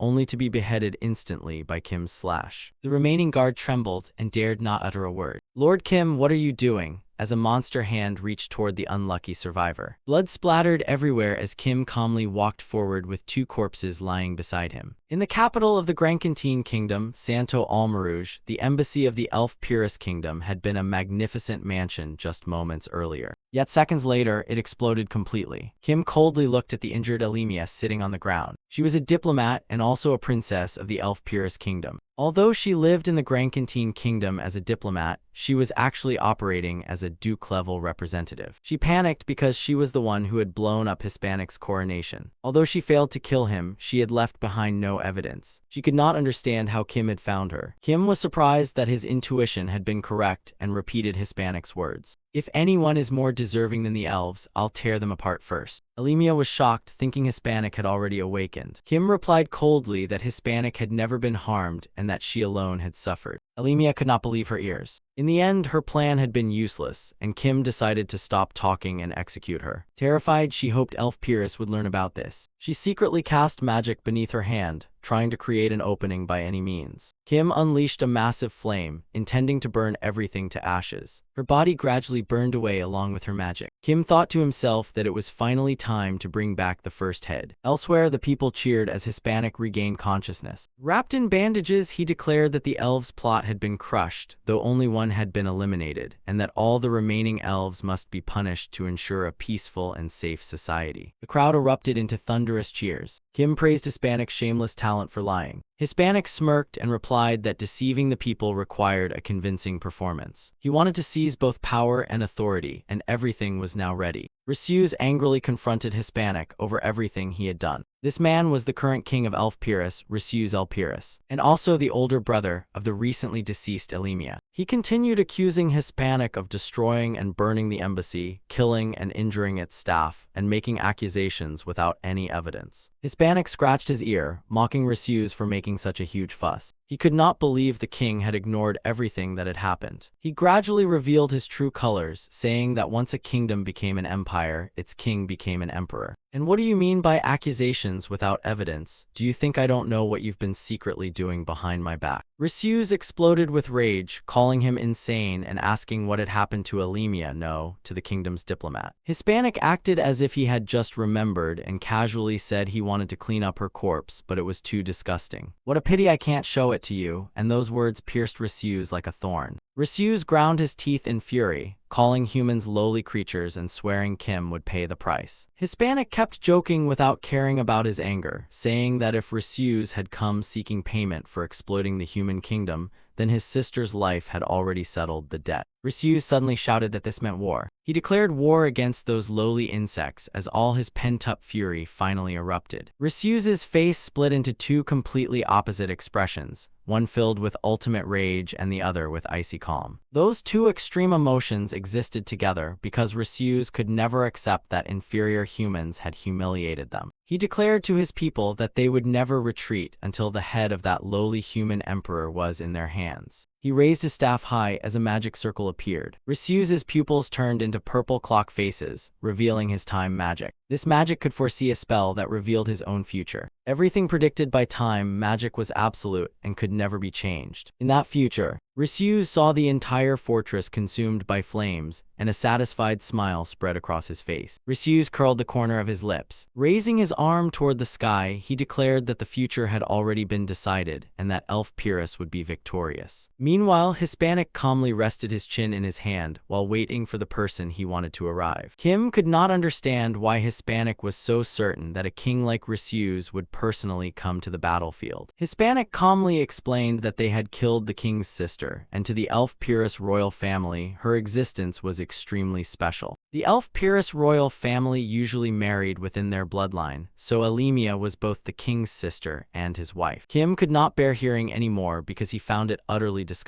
Hispanic was eagerly looking forward to it. He was waiting for Receuse to arrive so he could take his head and also test his newly gained power. And before the battle even began, he also planned to deal with the dwarves, who would face not a war but a catastrophe. At that moment, Receuse led his soldiers toward Hispanic's residence. They were only 30 minutes away from the human kingdom. Receuse looked at the people before him, who all fled in panic without the slightest will to defend the capital. Frowning, Receuse guessed they had concentrated all their troops inside the capital to face him. Thinking that, he urged his horse forward, as the prophecy filled him with greater confidence than ever. However, Receuse's prediction was only half correct, while the other half was completely wrong. In the blink of an eye, they arrived before the capital of the Grancantine Kingdom. Receuse arrogantly challenged Hispanic to come out and face punishment. He boldly declared that if Hispanic refused, he would turn the place into a sea of flames. Right after that declaration, something seemed to appear, but what emerged filled Receuse with overwhelming terror. Inside the room, Hispanic calmly enjoyed a delicious cookie. As he took another bite, he asked Kim whether he was unable to use magic. Naturally, the answer was no. Kim could use ordinary magic because he had accumulated magical knowledge by devouring others. Hispanic grew even more curious because he had never seen Kim cast magic, and Kim raised his right hand, revealing blood-red razor-sharp fingertips. Kim had never needed magic because he was already strong enough, and casting spells took time, making interruptions dangerous, while using absorbed abilities was much easier. Kim clearly understood that absorbed abilities were also compatible with magic. So there was no need to cast spells, but Hispanic still wanted to see it once because magic made him feel like he was inside a game. Kim disagreed, saying that in games magic was always used first, while the strongest characters were usually warriors or stealth archers. The scene shifted back outside the walls of Santo. Standing before the Elf Pyrrhus army was a gigantic three-headed dragon. Ignoring Receuse, the dragon charged straight into the soldiers behind him.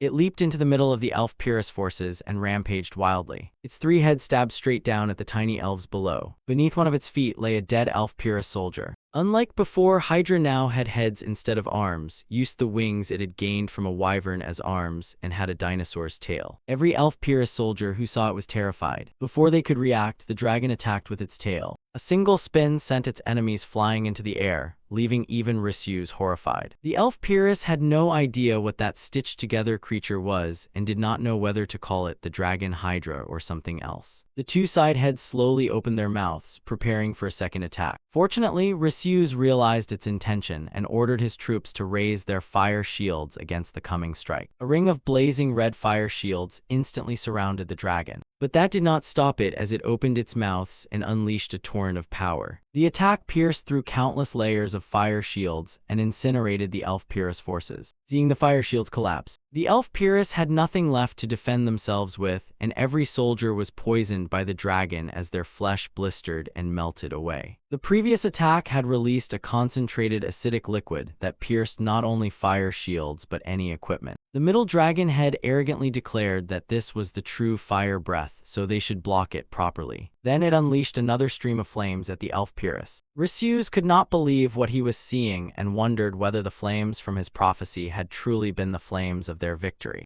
Indeed, this scene was exactly the one from the prophecy. But now his soldiers were neither fully alive nor dead, and looking at the city wall, he realized Hispanic's expression in the prophecy had not been fear of Elf Pyrrhus. It had actually been one of utter disgust, as if delivering a curse. Receuse found himself utterly ridiculous because the future he had seen was real. Only the battle's outcome had been his own imagination, and Receuse burst into insane laughter. Gripping his staff tightly, he admitted that a fool like himself had caused all this and that he must end it personally. He then leaped from his horse and flew above the dragon to attack from the sky. Countless magic circles appeared overhead, but could that magical power defeat the rampaging dragon? Receuse raised his staff as he soared into the air. He unleashed countless magic circles before charging straight at Kim. Risu's looked down at Kim moving below, then created even more magic circles. He raised his staff and cast Time Slow. The spell targeted Kim's tail. Risu's declared that 7 layers of time slow magic had been stacked together. If so, while time was frozen, Kim would be unable to move.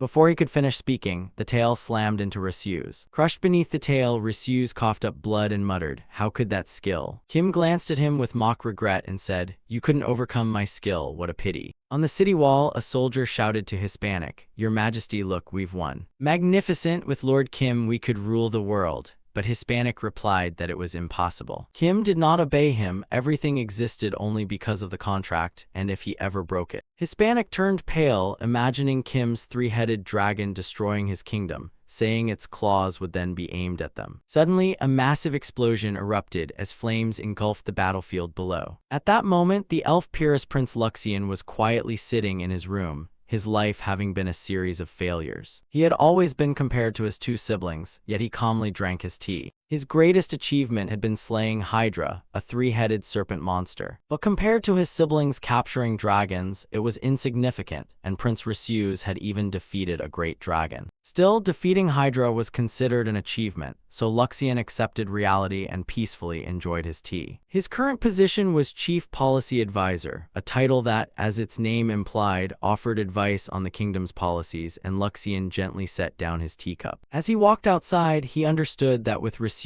able to see the future, the Chief Policy Advisor was merely an honorary title. Luxian stepped outside and remarked that everything was unusually quiet. Clenching his fist, he thought that letting go of his obsession with the royal family had truly eased his heart, and perhaps this desireless life also had meaning. Suddenly, soldiers shouted, "Lord Luxian," as they rushed over and knelt before him. Luxian asked what had happened, and one soldier reported that Prince Risu's had died in the war against humanity. Luxian was horrified and asked if Risu's was really dead. Remembering his fallen comrades, the soldier confirmed it and added that all 20,000 soldiers who marched with him had also been annihilated. Luxian thought the Grankantine kingdom could never have possessed such military strength, but then he remembered Kim and realized it must have been him. Another man stepped forward and explained that because Prince Risu's had died young without children or an appointed heir. Holding the crown, he continued that among all surviving elves, the one with the purest royal blood was Prince Luxian, who broke into a cold sweat as he stared at the crown. Luxian hesitated. Meanwhile, Hispanic sat in his room whistling. Kim forcefully pushed open the door, startling him, and Hispanic greeted him before joking that Kim looked more like a monster every day. Hispanic recalled Kim's 3-headed dragon form. The nobles over there had already sent a surrender letter. Kim sat down and replied, "Really?" as Hispanic handed him a document saying it contained one of the surrender conditions. Kim picked up the paper and saw it required the protector of the Grankantine kingdom to attend the surrender signing, and Hispanic asked if Kim would accompany him. In the Elf Pyrrhus kingdom, the royal castle stood beneath a gigantic tree, with armored troops lined up before it. Inside the reception hall, Kim sat together with Hispanic and Luxian. Luxian slammed his cup onto the table and told Kim that admitting his own weakness had made him feel much more at ease, placing a hand over his chest as he spoke. From now on, he had decided to stop relying on his bloodline and seek strength through his own efforts. Yet it was that very bloodline that had given him the throne, he said while looking at the crown on the table. Hispanic secretly wondered whether this man was drunk and questioned if someone like him could really rule the elves. Taking a sip of wine, Hispanic thought he finally understood why Luxian had invited even that monster, concluding it was just adolescent angst,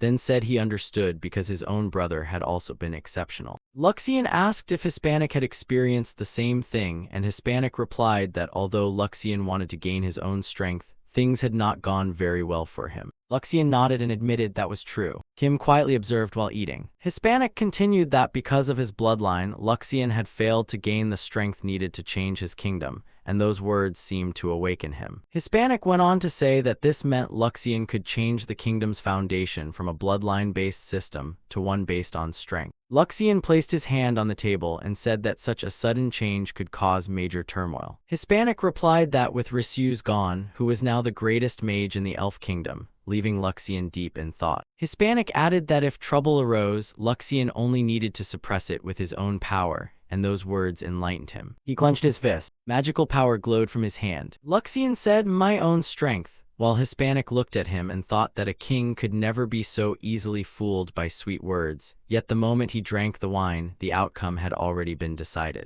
Because I mixed ultra white into the wine, a substance that affects the nervous system, and only a tiny amount was enough. Hispanic recalled telling Luxian to use his own strength. Suddenly, a twisted, terrifying smile spread across Luxian's face as he muttered, "My strength, I can use my own strength." The next day, Luxian sat on the throne and addressed the ministers below, saying that he had held talks with the Grankantine kingdom, and the result was, if the war continued, they would certainly be defeated, and he believed it threatened the very survival of the elves. Therefore, the elf Pyrrhus kingdom would surrender to the Grankantine kingdom, leaving the ministers stunned. They erupted in protest, shouting that surrender was impossible and that they could never yield to those inferior humans. Instead, humanity should apologize for the deaths of Elimia and Prince Risues, and Luxian realized the opposition was even stronger than he had expected. He raised his hand and told everyone to calm down because he had already explained everything. But voices below shouted that Prince Risues would never have even considered surrender. They mocked him as an unworthy royal substitute, a useless man with no strength of his own, and those words enraged Luxian. Veins bulged across his face as he glared fiercely and demanded,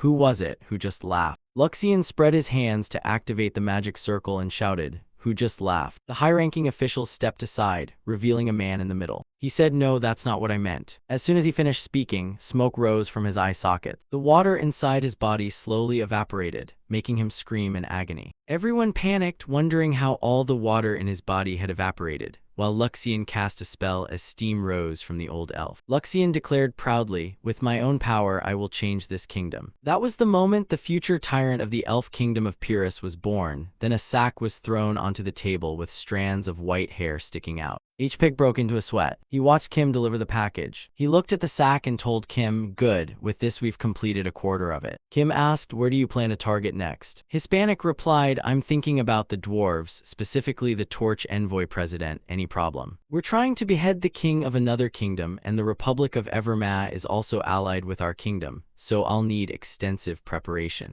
The two discussed it in the room. Kim asked how long it would take, and Hispanic said about 6 months. Kim replied, "That's much shorter than I expected. Will you need me during those 6 months? And Hispanic answered, "Not unless something unexpected happens." Kim turned around and said, "All right, I'm going on vacation." Hispanic asked, "So suddenly, where to?" While thinking, what's he planning this time? Kim silently pondered. He said, "The place where I first awakened in this world, the Great Forest, where towering stone pillars rise above an endless forest." The Great Forest truly lived up to its name as a vast woodland. It was located on the Elm Wool continent, an enormous forest. The Great Forest was divided into 3 areas: the entrance, the central region, and the deep forest, where the entrance had small monsters like bears and snakes. Deeper areas had stronger monsters, and the deepest parts contained deadly creatures such as dragons. I'm returning to my origin to find the dragon from my memories of the Great Forest, a giant red dragon with 2 horns, and uncover the truth I learned. None of the abilities I'm using, such as enhanced vision, body enhancement, shapeshifting, or dragon transformation, are effective in the deep forest,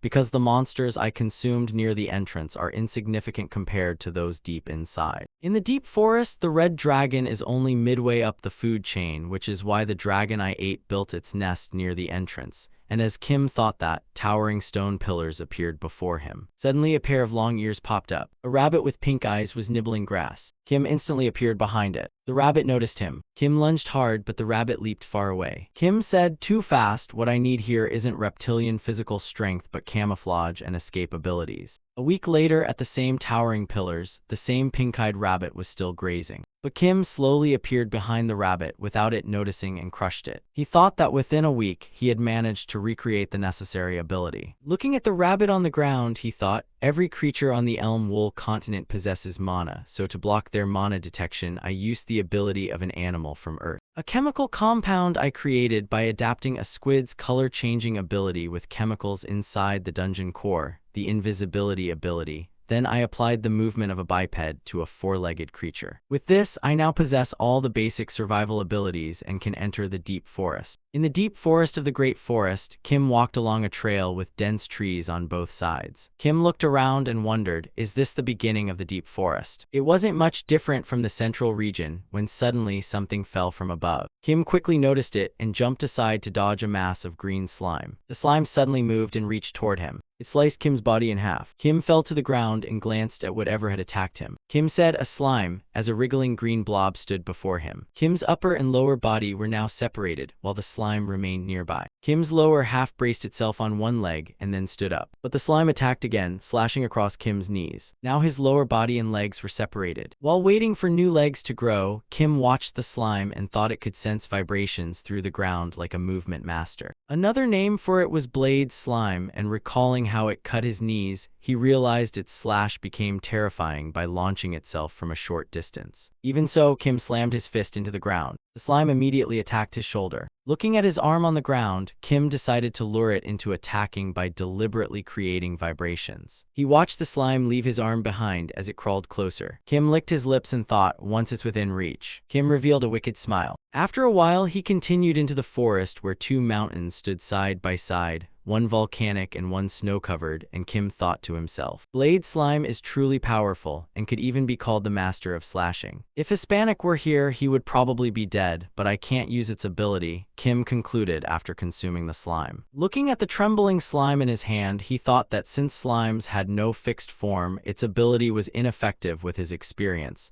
and because it lacked reason, its instincts were useless to him. At the swamp near the entrance of the Great Forest, countless trees had been snapped apart and large marshes covered the ground. It was home to the lizard men, beast-like creatures with lizard heads that once worshipped dragons. Someone walked over and said, "This is truly a complete mess." It was Hens, a holy knight of the goddess temple, accompanied by a girl in temple robes, and Hens said, "What on earth happened here? There's not even a single body left. Since there are no corpses, they must have migrated elsewhere," Hens said while looking at the mounds and swamps around them. Hens continued, "We have no choice, it won't be easy, but we'll have to ask the locals." The girl beside her asked the locals, and she was the saint candidate of the goddess Ina temple, Palpramheben. Hens replied, "That's right, Lady Saint candidate, I heard there's an ogre village nearby, let's go there." Kim never expected this green dragon monster to strike so powerfully from the very start, and realized he had been too careless. "I need to reevaluate my abilities in the central region." Kim gathered his strength and unleashed a powerful, decisive attack. The green dragon monster failed to dodge. It immediately collapsed to the ground. Its body was torn apart as black blood poured out, and the enraged monster wondered what Kim was to possess such overwhelming power. Kim also realized something. This green dragon was indeed extremely difficult to control, so he transformed his hand into slime and imitated it. He copied the slime's attack method, but the form was unstable and far weaker than the original slime. If Kim had known from the start that this monster could be cleanly severed, he wouldn't have used such a complicated method. Kim walked toward the green dragon monster, and it begged him in terror not to come closer. Kim felt that his body had become much stronger. Meanwhile, Hen and Enner arrived in the Onyx region, the Orc clan territory. The place was bleak and desolate, and Hens judged that the situation was little different from before. Hens had always believed all orcs were savage, but reality seemed to prove otherwise. She noticed that the custom of mourning the dead had taken root here. As she crouched down, she saw a bouquet beside a grave and guessed it had been placed there recently,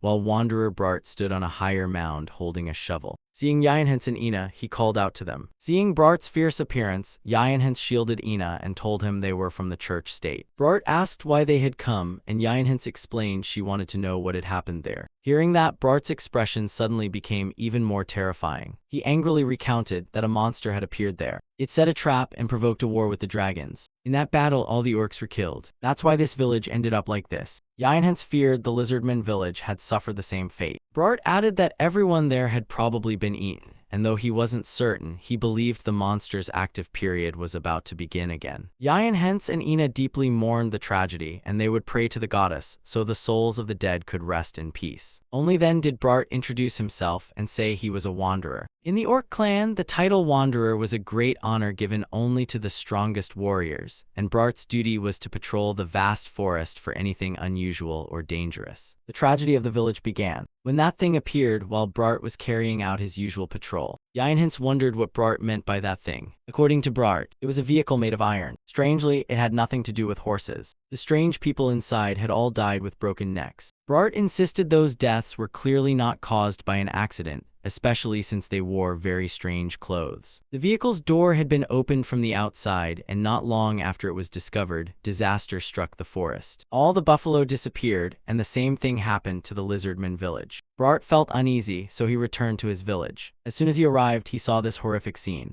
Yinhans immediately noticed something strange. Bart wasn't here when it happened, so how did he know every detail? Bart drew the sword from his back and reached his hand toward Yinhans. He told her that if she wanted the answer, she should give him her hand. Yinhans was slightly afraid, but she still did as Bart said. Suddenly, an orange light flashed around her. She sensed a surge of magical power. Yinhans guessed it was time magic. Yinhans never expected that outside the elf kingdom of Risuse, Bart could also use it. However, Bart explained it was not simply spirit magic or a low-level psychic skill, but an ability to read an object's memories by touching it. Yinhans guessed this ability was how Bart identified the culprit. The iron vehicle, the lizardman village, and the sword all shared memories of the same creature, and that being had appeared in the Great Forest not long ago and had now returned. Total mind resonance, locate the target. Right inside the Great Forest, which looked ordinary from the outside. But deep within, it was completely different, a demonic realm beyond imagination. Snow and lava existed side by side, where the ecosystem had evolved under extreme conditions. The first thing visible was a towering mountain standing alone in the frozen region, its peak covered in eternal ice.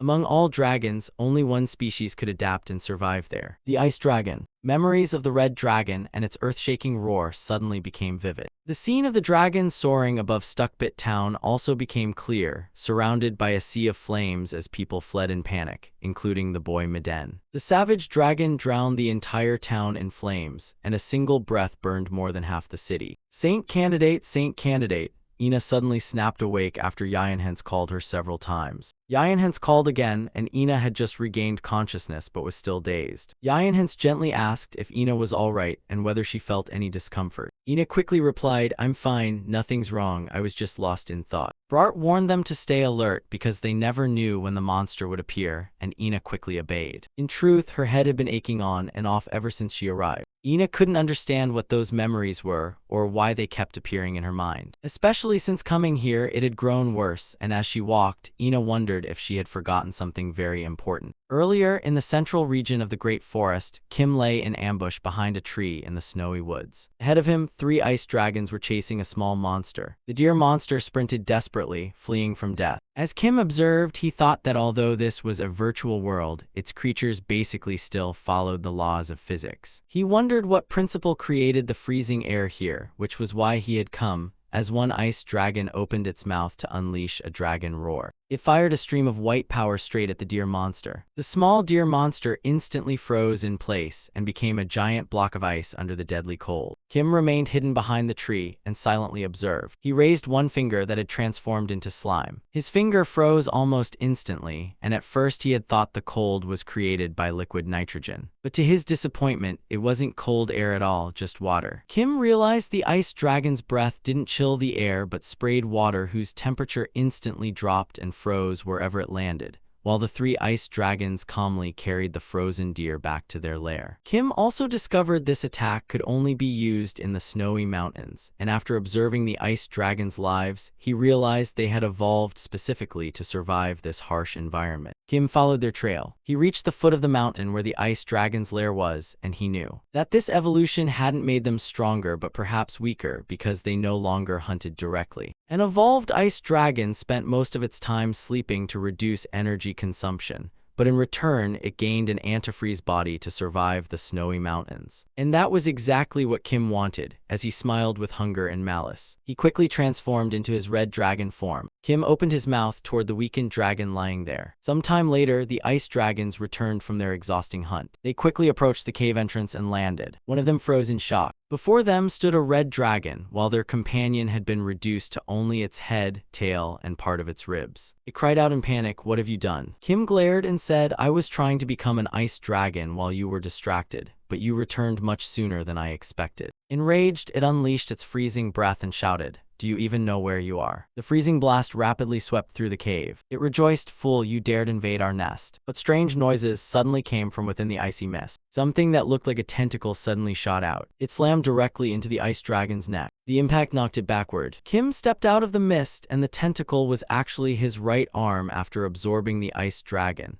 allowing him to learn the ideal composition and ratio needed to create an antifreeze body. Kim's body continued to transform. In the blink of an eye, he shot forward from near the fallen dragon's tail. The two ice dragons couldn't keep up with his speed. Kim swung both powerful arms and tore open the dragon's throats. He landed lightly on the ground. Behind Kim, the two massive ice dragons collapsed onto the frozen ground. Ignoring them, Kim thought that from today onward, the ecosystem of the snowy mountains in the Great Forest would begin to change because the ice dragons were dead. Then Kim looked toward his next target. It was the neighboring lava mountain. Meanwhile, in the central Great Forest between the snowy mountain and the volcano, Yayan hence asked whether the saint candidates still had the strength to continue since they had already traveled for a long time. Ina nodded, "I'm still fine." Judging the situation, Yayan hence observed that Ina wasn't breathing heavily, wasn't short of air, showed no signs of exhaustion, and she believed Ina was telling the truth. Yayan hence nodded and said, "If you get tired, Enner, tell me immediately." Bart emerged from the bushes, making Yayan hence instantly raise her guard. Holding the same sword as before, Bart told the two of them to keep moving. The three of them continued forward. Suddenly, Bart's sword reacted violently to something and began shaking. The sword suddenly tried to plunge into the ground, and Bart quickly grabbed it to stop it. It was reacting to burning footprints on the ground, and Bart immediately knew the one they were searching for had to be nearby. Bart also pointed out that these footprints had clearly not caught fire naturally, and Yayan hence asked, "Were they left by the monster?" Bart answered seriously, "Most likely." They slowly followed the trail of footprints. After walking a while, a powerful blast of hot air suddenly swept from the volcano. Yayan hence covered her face. Feeling the scorching wind, Bart broke into a sweat and looked ahead. "It's him," Bart said, and sure enough, Kim was standing there. He was overflowing with fire energy. Sensing another presence, he glanced back with a terrifying look. In the volcanic region of the Great Forest, Kim entered an area where the creatures living in the volcano had no names, and as he watched the mysterious beings swimming through lava, he craved them while even the ground melted and the terrain constantly shifted. That was why no one had ever approached or observed this place, but Kim kept walking without caring.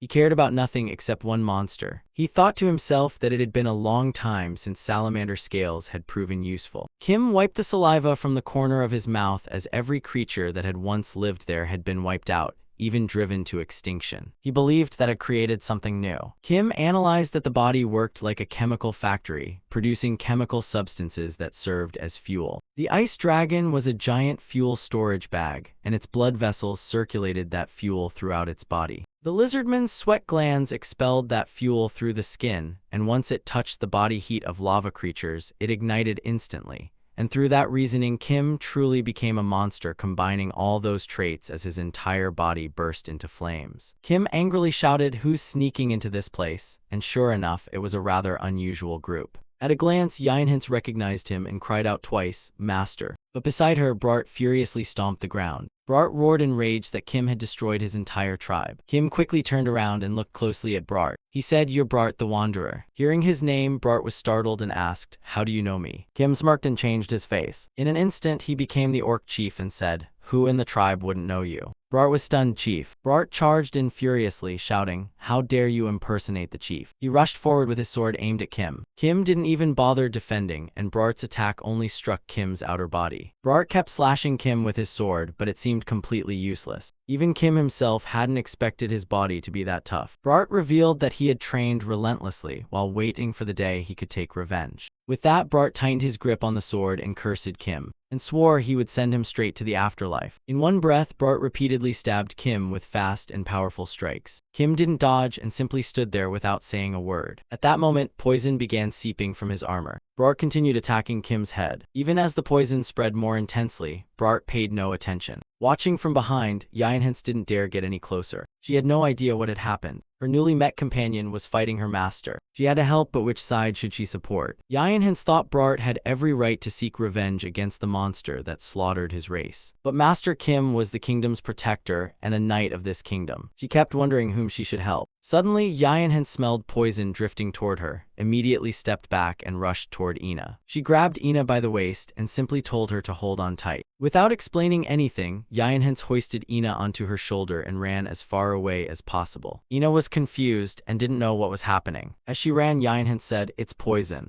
Meanwhile, the poisonous gas had completely covered Bart and Kim. Only then did Bart realize he had inhaled a huge amount of poison, but it was too late, and in agony he cursed Kim as a coward. He gripped his sword tightly, determined to defeat Kim with one final strike. Bart used the last of his strength to stab Kim in the chest. But Kim's skin couldn't be pierced, and he remained standing as if nothing had happened. Bart trembled under the effects of the poison. It was impossible. Bart realized he hadn't managed to inflict even the slightest wound on Kim. Bart lost consciousness and collapsed to one side. Kim silently watched, glanced at Bart's body, and burned it alive. But instead of eating it as usual, he threw it away. Meanwhile, Yianhen kept carrying Ina as they fled. Ina struggled, wanting Yianhen to put her down because Bart was still back there. Yianhen firmly refused because her duty was to protect Ina. Ina innocently believed it wasn't too late and that together they still could. But Yianhen immediately denied it, saying it was impossible because it was already too late. Ina stammered, trying to persuade Yianhen, but Yianhen only repeated the first lesson she had learned in Holy Knight training. A battle can never be judged by a simple comparison of strength. Yianhen said, "Ina, understand your own abilities. I can't let a rare saint walk into certain death." Enner said Bart's vitality was indeed extraordinary, but his strength and magical power were limited, while Kim had likely gained an ability related to extreme heat. Yianhen firmly concluded that even together they couldn't stop Kim, so their only choice was to leave Bart behind and escape. Yianhen added that most people would think the same way. Yianhen was about to say something about her master but said she shouldn't judge him by holy standards, never noticing something falling behind her. It landed right in front of Yianhen, making her stop and fall silent. It was a charred corpse and Yianhen froze. She looked at the sword in its hand. She was certain it was Bart. Suddenly, footsteps and the roar of flames came from behind, startling her. Yianhen broke into a sweat as she turned around, unable to guess what Kim was thinking, wondering if he believed she and Bart were on the same side. She felt every instinct screaming danger and was terrified to imagine what Kim would do next. Kim spoke, "It's been a long time, my disciple." He continued, "Now we can finally have a proper conversation." He thought Yianhen should be happy because she had always called him master and stayed by his side. But now he was calling her his disciple, and Kim smiled threateningly as he told Yianhen to smile. Kim's face darkened as he angrily said they could finally talk freely, while Yianhen silently stared at Kim standing before her with flames covering his body and cursed inwardly. Ina glanced at him. Then she jumped down from Yianhen's shoulder. Ina took a fighting stance and faced Kim. Gritting her teeth in anger, she asked why he had killed Bart, saying her next move would depend on his answer. Yianhen stepped forward from behind, held Ina's hand tightly, and smiled at Kim, saying it had been a long time. Ina looked at her in confusion and asked why she called him master and whether she knew him, while Yianhen, filled with worry, said she would explain later and told Ina to stay still for now. Hearing Yianhen's greeting, Kim agreed that it had indeed been a long time since he had met one of his own kind. Kim recalled Miden during battle, looked thoughtful, and said Miden had mistaken him for one of his own kind, but in the end he wasn't. Yianhen deliberately kept the conversation going by asking whom Kim had met after the Manticore, while secretly trying to buy time to send word back to the church state. Kim quickly fell for Yianhen's plan and answered that it was a shape-shifting master. As soon as Kim spoke the name Miden half-finned, it struck her like lightning and her face darkened.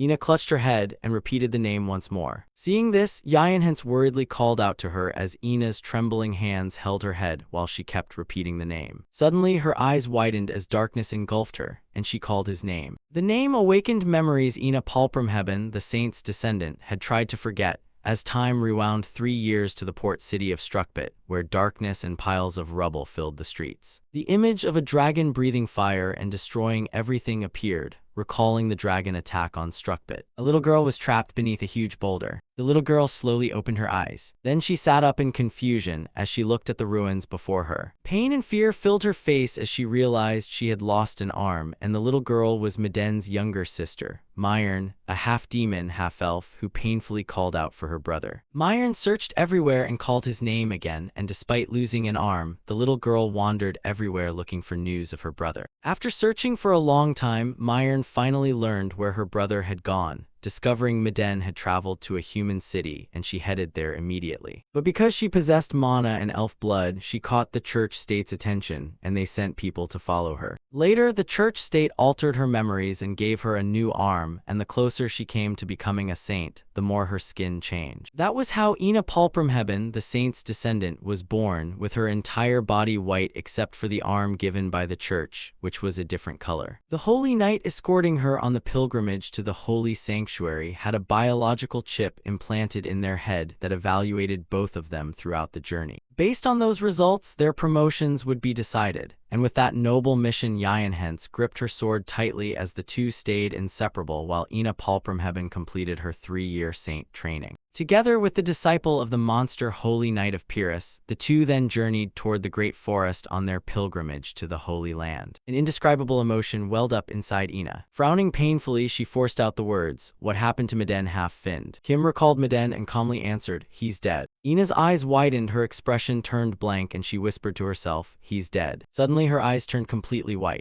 Enner erupted in fury as violent winds swirled around her, and her eyes seemed to glow. Ina seemed to go mad and screamed that she would never forgive him. But before she could attack Kim, Ina collapsed unconscious. Kim smiled like a demon and said things were easier now since Hens had said she was tired from the start. Hens carried Ina and replied that she had only said that then, and afterwards she had trained very hard. Hens forced a smile and told him she was on a mission, asking if they could continue this conversation another time. Though smiling outwardly, Hens was deeply worried because she had just tried contacting the church state, but the great forest's dense magical power prevented any connection. Hens was surprised when Kim stepped forward. Looking flustered, she quickly explained they held no hostility toward him and had only just met that orc, coming here merely because it was on their pilgrimage route to the holy sanctuary. Hens pleaded with Kim not to kill her because of the church state, but Kim coldly replied that she had chosen the wrong place. Before Hens understood what he meant, Kim waved his hand and the flames around him scattered outward. Then he turned away and told her to follow him because unless they reached an area with lower magical power, contacting the church state would be impossible. Hens silently watched Kim's back. She secretly sighed in relief that perhaps it wasn't yet her time to die. The Lizardman village in the Great Forest was one of the goddess Faith's holy sites, and the Lizardman Holy Knight was among the church state's most famous early knights because he came from Longtail Fall from heaven. Near the Lizardman settlement, Hens stood behind Kim. She then explained that the Great Forest's lizardmen lived in a very secluded and well-defended place, but nearby stood a stronghold similar to a holy site altar. Hens boldly suggested that if they went there, they could send a message, but while speaking she suddenly heard a voice in her mind. Hens widened her eyes in surprise as the voice continued asking what had happened. Suddenly, a figure appeared behind Hens, seeming to possess her body before speaking, "Greetings, codename PP100002.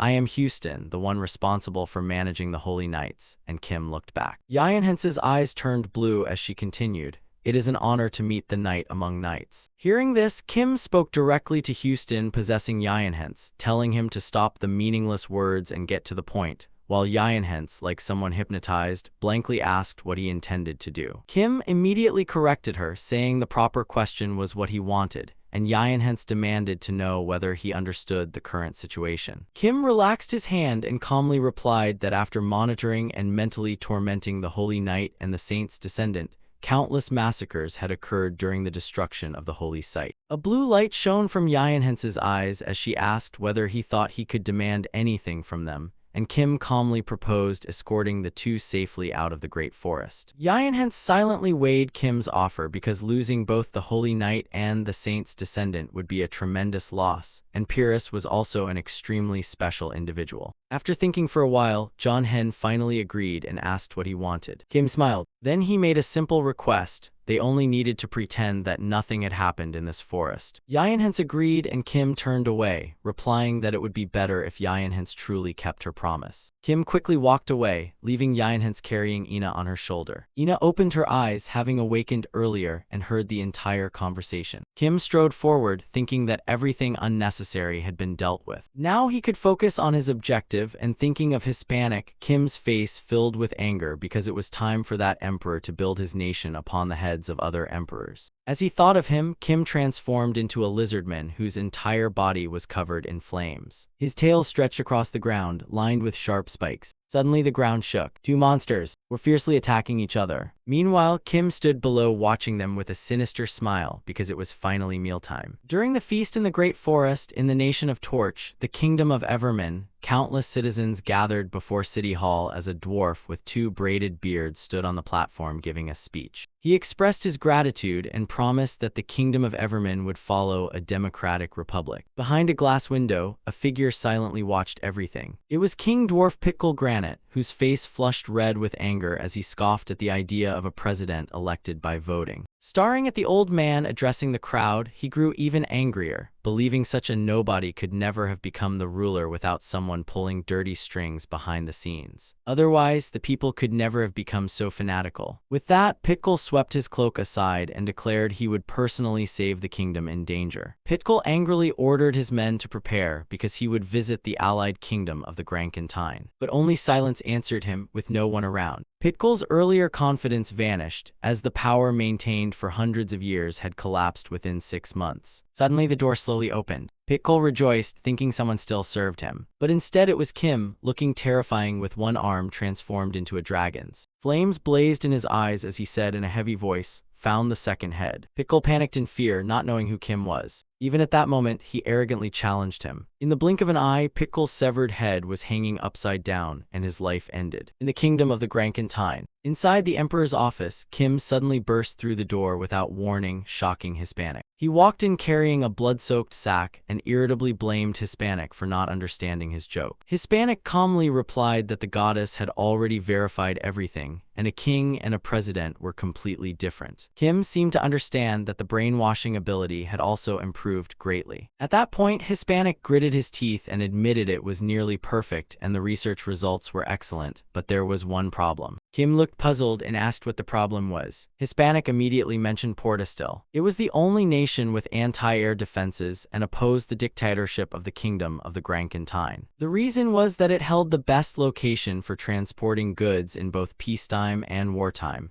but its history had been trampled by the kingdom of Alvapulam. Therefore, Portastil had become a rather weak kingdom where a large rebel force had emerged. It was still unstable, but if Portastil collapsed now, many troublesome problems would arise. Hispanic praised Kim and hoped he would help solve this issue. Kim immediately asked whether he wanted a temporary solution or a permanent one. Hispanic was delighted and naturally chose the permanent solution. But what was the downside? Kim said the permanent solution was to erase Portastil from the continent and build a new civilization there. Helpless, Hispanic clasped his hands and begged, "Please stop, let's go with the temporary solution." A few days later in Portastil, Navy Commander Kendra Ambaker stood watching the surroundings. Today, the Guardian Duke of the Kingdom of the Grankentine would arrive for an inspection, so she needed to stay alert. Just as Kendra Ambaker prayed everything would go smoothly, Kim suddenly landed before her. She froze for a few seconds before realizing the rumors that the Guardian Duke could transform were true. Panicking, Kendra hurried to greet Kim. Suddenly, another voice interrupted, shouting, "Long live the Free Republic of Portastil." Kim turned toward the hooded man with a judgmental look, wondering what he was doing. The man quickly pulled open his cloak, revealing his body covered with lit bombs, intending to assassinate Kim. But it wasn't that easy, as Kim swung out his wings. With a single sweep, every burning fuse on the bombs was instantly extinguished. The wind was still lingering and remained quite strong, leaving the man stunned. But he refused to give up and struck another match. Just as he was about to light the bomb's fuse, a hand grabbed his wrist and squeezed tightly. The pain forced him to his knees as he let out a piercing scream. Only after Kim had finished dealing with everything did others arrive. They apologized and checked on Kim, who merely glanced at them before ordering them to take the man to the interrogation room. 4 walls, 1 table, 2 chairs, and 2 people sitting across from each other. Kim began questioning him about the source of the explosives. The only reply he got was a stream of vulgar insults. Kim calmly said it didn't matter if he refused to talk, then slowly stood up. Kim steadily walked toward him, and the man thought he could stay silent a little longer. But when he saw Kim transform, he could no longer remain calm. Outside, someone was guarding the door. Kendra suddenly walked over, startling the guard awake. She introduced herself and learned that Kim had requested assistance from the Navy. The guard was only an ordinary messenger, so he easily let Kendra inside. As soon as she entered, she respectfully greeted Kim. Seeing the scene before her, it looked like Kendra was no longer needed, as broken pieces of wood were scattered across the floor. Wasn't Kim interrogating the terrorist, so where had he gone? The veins on Kim's face slowly relaxed. His face quickly returned to normal. In front of Kendra, Kim mentioned Crimson Bell. She knew it was a tavern in the central district. Kim's request was for Kendra to lead him there. It was the Port Still rebels' hideout, and Kim knew because he had just eaten the man and obtained his memories. It's still slower than expected. I still need 2 more heads, Kim thought with a sigh, leaving Kendra completely confused. After everything that had happened, she felt somewhat afraid of him, while Kim was already planning to deal with Hispanic. In the middle of the city, a man in a blue cloak stood there. At the Crimson Bell Tavern near the Port Still barracks, people were noisily gathered. Kendra opened the door,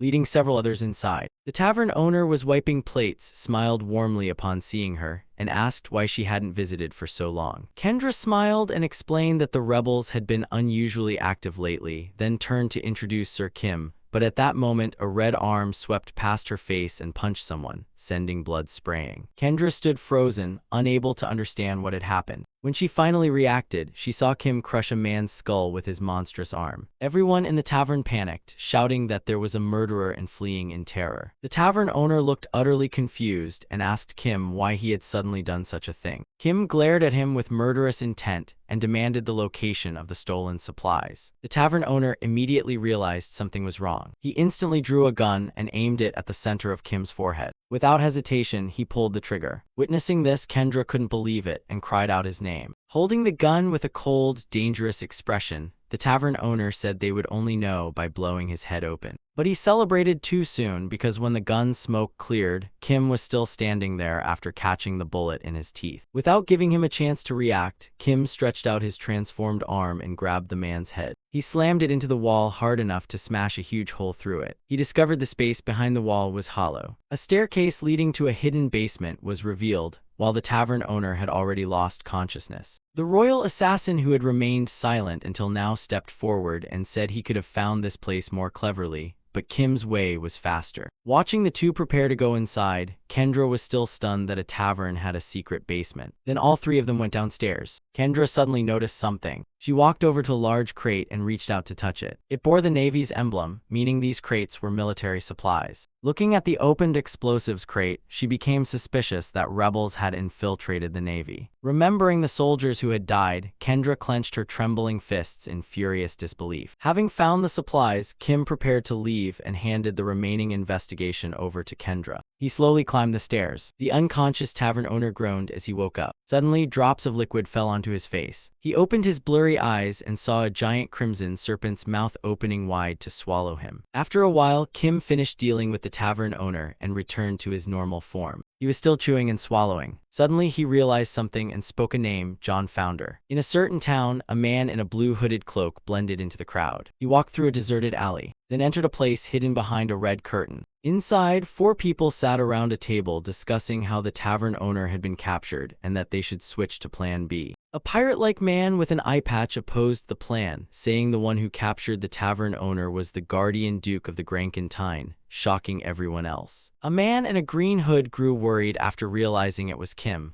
when suddenly the man in the blue cloak entered and interrupted the meeting. He was John Founder, a monkey-beastman hybrid, who removed his hood and produced a bright red potion he had struggled to obtain. The others were overjoyed at the sight of it. Hearing this, Rose smiled confidently, saying the potion would become the key step toward the first day of the new era, when the world would open into a new age founded by the rebels. The others were immediately filled with hope that they could use it against Kim. Just then, the tavern owner, who had supposedly been captured, burst in, panting. Seeing him, everyone was stunned that he was still alive. The tavern owner said he had luckily escaped and asked John whether the item in his hand was truly reliable. John smiled and assured him that it would bring them closer to the first day of the new era, when the world would open and the rebels would establish a new age. Unexpectedly, the tavern owner suddenly smiled calmly and said they now had both the culprit and the evidence. As soon as he finished speaking, purple gas spread from his body before anyone could react. Ro glanced at the purple gas drifting toward him without knowing what it was. Suddenly his eyes widened, his pupils shrank, and tears welled up. The entire group coughed violently, collapsed to their knees, with tears, mucus, and drool pouring out. Smirking, the tavern owner revealed it was tear gas inspired by chemical gas, as half his face reverted to Kim's appearance, and he mocked them by asking if they wanted to sing the national anthem one last time. The next day at the execution ground, Kendra stood on the platform holding a long spear beside the bound and kneeling John,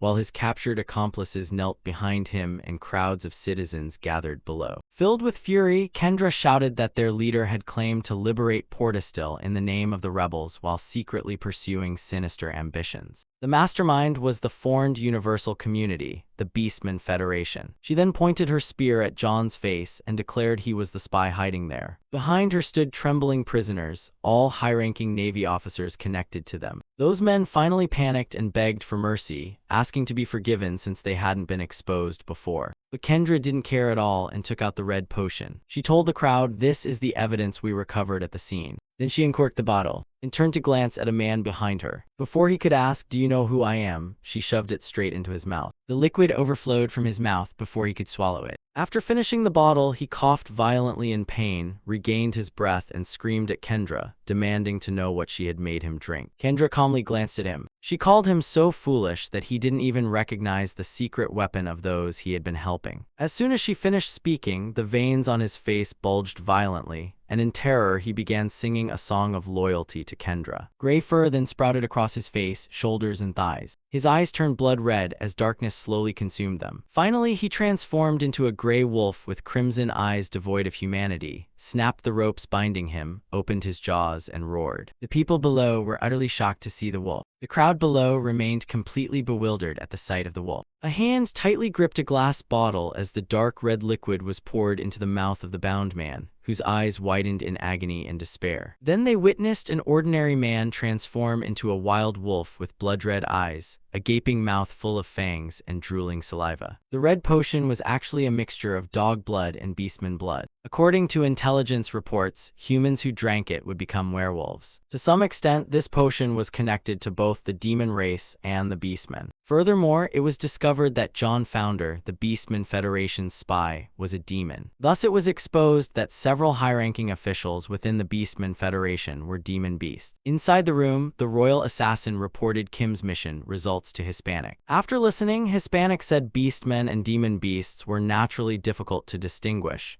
and he never expected them to exploit that to seize control of the Beastmen Federation. He worried that if the Demon King wasn't dealt with quickly, the Beastmen Federation might target them, but he firmly concluded that their actions in Portistil proved they already had, which meant they had already set their sights on them. Hispanic smiled with delight, thinking he had unexpectedly found such a perfect reason to start a war, while privately admitting that aside from eating, the monster Kim was actually useful. Hispanic decided to declare war on the grounds that the formed universal community, the Beastmen Federation, served as the Demon King's lackeys. His eyes could not hide his ambition and cunning. Massive warships lined the shore as countless people hurried about, proving a war was about to begin. Kim asked Hispanic whether those were warships, but instead of answering, Hispanic said he had come up with a brilliant idea. His idea was to make those warships travel across land, and seeing Hispanic's expression, Kim advised him to get some rest. Kim said using a white shark legion on land would make more sense, leaving Hispanic confused because sharks couldn't move on land. Kim replied, "If sharks can't, then can warships," and Hispanic froze for several seconds. Then he burst into laughter and told himself to calm down. Admitting he had mixed up the order, Hispanic announced that the world's strongest mage would join their army. That man.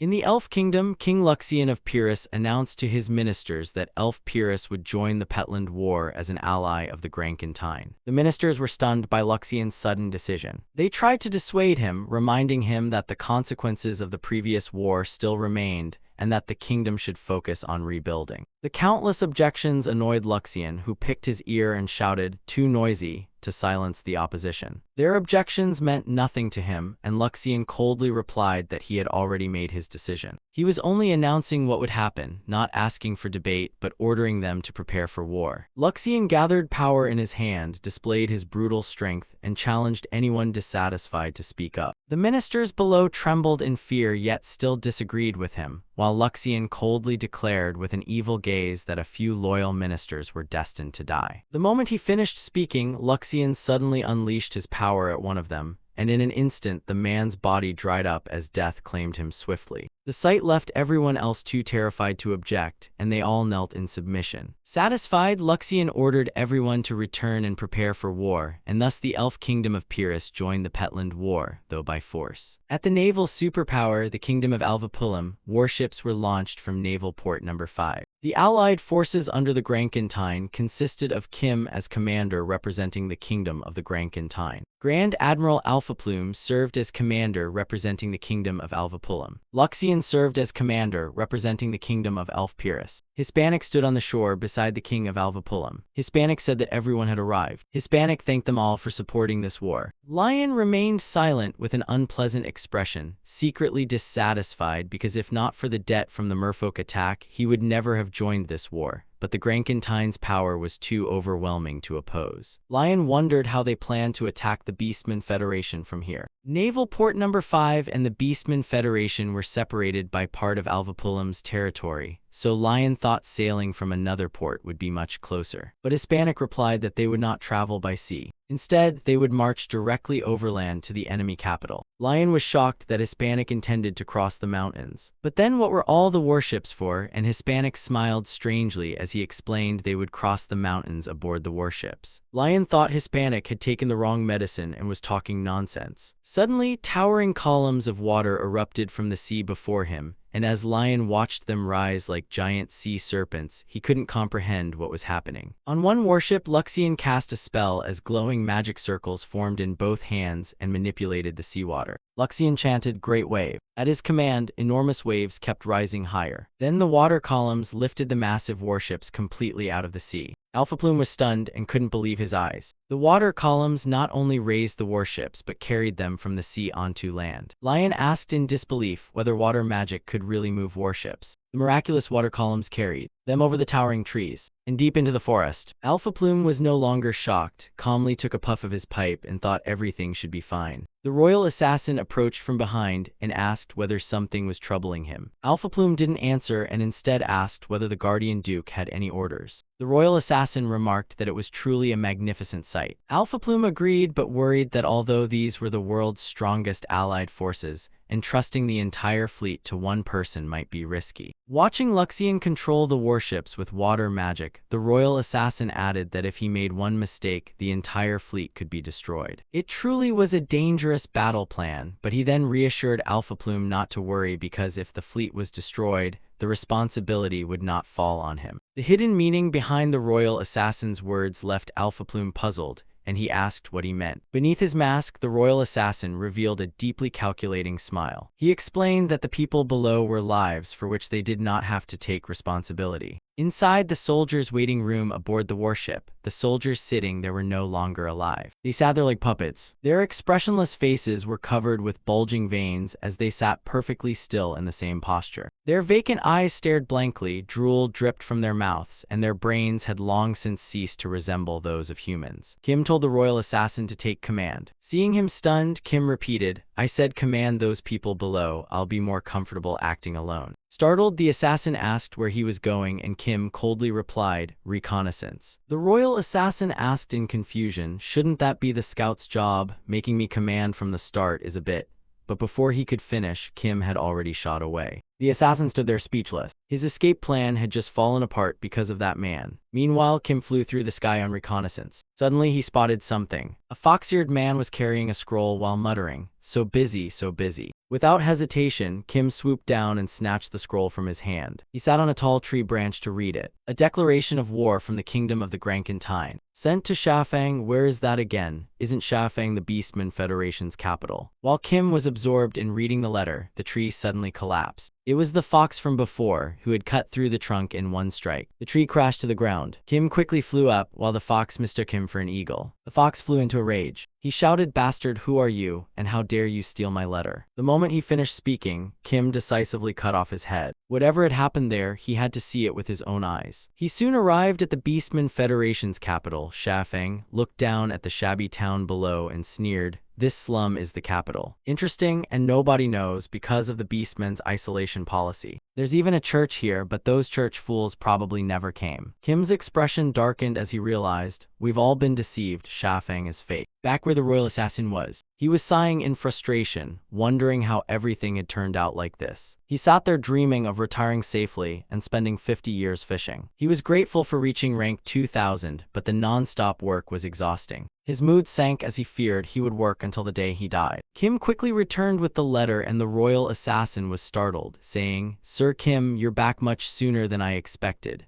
While Kim found his flustered reaction rather strange. Alpha Plume approached and asked about the enemy's situation. Kim told them Shafang was a trap and the real capital was somewhere else. Both were stunned and Alpha Plume couldn't believe his ears, saying, "Impossible, the Beastman Federation's Grand Cathedral is in Shafang. How could a city devoted to the goddess be a trap?" Kim glared at the wolf and said, "Didn't you say those bastards are led by the demon race?" Alpha Plume was left speechless. The royal assassin then said, "That's true, the demon race worships the goddess as the creator, but that's all, and if it's them, they could abandon the Grand Cathedral without hesitation." Alpha Plume said he would change the plan. Kim asked whether he intended to change the entire army's route, but Asman replied that it wasn't necessary. His hand holding the pipe trembled as he said, "If those bastards see the warships and surrender in fear, I might just let everything end peacefully." Suddenly he threw his pipe onto the ground, then crushed it under his foot. He growled, "But I can say any thought of peace has left my mind. How dare those beasts insult the goddess? I'll split those beastmen in half, rip out their guts for fish bait, and throw their bones to the wild animals." Back in Shafang, a bear guard spotted a light in the sky like a shooting star. A shooting star. He immediately clasped his hands and prayed, "Please let me work less and earn more. No, I mean let me work little and earn lots of money." But when he opened his eyes, he realized it wasn't a shooting star at all. It was the end of his life. A massive fireball crashed down and exploded, destroying the entire town. 3 warships landed in Shafang. Alpha Plume stepped onto the deck, his face bulging with veins and fury, shouting, "You dare insult the goddess, you heretics." He roared an order to reduce everything except the Grand Cathedral to dust. The crew immediately loaded the cannons and prepared to fire. Alpha Plume continued raging, "Die, you filthy heretics, I'll wipe every one of you out." Luxian stood nearby, nearly having his ears burst. Too noisy. 2 hours later, all of Shafang except the Grand Cathedral had been flattened. Alpha Plume stood with folded hands, apologizing to the goddess. "Though the cathedral was unharmed, I regret disturbing the peace of your home. Please forgive me." After finishing his prayer, he picked up his hat and put it back on. Thinking about it now, it was the first time he had ever seen a church in a Beastman settlement. He had heard the goddess's appearance differed by race, but this statue clearly seemed modeled after a particular person. Could any Beastman truly be holy enough to carve this? No, it doesn't even look like a Beastman, it looks more like. Just then Kim walked over and said, "What the hell, why is this thing here?" Alpha Plume asked, "You recognize this face?" Kim replied, "Of course, it's a face I haven't seen in a long time." Alpha Plume thought to himself that if even Kim recognized this Beastman, perhaps it really wasn't a Beastman at all, but someone from the church. The thought startled him, and if it really was someone from the church who knew Sir Kim, could it have been one of his companions who defeated the Demon King? Alpha Plume quickly turned and asked, "Could this be the previous saint?" Kim bluntly answered, "The Demon King." Alpha Plume froze upon hearing it. What did you just say?" Cold sweat soaked Alpha Plume's body. What did you just say? Did you say the Demon King?" He screamed like a madman. "No. I have to bury it. The Demon King. I have to bury everything." Without hesitation, Kim struck the back of his neck, knocking him unconscious. If Kim hadn't stopped him in time, he probably would have killed himself. Just then a bishop approached and Kim asked, "You said you're the bishop here. What's going on here? Did the church really authorize this statue?" Sweating nervously, the bishop denied it, saying they had approved a different statue. But the Beastmen secretly replaced it because they didn't know what the Demon King looked like and assumed this matched Beastman taste. Kim asked him again, "So the church knows nothing about this?" The bishop answered confidently, "I swear on my honor, I will report this to the church immediately." With that, the bishop left. Knowing Alpha Plume was awake, Kim asked, "You heard that, didn't you?" The bishop swore he would report it to the church. Alpha Plume struggled to his feet but still blamed himself, saying, "But Sir Kim, I prayed to the Demon King. That's an undeniable fact. I broke my oath never to pray to a false deity." Kim clicked his tongue, thinking the man was a religious fanatic. Alpha Plume repeatedly banged his head on the ground, crying, "Oh goddess, please punish this wretched sinner," when the bishop suddenly rushed back in panic, shouting that something had happened. "The Pope has declared a holy war." Alpha Plume repeated word by word, "A holy war. Did you just say a holy war?" The bishop hurriedly explained that the Pope said he would never forgive the beastman's act of heresy. Alpha Plume's fighting spirit burst into flames as he declared this was his chance to atone before the goddess, shouting, "Just wait, you damn demons." A few days after the holy war was declared, Shafang had become nothing but ruins. When Hens and Ina arrived, they were amazed that the Grankentine could build such enormous warships. Ina asked irritably, "Didn't you already hear about them before, so why are you so surprised?" Hens blushed, scratched her head, and laughed. "Seeing it in person is different, though maybe I overreacted,"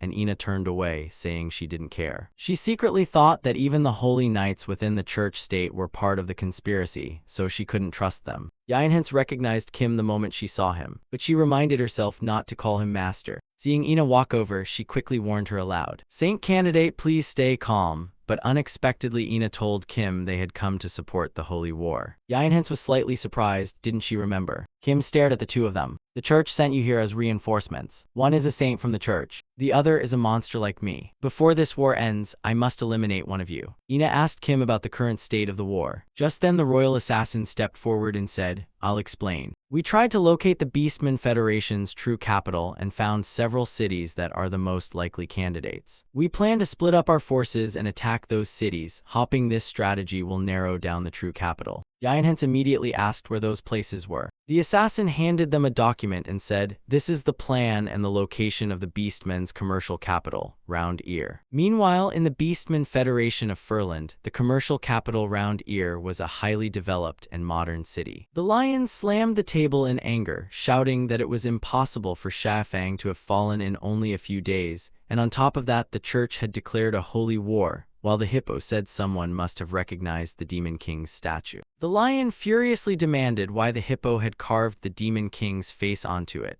but the hippo denied responsibility, saying no one knew what she looked like and that the one responsible was the lion's predecessor, not him. The pig stopped the two of them, saying this wasn't the time to blame each other. "So you're saying the Demon King will join this war?" The deer asked in panic, "Is the commander the king of the Grankentine or Sir Kim, the one who spread terror in Stuckbit? The demon from the rumors who turned the Flatfield Plains into a sea of fire has come here." They quickly reassured each other that now wasn't the time to fear and that they needed a plan to deal with him. At that very moment, Kim's group had already taken positions outside in ambush. He guessed everything would be easy, and the royal assassin asked if he meant attacking the city. Kim coldly replied, "I'm talking about their plan to leave no one alive." The assassin broke into a sweat and asked whether Kim already had a plan. Kim said he would act as the bait while the church entered the city, and the assassin would gather the materials the king had requested. Kim told everyone, "Let's begin." With that, he leaped up and transformed into his monster form. The beastmen were horrified when they saw him, realizing he was the enemy. One of them immediately hurled a spear at Kim. Though he dodged, the spear still grazed the front of his nose. The attacker cursed, "Damn, it almost hit his eye." Kim looked at him and thought, maybe I should have a little fun. He opened his mouth, preparing to use dragon breath. Suddenly, a powerful blow knocked his head aside.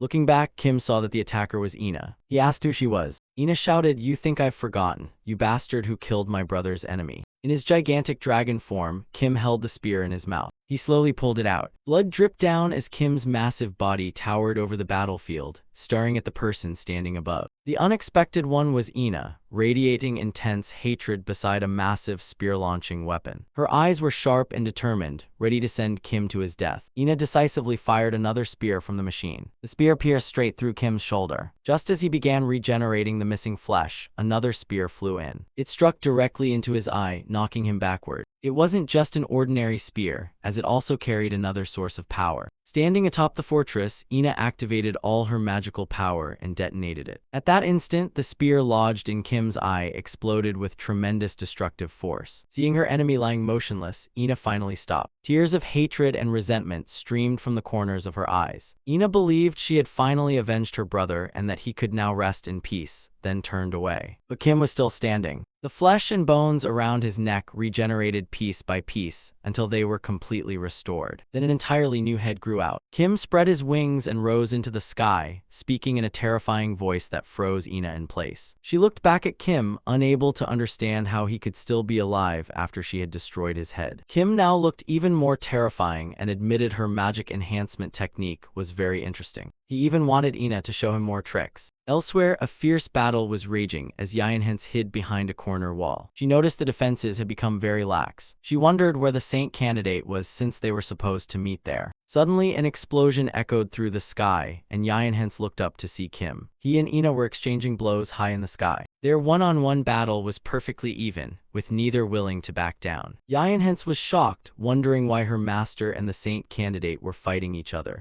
At that very moment, Kim took another direct hit from Ina. She also unleashed a terrifying inner power as her body enhancement skill activated. Ina aimed straight for Kim's wing. Its destructive power was 10 times greater than usual, making him cry out in pain. Then she grabbed that wing and tore it clean in half. The horrifying sight left Kim helpless as he watched his wing being ripped apart. Even the people in the chaos below looked up. They had no idea why the two were fighting. Blood dripping from Kim rained down like a bloody shower. The civilians whispered to each other that it was horrifying. Everyone fled in panic while the two continued tearing each other apart. Ina unleashed a devastating punch directly at Kim. He couldn't withstand it and crashed into the ground, shattering the surface. Ina still didn't stop and charged down with overwhelming killing intent. She moved so fast that ordinary people couldn't even see her. Yet Kim only flicked his dragon tail once and Ina was blasted through walls for thousands of meters. A single strike left her buried beneath shattered rocks, proving Kim was truly a monster. With no other choice, Ina used the forbidden power the church had prohibited before she became a saint. Once activated, blue flames blazed across one of her hands. Then the other hand ignited as well, and her whole body seemed filled with new strength. Ina's slender legs struggled to stand again.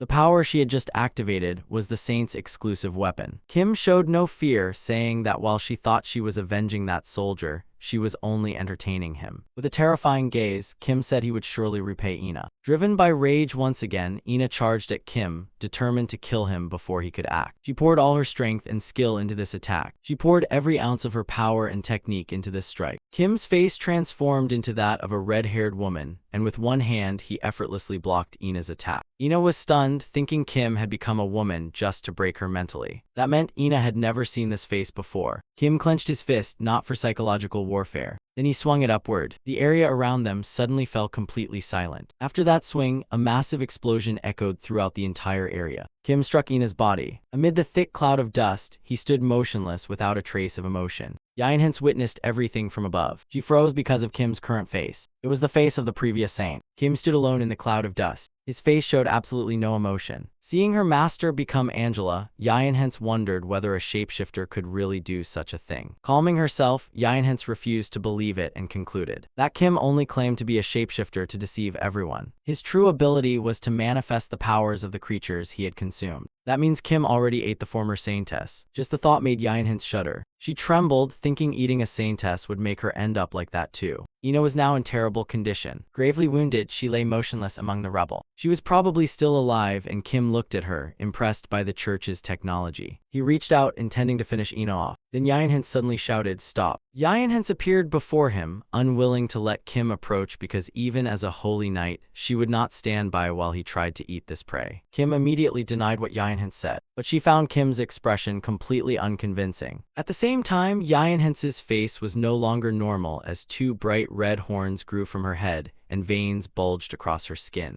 Yinhence struggled to stay calm, shrinking the horns while muttering that it wasn't like that. Facing her, Kim saw half of Angela and thought she feared her true nature because she had realized it but could not suppress the urge. Yinhence firmly insisted she was nothing like a monster like Kim because she was a holy knight. A smile spread across Kim's lips. Then he turned away, saying that was true for now. Kim tearfully changed his mind. He let Yinhence decide Ina's fate herself. Anyway, her condition would not interfere with Kim's plans. Yinhans felt this had to be reported. She contacted headquarters with an urgent report that the Saintess candidate had been critically injured. She would return immediately. Behind the windows, shadowy figures peeked out watching. They crowded together, trying to see what was happening outside. They saw the entire city completely destroyed. At that moment, a figure appeared behind them. The masked royal assassin raised his weapon and said the king of the kingdom of Furland was in command. Countless beast folk had surely been killed, and while wondering who he was, they suddenly screamed. In an instant, the windows were splattered with blood. At City Hall, a huge crowd gathered to hear the second prince announce victory over the Beast Folk Federation, and that the demon ruling this place was gone. The Beast Folk Federation was now free and restored, and everyone who contributed to the war would be rewarded. Hispanic declared loudly that they were the victors,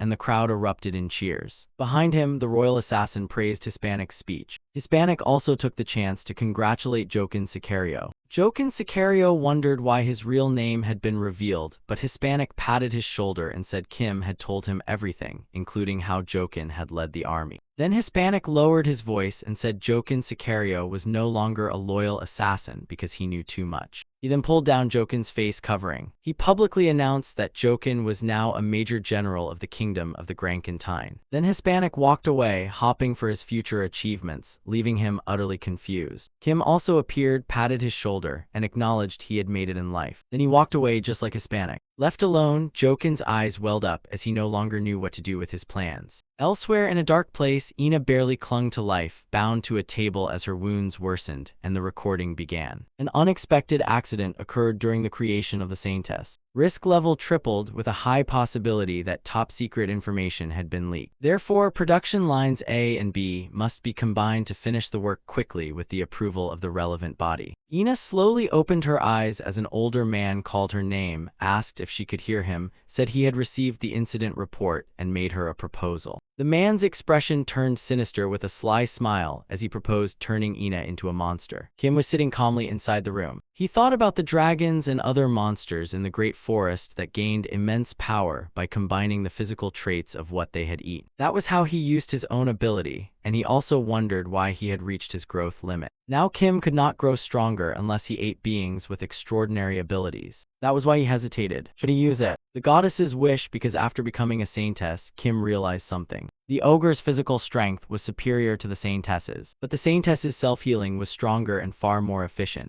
In that case, what would happen if a saintess's body were fused with a dragon? Kim found the idea fascinating and worth trying. At that moment, Joaquin entered the room to speak with Kim while blood dripped from Kim's mangled hand. Kim turned his blood-covered face toward Joaquin. Joaquin felt slightly nervous, wondering if something was wrong. Kim had never seen Joaquin wearing that uniform before, and Joaquin explained he had to dress according to his rank. Then he handed Kim a newspaper. Kim picked it up even though he had no interest in politics. But surprise was obvious in his eyes. The newspaper reported the death of Holy Knight Aladdin Leonhance Puricreed, the only disciple of the Guardian of the Grankentine. It was the most prestigious newspaper publisher in the kingdom of the Grankentine. Kendra was at the office of Daily Elmwood. Two women sat facing each other as Fialina Felina held a notebook and quill, asking whether the other woman had been aboard the ship at that time. The woman, Kendra Ambaker, replied that she had been in charge of supplying drinking water to the flagship during the battle with John, and before that she had helped the Lord Protector of Portistil travel around. Fialina recorded every word with delight, thinking this exclusive interview was a jackpot,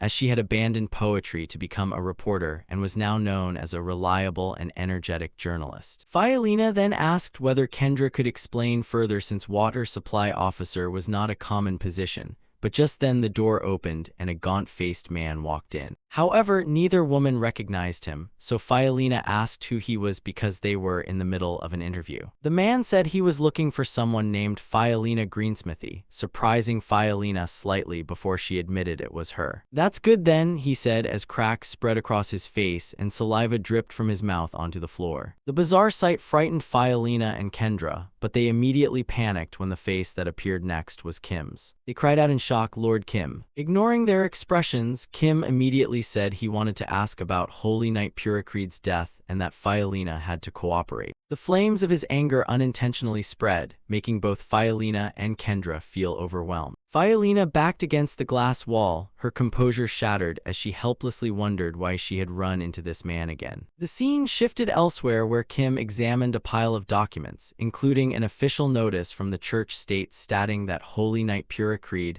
the only disciple of the guardian of the continent of the Grankentine, had died in the Holy War. Behind him, Fiolina behaved obediently, afraid of provoking Kim. Kim turned and asked whether the church state had officially declared Puricreed dead, and Fiolina replied she doubted it because holy knights were usually declared dead only after going missing. But Kim insisted that Puricreed was definitely still alive. It would remain so for a long time. The church state would never discard someone that special. Kim believed the church state was plotting something. Hispanic reviewed the documents and reached the same conclusion. These things are highly suspicious. But he immediately collapsed onto the desk and screamed, "I'm sorry, brother, I've been too busy to help you with this." With the pained face of someone who had worked overtime for 7 straight days, Hispanic complained that the paperwork had piled up because of the war. "How am I supposed to handle all this alone?" So he suggested to Kim that they should take a step back. Since this was an internal matter of the church state, it was extremely difficult to figure out. But Kim did not care, his eyes filled with killing intent. Staring at Hispanic, he said that if he was this busy, the next plan would be delayed, making Hispanic break into a cold sweat. But Kim immediately turned around and left, saying forget it because he would handle it himself anyway, as he had something he wanted to test. Out on the ocean, a white-sailed ship sped across the sea. It rode the waves smoothly forward. A black lizardman stood on the deck with his arms crossed, enjoying the sea breeze. Of course, it was our main character Kim, whose destination was the lizardman land of the Rootmash Alliance. Although flying would be faster, it would also announce to the entire world that the guardian of the Grankentine had returned. So Kim chose the slower method, but while he was relaxing, a pirate ship with black sails charged toward his vessel. Everyone around him panicked and shouted, "Pirates!" The pirate captain loudly mocked them and burst into laughter before demanding money. But before he could finish speaking, the entire pirate ship was burned to ashes by a burst of flames. The people aboard the sailing ship were stunned by the sight. They turned around and discovered Kim's mouth was still open with smoke rising from it. A thought crossed their minds, could a lizardman really do that? At Smooth Harbor in the Rootmash Alliance, Kim looked around in amazement. The place was truly filled with lizardmen. One huge lizardman had a much smaller lizardman riding on his head. Another lizardman had ears shaped like fish fins. There were even crocodile-like 4-legged lizards carrying luggage beside their owners. Unlike Dezalim, where every lizardman looked alike, this place had far more species. Kim decided to gather information first. Since the Lizardman King had never appeared in public and information was scarce, Kim had no idea where to begin. Standing atop the clock tower overlooking the sea, Kim began his operation. 1 week later, at the mayor's office in Smooth Harbor, the mayor was furious, veins bulging on his forehead. He slammed a report onto the desk and shouted that 5 villages had been destroyed in just 1 week. Had they identified the monster yet? His assistant, sweating, replied yes and no, because witness descriptions of its appearance did not match, so they had no idea what it looked like. But they had determined where it would appear next, and the assistant unfolded a map, explaining it seemed to be heading through the wetland mine. The mayor immediately ordered an evacuation of the mining area and the deployment of adventurers, choosing only the strongest elites. Shortly afterward, at the Rootmash wetland mine, a lizardman squad was advancing through the area. An archer turned back and warned that the enemy was a savage who left not even bones behind. But before he could finish speaking, a shark suddenly lunged up and swallowed him whole. How could there be a shark in a wetland? The others cried out in panic and disbelief. The short dwarf mage raised his staff. He cast the stone pillar magic circle. A stone pillar suddenly rose from below. It launched the shark into the air. The shark was hurled skyward by the stone pillar, still holding the unlucky victim's arm in its mouth. "That monster!" a lizardman shouted in panic, while his companion told him to calm down. His companion said it could not move freely in the air. He hurled an iron spear straight at the shark. Suddenly, many new body parts began growing from the shark, including fish fins and a pair of ears like the lizardman it had swallowed. The spear was useless as the shark twisted its body and dodged it. The one who threw the spear was stunned, saying it was impossible for a shark to fly. But the shark was now trying to return to the water. The short lizardman mage raised his stone codex staff. A stone platform instantly formed beneath where the shark was about to land. Its head slammed hard into the stone surface and became stuck there,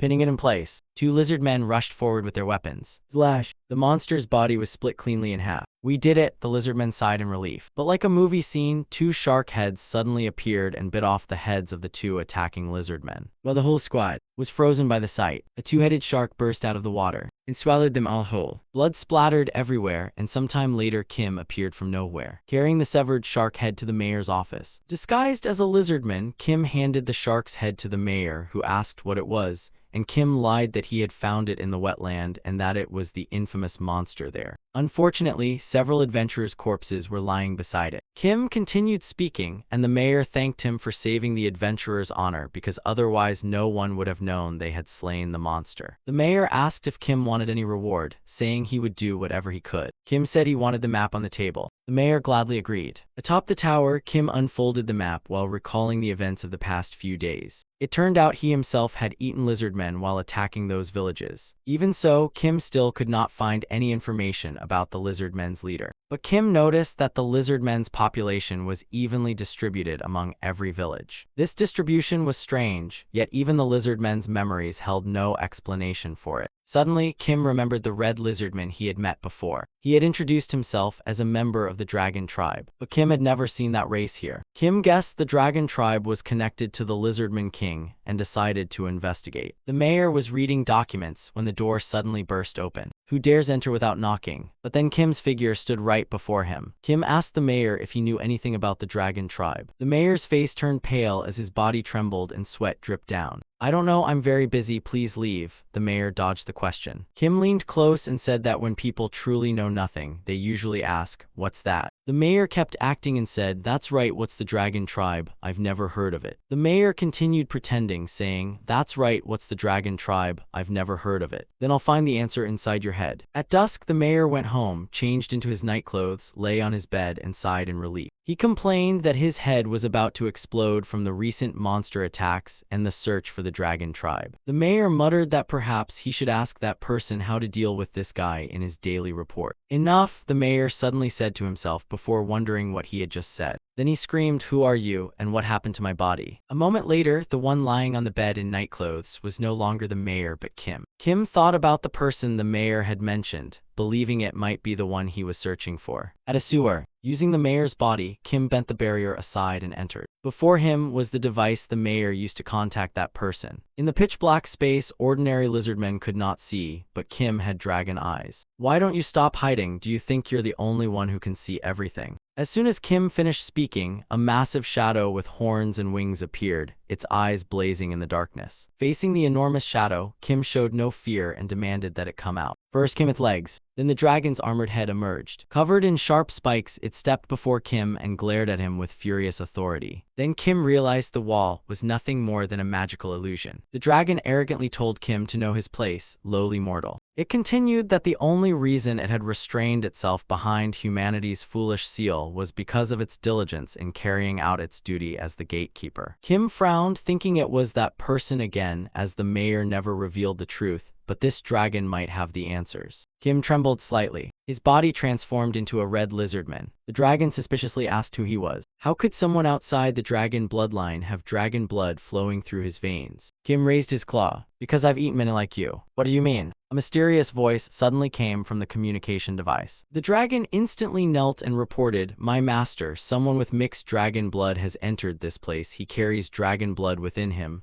Has that time finally come?" The voice spoke again, ordering the dragon not to attack but to bring Kim as an honored guest. The voice repeated the order and the dragon immediately obeyed, respectfully inviting Kim to follow. As Kim followed the dragon up a long staircase, he wondered if the dragon's master was the true leader of the lizardmen. They stopped before a massive door. The dragon pulled down a lever. The door slowly began to open, revealing the scene inside. A vast green plain filled with countless sharp pillars driven into the ground. Above, a blazing sun shone in the sky. Wasn't this place underground, so how could there be a sun? As Kim wondered, a well-dressed man suddenly appeared and explained that it was an artificial sun. It was 18 meters in diameter, weighed about 43.4 tons, and was the world's smallest and lightest nuclear fusion device. Just one power source like this can supply energy to every underground facility. The man turned around and said, "Welcome to my kingdom, traveler from the holy nation. I am the ancient dragon, the first dragon created by the goddess." He introduced himself, and Kim finally realized who he was, though the ancient dragon seemed to think Kim was an envoy. But when Kim said he had a question, the ancient dragon interrupted, saying Kim must be curious about many things. "But save those questions until later, after you tell me what you think of this place first. and Kim wondered if the first dragon calling him friend meant it was a manticore. It seemed the ancient dragon had mistaken Kim for a devout holy knight. "We share a very deep bond with the holy nation," the ancient dragon continued, saying Holy Knight Longtail Fall from Heaven Ba was one of those he had personally sent to assist the holy nation. The ancient dragon looked at Kim and remarked that he was not as surprised as expected. Turning away, he said the holy nation must have taught Kim far more than expected, and that sending someone with such a high security clearance showed how urgent the matter was. Feeling he had spoken too much, the ancient dragon allowed Kim to ask one question before getting to the main topic. Kim asked whether he knew if the original pet shop had come to this world. The ancient dragon said he did and asked if that was Kim's goal, adding that every lizardman and dragonkin had been born from his essence, so all of their experiences were conveyed to him. Moreover, one of the dragonkin he had sent to the human world had reported about Kim. As the ancient dragon spoke, he failed to notice the sharp jaws opening behind him. Flash blood sprayed everywhere. The ancient dragon reacted just in time.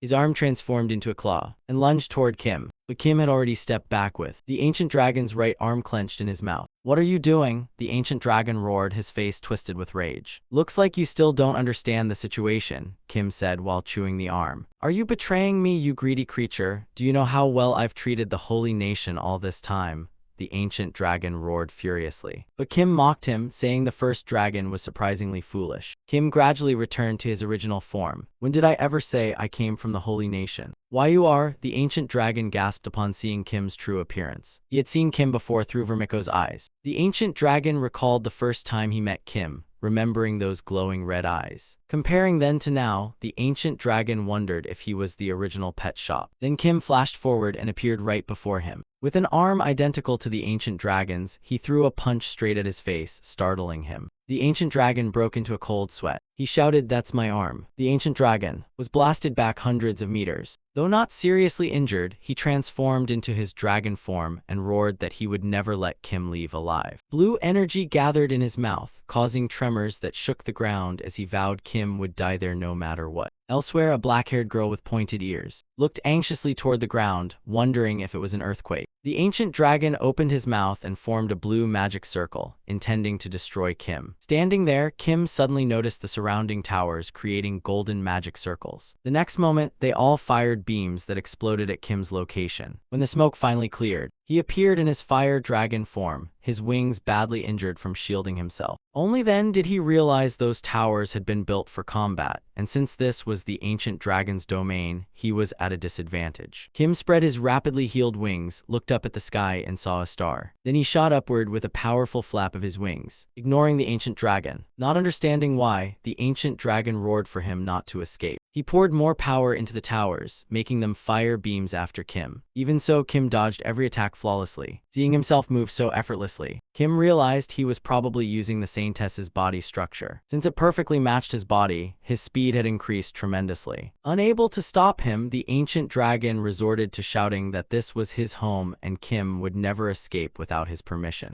But when he saw Kim still charging toward the nuclear fusion device, the world's smallest and lightest room temperature fusion reactor, only 18 meters in diameter and weighing 43.4 tons, a single power source capable of sustaining all these underground facilities, he completely panicked. He desperately shouted to stop Kim, but before he could finish, the dragon-shaped leopard had already crashed into the fusion reactor like a moth flying toward a star. After a deafening explosion, the sky went dark. Seeing the star plummet toward the ground, the ancient dragon screamed in horror. He shot upward, trying to stop the falling star. But before he could touch it, Kim grabbed his tail. The ancient dragon glared at Kim with overwhelming hatred and cursed at him. Before he could finish, the star crashed onto the tip of a tower. A massive explosion instantly swallowed both dragons, leaving only the desperate screams of the ancient dragon echoing everywhere. At Smooth Harbor, Ina had been ordered to search for the shop. Suddenly, a violent tremor struck, and Ina thought it was an earthquake. But the next moment, a massive heat wave burst up before her. A blazing red heat wave erupted from underground and shot straight into the sky in the middle of the city. In an instant, a gigantic crater like a volcanic mouth appeared, while the silhouettes of two dragons, one large and one small, emerged in the sky. The ancient dragon was covered in wounds and had even lost his right arm. Kim was also badly battered, though in slightly better shape. Kim wondered whether that thermal blast had pierced the dragon's scales, concluding the ancient dragon survived only because of his super regeneration. The ancient dragon furiously blamed Kim for causing all of this. Kim quickly mocked the ancient dragon's miserable condition, driving him completely mad until he roared in rage and charged at Kim with his claws extended. The instant they clashed, despite being heavily injured, the ancient dragon still pummeled Kim relentlessly with just one arm. Kim began to doubt the true extent of the ancient dragon's strength. From the ground, Ina looked up in disbelief. She watched the battle before her in horror. Up above, Kim had already seized the ancient dragon. He demanded to know who it really was because its current strength was far too weak and it had no real combat experience. The ancient dragon struggled to explain that it had exhausted all its magic power stopping the explosion,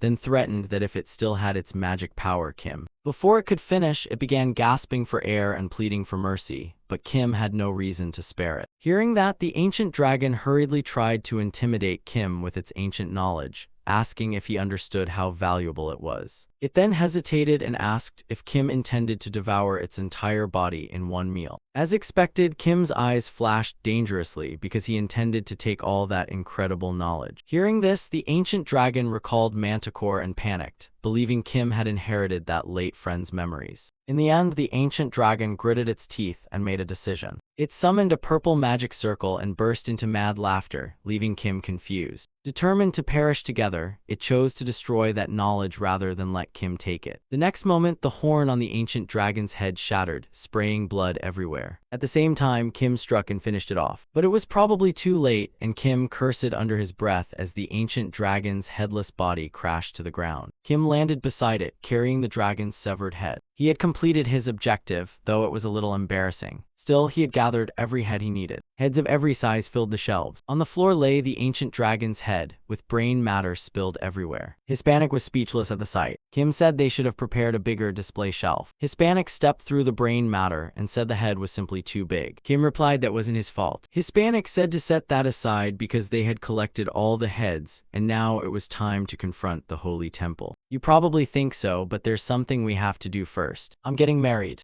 Looking at Kim, Hispanic said that the wedding of King Edward was 1 week away. While looking in the mirror, he asked Kim, as someone who had been married before, what he thought about marriage. Kim replied, "Don't do it," and when Hispanic asked why, Kim said nothing would ever go as planned. Kim suddenly widened his eyes and said, "While you're living happily, mysterious forces may suddenly appear, kill your wife, kidnap your children, and you'll never see them again." He recalled what had happened to his own family and said that if Hispanic was ready for that, then go ahead. Those words made Hispanic break into a cold sweat as he asked whether Kim was serious. Kim said he was obviously joking, then asked who Hispanic was going to marry. Relieved, Hispanic thought about his fiancée and said she was the princess of a neighboring kingdom, a woman of both beauty and talent, and that the marriage would strengthen his rule because her kingdom had a long history. "By the way, I'm planning to prepare a stand-in for you at the wedding." Kim asked what he was planning. Hispanic laughed, saying Kim really analyzed situations quickly, then admitted the real goal wasn't power but using the wedding as a diversion to deliver a decisive blow against the Holy Temple. Hispanic smiled slyly as, on the wedding day, he stood at the altar in formal attire. He looked at the guests below. Jokin below nodded to signal that everything was ready. Hispanic declared, "I sincerely thank all the honored guests from many kingdoms for attending my wedding,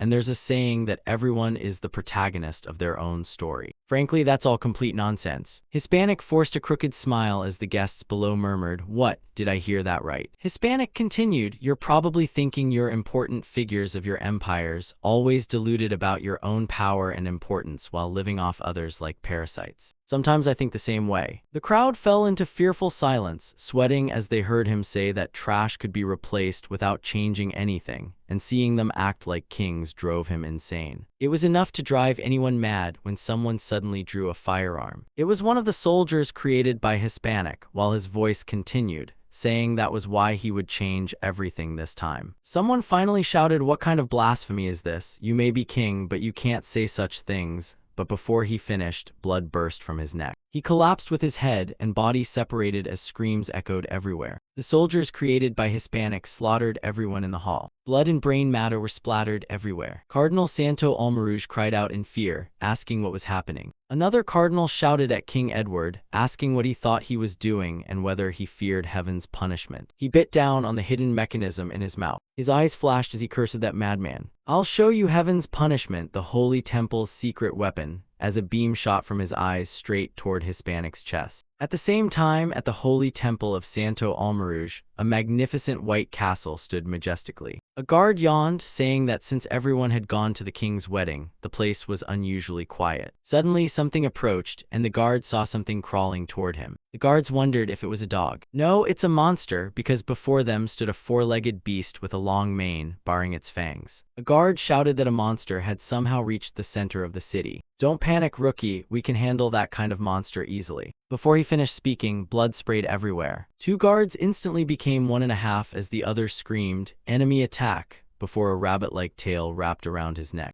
He screamed as he was dragged away. Blood splattered once again. A mouthful of sharp teeth chewed noisily, then swallowed everything with one gulp. Kim thought his ability still had limits, since he could only use powers equal to what he had consumed. The more Kim ate, the more of that power he could use. For example, after eating a dragon, he stored one dragon inside himself and could manifest a dragon arm at any time. But if that arm was destroyed, he could no longer recreate it because it had already disappeared from storage, meaning he would have to eat another dragon's arm. Kim solved this problem using a troll's super regeneration, allowing his dragon arm to regrow even without a second dragon arm, as long as some flesh and bone remained. But in the previous battle, Kim had lost too much flesh and blood because of the massive explosion, and remembering the ancient dragon, he blamed that bastard despite being the one who blew up the artificial sun. Suddenly, more soldiers appeared and asked what the noise was and how a monster had gotten inside. They surrounded Kim with weapons in hand. Kim said this was the perfect chance to replenish his reserves. Kim lunged forward and grabbed a soldier. Blood sprayed again as another scream rang out, along with a severed arm flying through the air. But Kim quickly caught it in his mouth. After covering the floor in blood, Kim felt somewhat full again and happily walked deeper inside. Kim stopped before an open door, thinking it was finally time to complete his objective. Kim stepped one foot inside, but in a flash his leg flew past his eyes. As the leg hung in the air, Kim saw someone inside holding a sword. Kim's severed leg slammed onto the ground. Kim stood facing the soldier, while his severed leg lay between them. Kim glanced at the severed stump. The soldier pointed his sword at Kim and said, "Get out, this isn't a place for monsters like you." Looking at the swordsman, Kim thought that if a paladin was guarding this place, something extremely important had to be inside. Kim extended his claws. He opened his jaws wide and lunged to bite the soldier's head off. But the soldier shouted and dodged, leaving Kim with only the helmet plume in his mouth. The soldier stepped on Kim's foreleg, then drove his sword straight through Kim's mouth. Kim quickly raised his claws and slashed straight at the soldier's face, but the soldier blocked the attack with his sword. Suddenly, one of Kim's legs stabbed into the soldier's stomach. It was Kim's severed leg. The soldier cried out, asking how a severed limb could still move. Kim gripped the sword tightly with his claws, causing cracks to spread across it. Then Kim slashed hard, knocking the soldier to the ground with a groan. Blood sprayed as Kim began chewing on him. Suddenly, the holy temple seal appeared on Kim's back. An explosion blasted through the floor, sending Kim crashing into the tunnel below. Kim thought that important things were usually hidden beneath the basement. Smelling corpses, Kim concluded this was the right direction and rushed toward the scent. As Kim sprinted through the tunnel, barriers suddenly dropped from above. Barriers fell in front of and behind Kim, trapping him. Then water poured from holes in the walls. The water quickly rose, and Kim muttered, "Water." Obstacles like this proved he was heading the right way, and the water soon reached his head. Before long, Kim was completely submerged. In the cathedral's underground research lab, the researchers watched closely. Through the surveillance system, one of them sighed in relief upon seeing Kim underwater. Another researcher watched the monitor and said the creature had arrived, and since it breathed through lungs, this should work. The lead scientist replied that was good, but wondered how a monster had entered the city and why it had targeted the cathedral. Suddenly, the glass shattered and water burst through it. The scientists were swept away before the commander's eyes, making him shout, "What's happening?" He then saw Kim shaking the water from his fur in the distance and cursed, wondering how it had survived. Suddenly, he cried out in shock, "Impossible." Kim had transformed, growing smooth skin, a fish tail, a dorsal fin, and gills, and the commander stammered that it had evolved gills and fins in such a short time. "Activate Heaven's punishment immediately," he shouted. Another researcher answered yes, and a laser locked onto Kim's nose as Kim wondered what it was. Kim charged forward and pinned the commander down, making him scream. Kim bared his sharp teeth and said, "I haven't even bitten you yet," while the commander cried out that a monster was talking. Kim bit him once and snapped, "Shut up." He screamed, "Activate Heaven's punishment now," as the system announced that a level 1 researcher had requested activation, coordinates confirmed, target confirmed. Mixed with the system's announcements were the commander's shouts as it reported the safe zone had been cancelled, instructed to press the button, and the scientist did so. A brilliant light flashed above the holy temple. A massive pillar of light pierced through the ceiling from above, striking directly where Kim stood. The blazing golden light seemed to melt Kim alive, and he realized this was a superheated device activated by target coordinates, the weapon called Heaven's Punishment. When the pillar of light faded, only a piece of Kim's tail remained on the ground, while the rest of him had melted into a puddle. Suddenly, the scientist received another request that the cardinal had ordered Heaven's Punishment to be activated. He muttered again, "What the hell is happening?" without noticing the puddle that was Kim moving behind him. The scientist focused on operating the system as it again announced coordinates confirmed, target confirmed, safe zone cancelled. Kim, charred black, was now standing behind him. The system instructed him to press the button, but before the scientist could do so, blood burst out. Back at the wedding hall, the cardinal was still firing the beam at Hispanic's chest. Grinding his teeth, he wondered what those fools were doing. Why was nothing happening, while the laser still shone from his eyes? The beam remained fixed on Hispanic's chest as he wondered why nothing had happened despite that devil's massacre, and why Heaven's Punishment had not activated. He finally withdrew the beam, and Hispanic called out that the cardinal had been holding his breath for quite a while. "Is something wrong, or shall we continue the wedding?" "What do you think?" he asked with a sinister grin, forcing the cardinal to laugh awkwardly and agree. Sitting in a room, Hispanic held his stomach and burst into laughter, calling the cardinal an utter fool and saying his expression was a masterpiece. In the end, the cardinal could not say a word because while he expected the punishment to occur at the wedding, an unknown monster had actually appeared at the cathedral instead. Speaking to Kim sitting across from him, Hispanic said that as long as the cardinal only kept trying to issue the punishment order, he would never understand why Heaven's Punishment had failed.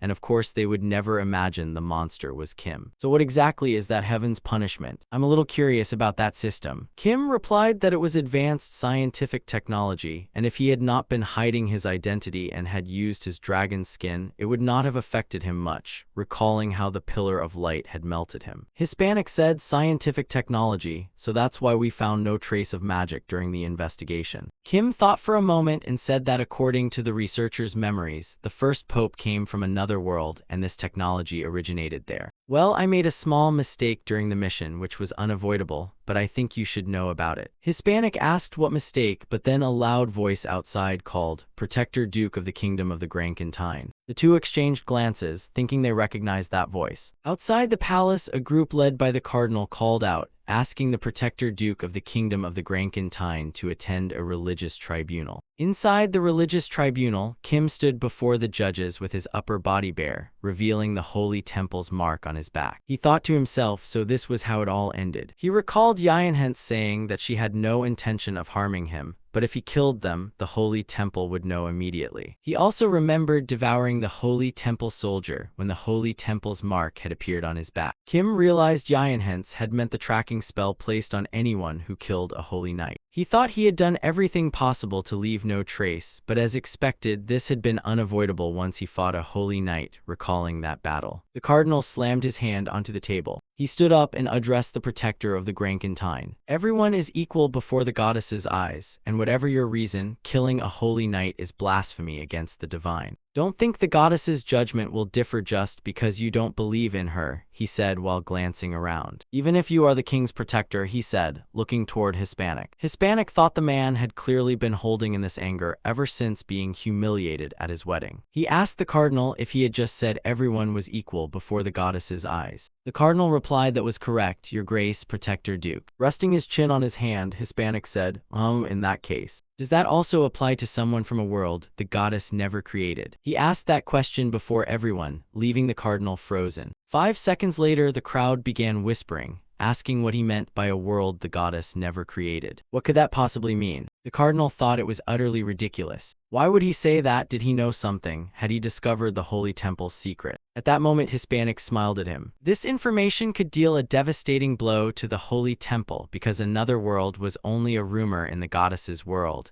and the existence of 2 worlds remained unknown there. But if everyone learned the truth about the glorious holy temple, its master, and the origin of the first pope, Then chaos would erupt across Elm Wool, where the goddess's holy temple was the only religion. The faith of priests and believers would begin to waver, the magnificent holy temple would lose its authority, and skeptics of the religion would emerge. They would smash the holy temple's emblems, believing the goddess's divine punishment was merely power from another world, and that would be the real truth. In the middle of the trial, the cardinal slammed the table and shouted, "What kind of nonsense is this?" Sweating with a twisted expression, he demanded proof of another world and asked how Hispanic dared utter such blasphemy in a sacred religious tribunal. Good heavens, what terrible blasphemy against the goddess. The trial was then suspended because the cardinal had become too agitated. Newspapers were distributed throughout the city. The headlines reported the king's shocking claim that had left the cardinal speechless, and the entire trial had descended into chaos over the question of whether another world truly existed. The citizens discussed it anxiously as rumors spread across Elm Wool that another world might exist, and the goddess's followers began to split apart. Ordinary believers, the priest faction, the pro-otherworld faction, followers of other factions, and the cardinal's faction all turned against one another, while the core leadership opposed the otherworld faction. The people seemed to lose their minds, unsure what to believe anymore. As clashes between the supporters and opponents escalated beyond control, a civil war broke out and they attacked the Holy Temple. That day, the Holy Temple was consumed by flames, and that was how it all happened. Holding a newspaper showing the Holy Temple burning, Hispanic smiled and said everything had gone according to plan, with the division created through media manipulation and brainwashed parasites. He tore the newspaper apart and said, "This is how the Holy Temple will collapse from within." The Holy Temple still appeared majestic from the outside. Beneath the goddess's winged statue, people argued loudly in the main hall that most believers had already joined the pro-otherworld faction. They said only a few nobles remained with the opposing faction because they received financial support from the Holy Temple.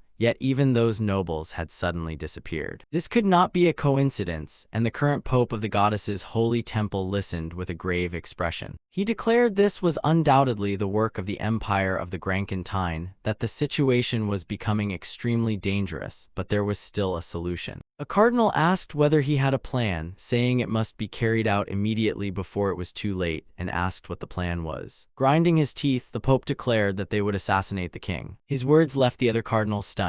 Suddenly, someone stepped forward. Leading them was a hooded girl followed by 4 soldiers, and the Pope continued that they would send their finest elite team to ensure success. A few days later, at the gates of the royal palace in the kingdom of the Grankentine, a cloaked figure approached. The guard shouted, "Stop, who are you?" They pointed their weapons at the stranger and demanded to see the face and state their identity. The girl slowly raised her hand. With a single wave, she instantly beheaded the 2 guards. The guards above shouted, asking what she was doing, but they too were eliminated. The female leader ordered everyone forward as she and the other 4 assassins rushed inside. Everywhere they went, guards lost their heads. Suddenly, a hand grabbed one assassin's leg, forcing him to stop, and he turned around in shock. They were beheaded, yet they're still alive. Before he could react, he was struck. The female leader turned back with a quiet grunt. She saw a headless soldier standing there, one hand holding his own head and the other carrying the assassin. The soldier placed his head back onto his neck as the other 3 assassins charged. With a single move, he instantly killed all 3. Blood splattered across the female leader's face. She realized all her comrades had fallen. At that moment, her hood fell back, revealing Ina. The soldier's helmet slowly disappeared, revealing Kim covered in blood. Kim smiled and said it had been a long time. "Since the last time we met, you've grown much stronger, so I guess you've eaten some interesting things." The assassin leader clenched her fist and addressed him as Protector Duke. She gritted her teeth in hatred and declared that he was nothing but a mortal, the enemy of Meden. Kim replied that he had no idea what she was talking about. Ina shouted not to tell her he had forgotten because he had definitely killed him. Kim replied that wasn't what he meant. "Why do you let other people's prejudice make you hate me?" Ina's expression turned cold as she answered that she was Saintess Anna from the church state. Kim replied that was only what she wanted to believe. Ina frowned at his words. Her hair, eyes, and eyebrows gradually changed as the earth itself seemed to tremble. Smirking, she transformed into Yianhens and asked how a bastard like Kim knew. Kim replied that the goddess was the church state's ultimate weapon. There was no way the church state would let a child use such a powerful weapon for personal revenge, as Kim recalled Yianhens's earlier technique. "You're only copying her appearance, and your ability can't completely turn you into someone else." Yianhens replied that this was her advice as your former disciple and fellow kind.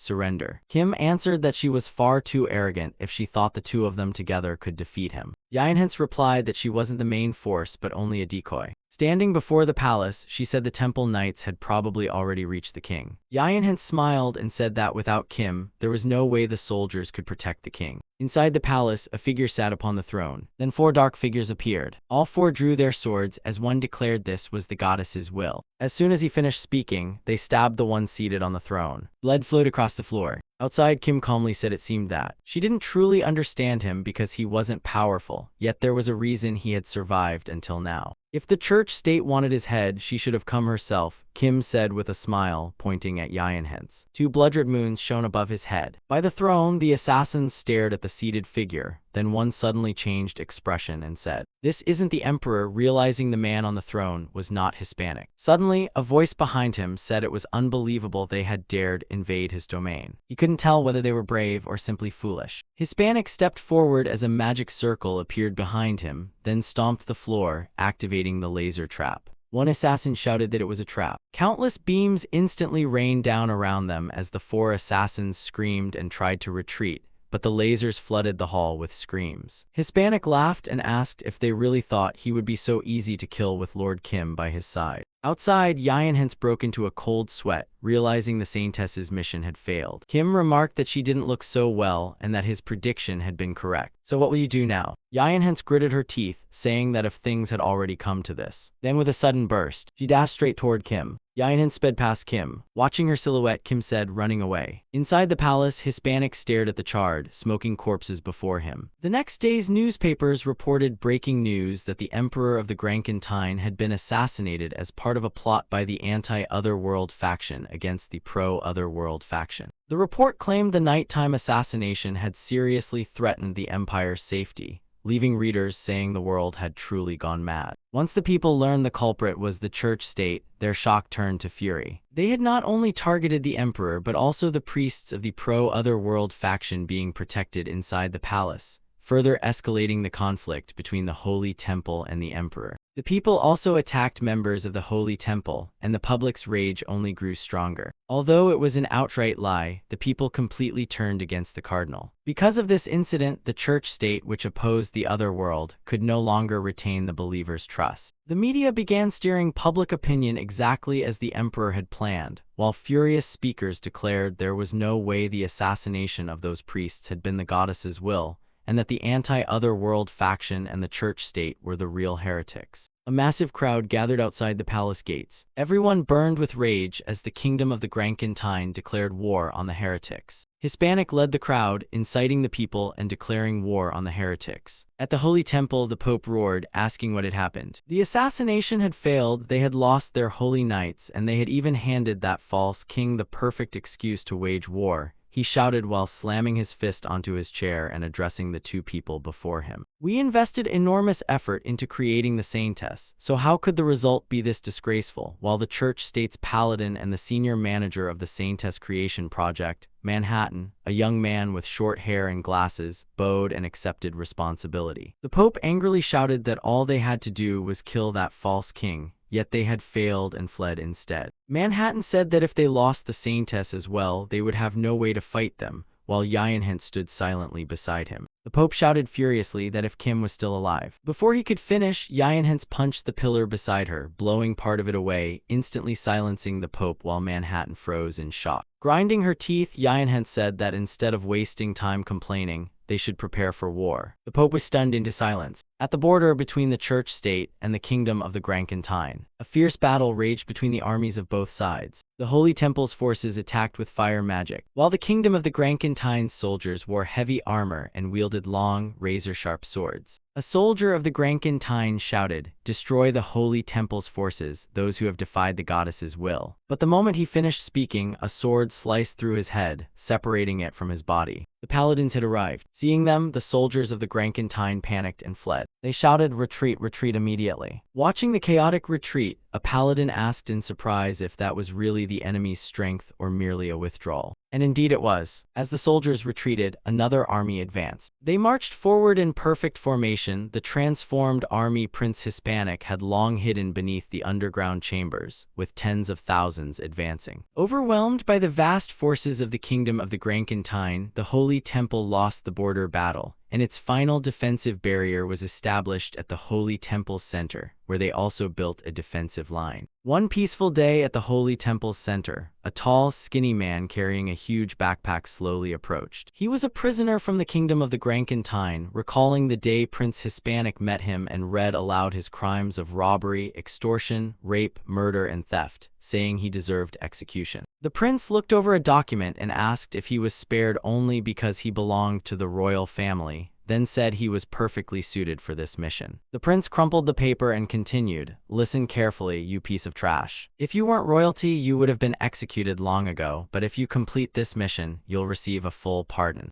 Remembering that, the prisoner returned to the present. He set the backpack on the ground and muttered that he would simply follow orders since he had expected to rot in prison for life and had nothing left to lose. He comforted himself that once he returned to the royal family, he would cut down everyone who had mocked him before, then open the backpack as countless tiny eyes watched from the darkness. Instantly, countless rats and birds poured out of the backpack. He wondered if all he had to do was release them, but what was the point? Suddenly, a bullet flew toward his leg, but he narrowly dodged it. Furious, he looked toward the shooter and saw two figures in the distance. The shooter was Jokin, who shouted, "Why are you standing there? Move, you bastard." Having no choice, the prisoner continued forward while muttering that the damned bastard had picked the wrong person to provoke. Once this was over, he swore he would cut off Jokin's head. Still grumbling, the instant he stepped across the barrier line, his body suddenly burst into flames. Within moments, only a charred corpse collapsed onto the ground. In the distance, Prince Hispanic stood beside Jokin, watching through binoculars, exclaiming that such a powerful defense had been hidden there. It was the Holy Temple's final barrier, with the ground outside scorched black while the ground inside remained perfectly untouched. The test results showed it had no effect on small creatures, but the moment they entered a living being above a certain mass, they instantly ignited and were burned to ashes. The prince grew frustrated, unable to figure out how to get past it. Suddenly, the prince remembered Kim. Speaking of that, he knew someone who could freely change his body mass. Not long afterward, Kim arrived at the kingdom of the Grankentine's camp. He asked how large the barrier's range was. Prince Hispanic drew a circle around the Holy Temple to show its radius, then explained that after throwing all kinds of animals and prisoners into it, this seemed to be its effective range. The prince also told Kim they had released birds into it, but only sparrows survived while ostriches were burned alive. The same happened with dogs, as small dogs survived while large ones died, and monsters followed the same pattern, leaving Kim deep in thought. Prince Hispanic concluded that large creatures died while small ones survived, and Kim asked whether species also mattered. The prince replied they could not confirm it, but body mass seemed to be the activation condition. However, their tests also showed that all intelligent races, such as humans and elves, were burned regardless of body mass. Prince Hispanic clasped his hands and seriously asked Kim,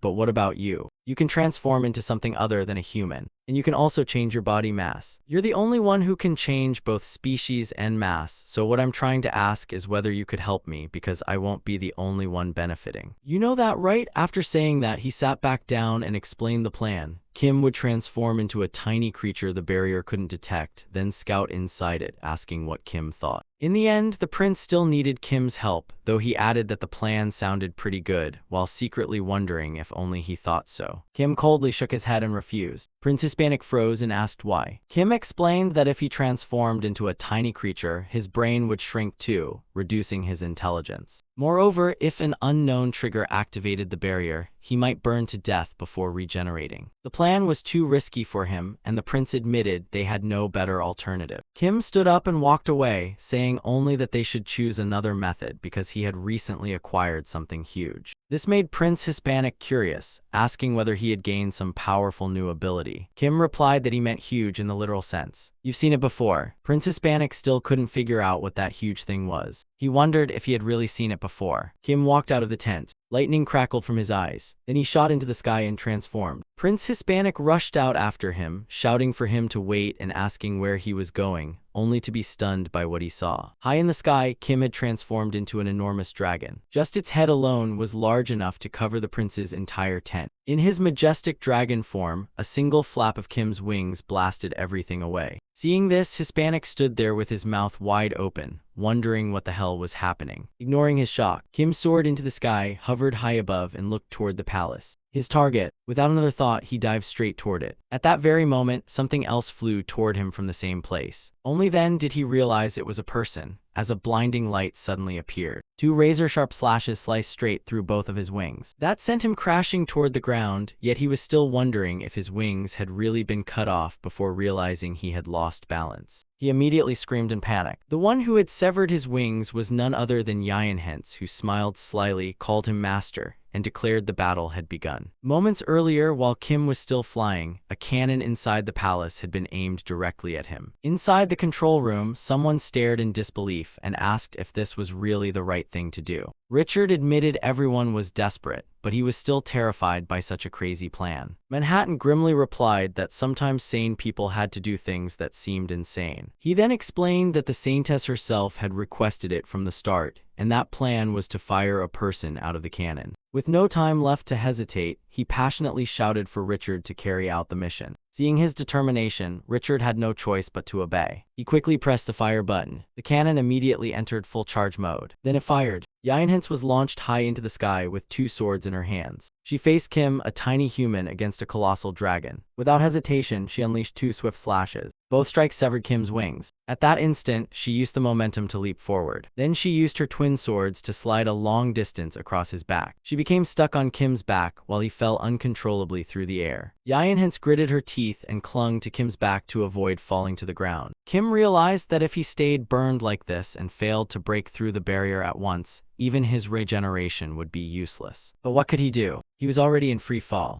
As expected, he crashed onto the castle's sharp spire, which pierced straight through him like a skewer. Hens finally breathed a sigh of relief because she had landed safely. The swords in her hands gradually dissolved. She landed safely on the ground. Suddenly, drops of purple blood fell onto her shoulder and ignited her clothes. The blood was Kim's, and it fell like acid rain. The people below were shocked to see Kim hanging from the castle spire. They celebrated the monster's apparent death, ignoring the fact that his blood was pouring onto them. Suddenly, earth-shaking screams erupted as everyone realized his blood was acidic poison. Meanwhile, Kim was not dead yet. His eyes still darted around sharply. He realized the paladins were already there and knew that if they attacked now, he would surely lose. So he forced himself to regenerate quickly, planning to unleash dragon breath from his damaged lungs. The instant he finished, a tremendous explosion shook heaven and earth. Towering flames engulfed everything. A series of massive explosions then spread across the area. They were caused by Kim combining dragon breath with his acidic blood, triggering a chain reaction. At the burned-out control room, it seemed only Manhattan had survived, and as he struggled to stand, he wondered how their heavily fortified defenses had been destroyed so easily, believing Dragonform Kim was already on the verge of death. He hurriedly contacted Hens and asked if she was all right, but only silence answered him. After checking, he confirmed the communicator still worked, yet she never responded, making him fear she had been killed. He also realized the Grand Cathedral housing their vital facilities had been completely destroyed and might never be rebuilt. This left him horrified as he realized the Holy Temple had completely collapsed. It enraged him, and he felt that even killing the dragon would be meaningless now. Suddenly, an earthquake struck. A shadow appeared behind Manhattan. He turned around with a look of utter disbelief. Amid the blazing flames, Kim's terrifying dragon form emerged. The sight filled him with fear because although he had heard reports of Kim's strength, he never imagined he was this overwhelming. Suddenly, he opened a summoning portal and pulled out a gun. It seemed he would rather kill himself than be killed by the dragon. He aimed the gun at his own head, just as his trembling finger was about to pull the trigger. A voice suddenly came through the communicator, saying, "This is a command center, please respond." The voice made him stop at once, and he quickly asked whether Hens on the other end was safe. She asked if he was safe as well, and said she already had a new battle plan. Hens contacted command center and requested a response. Receiving her signal, Manhattan was completely stunned. She reported that she had evacuated every survivor she found and wanted to know the situation on on his side. Inside the control room, he still couldn't believe anyone had survived those explosions, especially that she was still alive. That gave him hope that the holy temple had not truly fallen. Even so, he knew rebuilding it would take a long time, and after a moment of silence, he happily told her he was relieved she was alive and that he was still in the control room. Hearing that, she was reassured and immediately assigned him a new mission. Manhattan silently listened to every single word of Yinhen's instructions. He then nodded at once and agreed to carry them out exactly as ordered. He immediately walked to the control console and adjusted the radius of the protective fire barrier. He entered the location where the barrier would be deployed.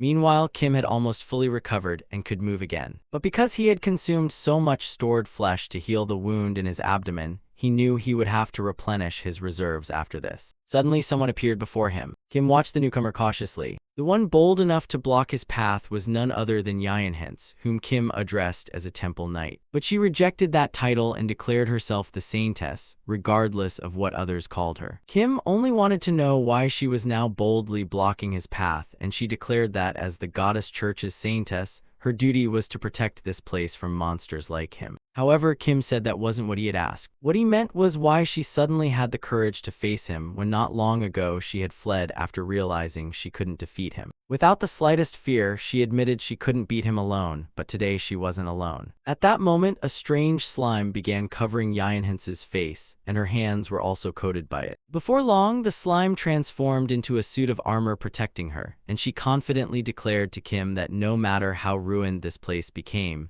its core would always remain her goddess church. The moment Kim saw the substance covering her, he immediately recognized it as metallic slime. Suddenly, a massive barrier appeared, trapping both Kim and her inside. Kim looked slightly surprised when he saw it. He never expected the barrier to appear here. He was even more shocked that its protected area had been changed instantly, so he told Yinhen that if the barrier was here, she wouldn't escape either, though he only sounded confident on the surface. In truth, he knew that if he took any more damage, this body would be destroyed, so he had to escape quickly, though he also knew she couldn't survive long inside the barrier either. As Kim was thinking, she suddenly leaped forward and drove her sword into his dragon foot. Kim wondered if she intended to trap him here, but he was even more confused about how she could move inside the barrier. Then he looked at the slime covering her. He realized it had to be metallic slime, and it seemed she had also figured out how to resist the barrier's damage. Without hesitation, Kim also used metallic slime. Even so, Kim realized he lacked enough slime to cover his entire body, but if he shrank himself, he wouldn't regenerate fast enough to keep up with the damage. Seeing Kim also had metallic slime, Yinhen loudly declared they were finally on equal footing,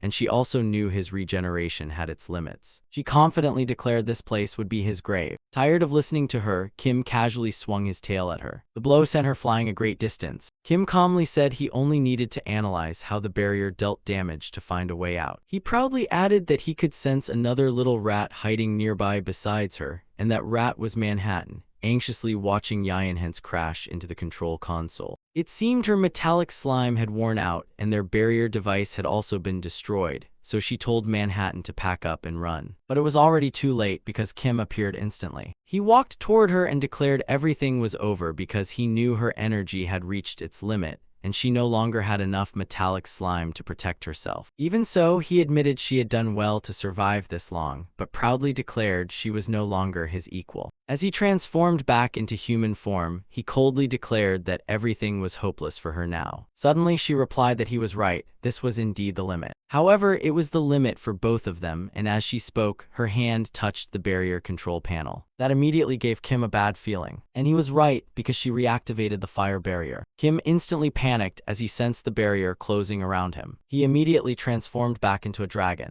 But before he could do anything, the barrier had already enclosed and restrained him. Kim realized he had reacted one step too late. Meanwhile, Yinhen reflected that the barrier system was powered by electricity. If she used metallic slime to repair the damaged machinery and restore the electrical flow, she could temporarily reactivate the barrier. A moment later, she smugly said she had already warned him. Madness filled her face as she repeated that this would be Kim's grave. Kim fully understood he was now in mortal danger, and it was already too late to do anything. He could feel his regeneration failing to keep up with the damage. Before long, endless hunger and bone-chilling cold would consume him as well. By now his body had already gone numb. He could no longer see anything. Kim wondered if this was truly death. Suddenly his eyes shifted downward. It turned out Yayinhans had walked over to him. She calmly stood before him and declared that he had lost. Kim showed no despair at all, only calmly saying the experience had been wonderful before adding that it was time and asking her to grant the reward for defeating the Demon King. His words, along with a mysterious light appearing before them, left her utterly confused about what he meant and what was happening. As his body gradually faded away, Kim suddenly called upon the goddess to grant the reward for subduing the Demon King. Immediately, his body began radiating a brilliant golden light. Staring at the dazzling glow, Yayinhans couldn't understand anything, thinking he was calling her the goddess. Yayinhans noticed the machine behind her crackling with golden sparks, but when she turned back toward Kim, she froze in disbelief. Yayinhans' eyes widened. She stared at a strange black hole that had suddenly appeared where Kim had just been. Writhing black veins constantly twisted around the black hole. Suddenly, a horrifying blood-red eye opened at its center. By then, Kim had already been standing inside a pure white space for a while. Soon after, the goddess appeared before him again, wearing the same smiling face as she announced that the Demon King's subjugation process would continue. Then she asked what his wish was. Hearing that question, Kim rested his chin on his hand and remembered what Manticore had once told him, giving him a sudden idea that if the goddess was an eternal existence, then anything might be possible. With that thought, he made a request that could save him from his current situation. He wished to return to the moment immediately after the Demon King had been defeated. The goddess kept the same smiling expression. Then she accepted his request and began pouring black energy into the center of his chest. The black markings on his back seemed to come alive, spreading outward and connecting to the blood-red eye before Yayinhans. Suddenly, two black legs extended from around the eye and wrapped around Yayinhans' legs before she could react. The eye then gradually expanded and closed the distance to her, while Manhattan unknowingly wandered into the area. The black-purple mass surrounding the eye spread toward him. It quickly swallowed the place where he stood and continued expanding. The black-purple mass became like a swamp, with hands rising from it to seize his legs and drag him into a bottomless abyss. As it climbed to his chest, Manhattan screamed in terror, calling for the Saintess. Before he could finish calling for help, it covered his mouth and dragged him under, until even his raised hand was completely swallowed. Yayinhans still stood beside the eye, unable to believe this was her master's true form. The moment she finished speaking, hundreds of thousands of eyes opened across the black-purple mass, all turning to stare at her at once. The grotesque sight would have made anyone with trypophobia collapse on the spot, but fortunately Yayinhans didn't have it, so she merely turned pale and cursed once. At that moment, something began rising from the black-purple mass as endless agonized cries echoed from within. More and more of it slowly emerged, until it finally took the shape of a black-purple humanoid figure that looked strangely familiar. More of it slowly emerged. It finally became a familiar-looking black-purple humanoid. Seeing this, Yayinhans was horrified, wondering what kind of monster he had eaten this time. Her face turned pale and sweat poured down as she realized it was a living creature. She began questioning reality after seeing such a thing exist. Kim also noticed something, covering his face as memories gradually resurfaced all at once. He remembered the first time he met the goddess. He remembered everything he experienced on Earth in the Cthulhu mythos. He recalled endless battles against one bizarre form after another. Looking at his black-purple hand, he smiled excitedly, whispering, "Shoggoth,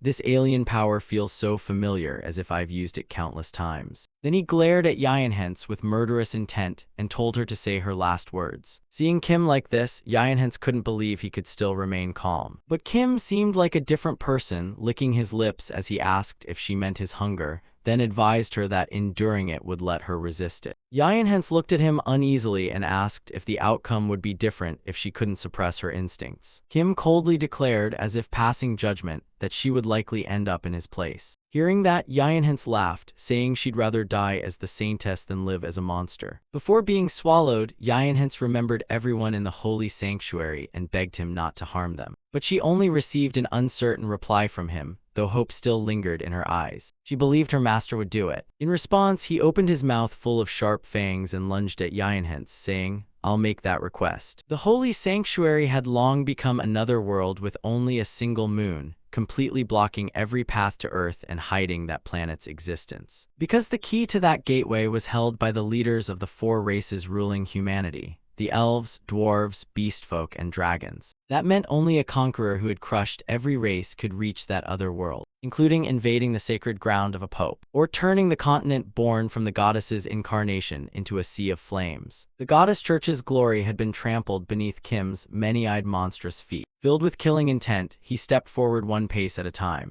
In truth, he no longer cared what became of this world as the black-purple, many-eyed space spread toward the holy sanctuary with every step. It finally gathered before an underground hatch. Opening the hatch, Kim walked down the stairs. His body was now completely covered in black-purple. Only his abdomen and a single crimson eye remained visible. Half his face recognized the blazing red circle, along with the strange symbols before him. It was the altar the goddess had once mentioned. Looking at it, he realized he could now return to Earth. With both hands in his pockets, Hispanic uncertainly asked his companion if they had come to the right place. Behind him, Jokin carried a mountain of bags like a refugee, though the contents were rather unusual. While Hispanic wondered where on earth they were, he suddenly spotted someone ahead, recognized Kim's back, and called out, "You've been waiting here already." Kim coldly glanced back and blamed Hispanic for arriving late, but Hispanic insisted he had rushed here as fast as he could. He then turned to Jokin and told him to get to work. While Jokin struggled, Hispanic turned to discuss a victory celebration with Kim, but Kim rejected it immediately. He coldly said it would benefit Hispanic too if they finished this quickly, so who had time to celebrate? Unable to argue, Hispanic told him to hurry up and disappear. It would make this mess much easier to clean up. If the guardian of the kingdom of the Grankentine had fallen in the holy sanctuary battle. After saying that, the two suddenly stared at each other in silence. Hispanic scratched his head to break the awkwardness, not knowing what else to say before parting. Then Hispanic slowly began speaking in the grand hall, remembering when Kim first ate him. He admitted he couldn't bear seeing Kim leave after defeating all the monsters and returning to his home. He remembered the times they had sat and talked together. Even though he had always feared Kim might bite him, he still felt sad to see him leave. At that point, Hispanic couldn't continue the sentimental speech. Suddenly, Kim grabbed his shoulder. Wearing a dark, murderous expression, he told him not to worry. Kim smiled viciously as 2 red eyes appeared and smirked, saying Hispanic seemed to have misunderstood something. Those words and the terrifying sight instantly turned Hispanic pale with fear. He immediately threw up. Biting his lip as sweat poured down, he trembled while Kim, looming behind him like the Grim Reaper, explained that humans adapt very well, including twisting reality and overlooking its truths. Kim also implied that wild beasts standing peacefully together didn't mean they were trying to become friends.